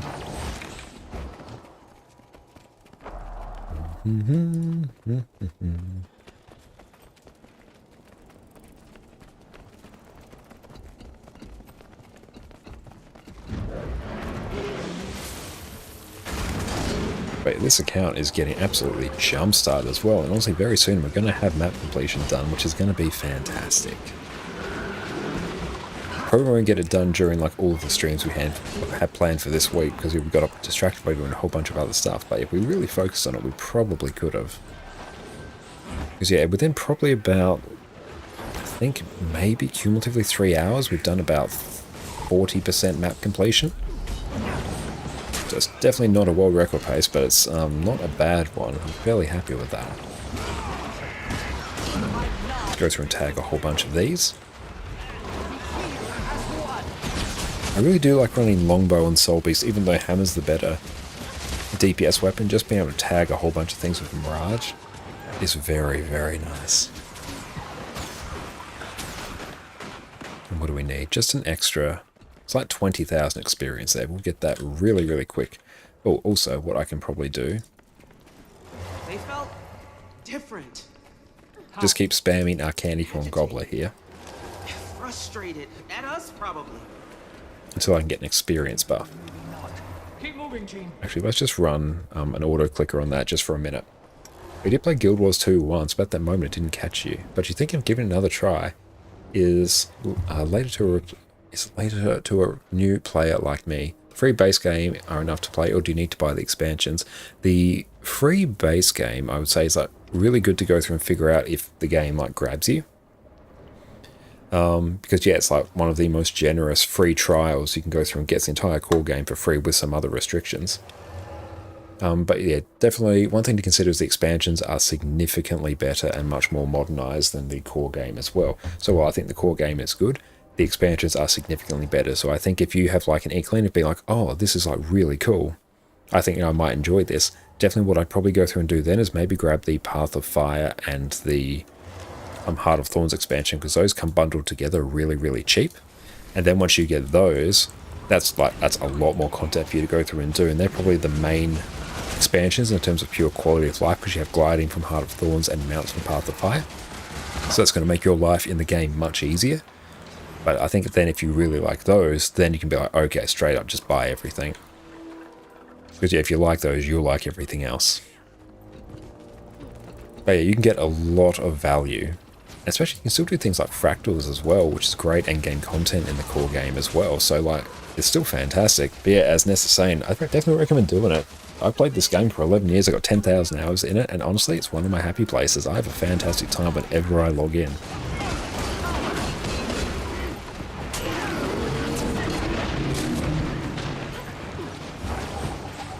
I sent you an example of train on Monday and launch. Excellent. I'll honestly go through and do this event. We'll go through and take a look at that, because I want to go through and nail that down. Is Convergent Soto content only? Yes, that will be Secrets of the Obscure content only. And be gentle, yeah, when you first bought Guild Wars 2, direct bought Path of Fire, Heart of Thorns, Soto and EOD together. Oh hell yeah, you've gone the deluxe edition there. Excellent. Hey, look, the expansions just drastically improve like your quality of life in the game and the overall game experience. So they are, if you enjoy the game, they are the best purchase you should make. Like none of this what quality of life should you get on the gem store, which salvage kit should you get, which skin should you get. No, don't worry, just buy the expansions. That's the purchase you should make first.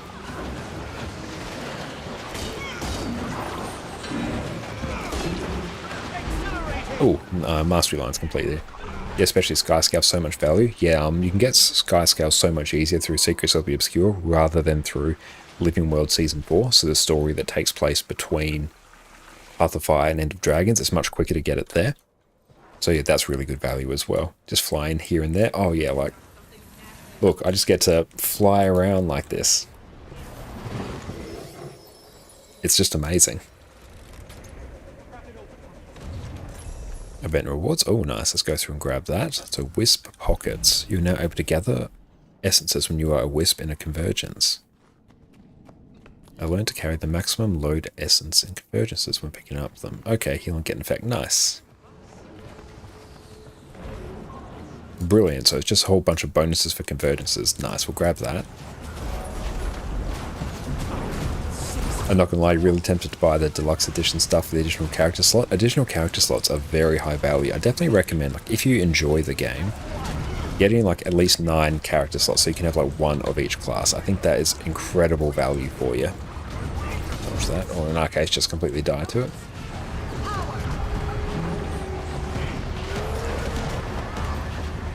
And if you stick around just after this event, I'm going to go through and practice some of the most impressive movement that we can go through and do. Penguin's gone through and sent some videos, so we'll take a look at those of a particular movement we do for a main like meta event in this map, using Griffin and Skyscale to go through and move through like this entire map obscenely quickly.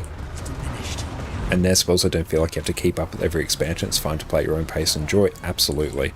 Like all the old expansions, they still have people going through and doing the content every day. So don't feel the need to go through and rush through it. Just honestly, take your time. Guild Wars 2 is also a very solo player friendly game. Honestly, it's most of, whenever I'm playing Guild Wars 2, most of the time I'm playing solo. I'm going through maybe like pugging some raids and strikes with some new friends that we make every day, going through doing open world by myself, just coming along. There's a whole bunch of people here all doing this event at the same time. So yeah, you can just go through at your own pace and enjoy it however you want. So there's no need to rush through it. And Edge, it's never too late to start. Free to play is plenty of content to get started. Expansion of level 80 content, you can hold off from getting them. It's just fine. Absolutely. Yeah, you won't be able to really do the expansions until you're level 80 anyway. Oh no, we still had the auto clicker going. That's why some of my like things were a little bit weird there. Yeah, that felt really weird. Oh, we need it's a mastery point there, so let's go and grab that. They had you locked in here for a reason, creature. You attacked us. Do we have to do anything over here? Let's actually just go grab this, a mastery point first.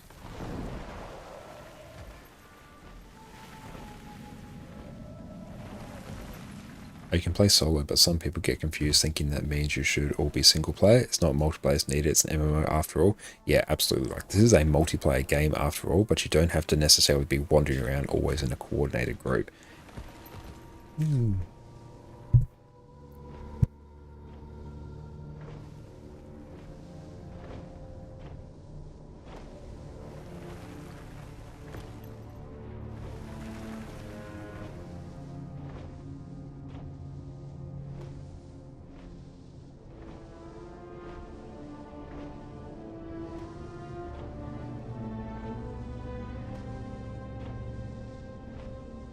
No, Jess is feeling much better now.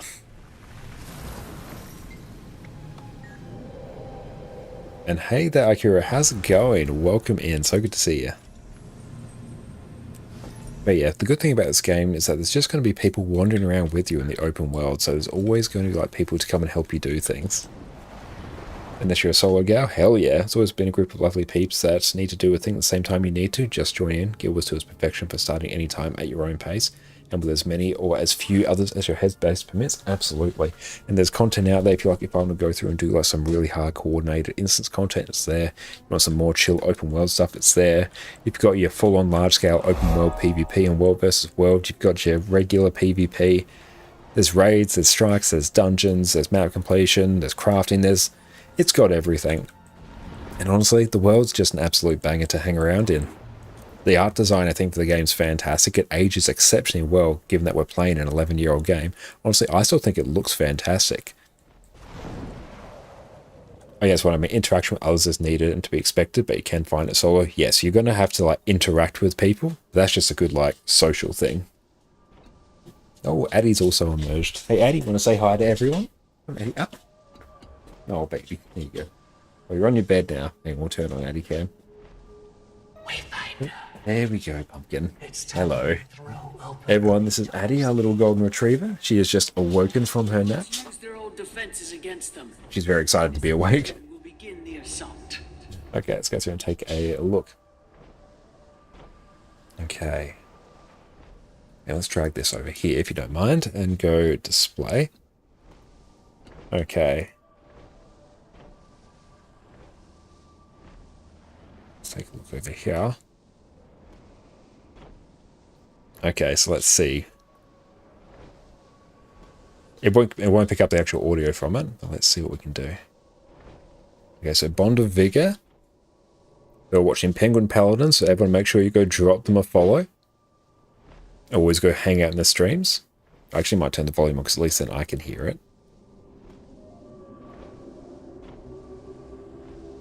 So we're getting 2 of them, 4 of them. Ah, nice. Okay.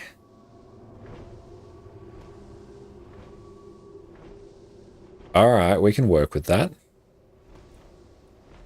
Excellent. Okay. And then on here. Maybe you are someone like me who loves the speed of the Griffin, but maybe you have trouble finding a way. Okay, so we'll watch Willow's one here. In this example, we are using Sky Skill with 4 dashes upwards using Bond of Vigor. Yeah, let's click this here. Penguin Coaching, absolutely. So we're watching Willow's content as well now. Ooh, I like the button presses on here actually. Hell yeah. This is awesome. In this example, we are using Sky Skill with 4 dashes upwards using so Bond 4 of dashes. Vigor. With this method, you want to be relatively fast with pressing Bond of Vigor to continually dash upwards. You will be able to fly Very from flat nice. around like this without any additional boosters. Willow's videos about all the different types. Oh, there's going to be some fantastic stuff there as well. I'll go through and I'll actually 2 dashes with gliding booster is already enough. I'll go through and actually just ping that in chat as well so everyone can watch it at their own leisure, but that would be fantastic. Yeah, we'll go through and give that a shot. Hell yeah. Let's go through.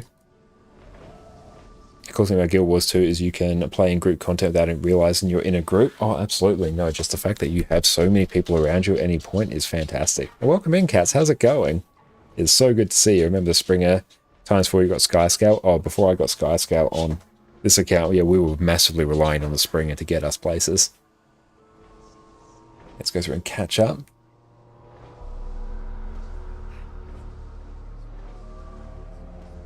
And Red, welcome in. You love my content. Thank you so much. I really appreciate that, mate. You are an absolute legend. Thank you for popping in. It's so kind of you to say. And Penguin, talking about specific people who complain they have to do group events, which you find odd in an MMO. Yeah, it's even in the name. Massively multiplayer, like online RPG. So it's in the name. And also just finished Unbound. One last collection to complete to get your ad infinitum. Hell yeah, mate. That's awesome. Congratulations on working on that on this account. That's going to be awesome. And told you play almost exclusively in pub groups because of how scuffed your schedule is. I do the same, honestly. Outside of streams, I'm basically always in pub groups. Done pretty much everything there is except for HTCM. Hoping to get that at some point would be really fun. We're also working on doing Harvest Temple Challenge as well. We were doing, we had our static set up on NA for that, but we did have to go through and put that on pause for a bit just because people had some IRL stuff pop up. We're looking to restart that group in the coming weeks as well. So we'll be doing Harvest Temple Challenge mode there. So I'm looking forward to getting that clear as well. That should be enough height. That should be, yeah. And Archmage, how's it going? Why is the weapon mastery system broken? Well, the weapon mastery system is a very nice system they put into the game. There's probably a few kinks to iron out, but I think it's given a whole bunch of content. And the overlays on those videos are divine. They absolutely are. No, that is incredible. I'm going very good, Cats. Thank you so much for popping in. Everyone, make sure you check out Just Draw Cats as well. Guild Wars 2 Virtuoso Harvest Temple Challenge Mode Extraordinaire. They are an absolute legend. Go and make sure you chill out in their streams whenever they're live. Ask any and all questions you want. They are fantastically friendly, incredibly welcoming, and just an absolute champion. So go drop them a follow. It's good to see you live. It's fantastic to see you as well, Cats. It's absolutely incredible to see you, mate.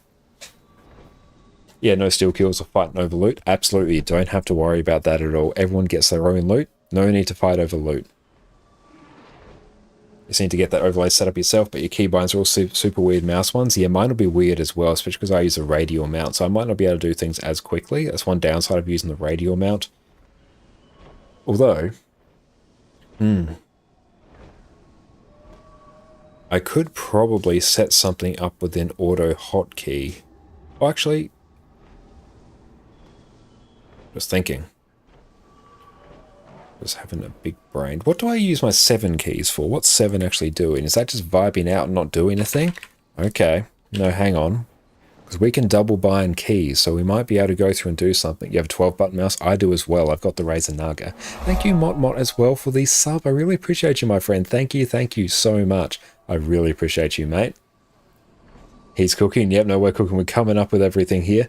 Okay, so my issue that I'm currently working through in my head, we're doing it live. And thank you so much, Red, for the follow as well. I really appreciate you so much. You've got the Naga as well, Panther. Hell yeah, someone of exquisite taste. The Naga's fantastic for MMOs. Honestly, it's absolutely incredible. Great for productivity as well. And the Giraffe, thank you so much as well for the follow. It's so good to see you here. Hope you're having a lovely day. Okay, so on display. So what I'm running up with, and let's just fall down and try not to die. I use the radial mount system for dealing with my mounts. I find it very convenient. I highly recommend it. It does mean through doing this we can't do a lot of the very quick transitions between our mounts that we can do if we have them bound to more accessible buttons, because I have all my mounts bound to my number pad on the right side of my keyboard, and then I've assigned those buttons to this mount. Radial system here. Very convenient, recommend it, but it does mean we have some disadvantages. But let's go through, see what we can do in terms of fixing this and giving us effectively another option. Okay.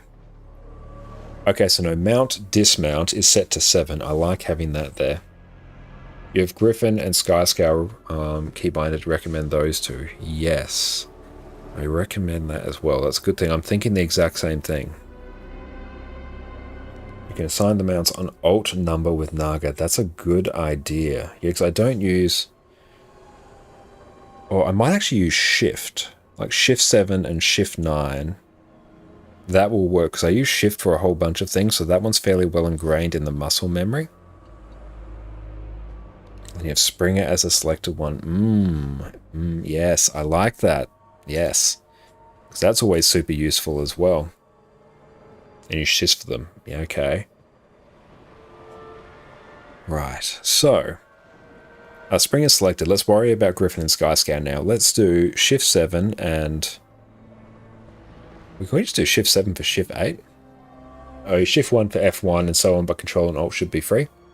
Yeah, my control and alt are completely free. The main thing is they're well outside my regular button presses, so my muscle memory is not there.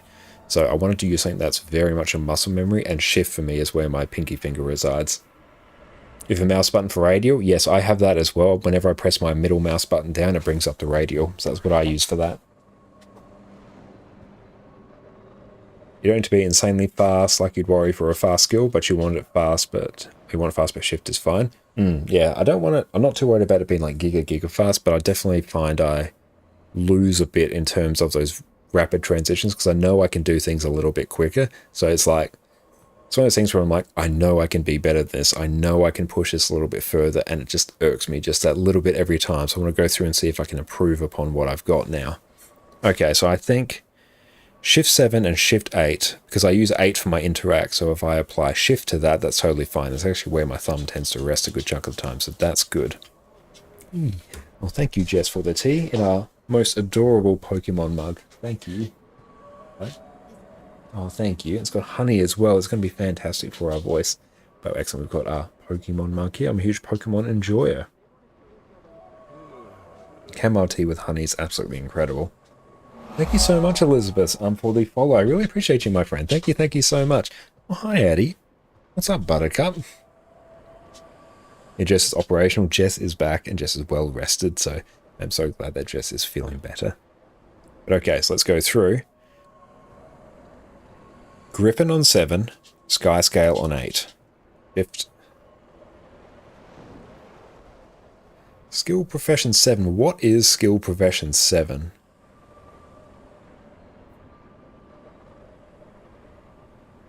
It's going to be something on Mechanist. Do I care about bulking up my Mechanist skills? Do I... What does it even do?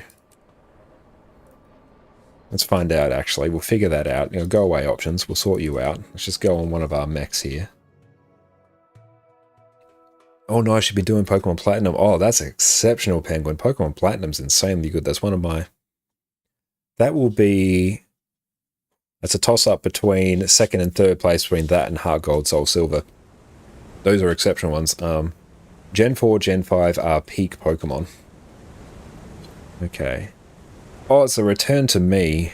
I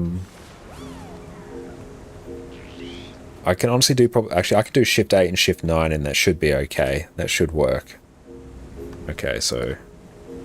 You're doing Pip-Up line only and struggling hard with Roserade and the Grass Gym? Oh, you're going to struggle with that massively until you probably get... until you probably get Empoleon. Just grind out until you get to Empoleon. Alright, return Keybind. Yeah, I knew it was something, and on mech, that's actually a very important one to control your mech's positions. That's actually what I really need to get. Yeah, I went through... No, I did a full, like, 100% completion run of Pokemon Platinum a good while ago, just in my off time of... I'm getting, like, full living decks... Getting all the trainer cards, like fully upgrading the trainer card to black, doing all the contests, doing everything, which I have, and I've got that save floating around. That's absolutely amazing. Operational, welcome in, Jess. It's so good to have you back. The cup is exceptional, the tea is exceptional, life is great. Okay. So let's do... No, I don't care about Walklaw, go away. Okay, Shift 8, that's fine. Shift 9. Oh, Shift 9. Okay. Beautiful, that is there. Okay, now first I probably want to get used to applying these keybinds to something before Prinplup is Sour Boy yeah, or Slow Boy. Oh, I know. The Roserade will be brutal for that one. Arcu's control for your mouse is a very good suggestion as well. I could probably go through and set something up like that. But okay, so let's try. 7?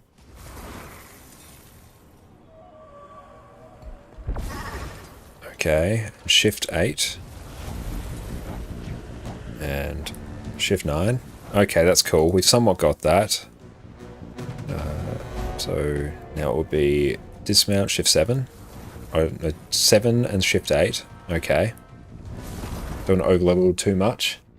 I think you'll have to, or you're hard stuck. I wonder if... Can you get like X specials or anything like that? Like any of those boosting items from any of the markets yet? Because you could potentially, if you're able to go through and tank some attacks on the initial Pokemon on the Grass Gym, I don't think she goes straight into a Roserade. That would be odd. But then if you're able to do that, probably like some speed and some special, or speed and attack. If you're able to get those, then you should be able to just sweep her. Is that a tutorial for keybinding the mounts on Blish? We can go through and show that, actually. Let's see. Where are we? Blish HUD. Let's go Manage Modules, Mounts. Then I think if we go Module Settings. Okay, there we go. So basically you go through and you figure out what you have your mounts set to in-game, which I have them set to my number pad here. A Roserade 2-shot sim and vastly outspeeds like double the speed. Yeah, Roserade's a speedy boy compared to Prinplup. Unless, yeah, you really like Cranked. Some X speeds or something. But yeah, I can see how that's going to be a massive problem. We go through, set whatever your in-game keybinds are once you install the mount module. And then I have...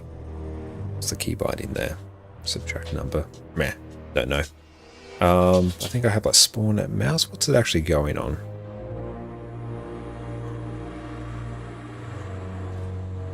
Oh, subtract number. I think, yeah, I've gone through and maybe set... I've done something weird with my keybinds here in Razor Synapse. I think I may have actually set... Let's try. Yep, I've gone through, done something very weird. I've set the push down of my middle mouse button to subtract.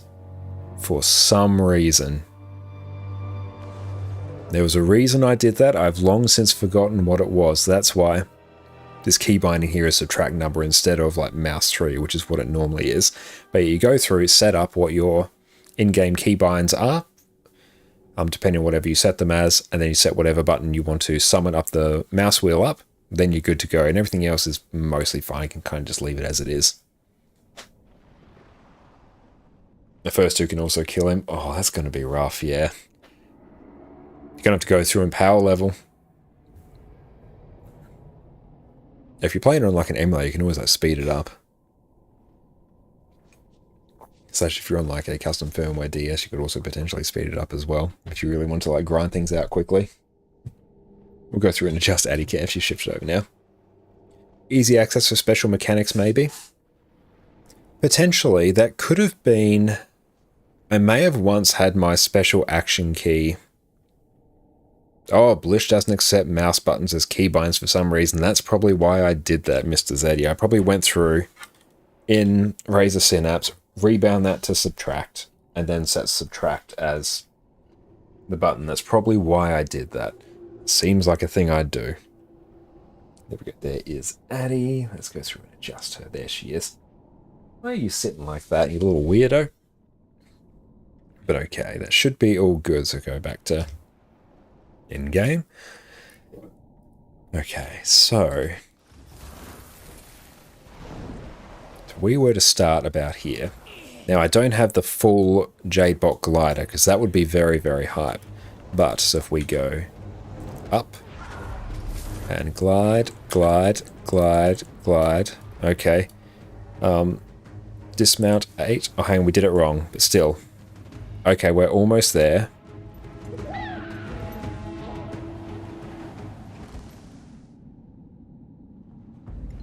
And then if we're able to go grab this one here.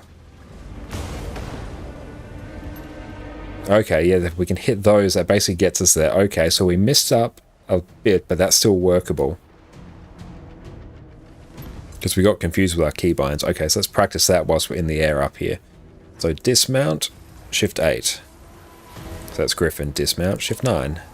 Dismount, dismount, shift 8. Dismount, shift 8. Or shift 9. Dismount, shift 8. Dismount, shift 9. Okay, dismount. Dismount, shift 8. Oh, we're getting just our keybinds mixed up. We're basically just cycling through them. Don't be afraid to glide between if it helps. Yes, that will definitely help. Okay, so how's our...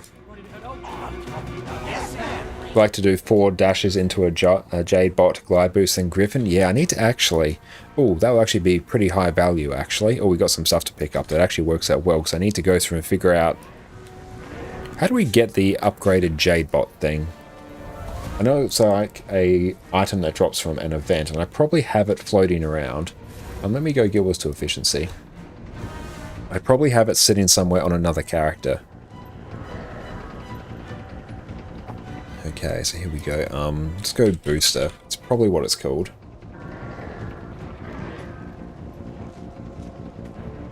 We'll just let that search our entire account here. Actually, let's just drag that over so you all can see. Tier 2 would be enough. Tier 2 would probably work here just fine. I kind of want to get 3 though, because it's just so damn nice. Tier 3s can get pricey. That's true, yeah. Guild Wars 2. Jadebot gliding boost. Jadebot glide booster. Some can drop in strikes, but not sure. Yeah, not 100% sure. Like, I kind of already know if it's going to be there. I know where it would be. Also, we need the recovered hover engine. Okay, okay. No, I'm pretty sure I know where that will be. No, we're not using the VPN today. We're not on NA. It's fine. Yeah, for some reason our ping to NA has been like really sketchy today. Well, not today. It's been it for a while. Like, I've probably got this thing floating around. NFT, how to get research notes in a way that doesn't make you want to jump from the top of the Tangled Depths. That is a remarkable question, which I will actually probably be doing momentarily. Best bet is to go through and craft some items in bulk and just set it to auto salvage them and go make yourself a sandwich. Boost? Nope.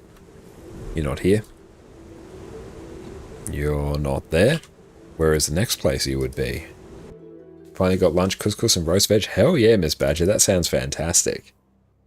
I actually got the name Konokon Khan and I use it for a bank character. It's great. But what I've been doing is I craft either like some barbaric helms from an armorsmith or some earrings from the jeweler, and then I just craft like thousands of them and set it to auto salvage them with the salvage kit or the mystic kit. And thank you so much, Trickery Gum, for the follow as well. And Afaro, thank you for the hydrate, my mate. You're an absolute legend. Thank you, thank you. Nope, you're not there. Where do you get? Oh, it's a chance. I think we can buy...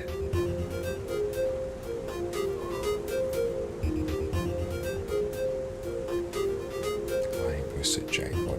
Claim Booster 2. This one is just... Oh, thank you, Jess. Jess is absolutely incredible and bought us a quesadilla.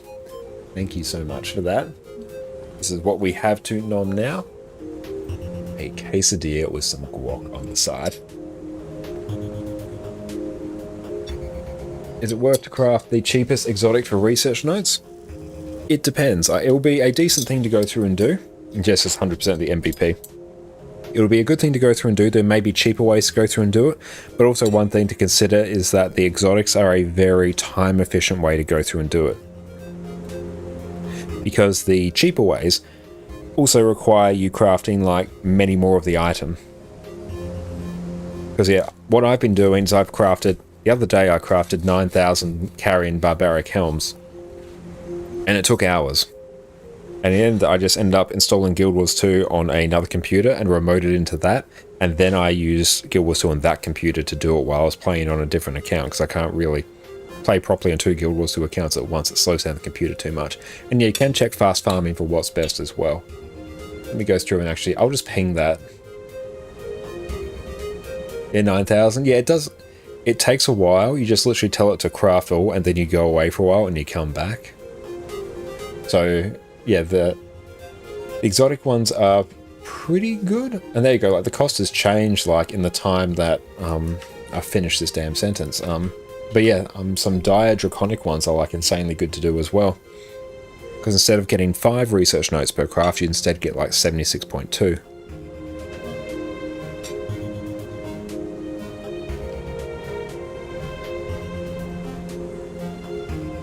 Yeah, let's see if we can do the Jade Bot Gluster. That answers your question. We're getting a bit loopy. But no, honestly, I could go in fantastically. I get to sit here, play my favorite game, hang out with my favorite people, and eat a quesadilla. Like, what's not to love? Like, honestly, we've kind of reached the peak state of existence. Like, I'm kind of done now. Okay, look, this kit. The research kit should be like others instead of 1 by 1. When you go through and craft, which I'll have to go through and do momentarily anyway. When in at life, yes, we will be. Let's actually go through and finish up this crafting, actually, because I kind of need that to be done. And it's good to get us a chance to go through, eat quesadilla, and chat to everyone as well. And thank you so much, Fire Rain, as well, for the follow. I super appreciate you, my friend. Thank you so much. Honestly, we were making mad bank from those Dragon Response missions. You heard it here first. Dragon Response missions are the best part of Guild Wars 2 Endgame.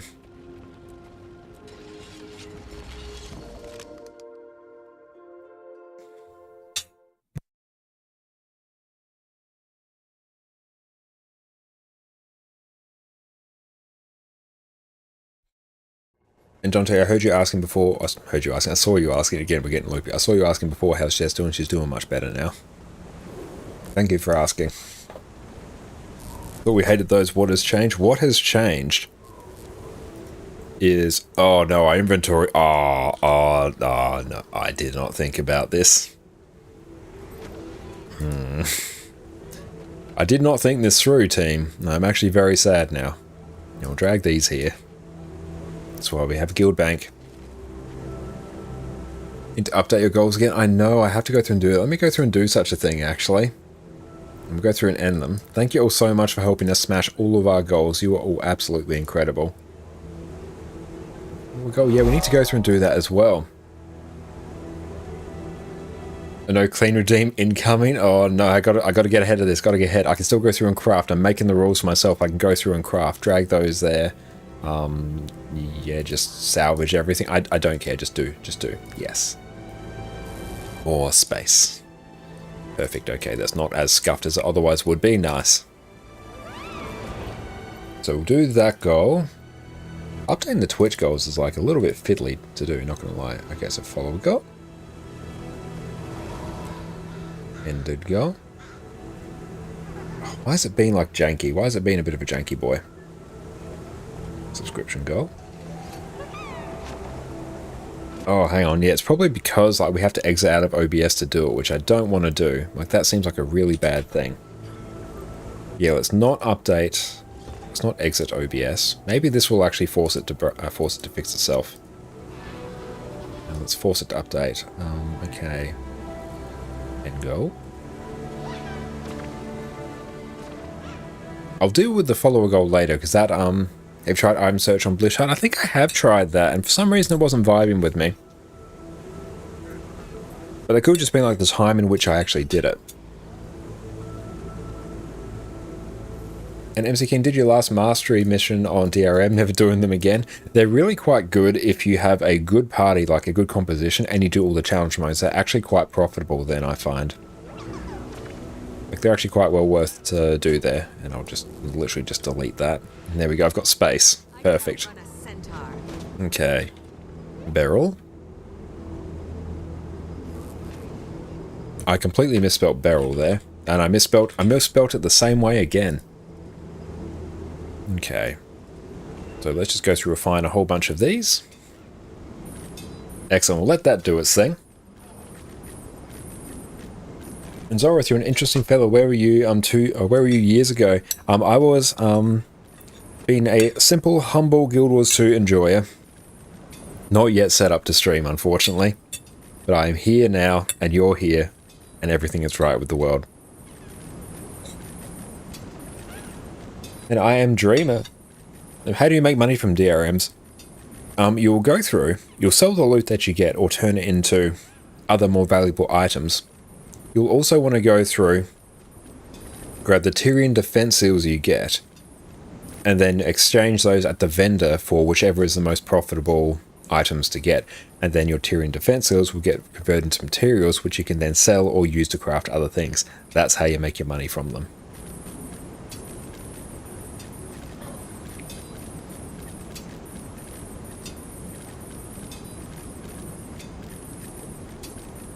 This is peak Twitch content right here. Thanks for explanation, that is all good. And you saw me using the mount overlay and wheel. Did ArenaNet finally add it? Or is it third party? That is third party. So that is via Blish HUD. Blish HUD is an overlay module, which goes through and it has like here, where I press down my middle mouse button, whatever you set it to, and then you just get to go through and mouse over this. And I would very much like if they went through and added it themselves. But they're probably like, well, someone else has already gone through and done it. Plus we don't have to pay them. Let's just do that. Oh, we've yet to try out the dance rotation practice module. I've yet to try that out as well. I have seen that, it looks very cool, but there's so many different modules in there. Everything has unfolded as I knew. We're probably not going to craft all these like during this time. It's honestly probably only going to be about the time it takes me to finish this quesadilla. That's straight up not going to finish, and this is a fraction of what we crafted on our NA account the other day. Legit, I was crafting for 3 hours.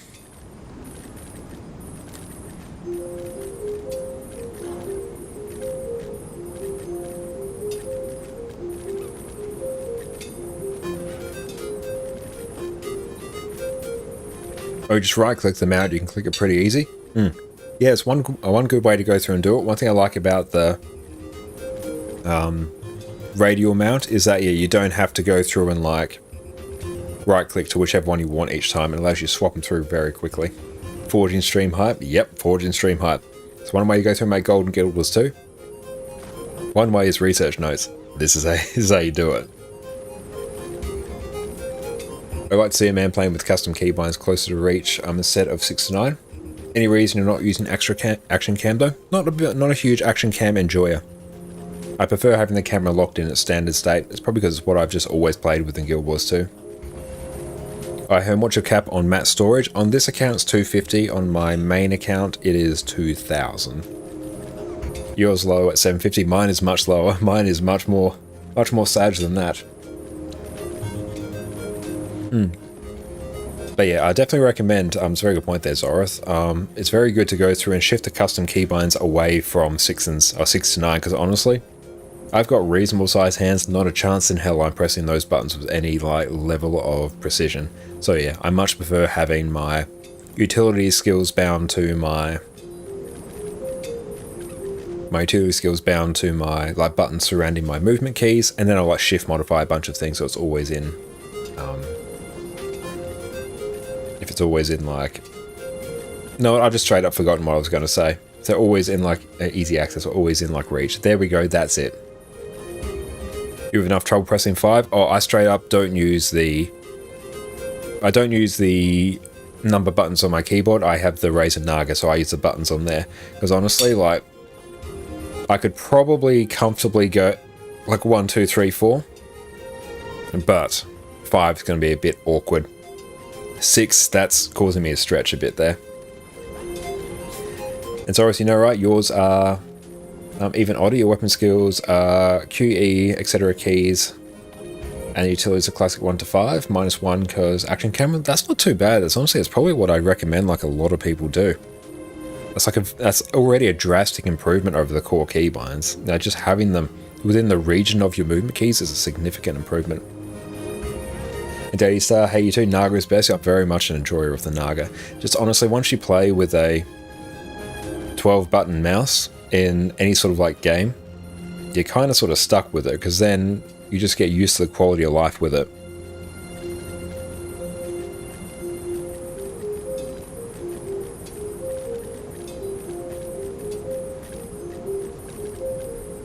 F keys are also annoying to press. Not a single chance in hell I'm touching those keys without taking my hands off the movement keys. The end goal of your keybinds is to actually have it so you can press all your keys without taking your fingers off the movement keys. Movement is the most important thing in Guild Wars 2. If you are unable to move your character, you are not playing as good as you can. Movement is so important to be able to move your character out of damage without wasting a dodge to make sure you're positioned correctly. That is insanely important. So whenever you are going through and rebinding your keys, make sure you think to yourself, can I touch these without taking my hands off WASD or ESDF, whatever your movement keys are. If you can do that, you've got something that works, and then it's just a matter of commitment to muscle memory.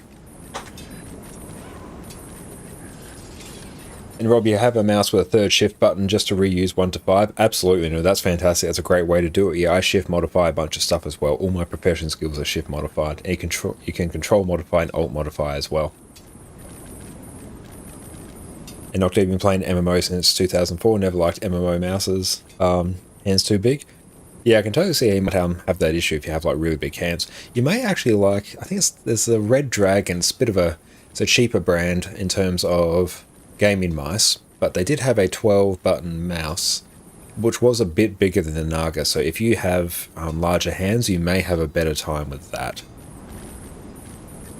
And in terms of the questions as to why I am refining all these things, I'm going through and crafting beryl mithril earrings, which I will then convert into research notes, which I will then either convert into gold or use to actually upgrade some of my Jadebot stuff as well. Periodically I need to go through and do something like this. It's the most efficient, it was the most efficient gold way to do it at the time I placed the orders for these materials, but it's also not the most efficient time way. What I'm doing now is a fraction of what I did on my other account. I'm just doing 2,000 of these mithril earrings. I've already done about 200 of them. But yeah, I did 9,000 the other day, and 9,000 again a while ago on my main account as well.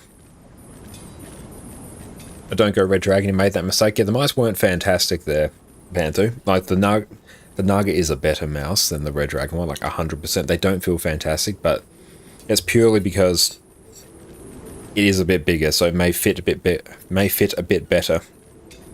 I think also, like, if you've been playing with the Naga, going to like another obviously cheaper mouse is going to feel sketchy until you get used to it. I found that as well, because I played with them, like, it's not vibing with me. I think if I just started with that, though, I probably would have been fine. I wouldn't have known better. The click mechanism's really tough. Yeah, compared to how just light and snappy the buttons feel on the side of the Naga, the Red Dragon ones just felt a bit tougher. And yeah, I'll never understand either how people use the F keys in Guild Wars 2. Just straight up won't know. Oh, you loved your Logitech G600, now you have a Naga. I really want to get the G600, but the time that I was searching, I just straight up could not buy that anywhere in Australia.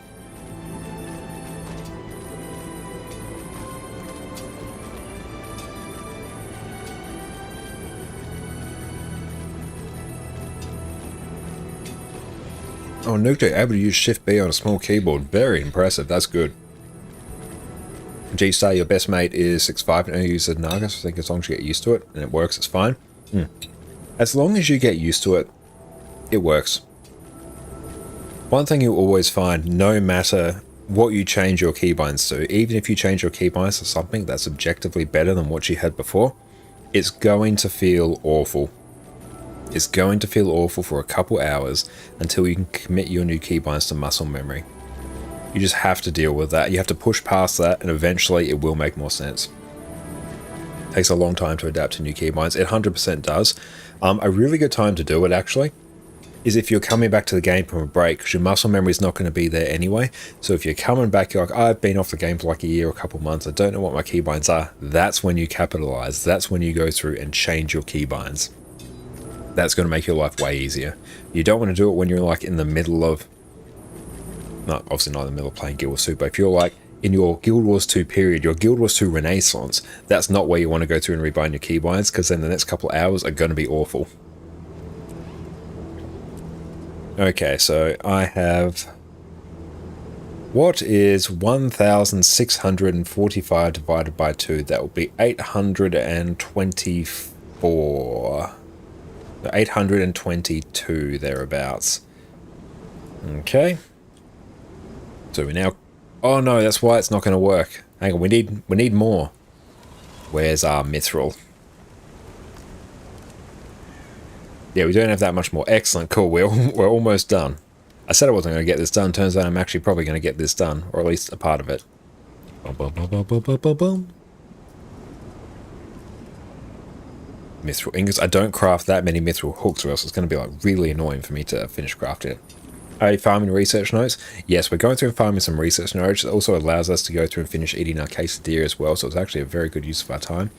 And just also look at Addie there. She could not possibly be more chill.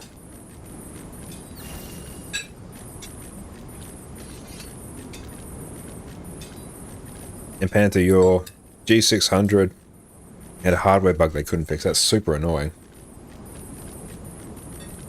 Oh, so you recently deactivated double tap to dodge. The first few fights were interesting, getting better but still struggling to right dodge. Definitely recommend, if you're playing Guild Wars 2, turn off double tap to dodge. If you just install Guild Wars 2, go into your options, turn that off. Do not let yourself get used to that. That option's a trap. That option's a trap to screw with you. Double tap to evade's a nightmare. If you want jumping puzzles to be the worst thing you've ever experienced, have that. And Nazad, welcome in. Welcome to Guild Wars 2 community. We have cookies, but sadly we also have Sylvari. I'm a big Sylvari enjoyer, so I gotta disagree with you there. Especially doing jumping puzzle with double tap. Yep, that's a way to very quickly end your sanity. It was 824 I needed, wasn't it? Yeah.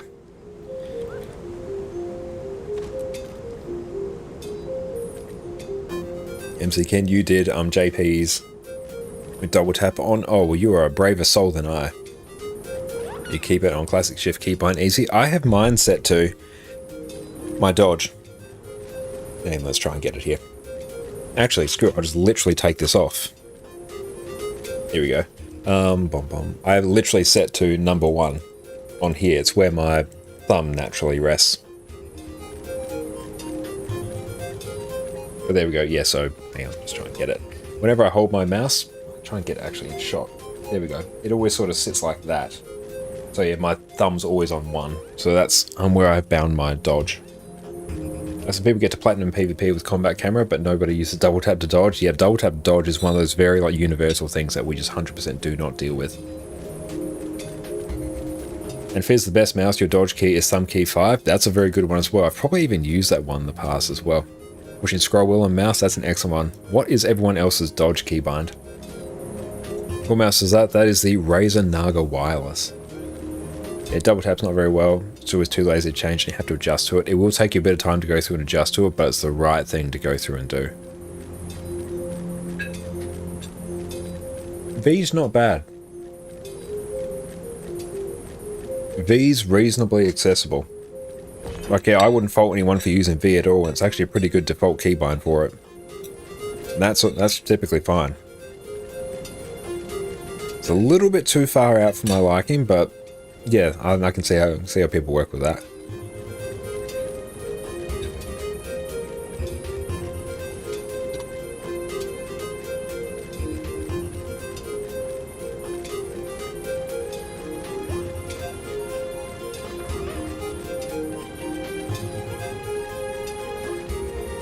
Razer Naga's the best mouse ever.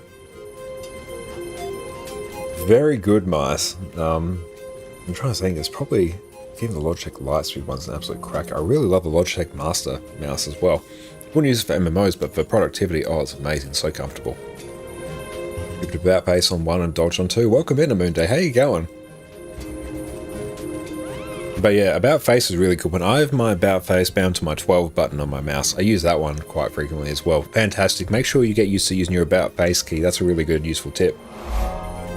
And Haru, thank you so much for the follow as well. Really appreciate you, my friend. Thank you so much. I don't think I have all the mithril I need. I don't think I've done my math correctly. No, well, we need some research notes anyway. Default one is V and haven't changed it, but you do find yourself sometimes using double tap. Q is your cancel skill. Mouse button to do 180 turn. Nice. I'm loving hearing everyone's keybinds here. Maybe we should switch it. Don't use F keys too often. Oh yeah, I just won't use F keys like at all.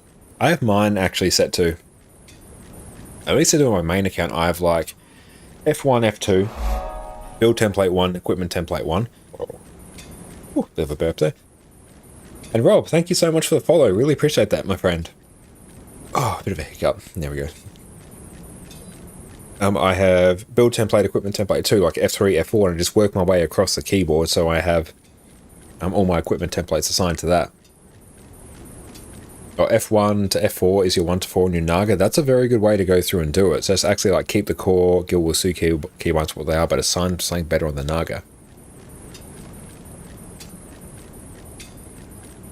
And Dernick, you grew up with trackball, so use the Elecom Hughes trackball gamer mouse. Nice, how are you finding it? Oh, F skills, not the F keys. Ah, okay, I got you there.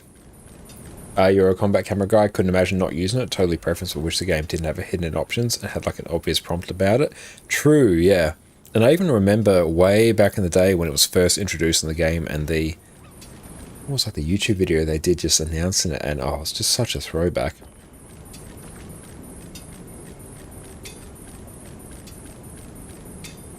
If you play NG, it's held behind all those extra keys. NG in particular is a really nasty one for it.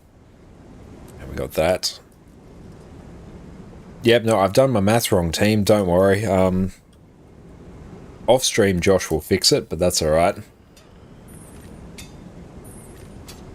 And Null, your ability to engage with audience and foster a sense of community is impressive. Well, that's really kind of you to say. I really appreciate that. Thank you so much, Null. That's really made my day. That made me smile in my soul, so thank you. And you have your about face on mouse 5, Nukta, and your F1 skill on mouse 4. Only things you have on your mouse. Well, if it works for you, it works for you. And if I use F1 to F3, but everything above that's too far away, yeah, I'm not touching F1, F2, F3. I'll actually show you my mouse, on my keyboard. I've got a WASD keyboard here, so custom one. I got years ago. It's an absolute tank of a thing. I've even worn away some of the keys, but still I'm cracking totally well. I've got so many cables on my desk here, and my dessert bowl sitting on top of them. Hey, thank you so much, Null, for the raid. I really appreciate you, my friend. Thank you so much. You're an absolute legend, and thank you for your kind words earlier. Everyone, just take a moment out of your day and make sure you go drop Null a follow, and make sure you go check them out whenever they're live. Now, everyone, I want to see a crap ton of followers heading over to Null's stream right now. I want to see that number skyrocket, and just to check, let me go through. We're going to go through and open this up. So I'm monitoring your work. I'm going to be checking your work, team. I'm going to also drop you a follow, Null. Thank you so much. Really appreciate that, but I want to see some big old follows there. But how you going, mate? Thank you so much for popping in.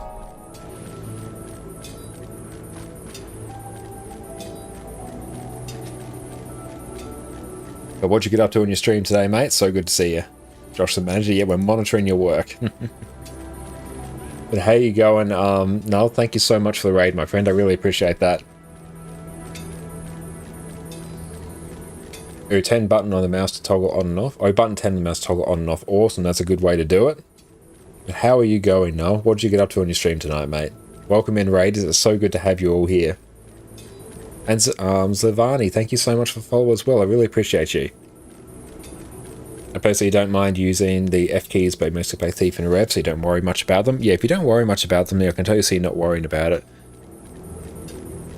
I may have just said a really odd sentence there, but that's okay. That's going to happen. But yeah, Thief and Rev won't touch them much, whereas things like Mesmer, Engie use them all the time. Druid as well uses them an absolute ton. Brain go brr. Yeah, no, brain just goes completely grinds to a halt. And Nugza, the reason you moved F1 to mouse because you main Thief, and Steel is too important to time PvP. Oh yeah, Steel is an absolute god tier button that you need to go through and bind in PvP. 100% you need to go through and do that. Because that's just not, that's a game-changing skill. I remember back when I used to play a lot of PvP, I played Thief a lot, and I was the same. I went through and rebound my Steel to something easier to go through and access, because that was insanely important. Okay, we're getting close to being able to actually do some of this crafting. Then we should have the research notes we need at least for a while, which is good. And by a while, I mean like 2 days probably. I can chew through them that quickly. I literally wins games. I've been at the right place at the right time, just pressing a single skill. It does. Thief is a stacked skill. Oh no, Thief. Steel is a stacked skill in PvP. The amount that does in a competitive environment is absolutely unhinged, especially when you just have all the traits just going through and interacting with it. It becomes an absolutely unhinged skill. You look at the tooltip of it in PvP, it just like extends further and further up. It's absolutely crazy. This is what I was mentioning earlier about the exotic gear actually being more efficient time-wise. Even though it can be a little bit more expensive, the time's actually worth it. Because yeah, the mithril stuff is cheaper, you have to craft a lot of it. Remember back when they patched back Classic Steel onto Daredevil traits? So it's no longer the inferior version. I hope it's still like it. Yeah, I haven't actually gone through and played Thief PvP in a while, so I'm not 100% sure. Okay, so let's go through. Here we go. Automatically salvage with the salvage kit. There we go. We're now going to get flooded with a whole bunch of research notes there. Excellent.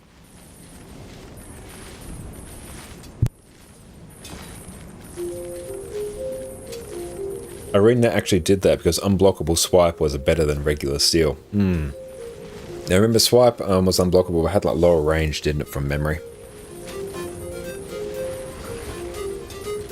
Excellent, so now we should be able to go through and actually get the glide booster.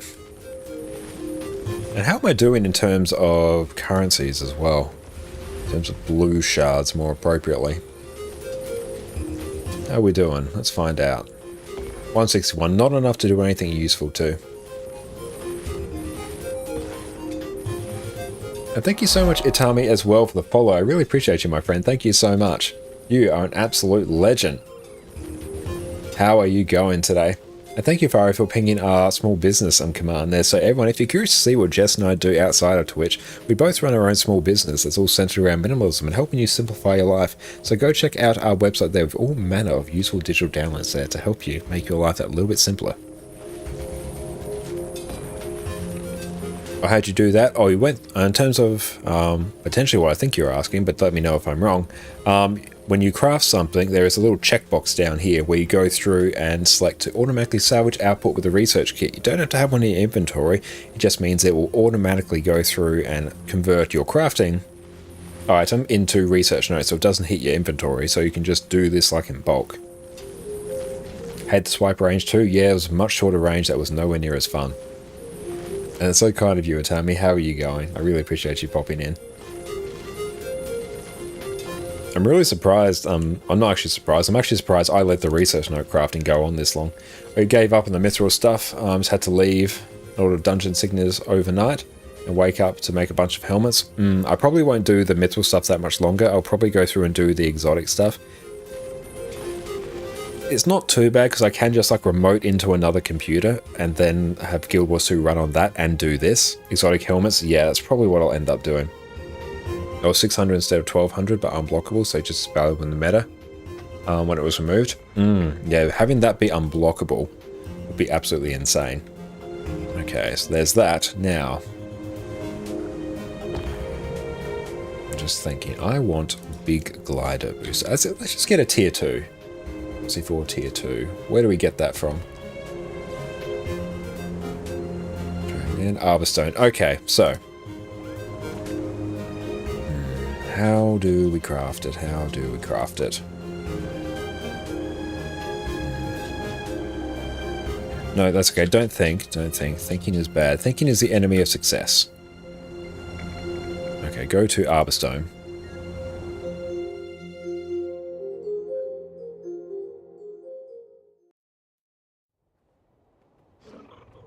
Oh, Red, commercial entered, could hear your answer. Potentially, there's just, whenever you craft something, there's a little checkbox underneath it, and it'll be like automatically salvage item with salvage with research kit, and then it'll go through and just like automatically salvage it with the research kit without it hitting your inventory.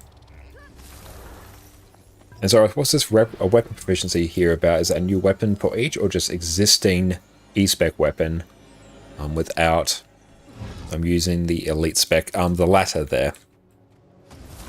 So yeah, any of your elite specs can use the weapon of any other elite spec on your class once you go through and do a little bit of the Secrets of the Obscure expansion. Yeah, it's the elite spec thing. Jadebot core recipes, we've done that. There we go, got 4,000 research notes. Not too much, but it will cover us for like what we need. Right, okay. Gliding booster, please. That's good, we'll grab that. So that's Jeweler. Jadebot module upgrades. Show us gliding booster. Where are you? Where do you live?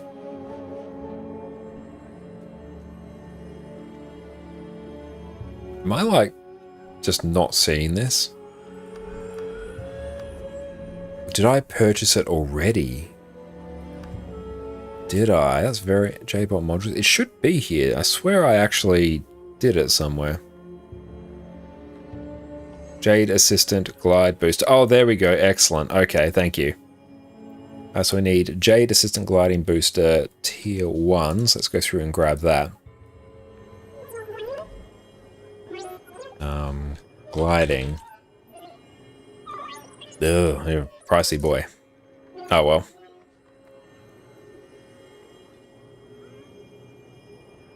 I'm just literally debating how many characters... hang on. Just having a bit of a think. Dun dun. Yes. I'm just thinking how many characters I'm like actively playing right now and who are not parked at places. And I think it's 4 on this account. I haven't played in years, 2 expansions to catch up on. You are not wanting for content there. All that Guild Wars 2 goodness, you are 100% correct. Oh, I don't even have this upgraded yet. I actually have to go back to this area. you had no ideas existed. Oh yeah, the gliding boost is absolutely crazy. I love it. And I basically just got sent on a massive segue because I want to... no, Penguin, I blame you for this segue. We went through and we wanted to figure out how to do fancy stuff with our mounts, and all of a sudden it's divulged into us crafting thousands of research notes and us moving around Arbostone trying to go through and craft some gliding boosters. That's all good. You sent us down a big rabbit hole. That's right, I'm a big boy. I'm responsible for my own actions. It's not actually your fault. I thought, hey, it would actually be really nice for me to get the gliding booster because I've honestly been meaning to for quite some time on this account. So I'm like, oh, that would be good to do. Goes and does it. Crafts thousands of research notes on stream. Now, I did pick them up, didn't I? I didn't just like imagine that. So that would be something I'd do. You'll be glad you have it. Oh, I will. Yeah, I've been meaning to get it for ages. And so you just recreated Thief to start fresh, acting as if you're playing for the first time in order. Was mad enough not to use all mounts until Season 1. And then started using Raptor to keep up. Oh, getting Raptor is going to be an absolute godsend. I have it ready in another window at Character Select. But you keep watching this Skill Wars 2 stream. Well, thank you so much. It's so kind of you. Show me your wares, please. Okay. That 1, 2, 3, 4. Okay, we've got 4 of those now. Perfect. The mad thing is to have all mounts and not use them run on foot. With no swiftness. Yes, that's peak like Core Guild Wars 2 Connoisseur. Run around, no swiftness, no mounts. And just watch yourself age in the reflection from your monitor. So what does the gliding boost do? What it will go through and do... Let me just drag this here. Pop these here, and I'll go and demonstrate. Even higher boost from Jadebot. Yes, basically that. We'll go this character. Let's go pick that chicken out of our teeth. Does it need 2 monitors? Definitely recommend you do it. The boost you get from the tier 3 is like insane. Okay, so I want to go... Oh, I'm straight up just going to use this. I need to go to Arbostone anyway. That was a really bad use of bank access there. Make sure you have a tier 6 J-Bot core. I'm pretty sure I have like a tier 10 because I usually at least just throw a tier 10 on my characters anyway. Hello. There we go. And for money, do magic trophies. It's either that or might. I can't remember which one's more profitable at the moment. On my main account, they're mostly magic because they're the most profitable at the time that I did it. Source ran it for months on tier 1. Oh no. But yeah, I definitely, if I play a character, one of the first things I'll do is throw a tier 10 on there, or else I'll just forget. It's a good one. Same with Mountain Endurance. Yeah, Mountain Endurance is great as well. This little EOD bot thing is a game changer for just about everything. It's a really interesting piece of kit. So let me go through. Actually, let me equip this first, and then we can go through and chat about it. Or else I'll get distracted again. I won't do anything for an hour.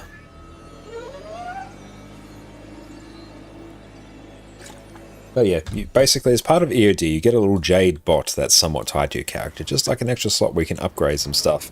So, one thing it can go through and do is periodically revive you if you go down in combat. Only in like open world stuff, it won't work in like instance content. There we go, let's just go through and equip gliding booster. Oh, this one doesn't... I could have sworn I gave you a tier 10 one. Oh well, we're just gonna just do this and watch this happen. Give us the tier 10 Jadebot core, just, yep. Don't think, just do.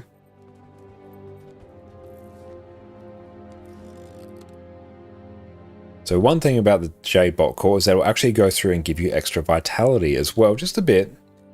Nice little chunk, but you can also go through and assign modules to it. You can get it to effectively make it so mobs will drop you extra loot as well, which is very, very handy. You can use it for gliding boosters as well. I kind of wish the J-Bot will revive, being fed with res orbs and instance content. That would be quite cool, actually.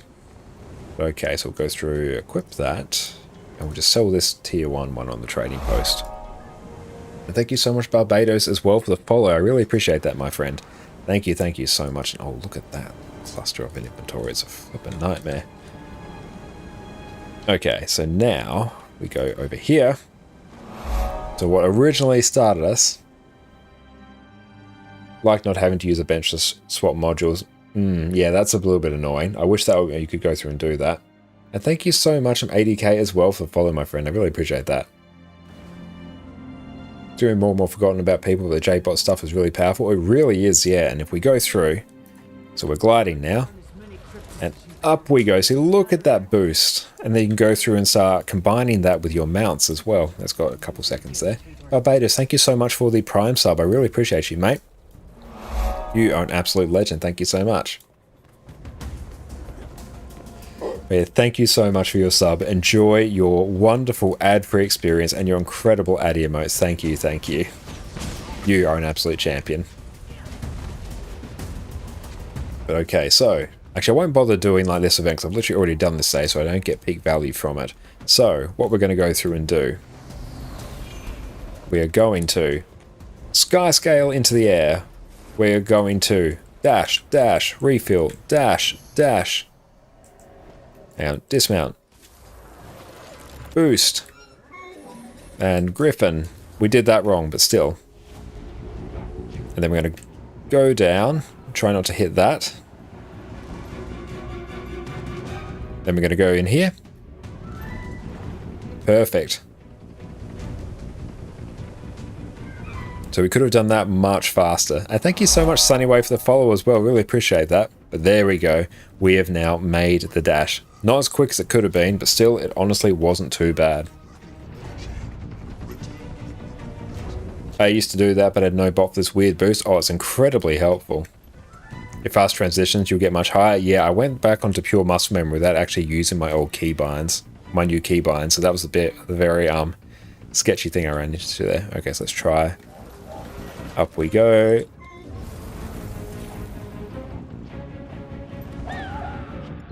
But yeah, we can go through and apply that to like all manner of different areas as well.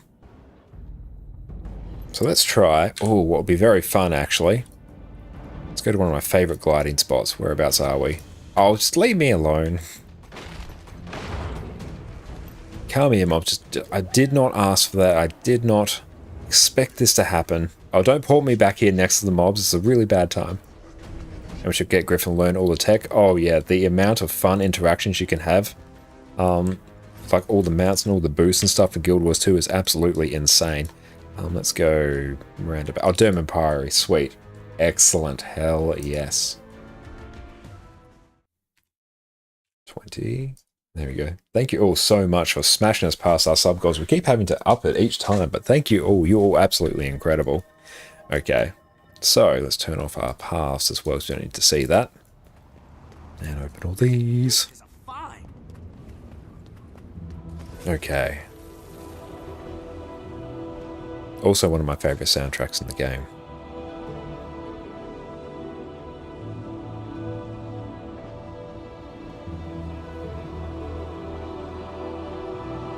It's incredibly peaceful. I love it.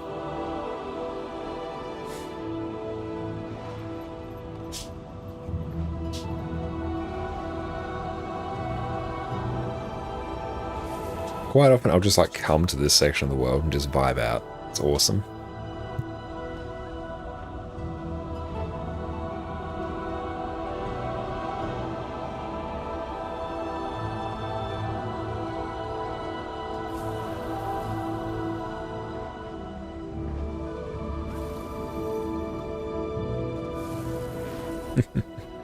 Priory music, oh, it's so good. There's a few areas that disable mouse but don't disable gliding, where the boost is incredible. Oh, hell yeah, absolutely. And yeah, the Priory music's absolutely incredible. And Dante, you were lucky enough to be on a Griffin adventure when Summon of Wing was there. With a few tricks, you made it gold that same day. Hell yeah, that is fantastic. Things like that, nice. Okay, let's try this. Oh no, we instantly failed. Up we go. Yes. Thank you. Okay, so let's try this. So let's bring up our Springer.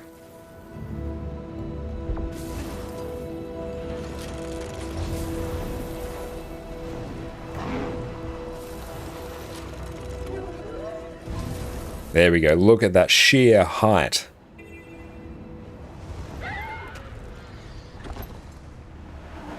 Yeah, that was a bit quicker there. So we're getting there.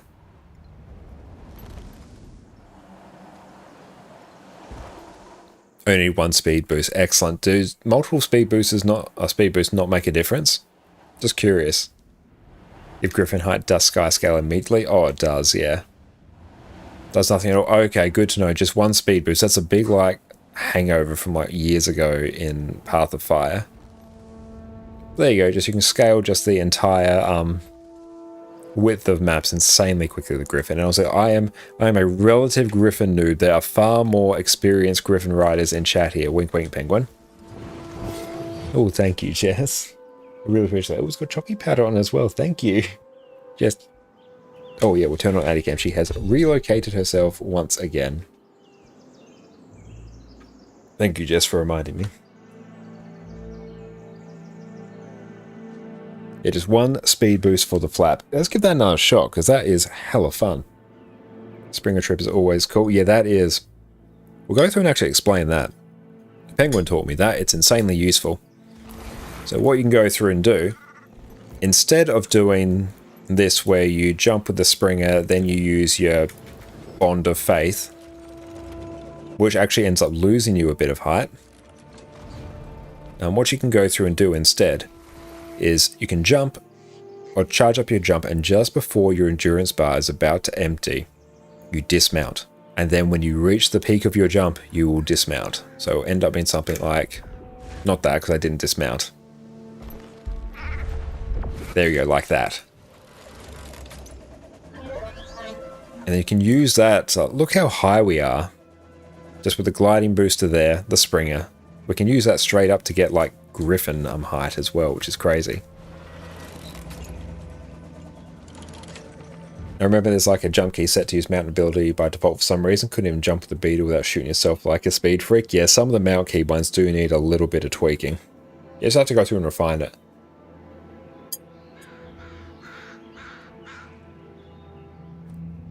That's like the coolest trick in the book. Yeah, thank Penguin for teaching me that. It's insane. So everyone, make sure you go check out Penguin Paladin. Go follow them. Go hang out in their streams. So straight up, my life in Guild Wars 2 has been made better by just the little bits of information they've given me. So if they can do that for me in a couple minutes, what can they do for you in an entire like streaming evening? Like the benefits are going to be unfathomable.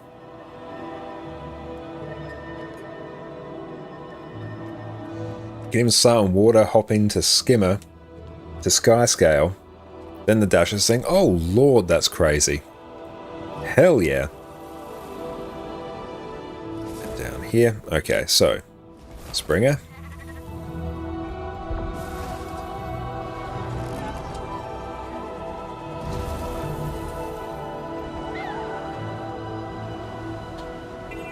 So we get used to some of our keybinds here.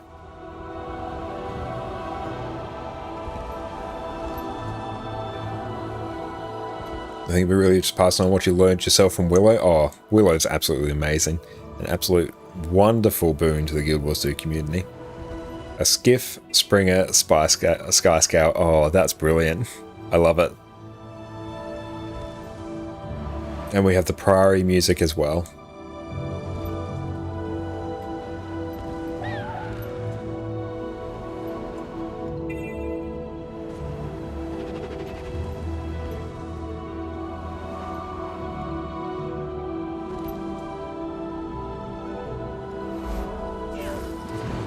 Because the movement system of Guild Wars 2 is unfathomably good.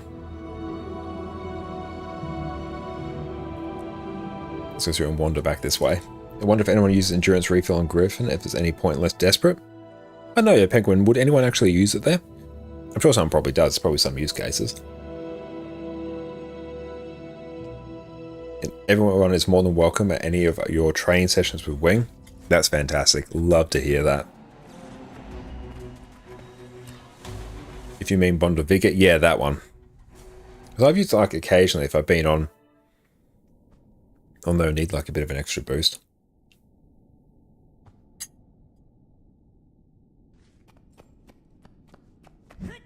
Do not fear. This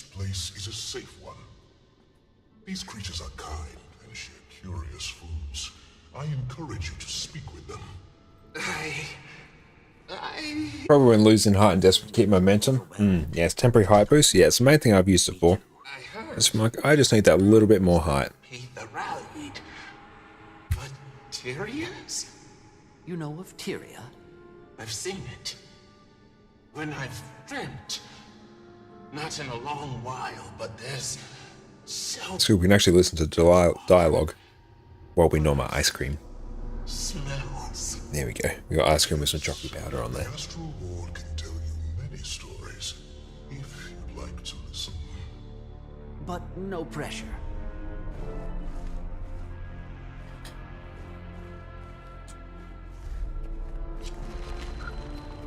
All here. We can prepare to move. The path to Hator should be clear. Aside from a few guards left to protect. Like the only MMO that actually kept you interested in the story. I quite enjoy the story overall. Hator. Especially like Path of Fire. A hard enough Path of Fire slapped. End of Dragons I really enjoyed. Enjoyed the Soto story as well. Hawthorns I liked. It's all good. with caution. Ramses, why do I feel dread? An evil Kimoi. Thank you so much for the follow. Thank you so much. I super appreciate you, my friend. She's fearful. This is a dreadful place to choose its solid. And what's up, and thank you as well. Thank you for choosing to spend your day / evening with us. I really appreciate it. If you don't know how you feel with them showing this kind of very vulnerable and innocent cryptist, not sure if you like it or not. It's a very interesting path to take. One of these demonic creatures copied everything from other worlds, even personality or soul. They potentially could have, yeah. Mini incarnation of terror. Nice. Mastery point. Hell yeah. More mastery points always a good thing. Doom meets Guild Wars 2? Absolutely, yeah.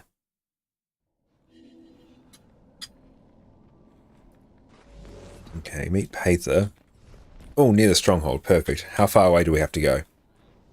Not too far. I'm not talking about some harebrained researcher's theory. I saw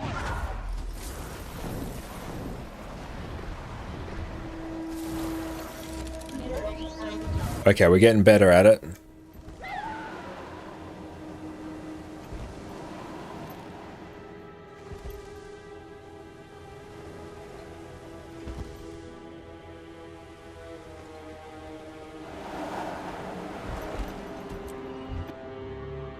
Griffin's fantastic. There's so many tools. No speed boost there.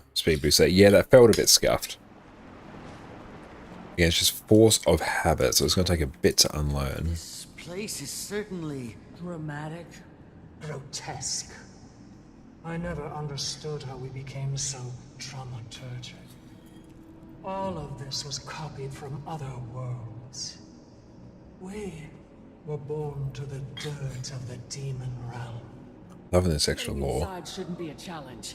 A few guards and stragglers, but they're on the back foot. The champion is dead. Need to probably go to entire this inventory actually. before we head in.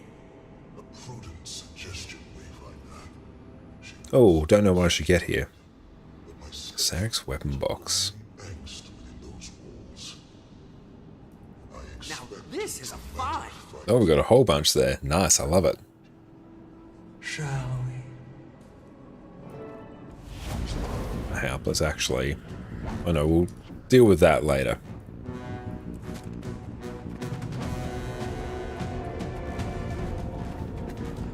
So we need to go through and get all the Sarek skins, which is cool.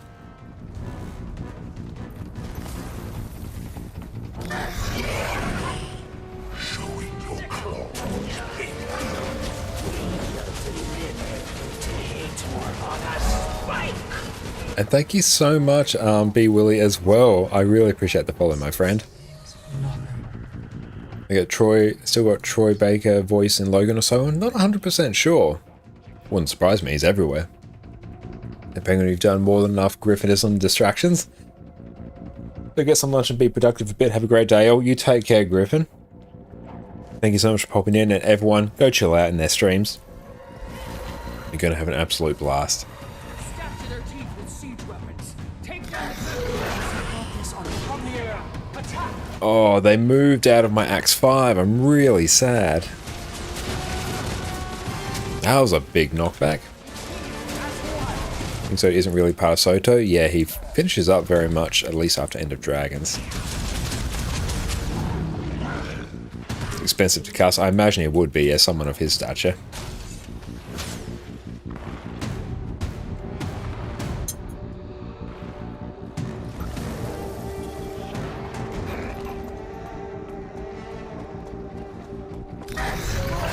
You don't look interested in talking either. Sick up.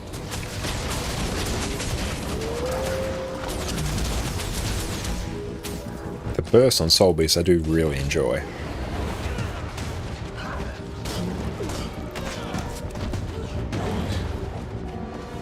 There's quite a few episodes of the podcast to listen to called Play, Watch, Listen. If you're a fan, we'll have to go and check that out on Miss Badger. If I can get no condies.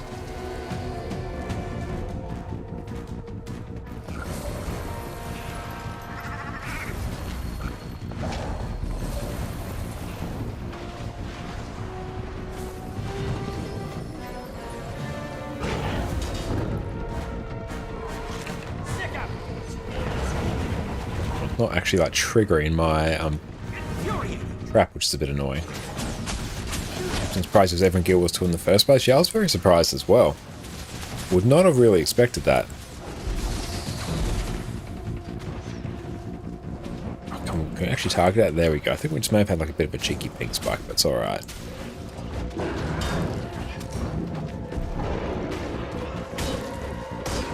I'm very much enjoying all the new skins that we're getting as well, from what I've seen. They look very, very cool.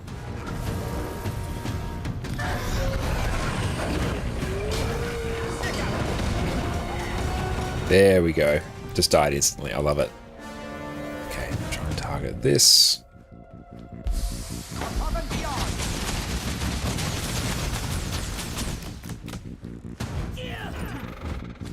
The voice director for the game is Liam O'Brien. He definitely has quite a range of contacts.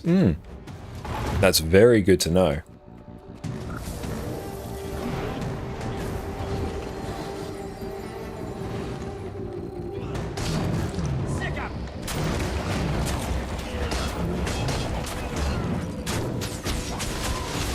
Hopefully we don't get knocked down there. Nice.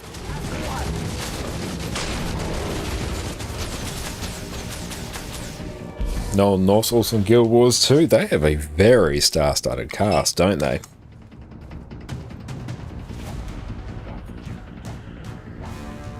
That's why a lot of random, unimportant NPCs are done by Liam. You can find his voice everywhere. That is really cool.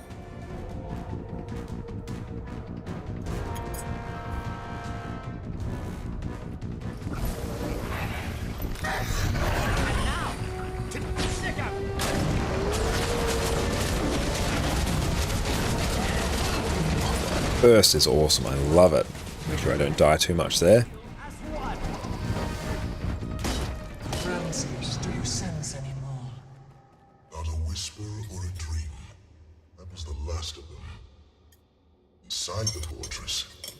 Ice cream is absolutely god tier. Army may wait. Or just the wretched. Yeah, it's so cool to see like all the big name voice actors who've actually like acted in Guild Wars 2. It's absolutely crazy when you think about it. Guild Wars 2 absolutely slaps team. There's a quality to this place that tastes different. No? What do you seek?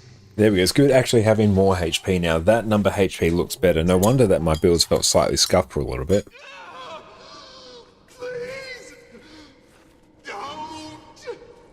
What's that? Carolina Kitty Cat, thank you as well for the follow. I super appreciate you. Okay, look at its source of the screen. And so obviously you hate how Guild Wars 2 never does marketing. Not sure about today, but still probably not. Really hurts potential. They still do not do a lot of marketing. But yeah, it definitely has stifled its potential over the years. They just really didn't market it. Like, the game's always been good. It's always been fantastic. Like, the game doesn't play fundamentally different now compared to how it did at launch. The game's just always been good, but yeah, it's just never really been marketed particularly well. Yeah, they've improved just a little bit. I see more ads for Guild Wars 2 out and about now. I see a lot on Facebook, a lot on Instagram. I think I see some on Reddit as well. But they're out there, but yeah, they had definitely in the past have not marketed as much. So, Oh, did you finish the Anita story? I went through Dante and I did it on this character. So it's still bugged for us. We still can't do the story on our Necro, so we straight up just did the entire story again on this Soul Beast that you made. So thank you for making this Soul Beast.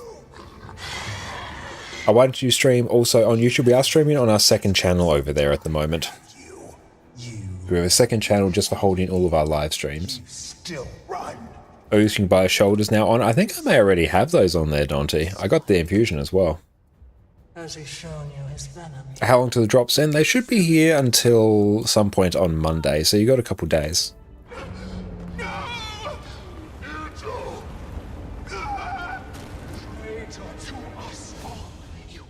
Okay. And try not to instantly die there. We just ate like a whole bunch of attacks.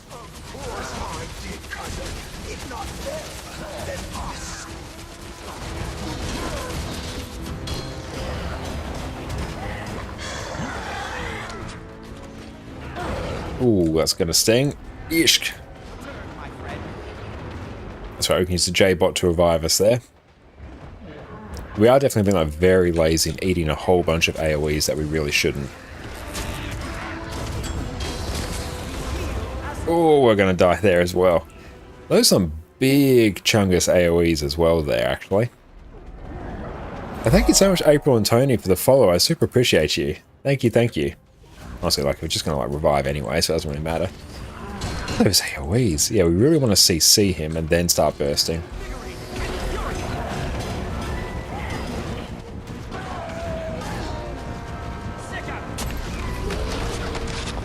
Make sure we don't stand in that. Oh, that spinny boy.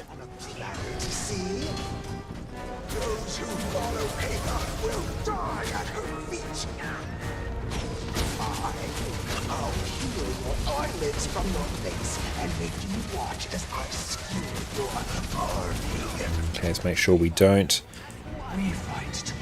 That spin to win attack is rough. I've got it now. I can get a trap down. There we go. The chilling bolts. Actually, they should CC. What's the stealth buff, Hator? It's also because like I'm on a very frail build. I'm not playing particularly well, but yeah, his attacks are rough. Like the amount of CC he does. I'd probably be having a much easier time if I just gave myself some stability. Like if I just used probably strength of the pack to give myself a ton of stability, I'd probably be having a pretty good time. A good thing about on Ranger, the fact that we can simply just keep doing this.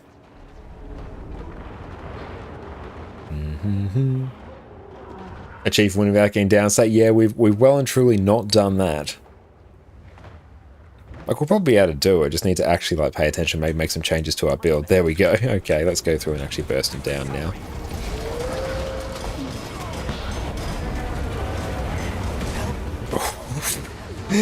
It's also because you can't really see his animation there as well. A way to get better ping, EU or NA? Typically NA. At the moment, my ping in NA is completely scuffed. I sit around 300, but that's a like weird routing issue with Guild Wars 2 and I think Aussie Broadband at the moment. Not too much I can do about that. But I just run a VPN, it gets down to about 220. I'm usually sort of like 230, 250 on EU, so it's slightly better on NA for me, but broadly they're basically the same. Yeah, as soon as I go through a VPN, then it's back down to like 220, it's okay, but literally it's just to go to my local city, so there's something really odd happening there. It's not even like I'm going on a VPN from Adelaide to like Sydney, or from like Adelaide to somewhere in the US. Mega, how's it going? Still going the Mad Lad? Oh, it's a big Drops Week stream. We're having a grand old time with all our lovely friends here, so honestly, it's a fantastic evening. But yeah, I don't know what's happening there. As soon as I run it through a VPN, it's totally fine. Don't run it through a VPN, scuffed. Like, really scuffed. And do I care about the optional achievements? Not really at the moment.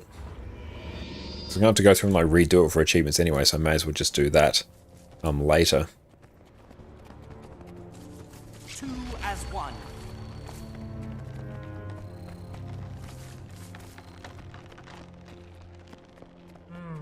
Wayfinder. I'm sorry, Patha. Are you okay? Save that sentiment for your own. He told Let's go through, send. and she likely escaped. We'll just send this unidentified gear to our main account so we can actually process it. How clear your mind is. If you've really been enjoying Nature Magic Untamed build, Storm Spirit is actually insane open world. Have to go through and try it. Because yeah, I haven't actually played really any Untamed at all. I usually get 50 to 60 ping in EU. Oh, nice. It sometimes goes haywire and something happens to Guild Wars 2. Might be something iffy with their routing specifically. Yeah, there might be something a bit sketchy going on there. We share a goal. Or I can do the secondary treatment while waiting for her to talk. Which one's that? Search for survivors. Just interact with stuff on the ground on both levels. Okay, good to know. Let's do. Thank you so much, Rihanna, as well for the follow. I really appreciate you, my friend. Thank you, thank you. I really appreciate the support. Hope you're having a lovely, lovely day. No idea how this works.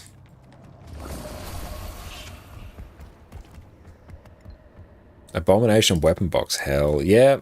Mastery taken care of. That's the story done. I enjoyed it. Are 2 interactables in the room you're in right now. Excellent. So there should be nothing else in here. Or 1 in here. Hang on, where would it be? I'm just basically mousing over until I see a cog pop up. Oh, is it here?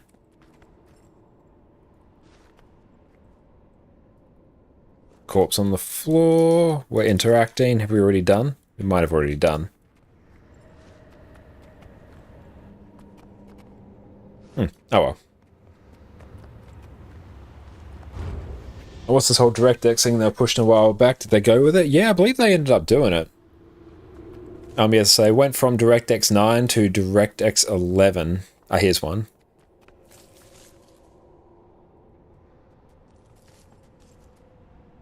There's 2 corpses on the top floor with Arena. We found 1 there. And there's something over here.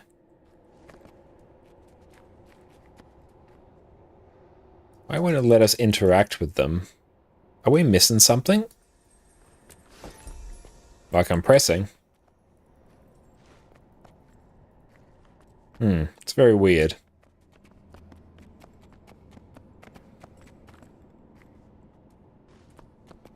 Any tips on Central Tyria Mastery? You get a whole bunch of mastery points through fractals, so I'd recommend focusing on those. And run experience boosters a lot. Or you can't do it after speaking to Pather. Good to know. That's alright, we can worry about that later then. Not too fussed about that. Do fractal achievements? Yep, fractal achievements. And fractals with experience boosters will be great as well for actually like getting new mastery experience itself.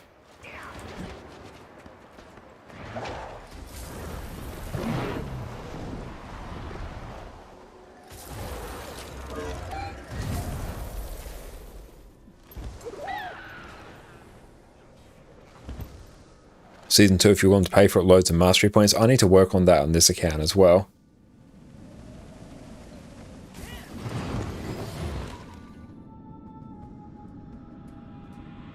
There's been a lot of under the hood fiddling with the engine. They made dungeon changes. Dungeons, I know, I saw that, like fairly significant changes to dungeons. That was absolutely crazy. I did not expect them to do such a thing. Missing 11 points. I think you and I might be in like exactly the same path as or like route as well. Yeah, like hang on, Central Tyria. Yeah, I'm missing. I need 15, so I'm missing 13 points there.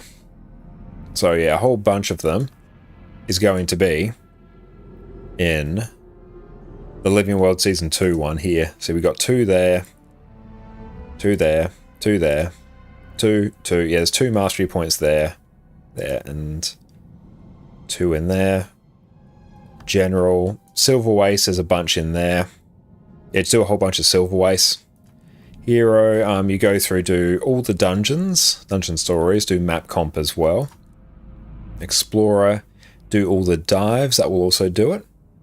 You can't maximum out that fractals of Season 2. Yeah, you can't. Dungeon Weeks announced I had to do something. Oh yeah, or else dungeons would have been a very buggy mess. You can buy all 18 pieces, or Soulbind. Is it? Yeah, buy all pieces of cultural armor, they'll get you one. Happy Friday, Alcar. How are you going? Thank you so much for popping in. Is it Friday for me?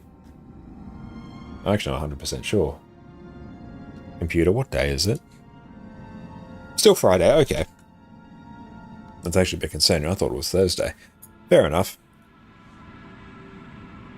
Lost in time? I know, yeah, we've been going for so long, we've lost all concept of time. It's very odd. You loved dungeons back in 2012, 2013? You and me both. I absolutely adored them. I used to run dungeon tours with my first guild every day. Like, yeah, we'd make so much gold in that back in the day. Those were absolutely remarkable times. We'll grab that. Nice. Okay. Once. Now this is a find. And deposit. It's that abomination weapon box. Let's see what we get. Dungeons where the gold makers pour fractals. They really are. Yep, the classic dungeons. No, that honestly, they're still really fun. They're still really good gold, especially because the game is so hideously power crept. Like, I'd probably say builds are probably somewhere in the realm of 2 to 3 times more powerful now than they were during the Guild Wars 2 launch days. So if you go in with a fully max build, you are going to have an absolutely insane time. You go in with like alacrity, quickness, oh, things would just melt. Oh, and Alcar, thank you so much for all that info there. Easy tearing points, 8 personal story. Yep, personal story will do it. 8 complete living world, 2 story, Tequaddle, Karka Queen, LX Termin. There's a whole bunch of good ones there. As for fractal achievement, it pays for itself instead of mastery points. 11 needed, 14 available. But if you don't do fractals, this line is useless too and you can ignore it. Very good. Yeah, Alcar's got you absolutely covered there. But Urge, thank you for the hydrate. I appreciate that. As for early back in the days, line casting. You do like a really weird trick where you'd cast Elementalist ISO 4 and you dodge back just as you cast it, and all your projectiles or your rainy meteors that would be in a circle would land in a single line, so you'd effectively concentrate all your hits on a single target. It was really fun. Starforce support Necro. In Rabid back in the day, oh, that's some real core Guild Wars 2 stuff right there. They're still good in terms of gold. Yeah, they really are. Like, they kind of pump. And I kind of want to do some, actually. Yeah, if anyone wants to do some actual dungeons, let me know. Because, yeah, they're actually still really good. And what do I want from here, actually?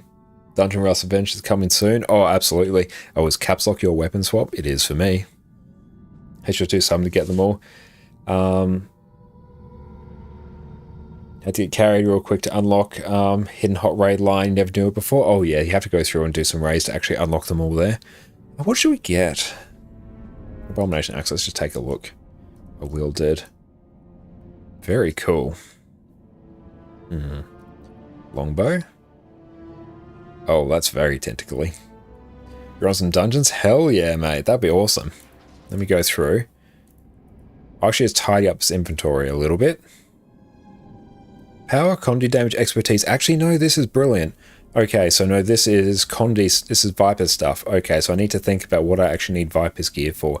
The next build I'm probably going to use for Viper's gear would be a Condi Druid. So I need whatever a Condi Druid will need, which will actually probably be a torch. Yes. Let's grab that. And we'll use that.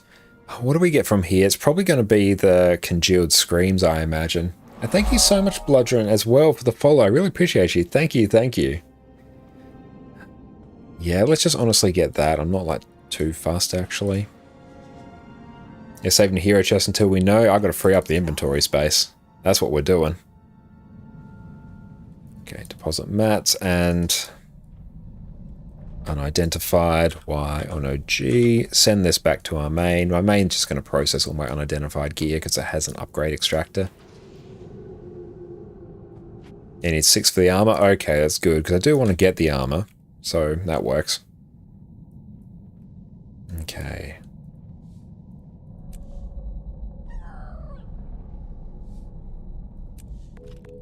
There's a whole bunch of skins there. Nice. We're just getting showered with loot quicker than I can actually process it.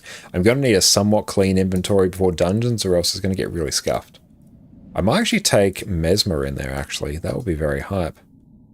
Yeah, because then we can do quickness. It's time we throw. Okay, it's a little bit cleaner. He's all good. Okay. Yeah, let's go Mesmer, and let's go pump in some dungeons.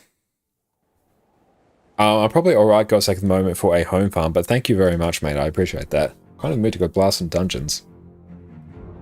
Let's choose between the Flesh or Astral Ward for legendary open world armor. That would be very cool if they do it. If they do it. Yeah, they changed the currency into a single one, which is very nice. Okay, so if you want to join up for dungeons, you can join up on my account name there. So yeah, feel free to shoot me an invite or whisper me, and I can send you an invite as well. Send you an invite when you're ready. Oh, do I have you on my friends list? Oh, excellent, there we go.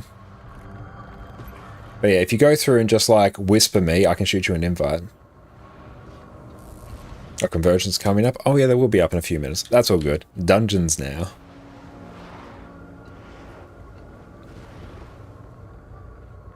Oh, you're Melandra. Excellent, cool. Let me go through and grab that.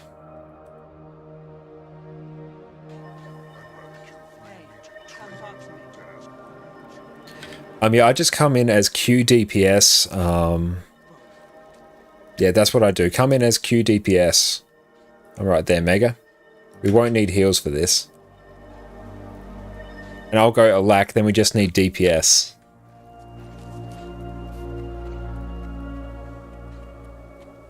Oh, you can enter dungeons from Lion's Arch now. Oh, yes. I forgot that. That's good. Don't need to be on the map. Excellent. It's good because I won't have it on this character. No, this is top tier. Yeah, you do 8 dungeons, and yeah, it's absolutely fantastic. Yeah, so if anyone wants to come, like, straight up, bring some DPS. We're going to blast some dungeons. It's going to be good. So where is the actual... Oh, it's over here. Nice. So I will bring Alack. Are you... And no, I'm on EU tonight, and you're on the same thing as me, so we should be all good.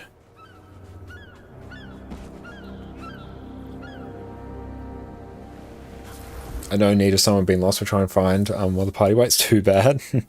Guys, we'll go through and shoot you an invite as well. Oh, you're in your squad. That's all good. I work down EU still. Fair enough. Or can someone actually open the explorable, or do we have to go blast story? Oh, let's go blast the story, and then we can do the explorable. Like, these will literally take a couple minutes. And I also need the story as well. So literally, if anyone wants to come, you can join up on me there. Do you see a tweet above? I haven't actually. I've just got links disabled at the moment, so it makes us easier to mod. Ready. But feel free to like whisper it to me on Discord. That's where I'll probably be able to actually see it. Yep, just go blast. Doing story gives you a mastery point. It does, yeah. Okay, just go interact with things.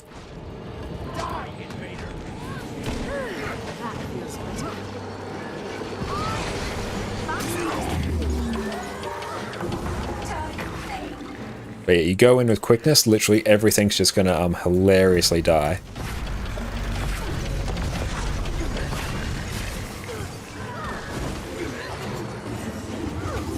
Hey, and welcome in. I love the new friend that's popped into our YouTube chat. Thank you so much for popping in. How you going today? Hello to you too.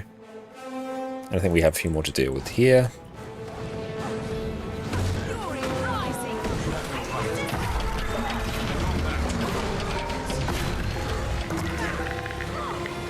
There we go. Might, Fury, Alacrity. We're going to blast. I was about legendary armor. Awesome. Yeah, if you send it to me on Discord, then I can go through and take a look at that.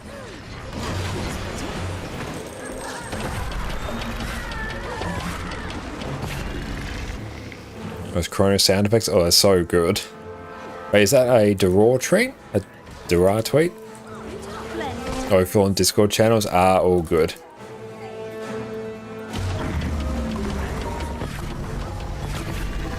But no, I probably haven't gone through and seen it yet. But who actually tweeted it? I can probably go take a look at it from there. Ah! Rip. I should have actually blinked here. Draw awesome. I'll go through and take a look after we're done with some dungeons. And we'll go through and just blast. Yeah, some dungeons do still have some funny mechanics that will absolutely wreck you. Again, yeah, if anyone wants to come and join up for us here. And thank you so much, Superstar, for the follow as well. I appreciate that. Thank you, thank you.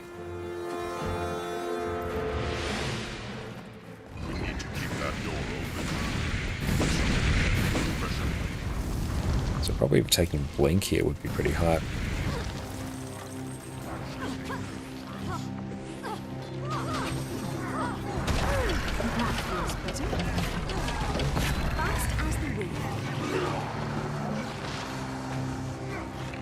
When still die to traps? Oh, they do. They don't one-shot you. They take away like a third of your health or something, and then there's like so damn many of them.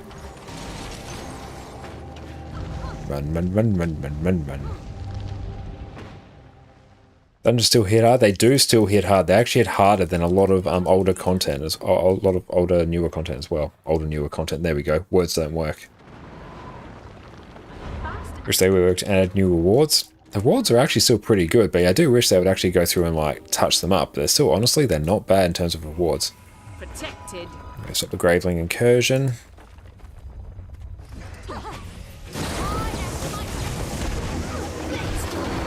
Nice. Like a GG command. GG command would be absolutely amazing. Oh, I need actually focus. That's what I need. People still need them for monk runes, as do I. It's also one of the reasons I'm doing them. Hell yeah, come on in. So I'll equip focus in a little bit.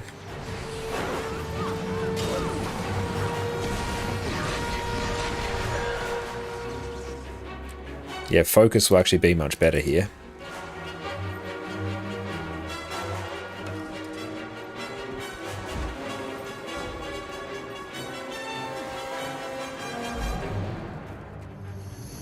And Sanctuary Hankai's Unite. I know, yeah, it's actually some very useful like items you need from them. Attack! Protect the king! Don't let them reach the sword!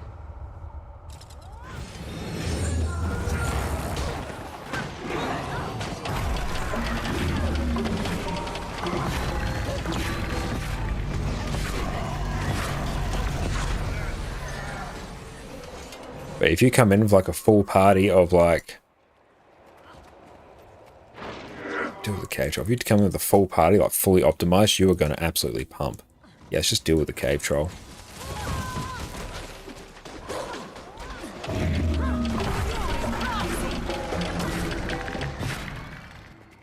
And so head out this way. We basically have to go to each of the routes here. Let's just group these up.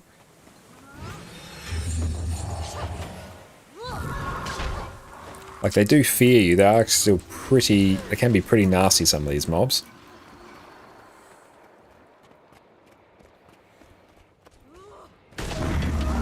Love dungeon content. I love it as well.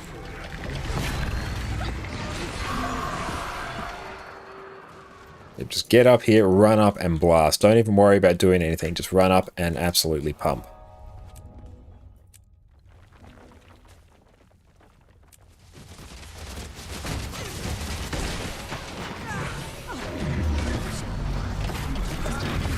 And he's gone.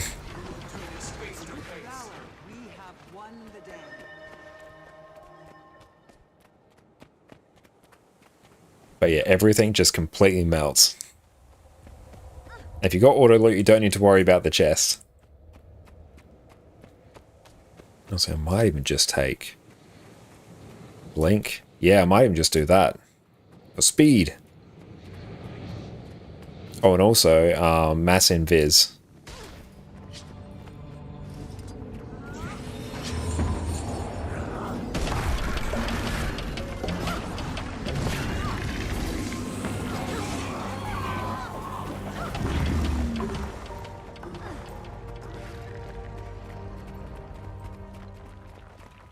Makes you sad. People won't know the significance of Nente. They won't know. It's very unfortunate.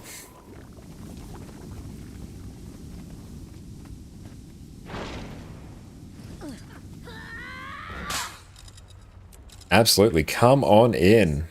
How rude. I will summon my dear Vassar, and together we will make short work of you. Careful, she's got a friend. Keep them apart.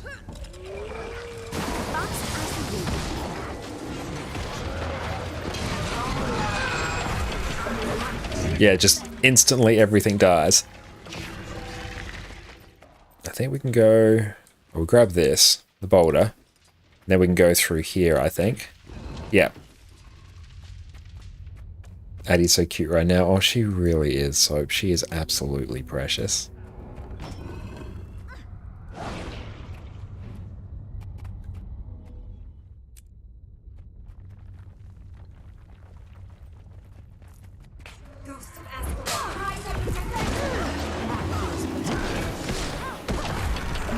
Like, just...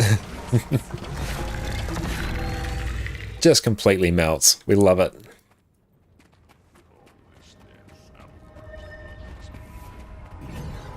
Protected. Just blink through. So I have mass invisibility. Well, there's a way in AC to do all 3 paths in explorable one run, but you never found out the way how. I've done it before. I've been a part of parties that have done it before. I've never quite figured out how to do it myself. It's like really odd. So many like fun glitches you can do in dungeons.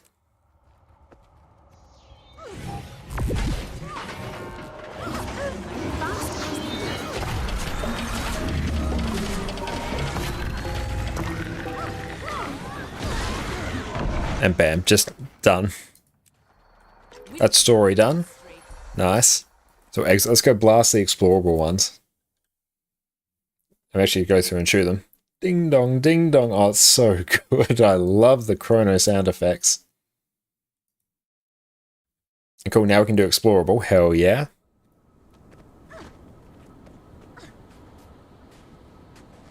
Out with it. Yes, to explorable. The chrono clones absolutely confuse you in raids. Oh, 100%. I occasionally see them. I'm like, what's that person doing over there?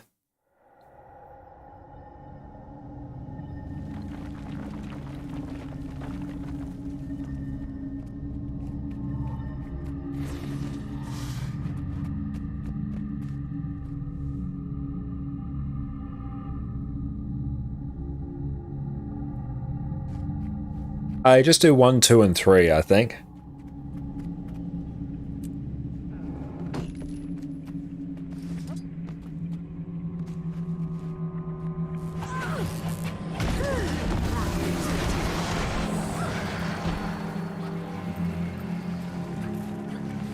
Oh, nice. We actually got him out there. Brilliant. This is why we need a cohesive plan. People just wander. Fungeons, I know. They're so good, Afara. Arguing about the need for a plan. Your plan is just stupid and won't work. Don't mind them. Come with me. We have a Priory base of operations set up nearby. Oh, dungeon CMs would be absolutely fantastic. Heroes Arena. Yeah, so you can just straight run through. You don't have to stand here, actually. Just keep running through to the first bit. Actually, I'll take... Yeah, I'll take feedback here.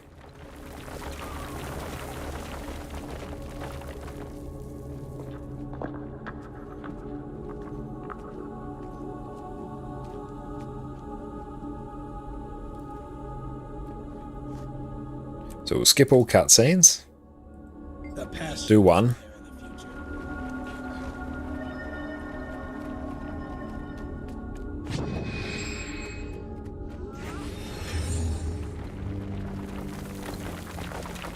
You made the right choice. Escalodians had a penchant for using flaming scepters. Oh, so everyone come out of combat and you stand up here.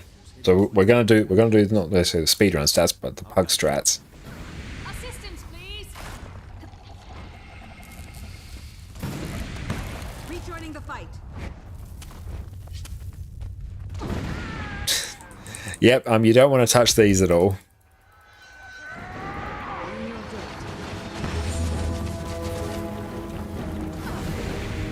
Yep, honestly, may as well just res. Thank you so much, Silvers, as well, for the follow. I really appreciate you. Thank you so much. Yes, res, and don't worry about it.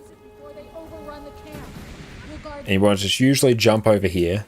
So here we have to go through and kill each of the spiders that has like a level of 2, 1, or 3. New dungeons, not fractals. I wouldn't mind up to new dungeons actually. They are some of my old favourite content. But you can just jump over there. Straight up, just go through and tag everything.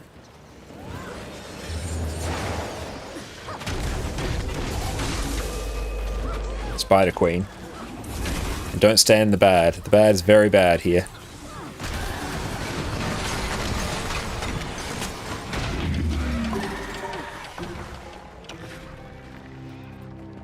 Brings you back to the good old days. Oh, I know. Me too. I just bring them all back here. Don't run through. Just let them all come back. You don't want to fight them there because then you're stuck under all of the... Yeah, stuck amongst all the traps and it's a really bad time.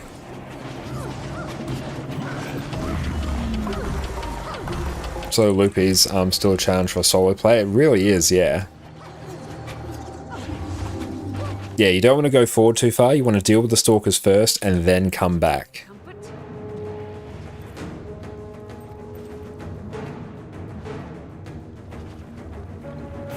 Raid ring, underwater raid ring.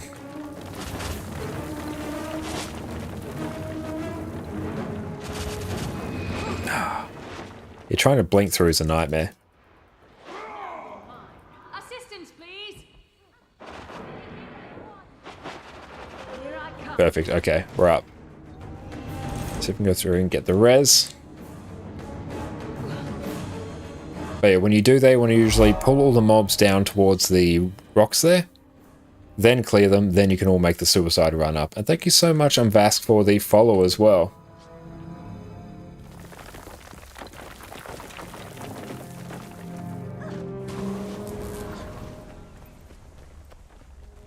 And yeah, there's so much backstory, right?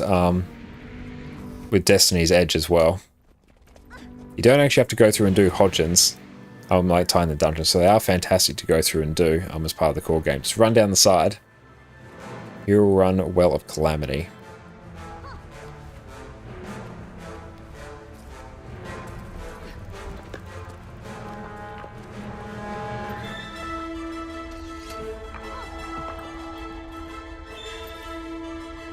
Just run down here. You want to jump up the...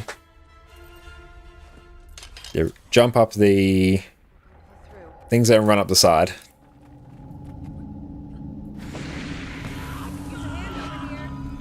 Yeah, you want to run down these on the side here.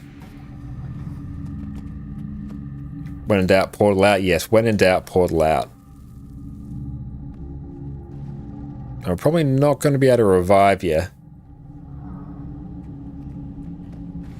Oh yeah, so everyone run in through here. We're not going to be able to revive them there due to the fire, so run in, pull Hodgins in. So make sure everyone runs over here. If you stand there, Hodgins won't actually come, so he's going to be leashed onto someone. So you've got to make sure everyone moves. Not quite sure who he's leashed on. Now we're going to go through and kill a bunch of structures. They're usually buried with their writings. If they were special. So just split up. We will blast.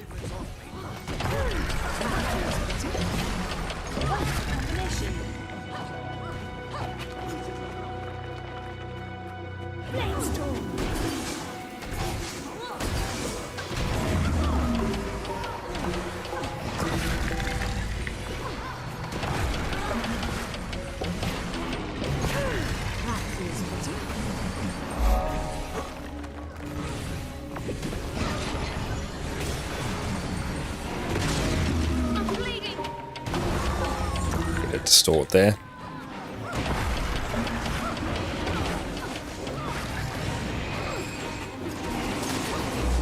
Perfect, that's all them done. Now we're going to port to this waypoint once everyone's out of combat. Beautiful, now it's going to run up. Golden Days for Ellies and Reapers. Oh yeah, that'll be fantastic for underwater.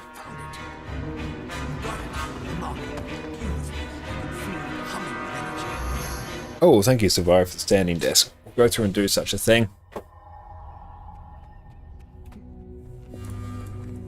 So everyone come this way.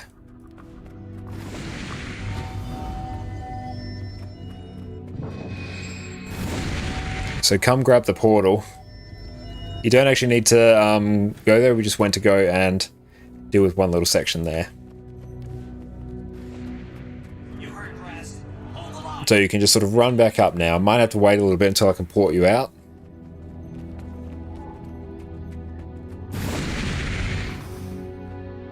But usually we'd probably kill Cola so we get a waypoint there. I wonder if you can come and...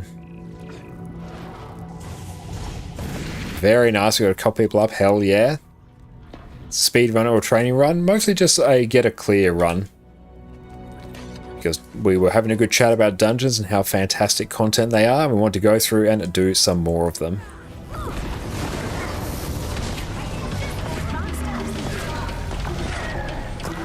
And see how much they can just purely be power crept. And the answer is yes, they can be very power crept.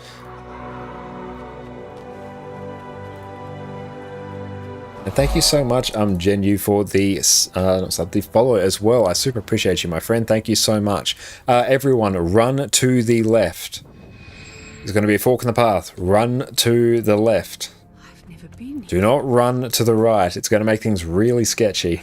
Run to the left. And here we can take... Do we have another stun break floating around? Concentration. Does that break stuns? Yes, it does. Run to the left. Perfect, that's good. I can go through and grab all these. Feel free to like come and observe if you would like, or come and grab some. Doesn't really matter. Besides Embrace and Honor the Ways, yeah, they are fantastic. I remember your first time in this dungeon took you about 4 hours to finish it. Oh, I imagine like the first time you go through and do it, it's going to be like really sketchy. But yeah, we only need like, well, ideally we need one person to go and deal with Hodgins.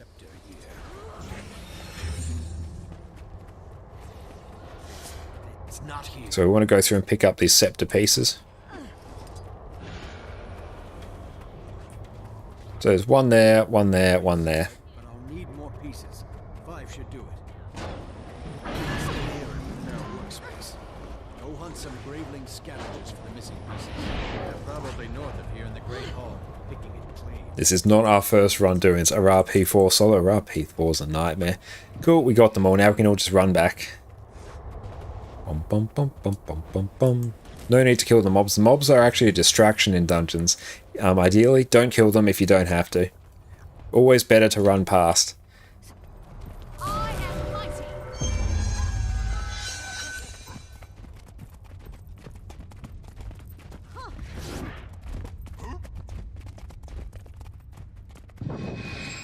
Now the reason we ran to the left there so we don't spawn a bunch of mobs that Hodgins has a very real tendency to go through and just like aggro.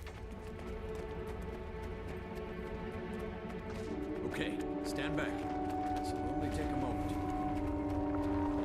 Good as new. Okay, get ready. We're going to go through and do a little bit of a trash run now. That's good enough, right? Just run past everything. Don't stop, don't kill anything. Stopping is bad. Just dodge through all these as well. Dodge through, get ready to stun break. Dodge that, it's always a bad time. Just run through. Don't stop for anything. Arara's Pain. I really love Arara. It's really, really like core Guild Wars 2 memories. Too long, too buggy. He is a very long boy as well.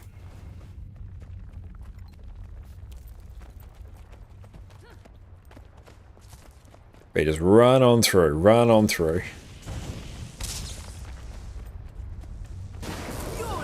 Wait to see it all.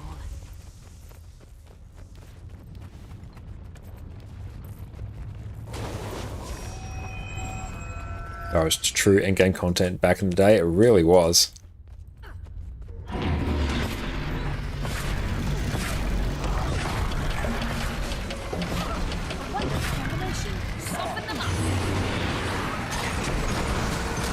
But bam, just completely melted. Just wait for a second to get your remainder of the loot. Used to sell Arar Pass was quite funny. I used to do that as well back in the day. That was good times.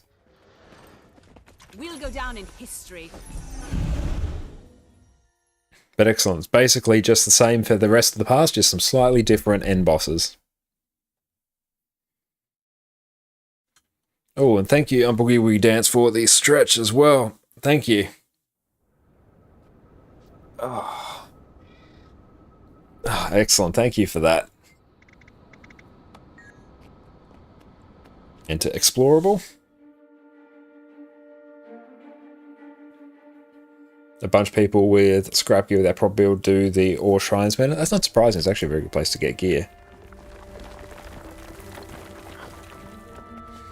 But yeah, so many of us from like core Guild Wars 2 days just have like really good memories of Ara. Because that straight up, that was our endgame.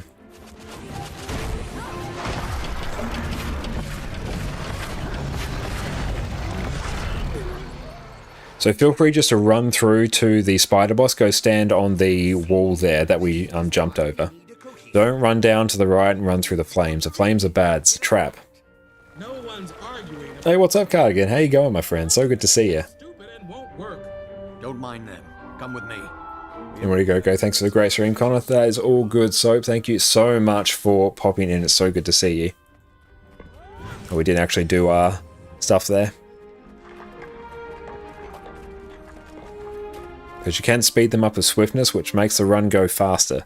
So if you have like a herald or something, have them run next to them or give them super speed. Mobs run faster, you progress through the dungeon quicker. I forget Guild Wars 2 Classic servers. I'm not sure if that will ever be a thing, because like even though like we all have fond memories of it, it's a much better game now than it was then. The past should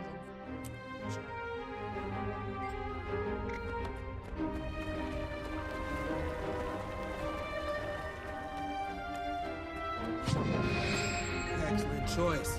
That's good. We can go back and do everything anyways. Yeah, all the other content is like still totally like valid, and the game hasn't been like it's been power crept, but it hasn't been like gear crept. Yeah, so pull them in, kill those mobs, and then do the run.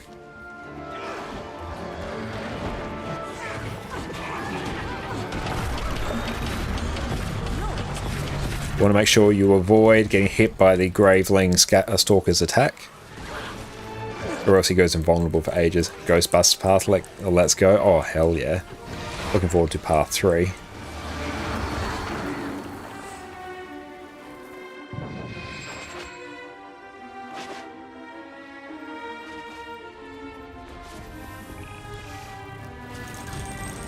Just going to run this way. We're going to kill Hodgins first so we can get a waypoint.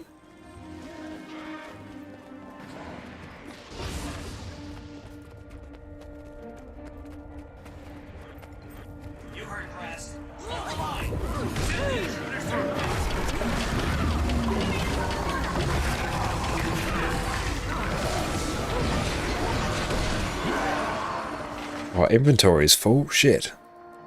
That did not take long to fill up. Hey, just deposit my mats.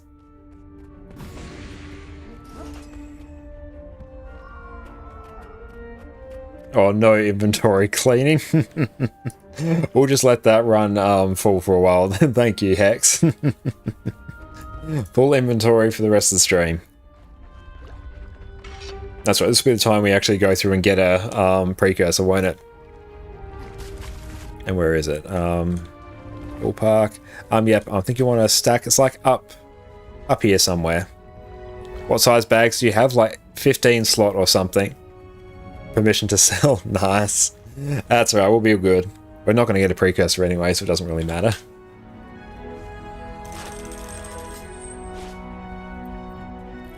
Yes, we want to make sure you run. Hang on, can I draw here?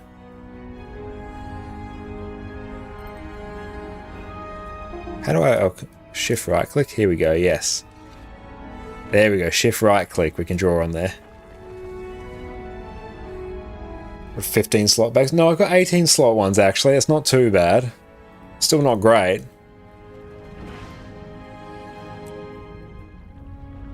So yeah, come stack here.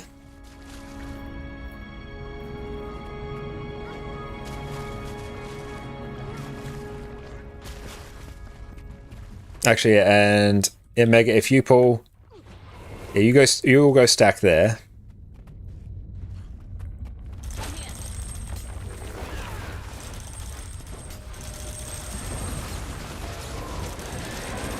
Leader incoming.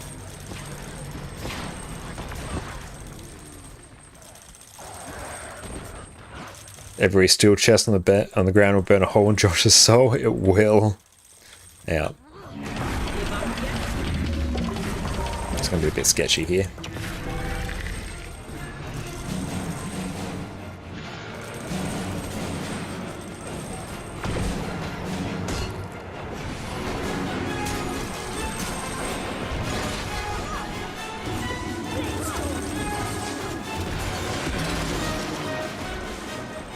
I can just kill that one there. There we go, we're good now. Hey, thank you so much, Inoski, as well for the follow. I super appreciate you, my friend. Thank you.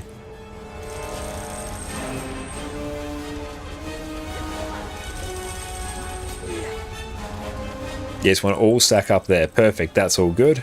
So now we ping that.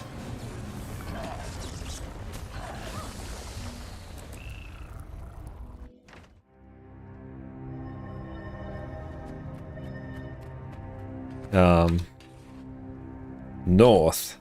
Let's go through and eat some food, actually.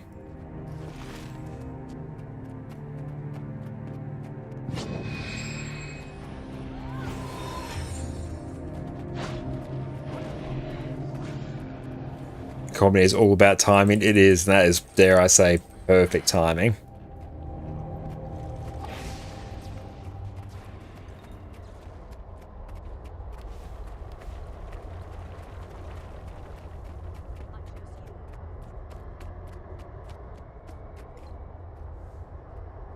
We're just going to run up here. This way, Detha will leash over to us. Beautiful. Drop off the parts I needed to build the traps. Now, if you have any pulls that can help pull mobs together, now's the time to use them. Sure. It's building some nefarious device. Excellent. So come stack over here first. Brothers and sisters, to arms for Ascalon. Wonderful. Keep them off my. Oh yeah, these dungeons are absolutely beautiful. They really are. I have done these dungeons hundreds, if not thousands of times.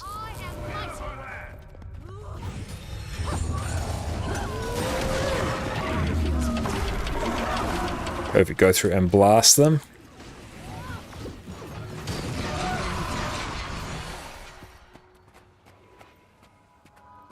So we're just going to cycle around this room now and go kill these mobs.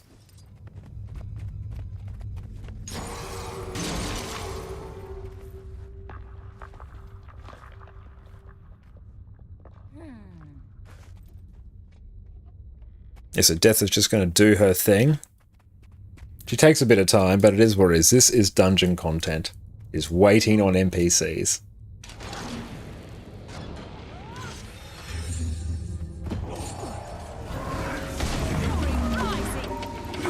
Perfect, that's them gone. Oh, you've been in Guild Wars 2 for a smidge over 10 years and you still yet to complete a few of these dungeons. You totally missed out. Oh, they're a great time, honestly. They definitely show their age, but we still love them to bits. Yeah, they do show their age. They are 11-year-old content, but there's a bit of a charm about that. It's like we're driving a very old car. We're like, yeah, this was good back in its day. But now it's just doing what it can to get by.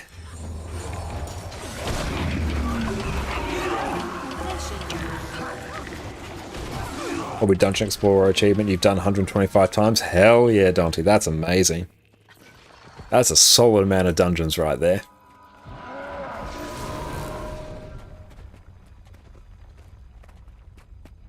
I have to go through and check how many times I've done it on my main account.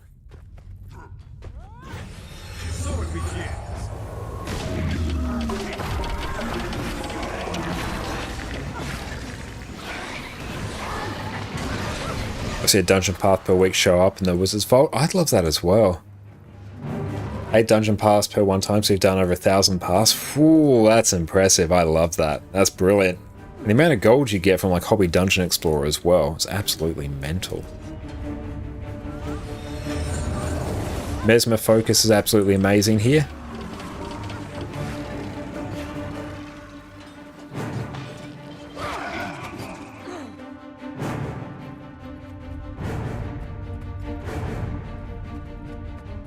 And North Traps, I think we're back over here now. This is P2 of Path 3 now. This is Path 2 now.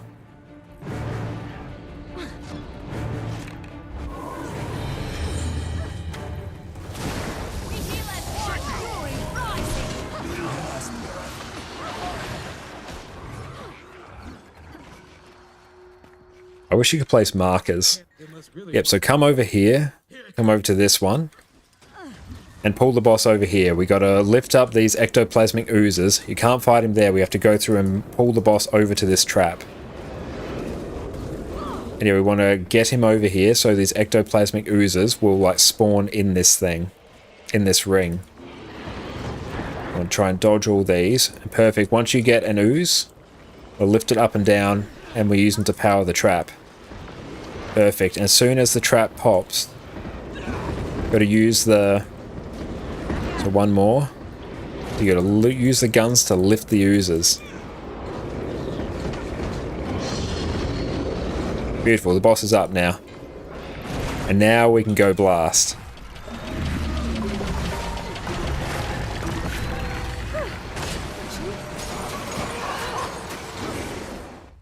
There you go, to use the guns on the oozes within the trap first, arm the trap, then we use it to make the boss vulnerable. I require assistance.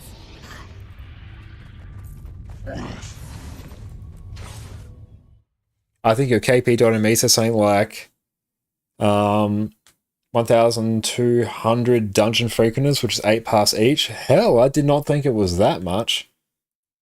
Honestly, I thought Dante might have been ahead of me. Sweet. Check that. Because yeah, that's unhinged. Kill proof. My main. Speak. Tokens, weeklies, raid history, strikes, detail. Oh, summary.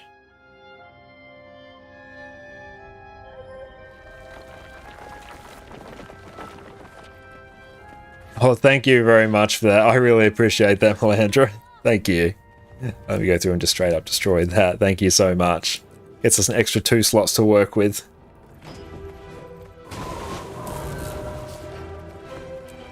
I really appreciate that. Thank you. 2 slots.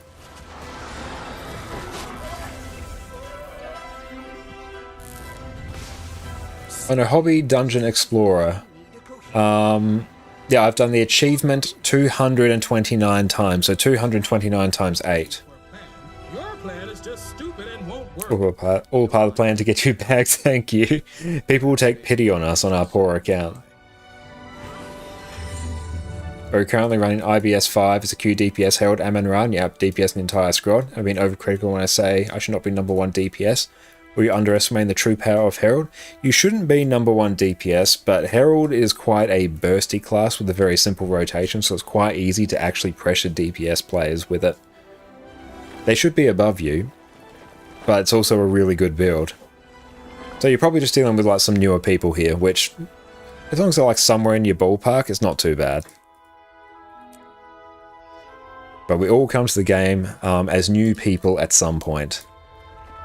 But yeah, Herald's like really good at... I quite regularly pressure DPS players with it. Excellent choice. Undeath essence awaits. To the Lover's Crypt.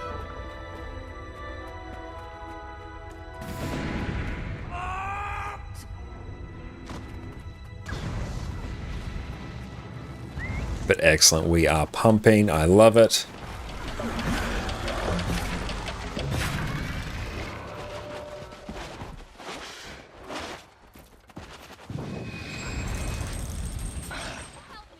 Let's go through and get everyone up.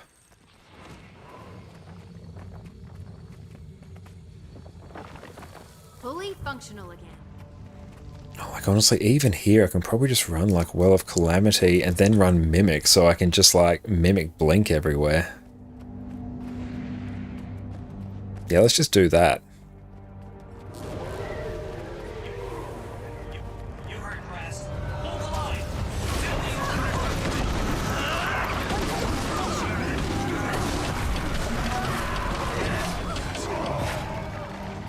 Oh, this one. Now see if I can remember where all these burrows are.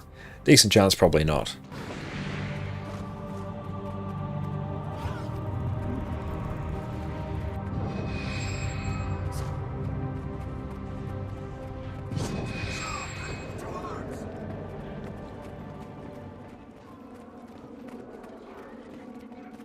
Bye-bye.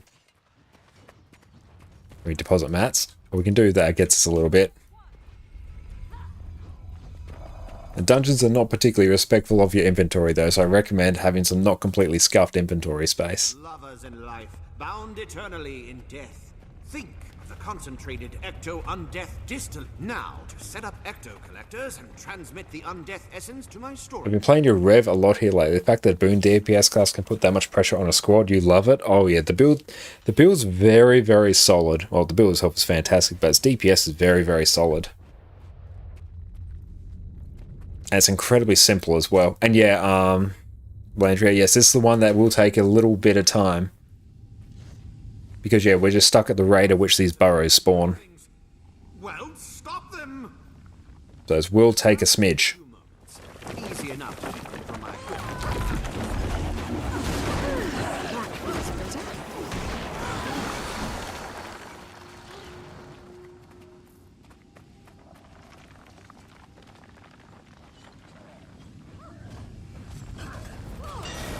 Oh, cool, we've done that one. Nice.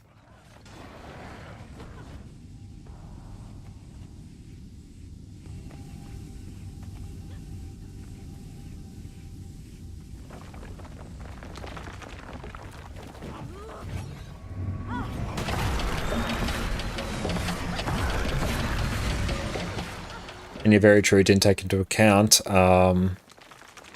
a lot of the possible new players, and they all seem intelligent about what they're doing, but you're absolutely correct, we have to start and learn at some point. Oh, they even could be like, they could be on new classes, or they could just be like vibing out, not really, not pumping particularly hard. And you could just be like exceptionally good at Herald.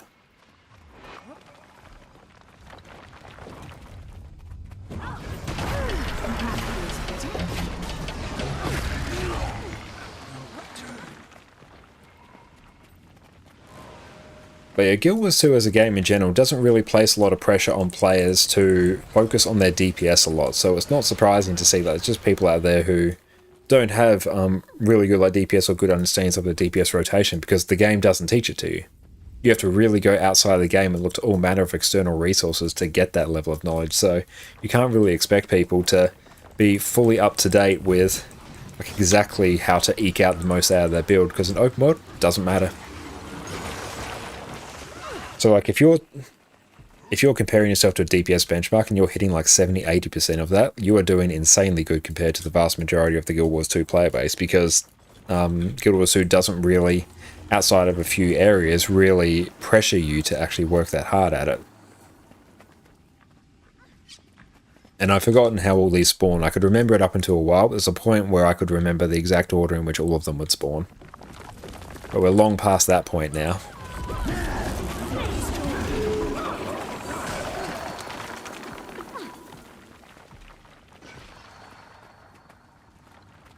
Maggie, yeah, that's why quick is better than a lack in the open world. Giving people a lack when they don't press buttons doesn't do a single thing. Yes, absolutely. If people just sit in there auto-attacking, it doesn't matter if you give them a lack, whereas they will benefit from quickness. So yeah, quickness in open world is generally preferred. That's one of the reasons. Also just the fact it actually feels much better to play. The game feels fundamentally better to play with quickness. But if you get used to playing with quickness, and then you suddenly don't have it, the game feels just so much slower. So being able to just like have quickness is just such a nice quality of life. It means you can actually somewhat recreate your raid rotation and have it not be completely scuffed.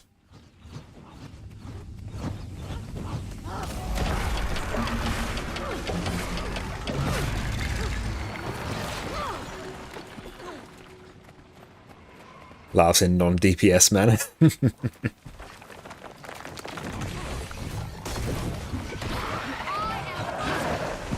74. I think once we get to like 90%, we straight up don't have to do anything else. I wish the burrows would spawn faster here. That would be nice if they actually just spawned one after the other as soon as you kill them, and it's just a matter of like how quickly you move around. One thing that I think dungeons do that the rest of the game just straight up doesn't do, it's a long forgotten art in the game, is the art of moving through the game quickly. Stealth, movement skills, mobility, swiftness, blinks, teleports, portals. So much of dungeons and doing them quickly was actually like focused on how are you going to avoid as many mobs as possible, stealth through encounters, and just really go from boss to boss to boss as quick as possible. It's something you don't really get anymore. Like Corticus's Manor, that entire dungeon is basically just how good can your thief stealth. And then there was the coordinated blasting of smoke fields so you could just get AoE stealth. Oh, it was good. Like you'd have everyone in your party run a single blast finisher. A thief would pop down a pistol fort, everyone blasts it, 20 seconds of stealth or however many seconds, run through, they pop down Shadow Refuge, stand there, you'd path mobs as they run to you, and they'd stop at where you're stealth. If you didn't wait for them to stop, they'd then follow you to the end of the map, so you have to turn around and kill them, which would be really annoying because they'd be champions and they'd straight up one-shot you. Oh, there's so many fun mechanics and yeah, so many fun mechanics. And I miss them deeply.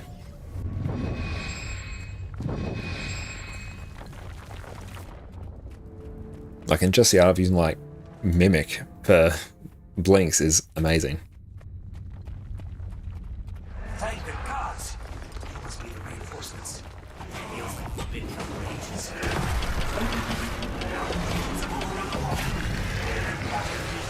Glides and mounts are neat, but it was all fun seeing everyone foot race everywhere. It was, yeah, and you'd run like specific mobility builds.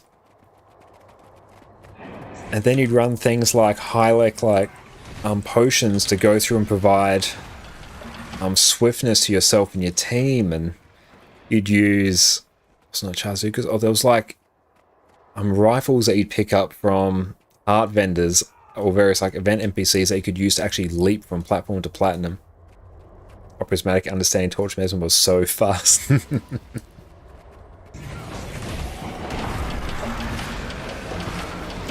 And dungeons as well, they really, compared to so many other areas of the game, dungeons really focused on burst damage.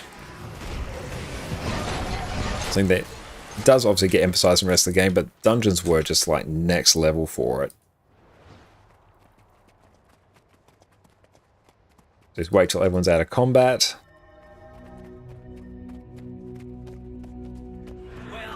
And you're porting around quickly, and you do people port around to activate different parts of the dungeon and come back. Oh, so fun. But I discovered a structural vulnerability. Lead the way. No barrier can stop me from defending my homeland. My resonance cascader will dislodge the rocks blocking the Graveling tunnels. The ethereal flux oscillator indicates an open path in the next room. Let's go. So the Graveling tunnels, nice. I don't need anything else. And you'd be swapping your utility skills around all the time.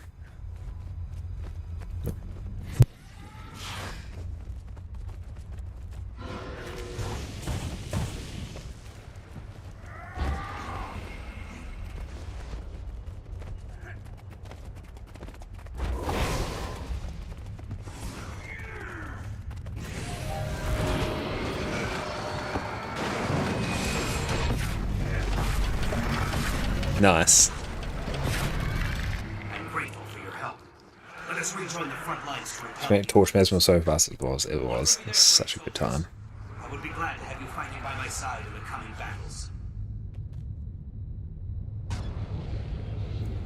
Now, how are we doing in terms of our currency there? I think we need like 720.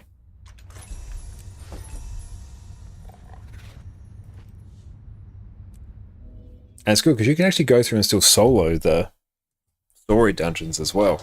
Like, they're totally soloable. I think I went through and soloed basically all of them. Monk runes, yeah, I do need monk runes for some heal builds. Well, for a lot of them actually. The Legion calls. Corticus's Manor is the next. Oh, we'll do Twilight Arbor, yeah, we'll do story mode. Corticus's Manor is a sketchy one. It's not that bad, but it's really specific movement. Oh, you can? Never even thought about trying to solo them? You can, yeah, like they're definitely much harder than the story missions, but they're reasonably comfortable to solo. Why get monk runes if you get legendary runes? That is true, Hippo. We could do that, and honestly, we're just running like water runes. Yeah, the story mode is totally soloable. I'd probably, if you have like Celestial Gear, I'd recommend taking that, especially if you're a new player. It's going to make your life far easier. Yeah, run past everything.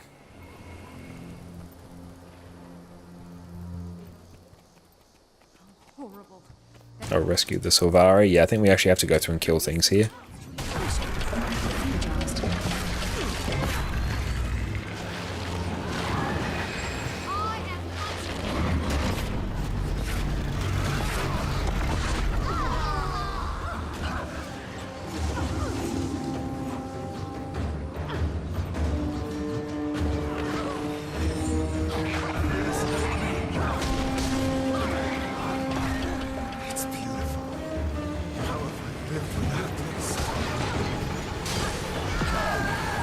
Just look at how quickly everything melts. You want to go through and you'd send like a thief ahead to go and destroy all these blossoms as well. I mean, most of the game content is meant for single player mode. It really is, yeah. We have to go through and kill the Spider Queen here.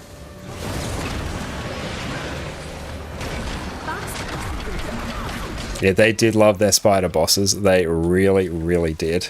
Make a good team. He needs Redlock anyway. We do. You're weaker without him.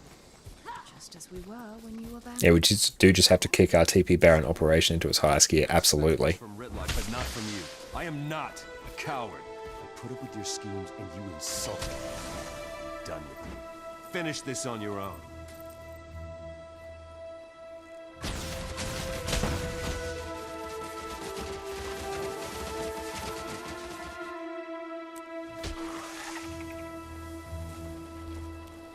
So he's got to wait for her now, unfortunately. There we go.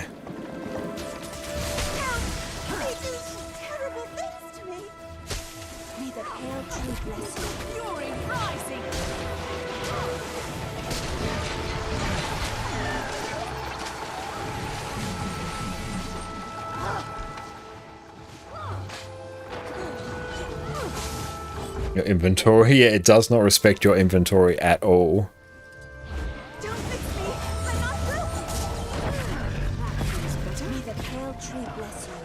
A Giga Chat stream today, Mr. Connor. Thank you so much, Wayfarer. I really appreciate that, my friend. How are you going today?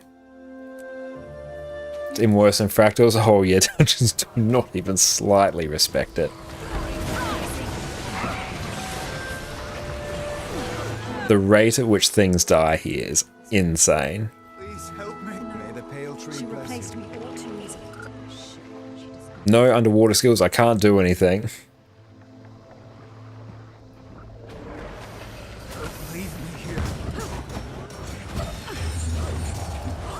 But the fact that all the elite mobs don't have CC bars. EU account. Yeah, we've been on our EU account all of today. And it's been a bar. So actually, no, we popped over to NA for just a teeny tiny bit.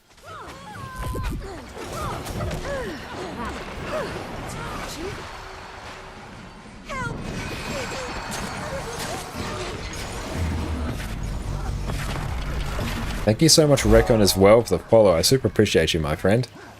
You are an absolute legend. Regrow Sylvari Bridge. Oh, we have to go get the damn parts. Oh, you go there. Fish oil fertilizer. I don't even have underwater weapons. Water boss time. Yep, water boss weapons with no underwater skills. Yeah, and I might actually be able to. How do we actually get there?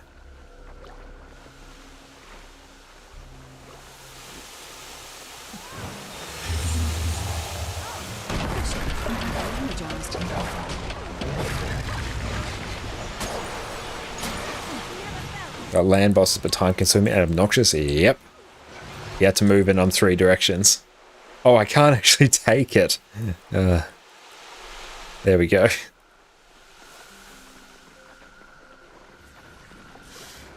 How do we actually get there?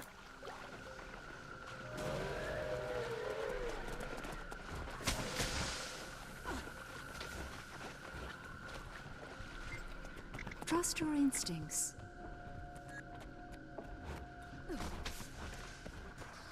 Oh, excellent. We got it. Bring materials to Kaith. Now that we've gathered the ingredients, I can do the enchantment. The Asura love their little golems, but I prefer a more natural approach. This should do the trick. Let's go. And here I might even just run... Oh yeah, let's just run Well of Precog, honestly.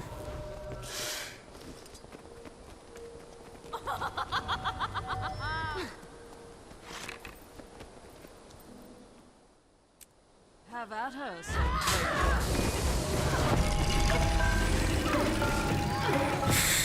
Yeah, you can see just how easily you can go through and potentially solo all of these. Like, it covers you in spirit shards as well, to be honest.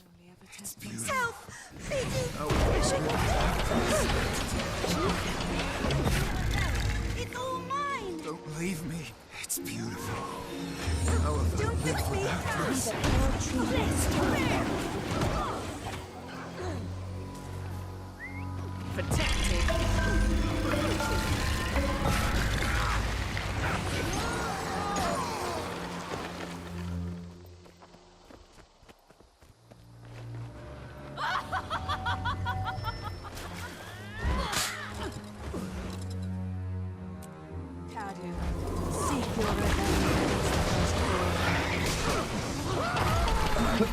It's insane how quickly they've just been power crept now. It's unhinged. They just completely wink out of existence. Granted, this is a story mode, but still.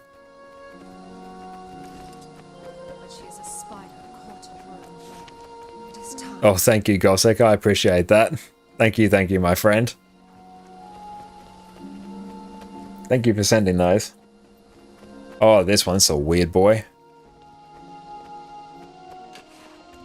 I've got the target.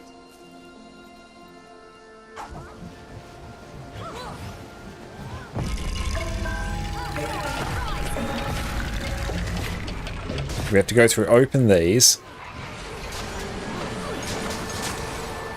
I need to actually change my build.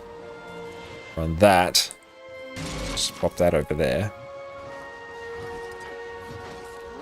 So we kill these mobs.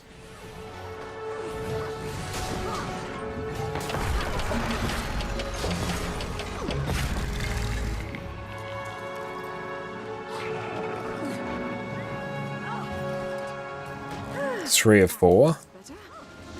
Fast as the wind. I can get out of combat. No out of combat for us.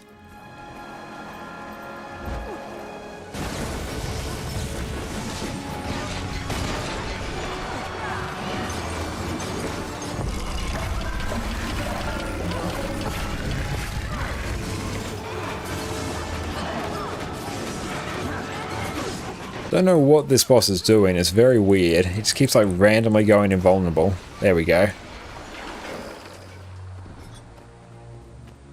I had a few, so if they can help you, yeah, thank you so much for that. I do already have those recipes, but I really do appreciate you selling them or sending them. So thank you. Thank you for thinking of me, Gossek. You're an absolute champion. And you run like Time Warp on Mesmer just purely for quickness.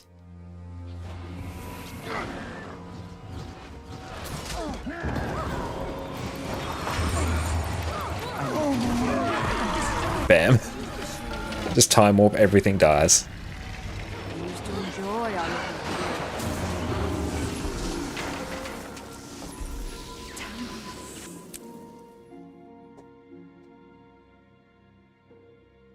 But yeah, let's do forward and up, and then we'll see how we feel. If we can get actually Dungeon Frequenter, that'd be pretty hype. Because then that means we can go through and get Monk Runes. I'm not going to take that. Just...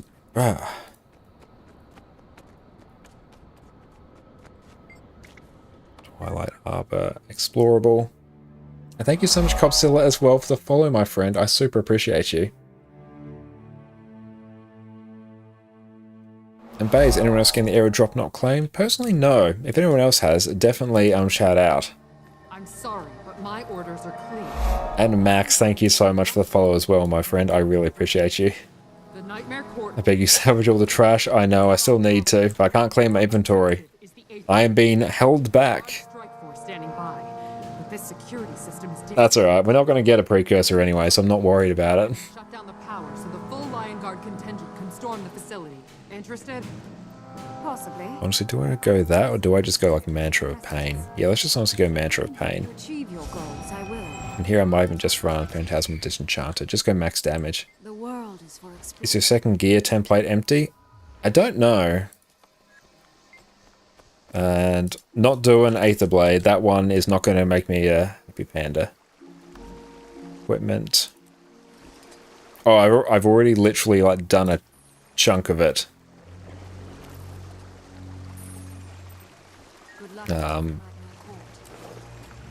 Make sure I actually swap that back. I've got a bit of space now. Just a bit.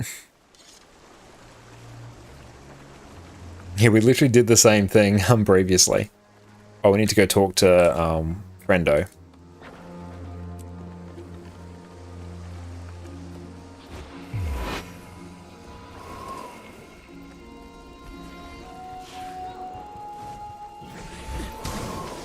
Be careful, be careful, be careful. Be careful. The blossoms are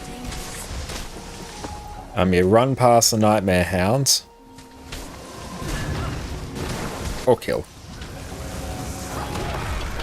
Honestly, at certain points some things might be easier. That could be a fun challenge, only using the gear gets a drop during the dungeon. Oh yeah, you go in with like no gear during Ascalonian Catacombs, then you have to gear up your character as you go. That would be cool. You get completely screwed in a Ra though.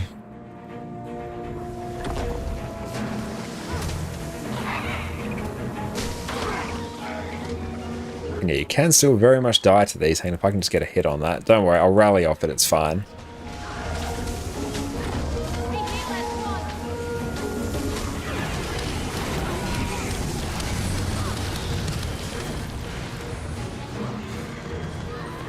Incredibly easy to die in here, I find.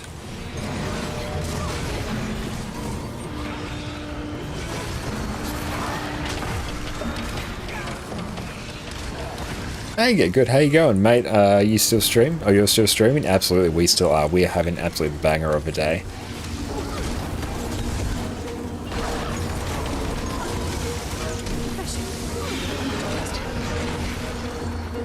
And your dog just climbed top of you? Oh, that's all good. What's our boon table looking like?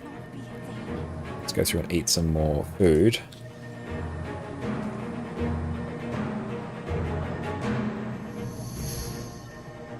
There are two paths. Which one shall I open? Let's go forward.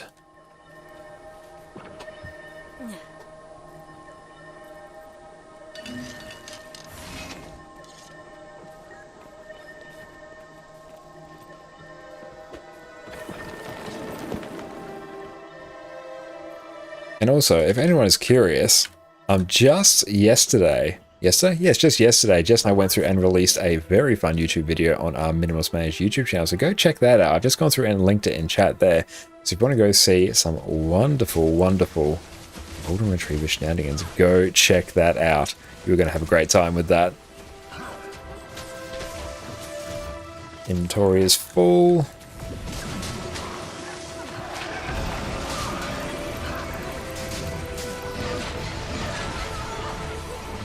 Take this one.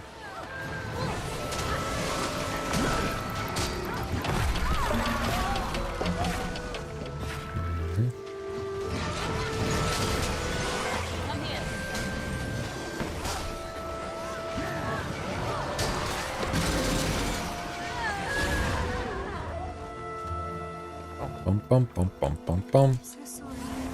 I tried to get here as soon as I could. Excellent. Thank you so much, Get Good. I really appreciate that. You're an absolute legend. That's another thing that Jess and I do outside of Twitch is we both run that YouTube channel. And thank you so much, Tugwood, for the follow as well. I really appreciate that. So yeah, if everyone could drop us a sub on there, that would absolutely be incredible because we're making the push towards being monetized on YouTube on that one as well. So that would be absolutely incredible. It's been a huge goal of ours. Let's go through and make sure I recharge my Mantra of Pain.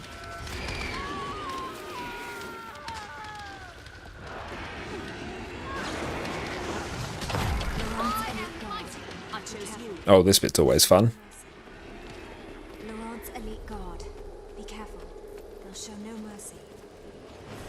Oh, we have to go through and actually kill his elite guard, I think. Profession.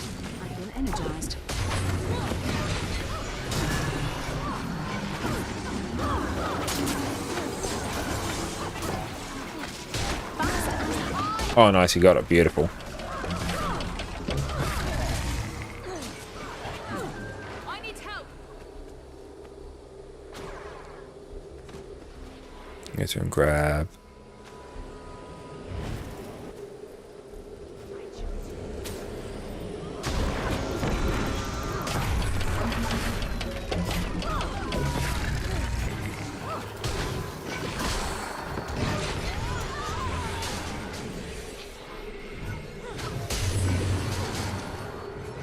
I think you need to watch your video about It's Okay to Say No. I definitely recommend it. We had a great time with that one. You've always been saying yes to work, not setting any boundaries. It absolutely is, and it's a wonderfully important thing you have to go through and learn how to do is actually say no to certain things, because there's a finite amount of energy that you can expend on things, and it's very easy to let other people go through and actually just dictate where you spend your energy. So at a certain point, you're going to have to go through and figure out how to start making boundaries. And thank you so much for popping in, Awesome. How you going, my friend? Thank you so much. And these ones are a bit weird because there's a whole bunch of... It's basically one giant projectile barrier, so a lot of builds that are projectile based can't actually damage mobs there. It's really weird. And hey, iFitty, how's it going? Oh, I straight up ran the wrong way.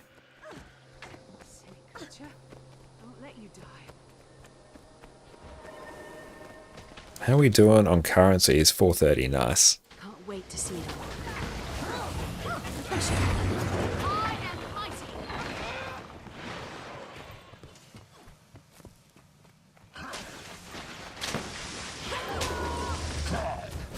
Like honestly, at a certain point it may just be easier to straight up power creep our way through all these.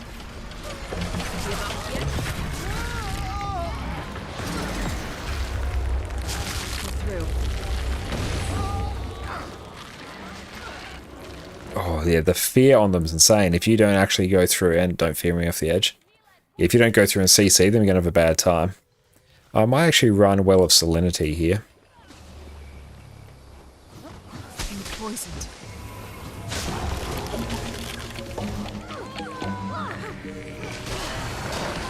Yeah, just so we can CC them all.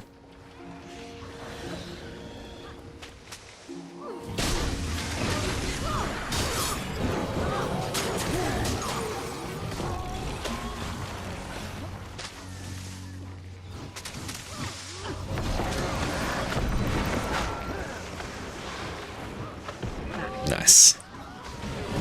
Let's go in World vs. World weeklies for you. Hell yeah. I hope you're having a lovely, lovely time with your World vs. World weeklies. I have to get back into actually doing some World vs. World.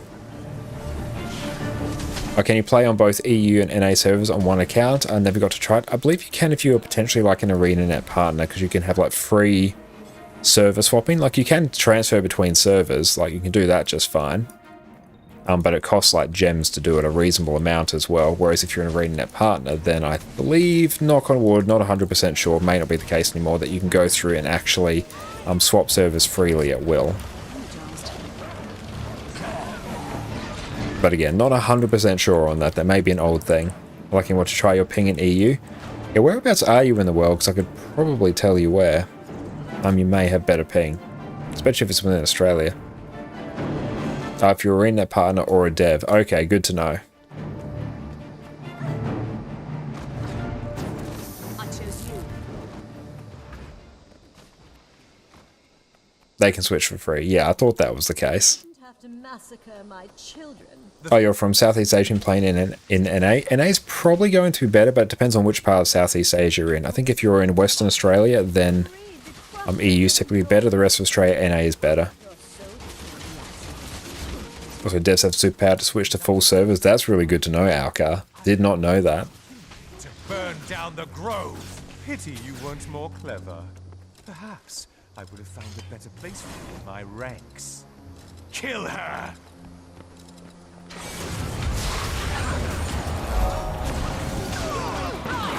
And thank you so much, Jux, for the follow. I really appreciate that, my friend. Thank you, thank you.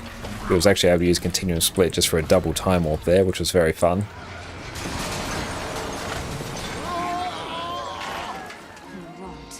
And I can't pick up any of that, that's alright. But yeah, if you're on like the eastern part of Australia, NA is probably going to be better.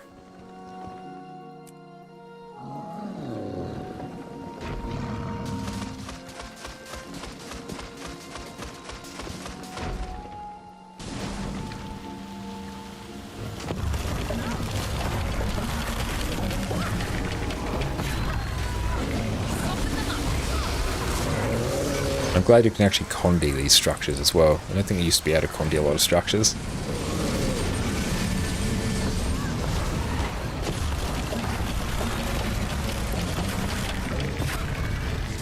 Pump it. Bam, just like 35 silver right there. We'll get even more momentarily. Dungeon Frequenter completed. Hell yeah. Let's just go through destroy that.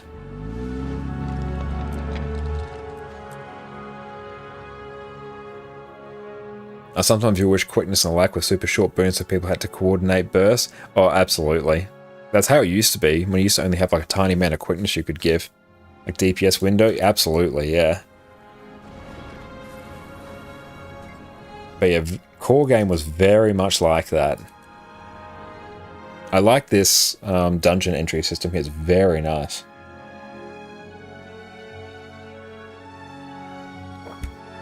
Yeah, and I think we may be able to go through and clean our inventory maybe after this dungeon run. There we go, 150 Tales of Dungeon Delving. Go back when Thief Haste was 4 seconds of quickness, 60-second cooldown, remove all your endurance. Yep. Maybe you probably got to go after Twilight Arbor. That's all good. I think, yeah, we'll leave dungeons there after Twilight Arbor, so that's all good. We've absolutely pumped them. And we may even be getting like super close to going through just getting what we need. Let's see. Bags of coins, use all those. Bam, just a whole bunch of silver. And we'll go same. Thank you so much, Hihu, for the follow. I really appreciate that. I can help you achieve your goals, I will. Hang on, deposit mats. There we go. Nightmare Court. This is a very good one to like leave dungeons on as well.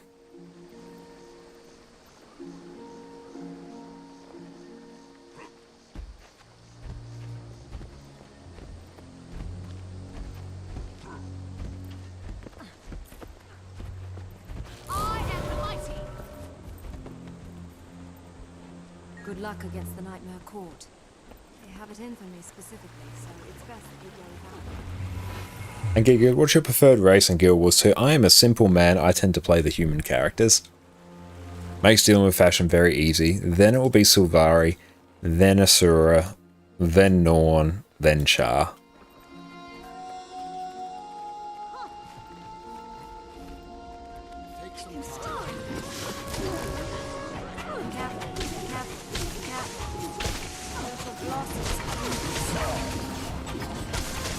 So you want to go through and destroy all these.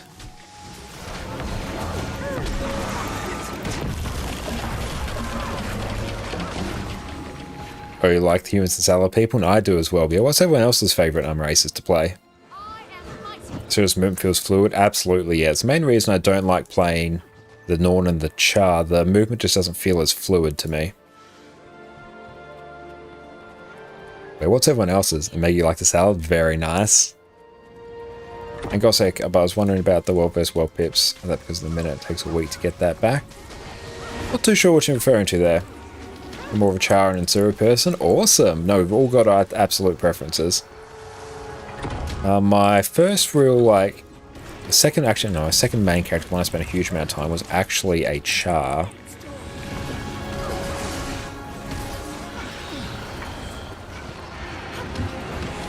Asura main? Hell yep. Their movements feel like so insanely fluid as well.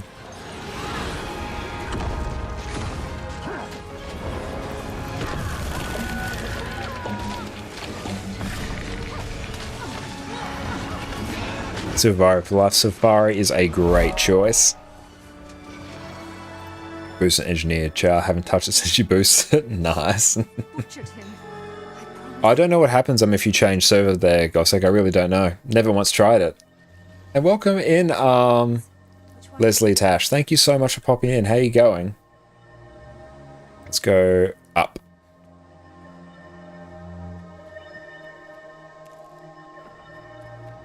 Oh, use Blish extension for that, drawing custom range around characters. So the problem if you have a hard time finding a tiny character amongst a massive blob of people. Oh, I can definitely see that.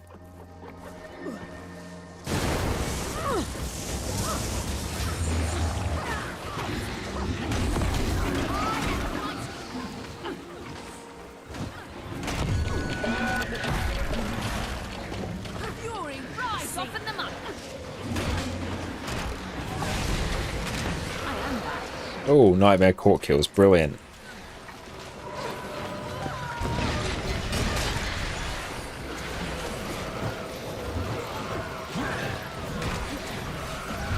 And Dexter, welcome in. I'll go through and answer your question in a moment, mate.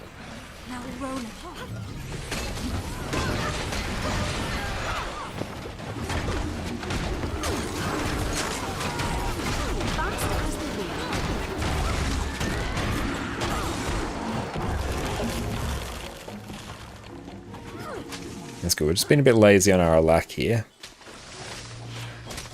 Yeah, let's just kill these.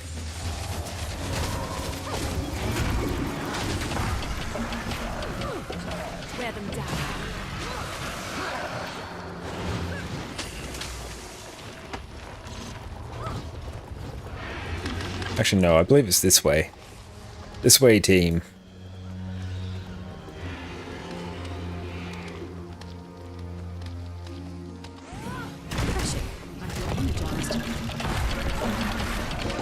And welcome back, Dexil. Do you have to play all? Do you have to have all the DLCs to play this game? You don't have to. No, you can go through and play the core game for completely free. And then after that, if you want to go through and get like some of the living stories, so the DLCs and the expansion, you just have to go through, do a once-off purchase for it. But you can play the core game completely for free if you prefer. But if you want to get the most out of the game, yes, you're going to want to get it. It is the best value in the game you're going to go through and get.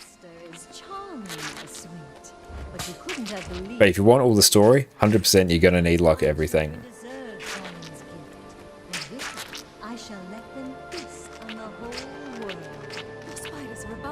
And thanks for answering another question there, Alka. I appreciate that. Oh, don't be like that, sweetie. You are rather special. After all, my children haven't eaten in a long time. For most story people like you, only thing you don't like is having to buy all living worlds.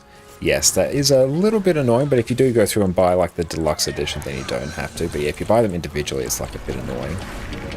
We don't mind stories. Yeah, if you want the full experience, I'd recommend getting like everything. Good, another redemption that forces you to clean your inventory, so whichever is redeemed last is what you have to do. That's good, I like that. I'll think about going through and adding that in. Or more appropriately, I really think I should add that in, but I just need to honestly remember it. Take your time with getting them. Yeah, there's no rush. It's like a new game each buy. Yeah, it kind of very much is. Guess we'll probably run past these. Oh, actually, let's just get the kill on these.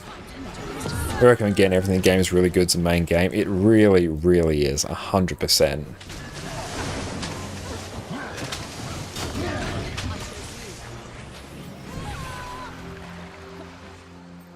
I agree, just catch the bundle sales. Yeah, if you can hold out for that, that's really good. A really high value one, because you can typically buy, well, Path of Fire and Heart of Thorns, the first two expansions, come bundled together basically all the time now.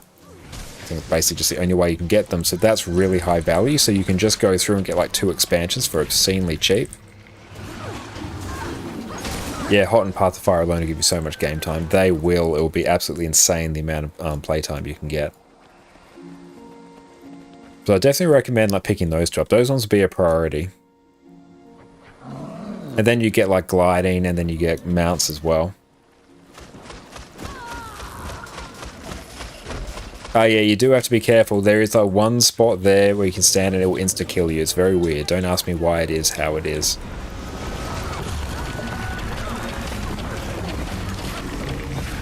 Double time warp. And they get you raids as well. They absolutely do, yeah. No scummy subscriptions. You buy it, you keep it. Yep, a single once-off purchase. And it is thousands of hours of content. Like, it is insanely high value. Like, I've played Guild Wars 2 for 10,000 hours. And at no point have I ever had to, like, drop, like, money on gems or anything. Because you can just, like, convert in-game gold to gems as well. Yeah, there's one spot there, Mega, that kills. It's really weird. Don't ask me why it does what it does. But excellent. Thank you all for coming along for Dungeons. That was very, very fun. Honestly, we made a decent amount of gold for that. And Guru, you can't seem to start the drops for current Twitch drops. How do you start the progress? I was able to claim your previous drops. You haven't logged in about 6 months. Yeah, go through and check what device you've used. the ones from another time. Not sure. You use different OS and same device would not work. I'm not 100% sure. There's a bit of a tricky one. I go through and deposit. Oh, hang on, just nah. And we can. It's damn inventory. Okay, let's send this. Let's do Alt-Shift-H. Unidentified. This gets sent over to our main. Destroy that. Send. There we go. We'll clean it now, because it's probably been about an hour. Now, salvage all of our rares. What's our finds? And honestly, all of our masterworks. And then salvage all of our rares. Beautiful. And then if we hit up the guild bank,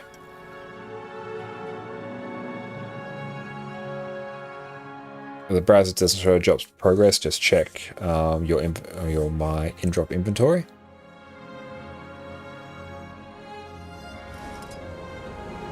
Oh, there's legit retail sites that sell cheap when it's not on sale though. Good to know. There's a list of third-party vendors. That's good. That goes for all in-game Twitch shops. There's a workaround. You can watch them on your iOS app and then go through the website to claim them.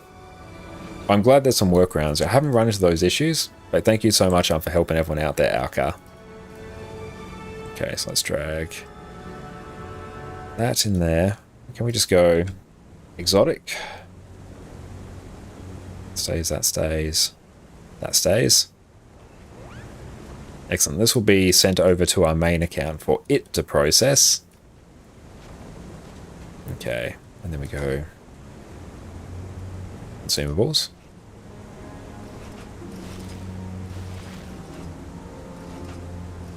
Destroy those.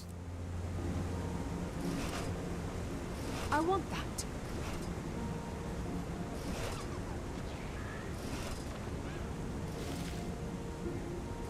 Deposit mats, drag that there.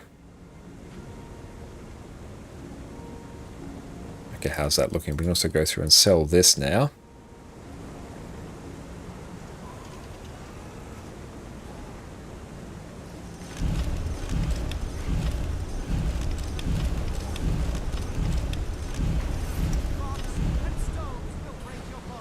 Okay, how else is that coming along? Not too bad in the cosmic scheme of things. Need to go through and refine a bunch of materials as well. Also need to upgrade my material storage as well on this account. Sell a whole bunch of junk there. Sell that. Sell that. That. And that. Okay, we're getting a bit more manageable now. Honestly, I probably just need to go into my... Oh no, I just need to refine a whole bunch of stuff, don't I? Let's also go through and buy some of these for the daily.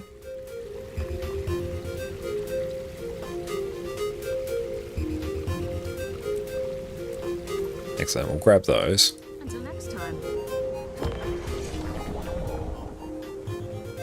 Infurian, welcome in. Hey, dumb question. How do I get the Twitch rewards? You've been here for the whole day. If you've linked your ArenaNet account, if you go to your notifications, then you should see on Twitch, you should see something I'm saying you can go through and claim your drops.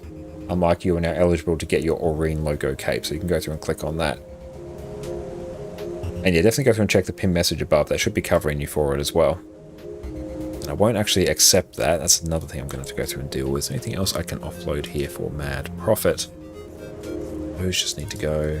Would refine them, but honestly, let's just sell them. It's going to take me less time to do that than other things. And we're doing pretty well on Mystic Clovers as well, which is nice. Now we can sell that. That's some extra gold. Those can go. That can go.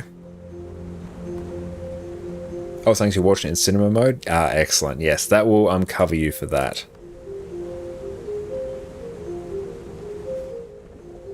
There we go, just get a bit of extra gold there. Potent Superior Antique Summoning Stones, they can go. They're dipping a bit. Not really, they've just got like a really weird spread of prices there.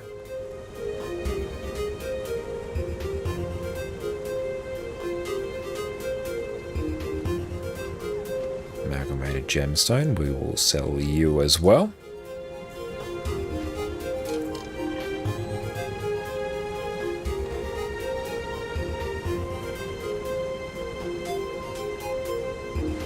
But you might have to go through and check in your actual like drops inventory, which is a separate section on Twitch. That will show you the actual progress you're making. Okay, so I've got those. Oh, I can grab one of these actually. What am I using you for? Why are you there? Probably shouldn't be there. Yeah, I don't know why I'm literally holding that. I don't have much bag space to work with, or bank space here to work with. I'm just going to tidy up. Honestly, I never use the birthday blaster, so that can just go.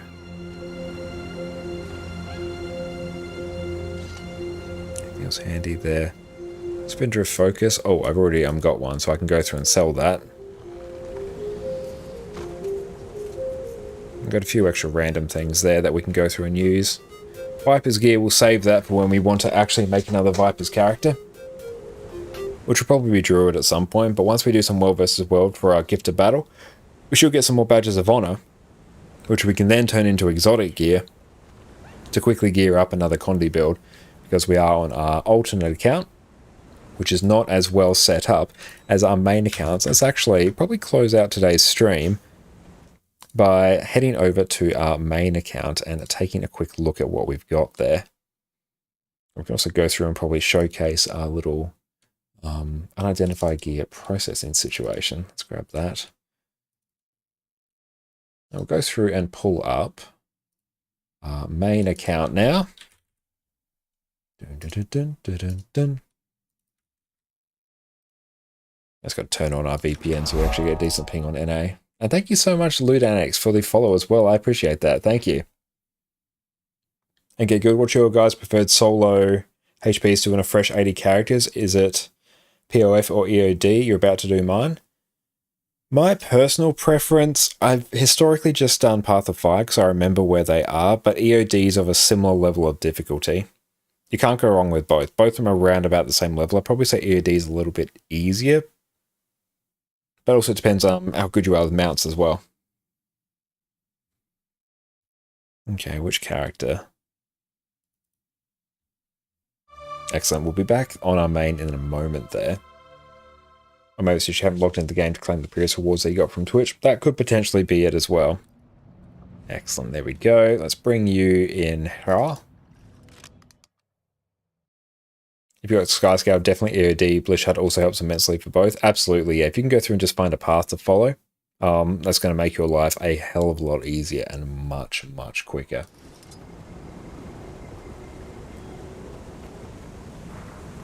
I'll grab that. That. Nice. Here. Take all. Take all. Take all. Nice.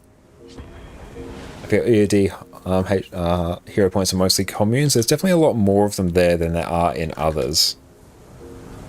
Okay. Zarek shield.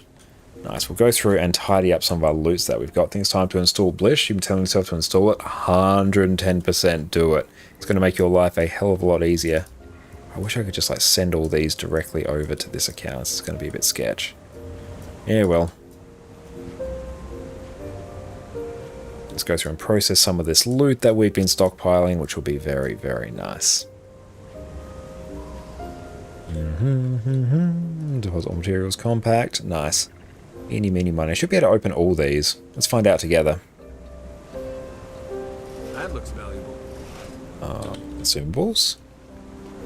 Use that. Unstable Cryptus motivation. Should I sell that?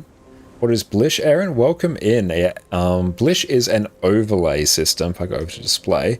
But basically it allows you to go through and have all different modules set up to basically run overlays. So one of the main ones you use them for is like map completion pass or collection pass. Will show you like the location as like a big pop-up overworld of exactly where things are, where you should go.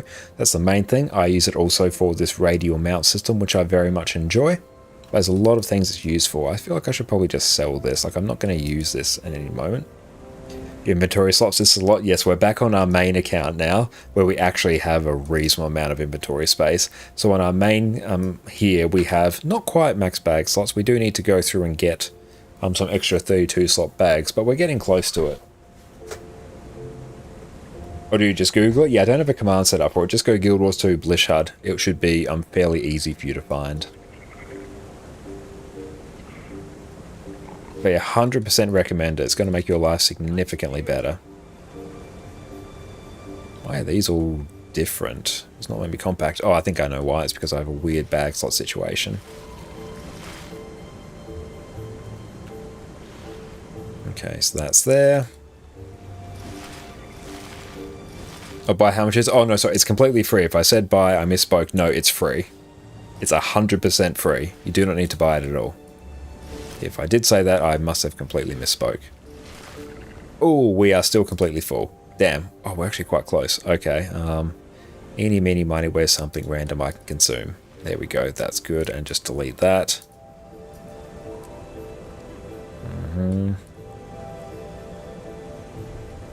Now, we can go through. I actually just need a tiny bit more bag space, actually, just to do this. Always need more bag space. Inventory feels like you're making a pixel art. We're going to go through and do some really highly optimized processing in a minute here. And cool, more room. Excellent. That's all I need. Now we are going to go through, salvage all of the finds by using our copper fed. There we go. Now this is better. We have room. Let that do its thing.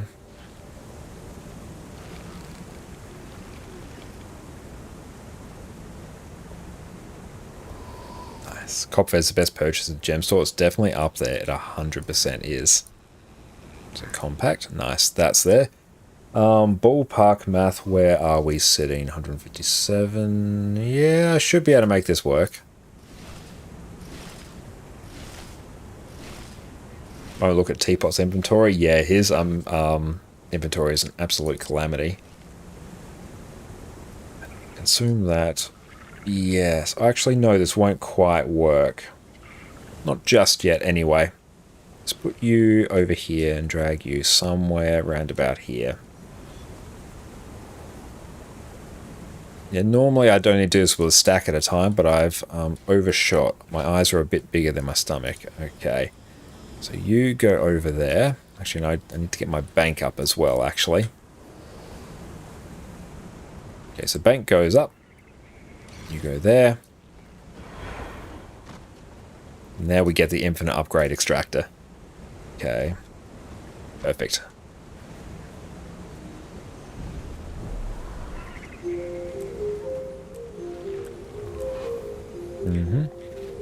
Nothing on that one. But I can't hold you as long as I need to. We're just going through manually extracting the upgrades from each of these items.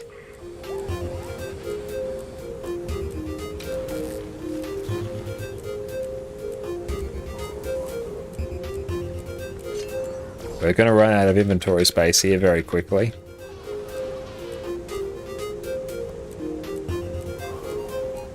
Is it worth it? It is technically a bit more optimal to go through and do.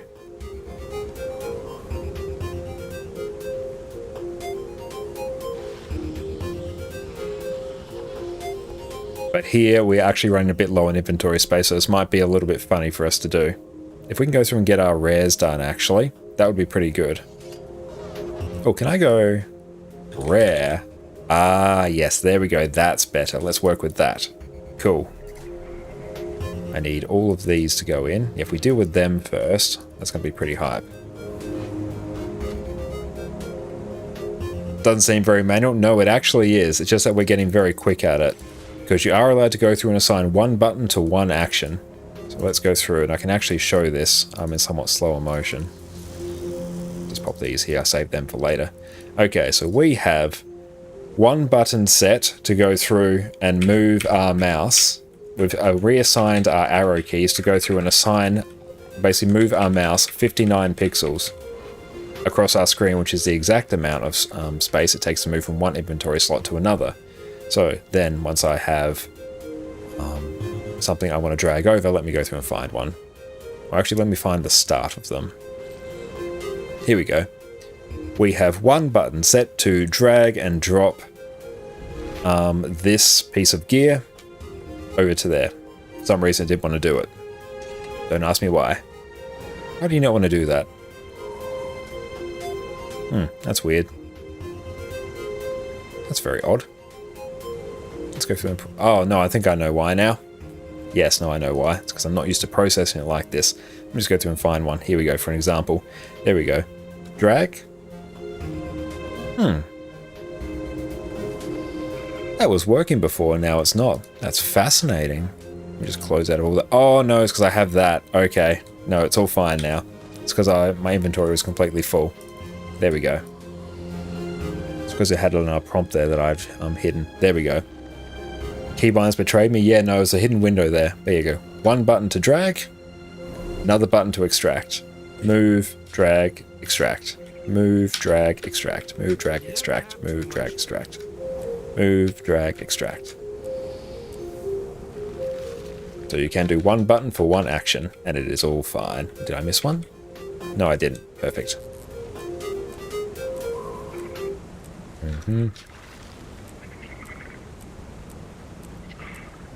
Move, drag, extract. Yep. And even though I did actually contact ReNet support, and they did say the process of extracting an upgrade from one item is classed as one action, but I just thought to split this into 3 just to be extra safe. And Miss Badger, I'm going to say goodnight to me now. Thank you so much for popping in, Miss Badger, and you have a fantastic rest of the day. It's been fantastic having you here. You have a good night, and yeah, I'll be saying like good night as well before too long.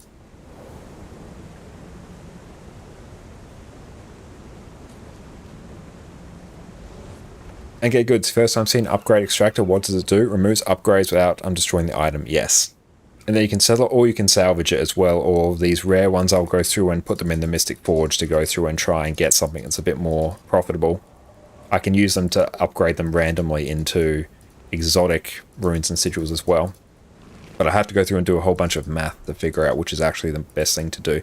If you're unable to do it with like a very like disparate like macro, like one button press, one action, if you're not able to do that efficiently like that, if you're manually clicking and dragging, it's not possible. Oh, it's not possible. It's not worth it because it literally takes you too long. You are better spent just not doing that, because or else it's just a waste of time. And would it be possible to suggest some emotes to you to add to BTT 7TV? Hell yeah, Var. If there's anything you think would be good to add, let me know and I'll go through and see what I can do about it. Let's drag. Again, yeah, we normally have a system for doing this, but we have broken the system and hence we have broken our minds, so we drag that there. You can never have too much treasure. No, you're always open to suggestions. There we go. Now we're just left with these. Compact, perfect. Okay. So where did we get up to? Around about here. Nice. You'll probably send you a message in Discord about it. Yeah, best way to do it. Best way to contact me in general. Go through Discord.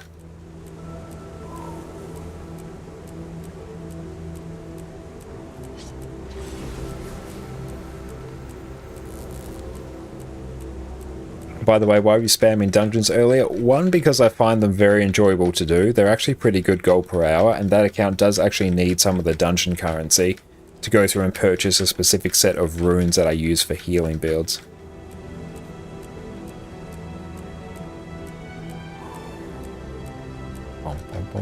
Yeah, the dungeon currency is probably the main one, but also I just really like doing the dungeons, to be honest.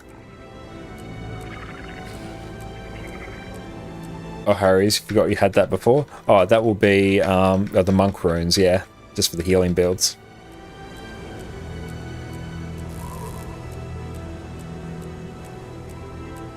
And yeah, there exists an upgrade extractor that consumes one-time use, but it's a permanent one in the trading post, which is the one you got from Black Lion Chest. That's the one I bought as well, and yeah, it's like 1800, 1900 gold. Across what program are you using for your upgrade extractor? I'm using Auto Hotkey. So what I'm doing, I've got one button set to move my mouse 59 pixels, one button set to click and drag, another button set to extract. Move, click, extract, or move, drag, extract, move, drag, extract. So it's just a little script to go through and do that. I'll go through and show it just after this. Bum, bum, bum, bum, bum, bum, bum, bum, bum, bum, bum, bum, bum. But I think the rule of thumb is you want to be able to process 10,000 bags of unidentified gear per hour in this manner before it actually starts being worthwhile. Do you have a YouTube guide about this? No, I don't yet. It's something I'm thinking about doing. But macros and like Guild Wars 2 are always a bit of a weird one because their rules are a bit vague about it. They do have like a macro policy on there, but this one I am like dead set is 100% fine. And even yeah, when I contacted support about it, they said, yeah, you can...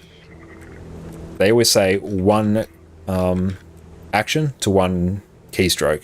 And they did, in the email I asked, what would you consider the process of extracting and the upgrade from item, that one action, effectively. So they said that, yeah, the process of extracting an upgrade from item will be classed as one action. So that's like the dragging, the clicking, and then like moving it all back should all be classed as one. It's good they confirmed it. They confirmed it, but also I just decided to be a little bit more on the cautious side, because they won't go through and review like specific macros. Like originally, I was like, would a macro that did this be acceptable? And like, we don't comment on that. I said, okay, well, what about, would this be classed as one action? They're like, yes, this would be one action.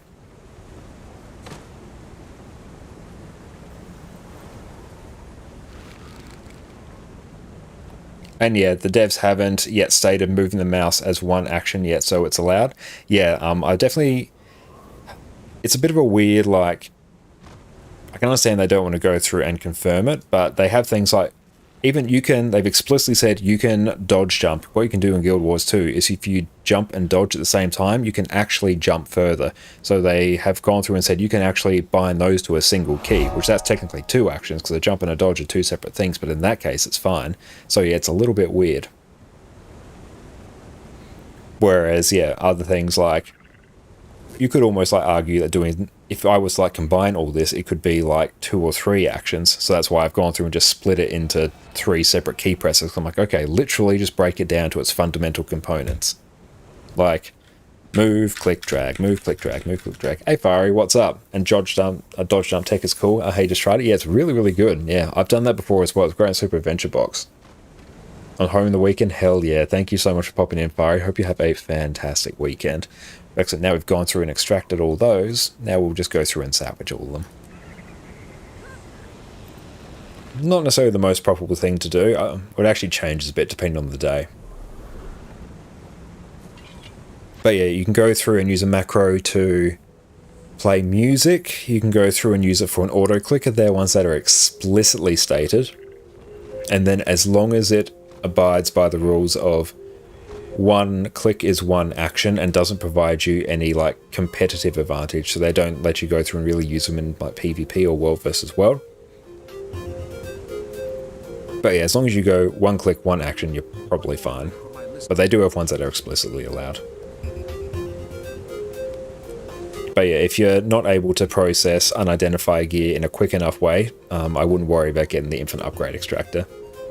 And it's basically obligatory for some spots of PvP, and that's very strong. Yeah, that one does offer you like a competitive advantage in some areas, but again, they've explicitly allowed that, so the rules are a little bit weird. There we go. Got all those, and I think we've extracted it from everything else. There we go.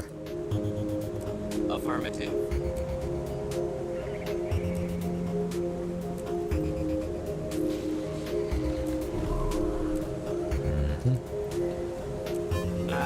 I could probably even apply something to like move the mouse there and click down there to speed that up.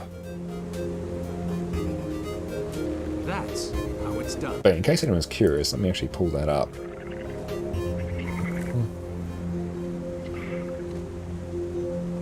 Okay, so if we go display, here we go. Okay, so it's basically our right alt button is get the current position of the mouse.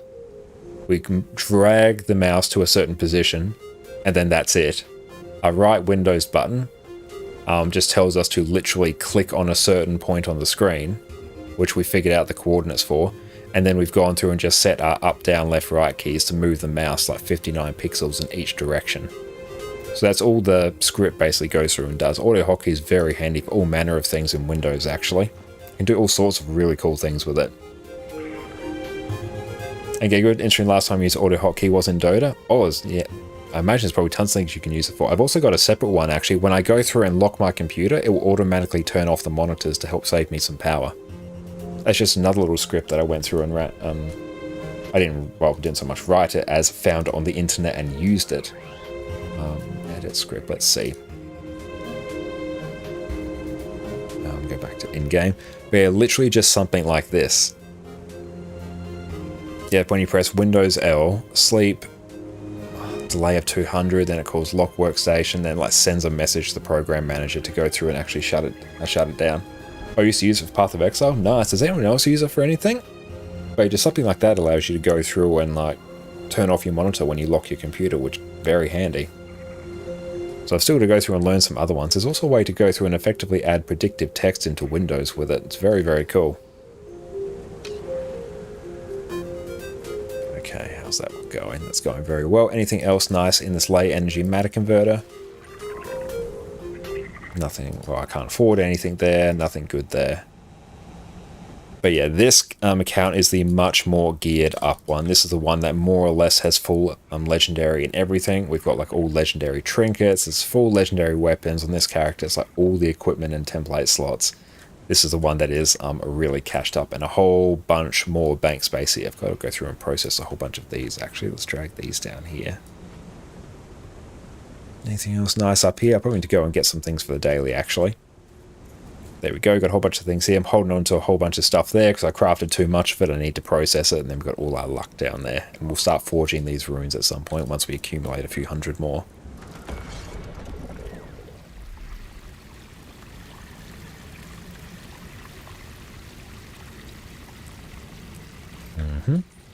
There we go. Drag those, dump those back in our bank.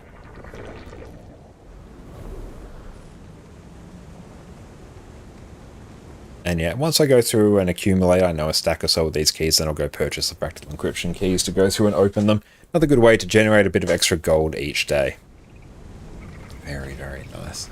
Excellent. Another thing that we should all do before we head off is definitely go through and check out our latest YouTube video as well. On our Minimalist Managed YouTube channel, if you want to see a very cute video. My partner Jess and I, go take a look at that. And Fari, did you get Skimmy yet? No, not yet. We got very distracted and didn't do that. What did we do? We got a whole bunch of research notes and we got the Jade Bot Gliding Booster Tier 2, which is very, very fun. But no, we don't have Underwater Skimmer yet. We got the Position Rewinder, so that's good though, so that's very nice. And yeah, we did a whole bunch of dungeons as well. Oh, and Dragon Response missions, that was good. Oh, there are auto hotkey scripts to turn revolvers into full auto pistols in Warframe. That's very cool as well. Yeah, there's auto hotkey scripts for like all manner of things. And yeah, like hypothetically, you could go through and set one up to basically do an entire rotation picture perfectly on the Golem if you want to go through and test, but that one would almost certainly not be allowed, because that would definitely not be a one action, one button press type deal. But there's so many things you could go through and do with it. Oh, I still have these actually. It's good, it means I get to spend a few more minutes with all you lovely people here. Use that. You can never have too much treasure. Line it up.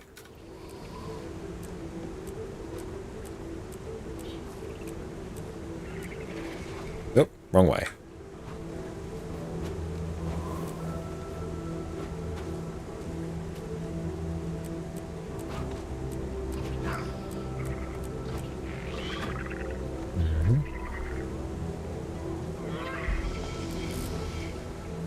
But it's more so a fun project for me to have the Infinite Upgrade Extractor. It's going to take like a ridiculously long time for me to make that money back. I probably would have been better just holding on to the almost 2,000 gold.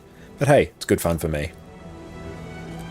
And I went through a few iterations as well. Originally we were using our Stream Deck to go through and do it, but the buttons just weren't as tactile and responsive enough for us to get like really efficient at it. Whereas when we were able to go through and reassign buttons on our keyboard by using auto hotkey, it became way, way more comfortable and quicker for us to do. It's much easier on a mechanical keyboard than a bit of the mushy buttons on the Stream Deck. As good as the Stream Deck is, it isn't particularly do your thing.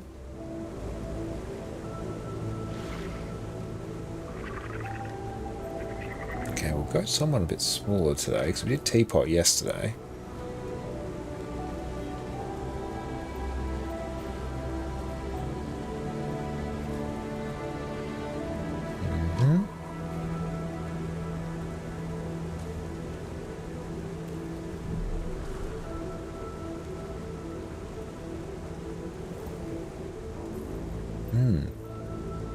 I think we could probably do Yuki Rin today, I believe.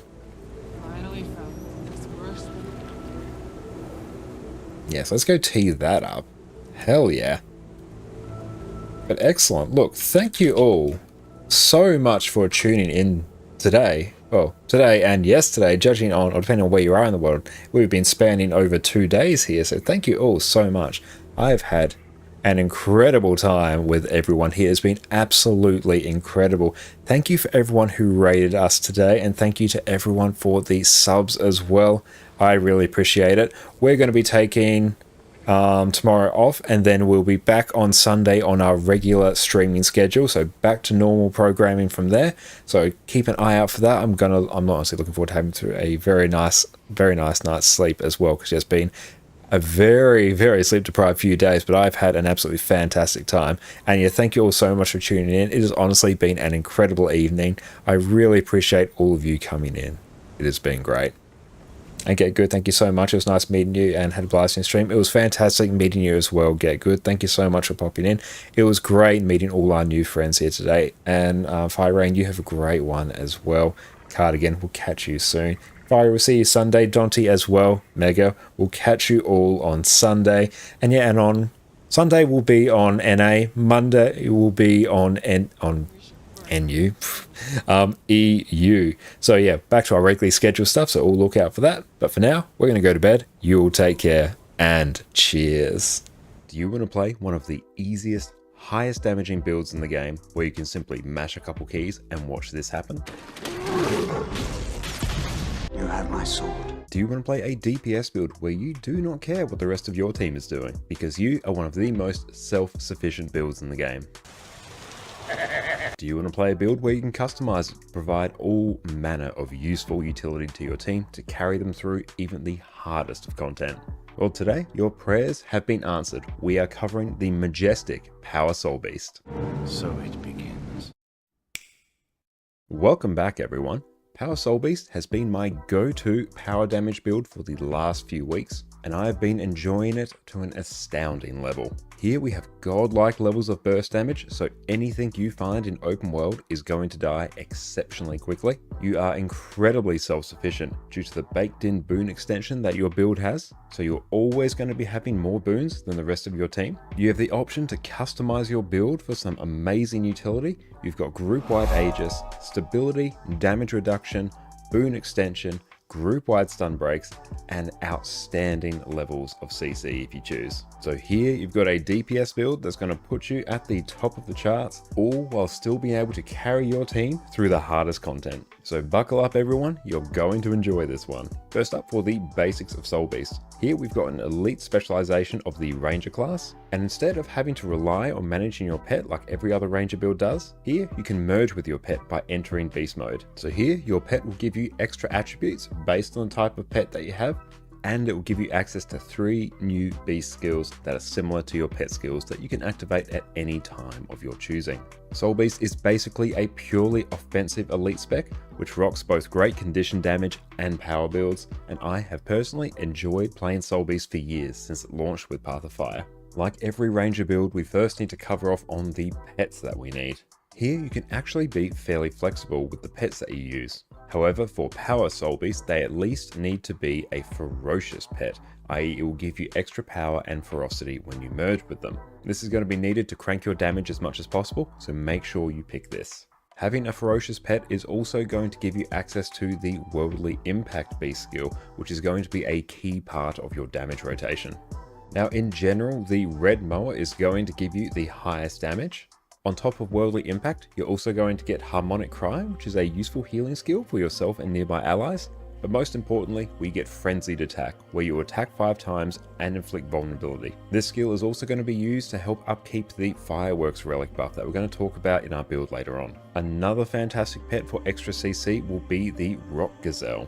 Here we've got Kick for a little bit of extra damage, but most importantly, we've got Charge, which is going to apply some damage and do some great Defiance bar damage. A very nice pet for open world in particular is going to be the Smoke Scale. So here you can take this for some extra CC and the Smoke Assault skill, which is basically unrelenting assault from the Revenant. Here, your takedown skill is going to apply some knockdown, so some extra break bar damage, and your Smoke Assault is going to conceal you and make you lash out nearby foes and gain extra might each time you strike an enemy. It is also an evade for some extra spice. Now you've got some extra choices to work with. As long as they are a ferocious pet, you're going to mostly be good to go. For our gear and food, it's very straightforward.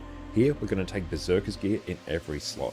We're also going to be taking Rune of the Scholar for the extra power and ferocity. For our weapons, we're either going to take Sword, Axe, and Hammer, or Axe, and Hammer, depending on your preference. And for our sigils, we're just going to be taking Sigil of Force and Sigil of Impact. Nice and simple. These sigils are going to give us the overall best strike damage modifiers for our power build, so it's a no-brainer. For our relic, we'll be taking a Relic of the Fireworks. So when we use a skill that has a recharge time of 20 seconds or more, you'll gain 7% extra strike damage for 6 seconds. This relic is also affected by your beast skills as well, so Worldly Impact will trigger it.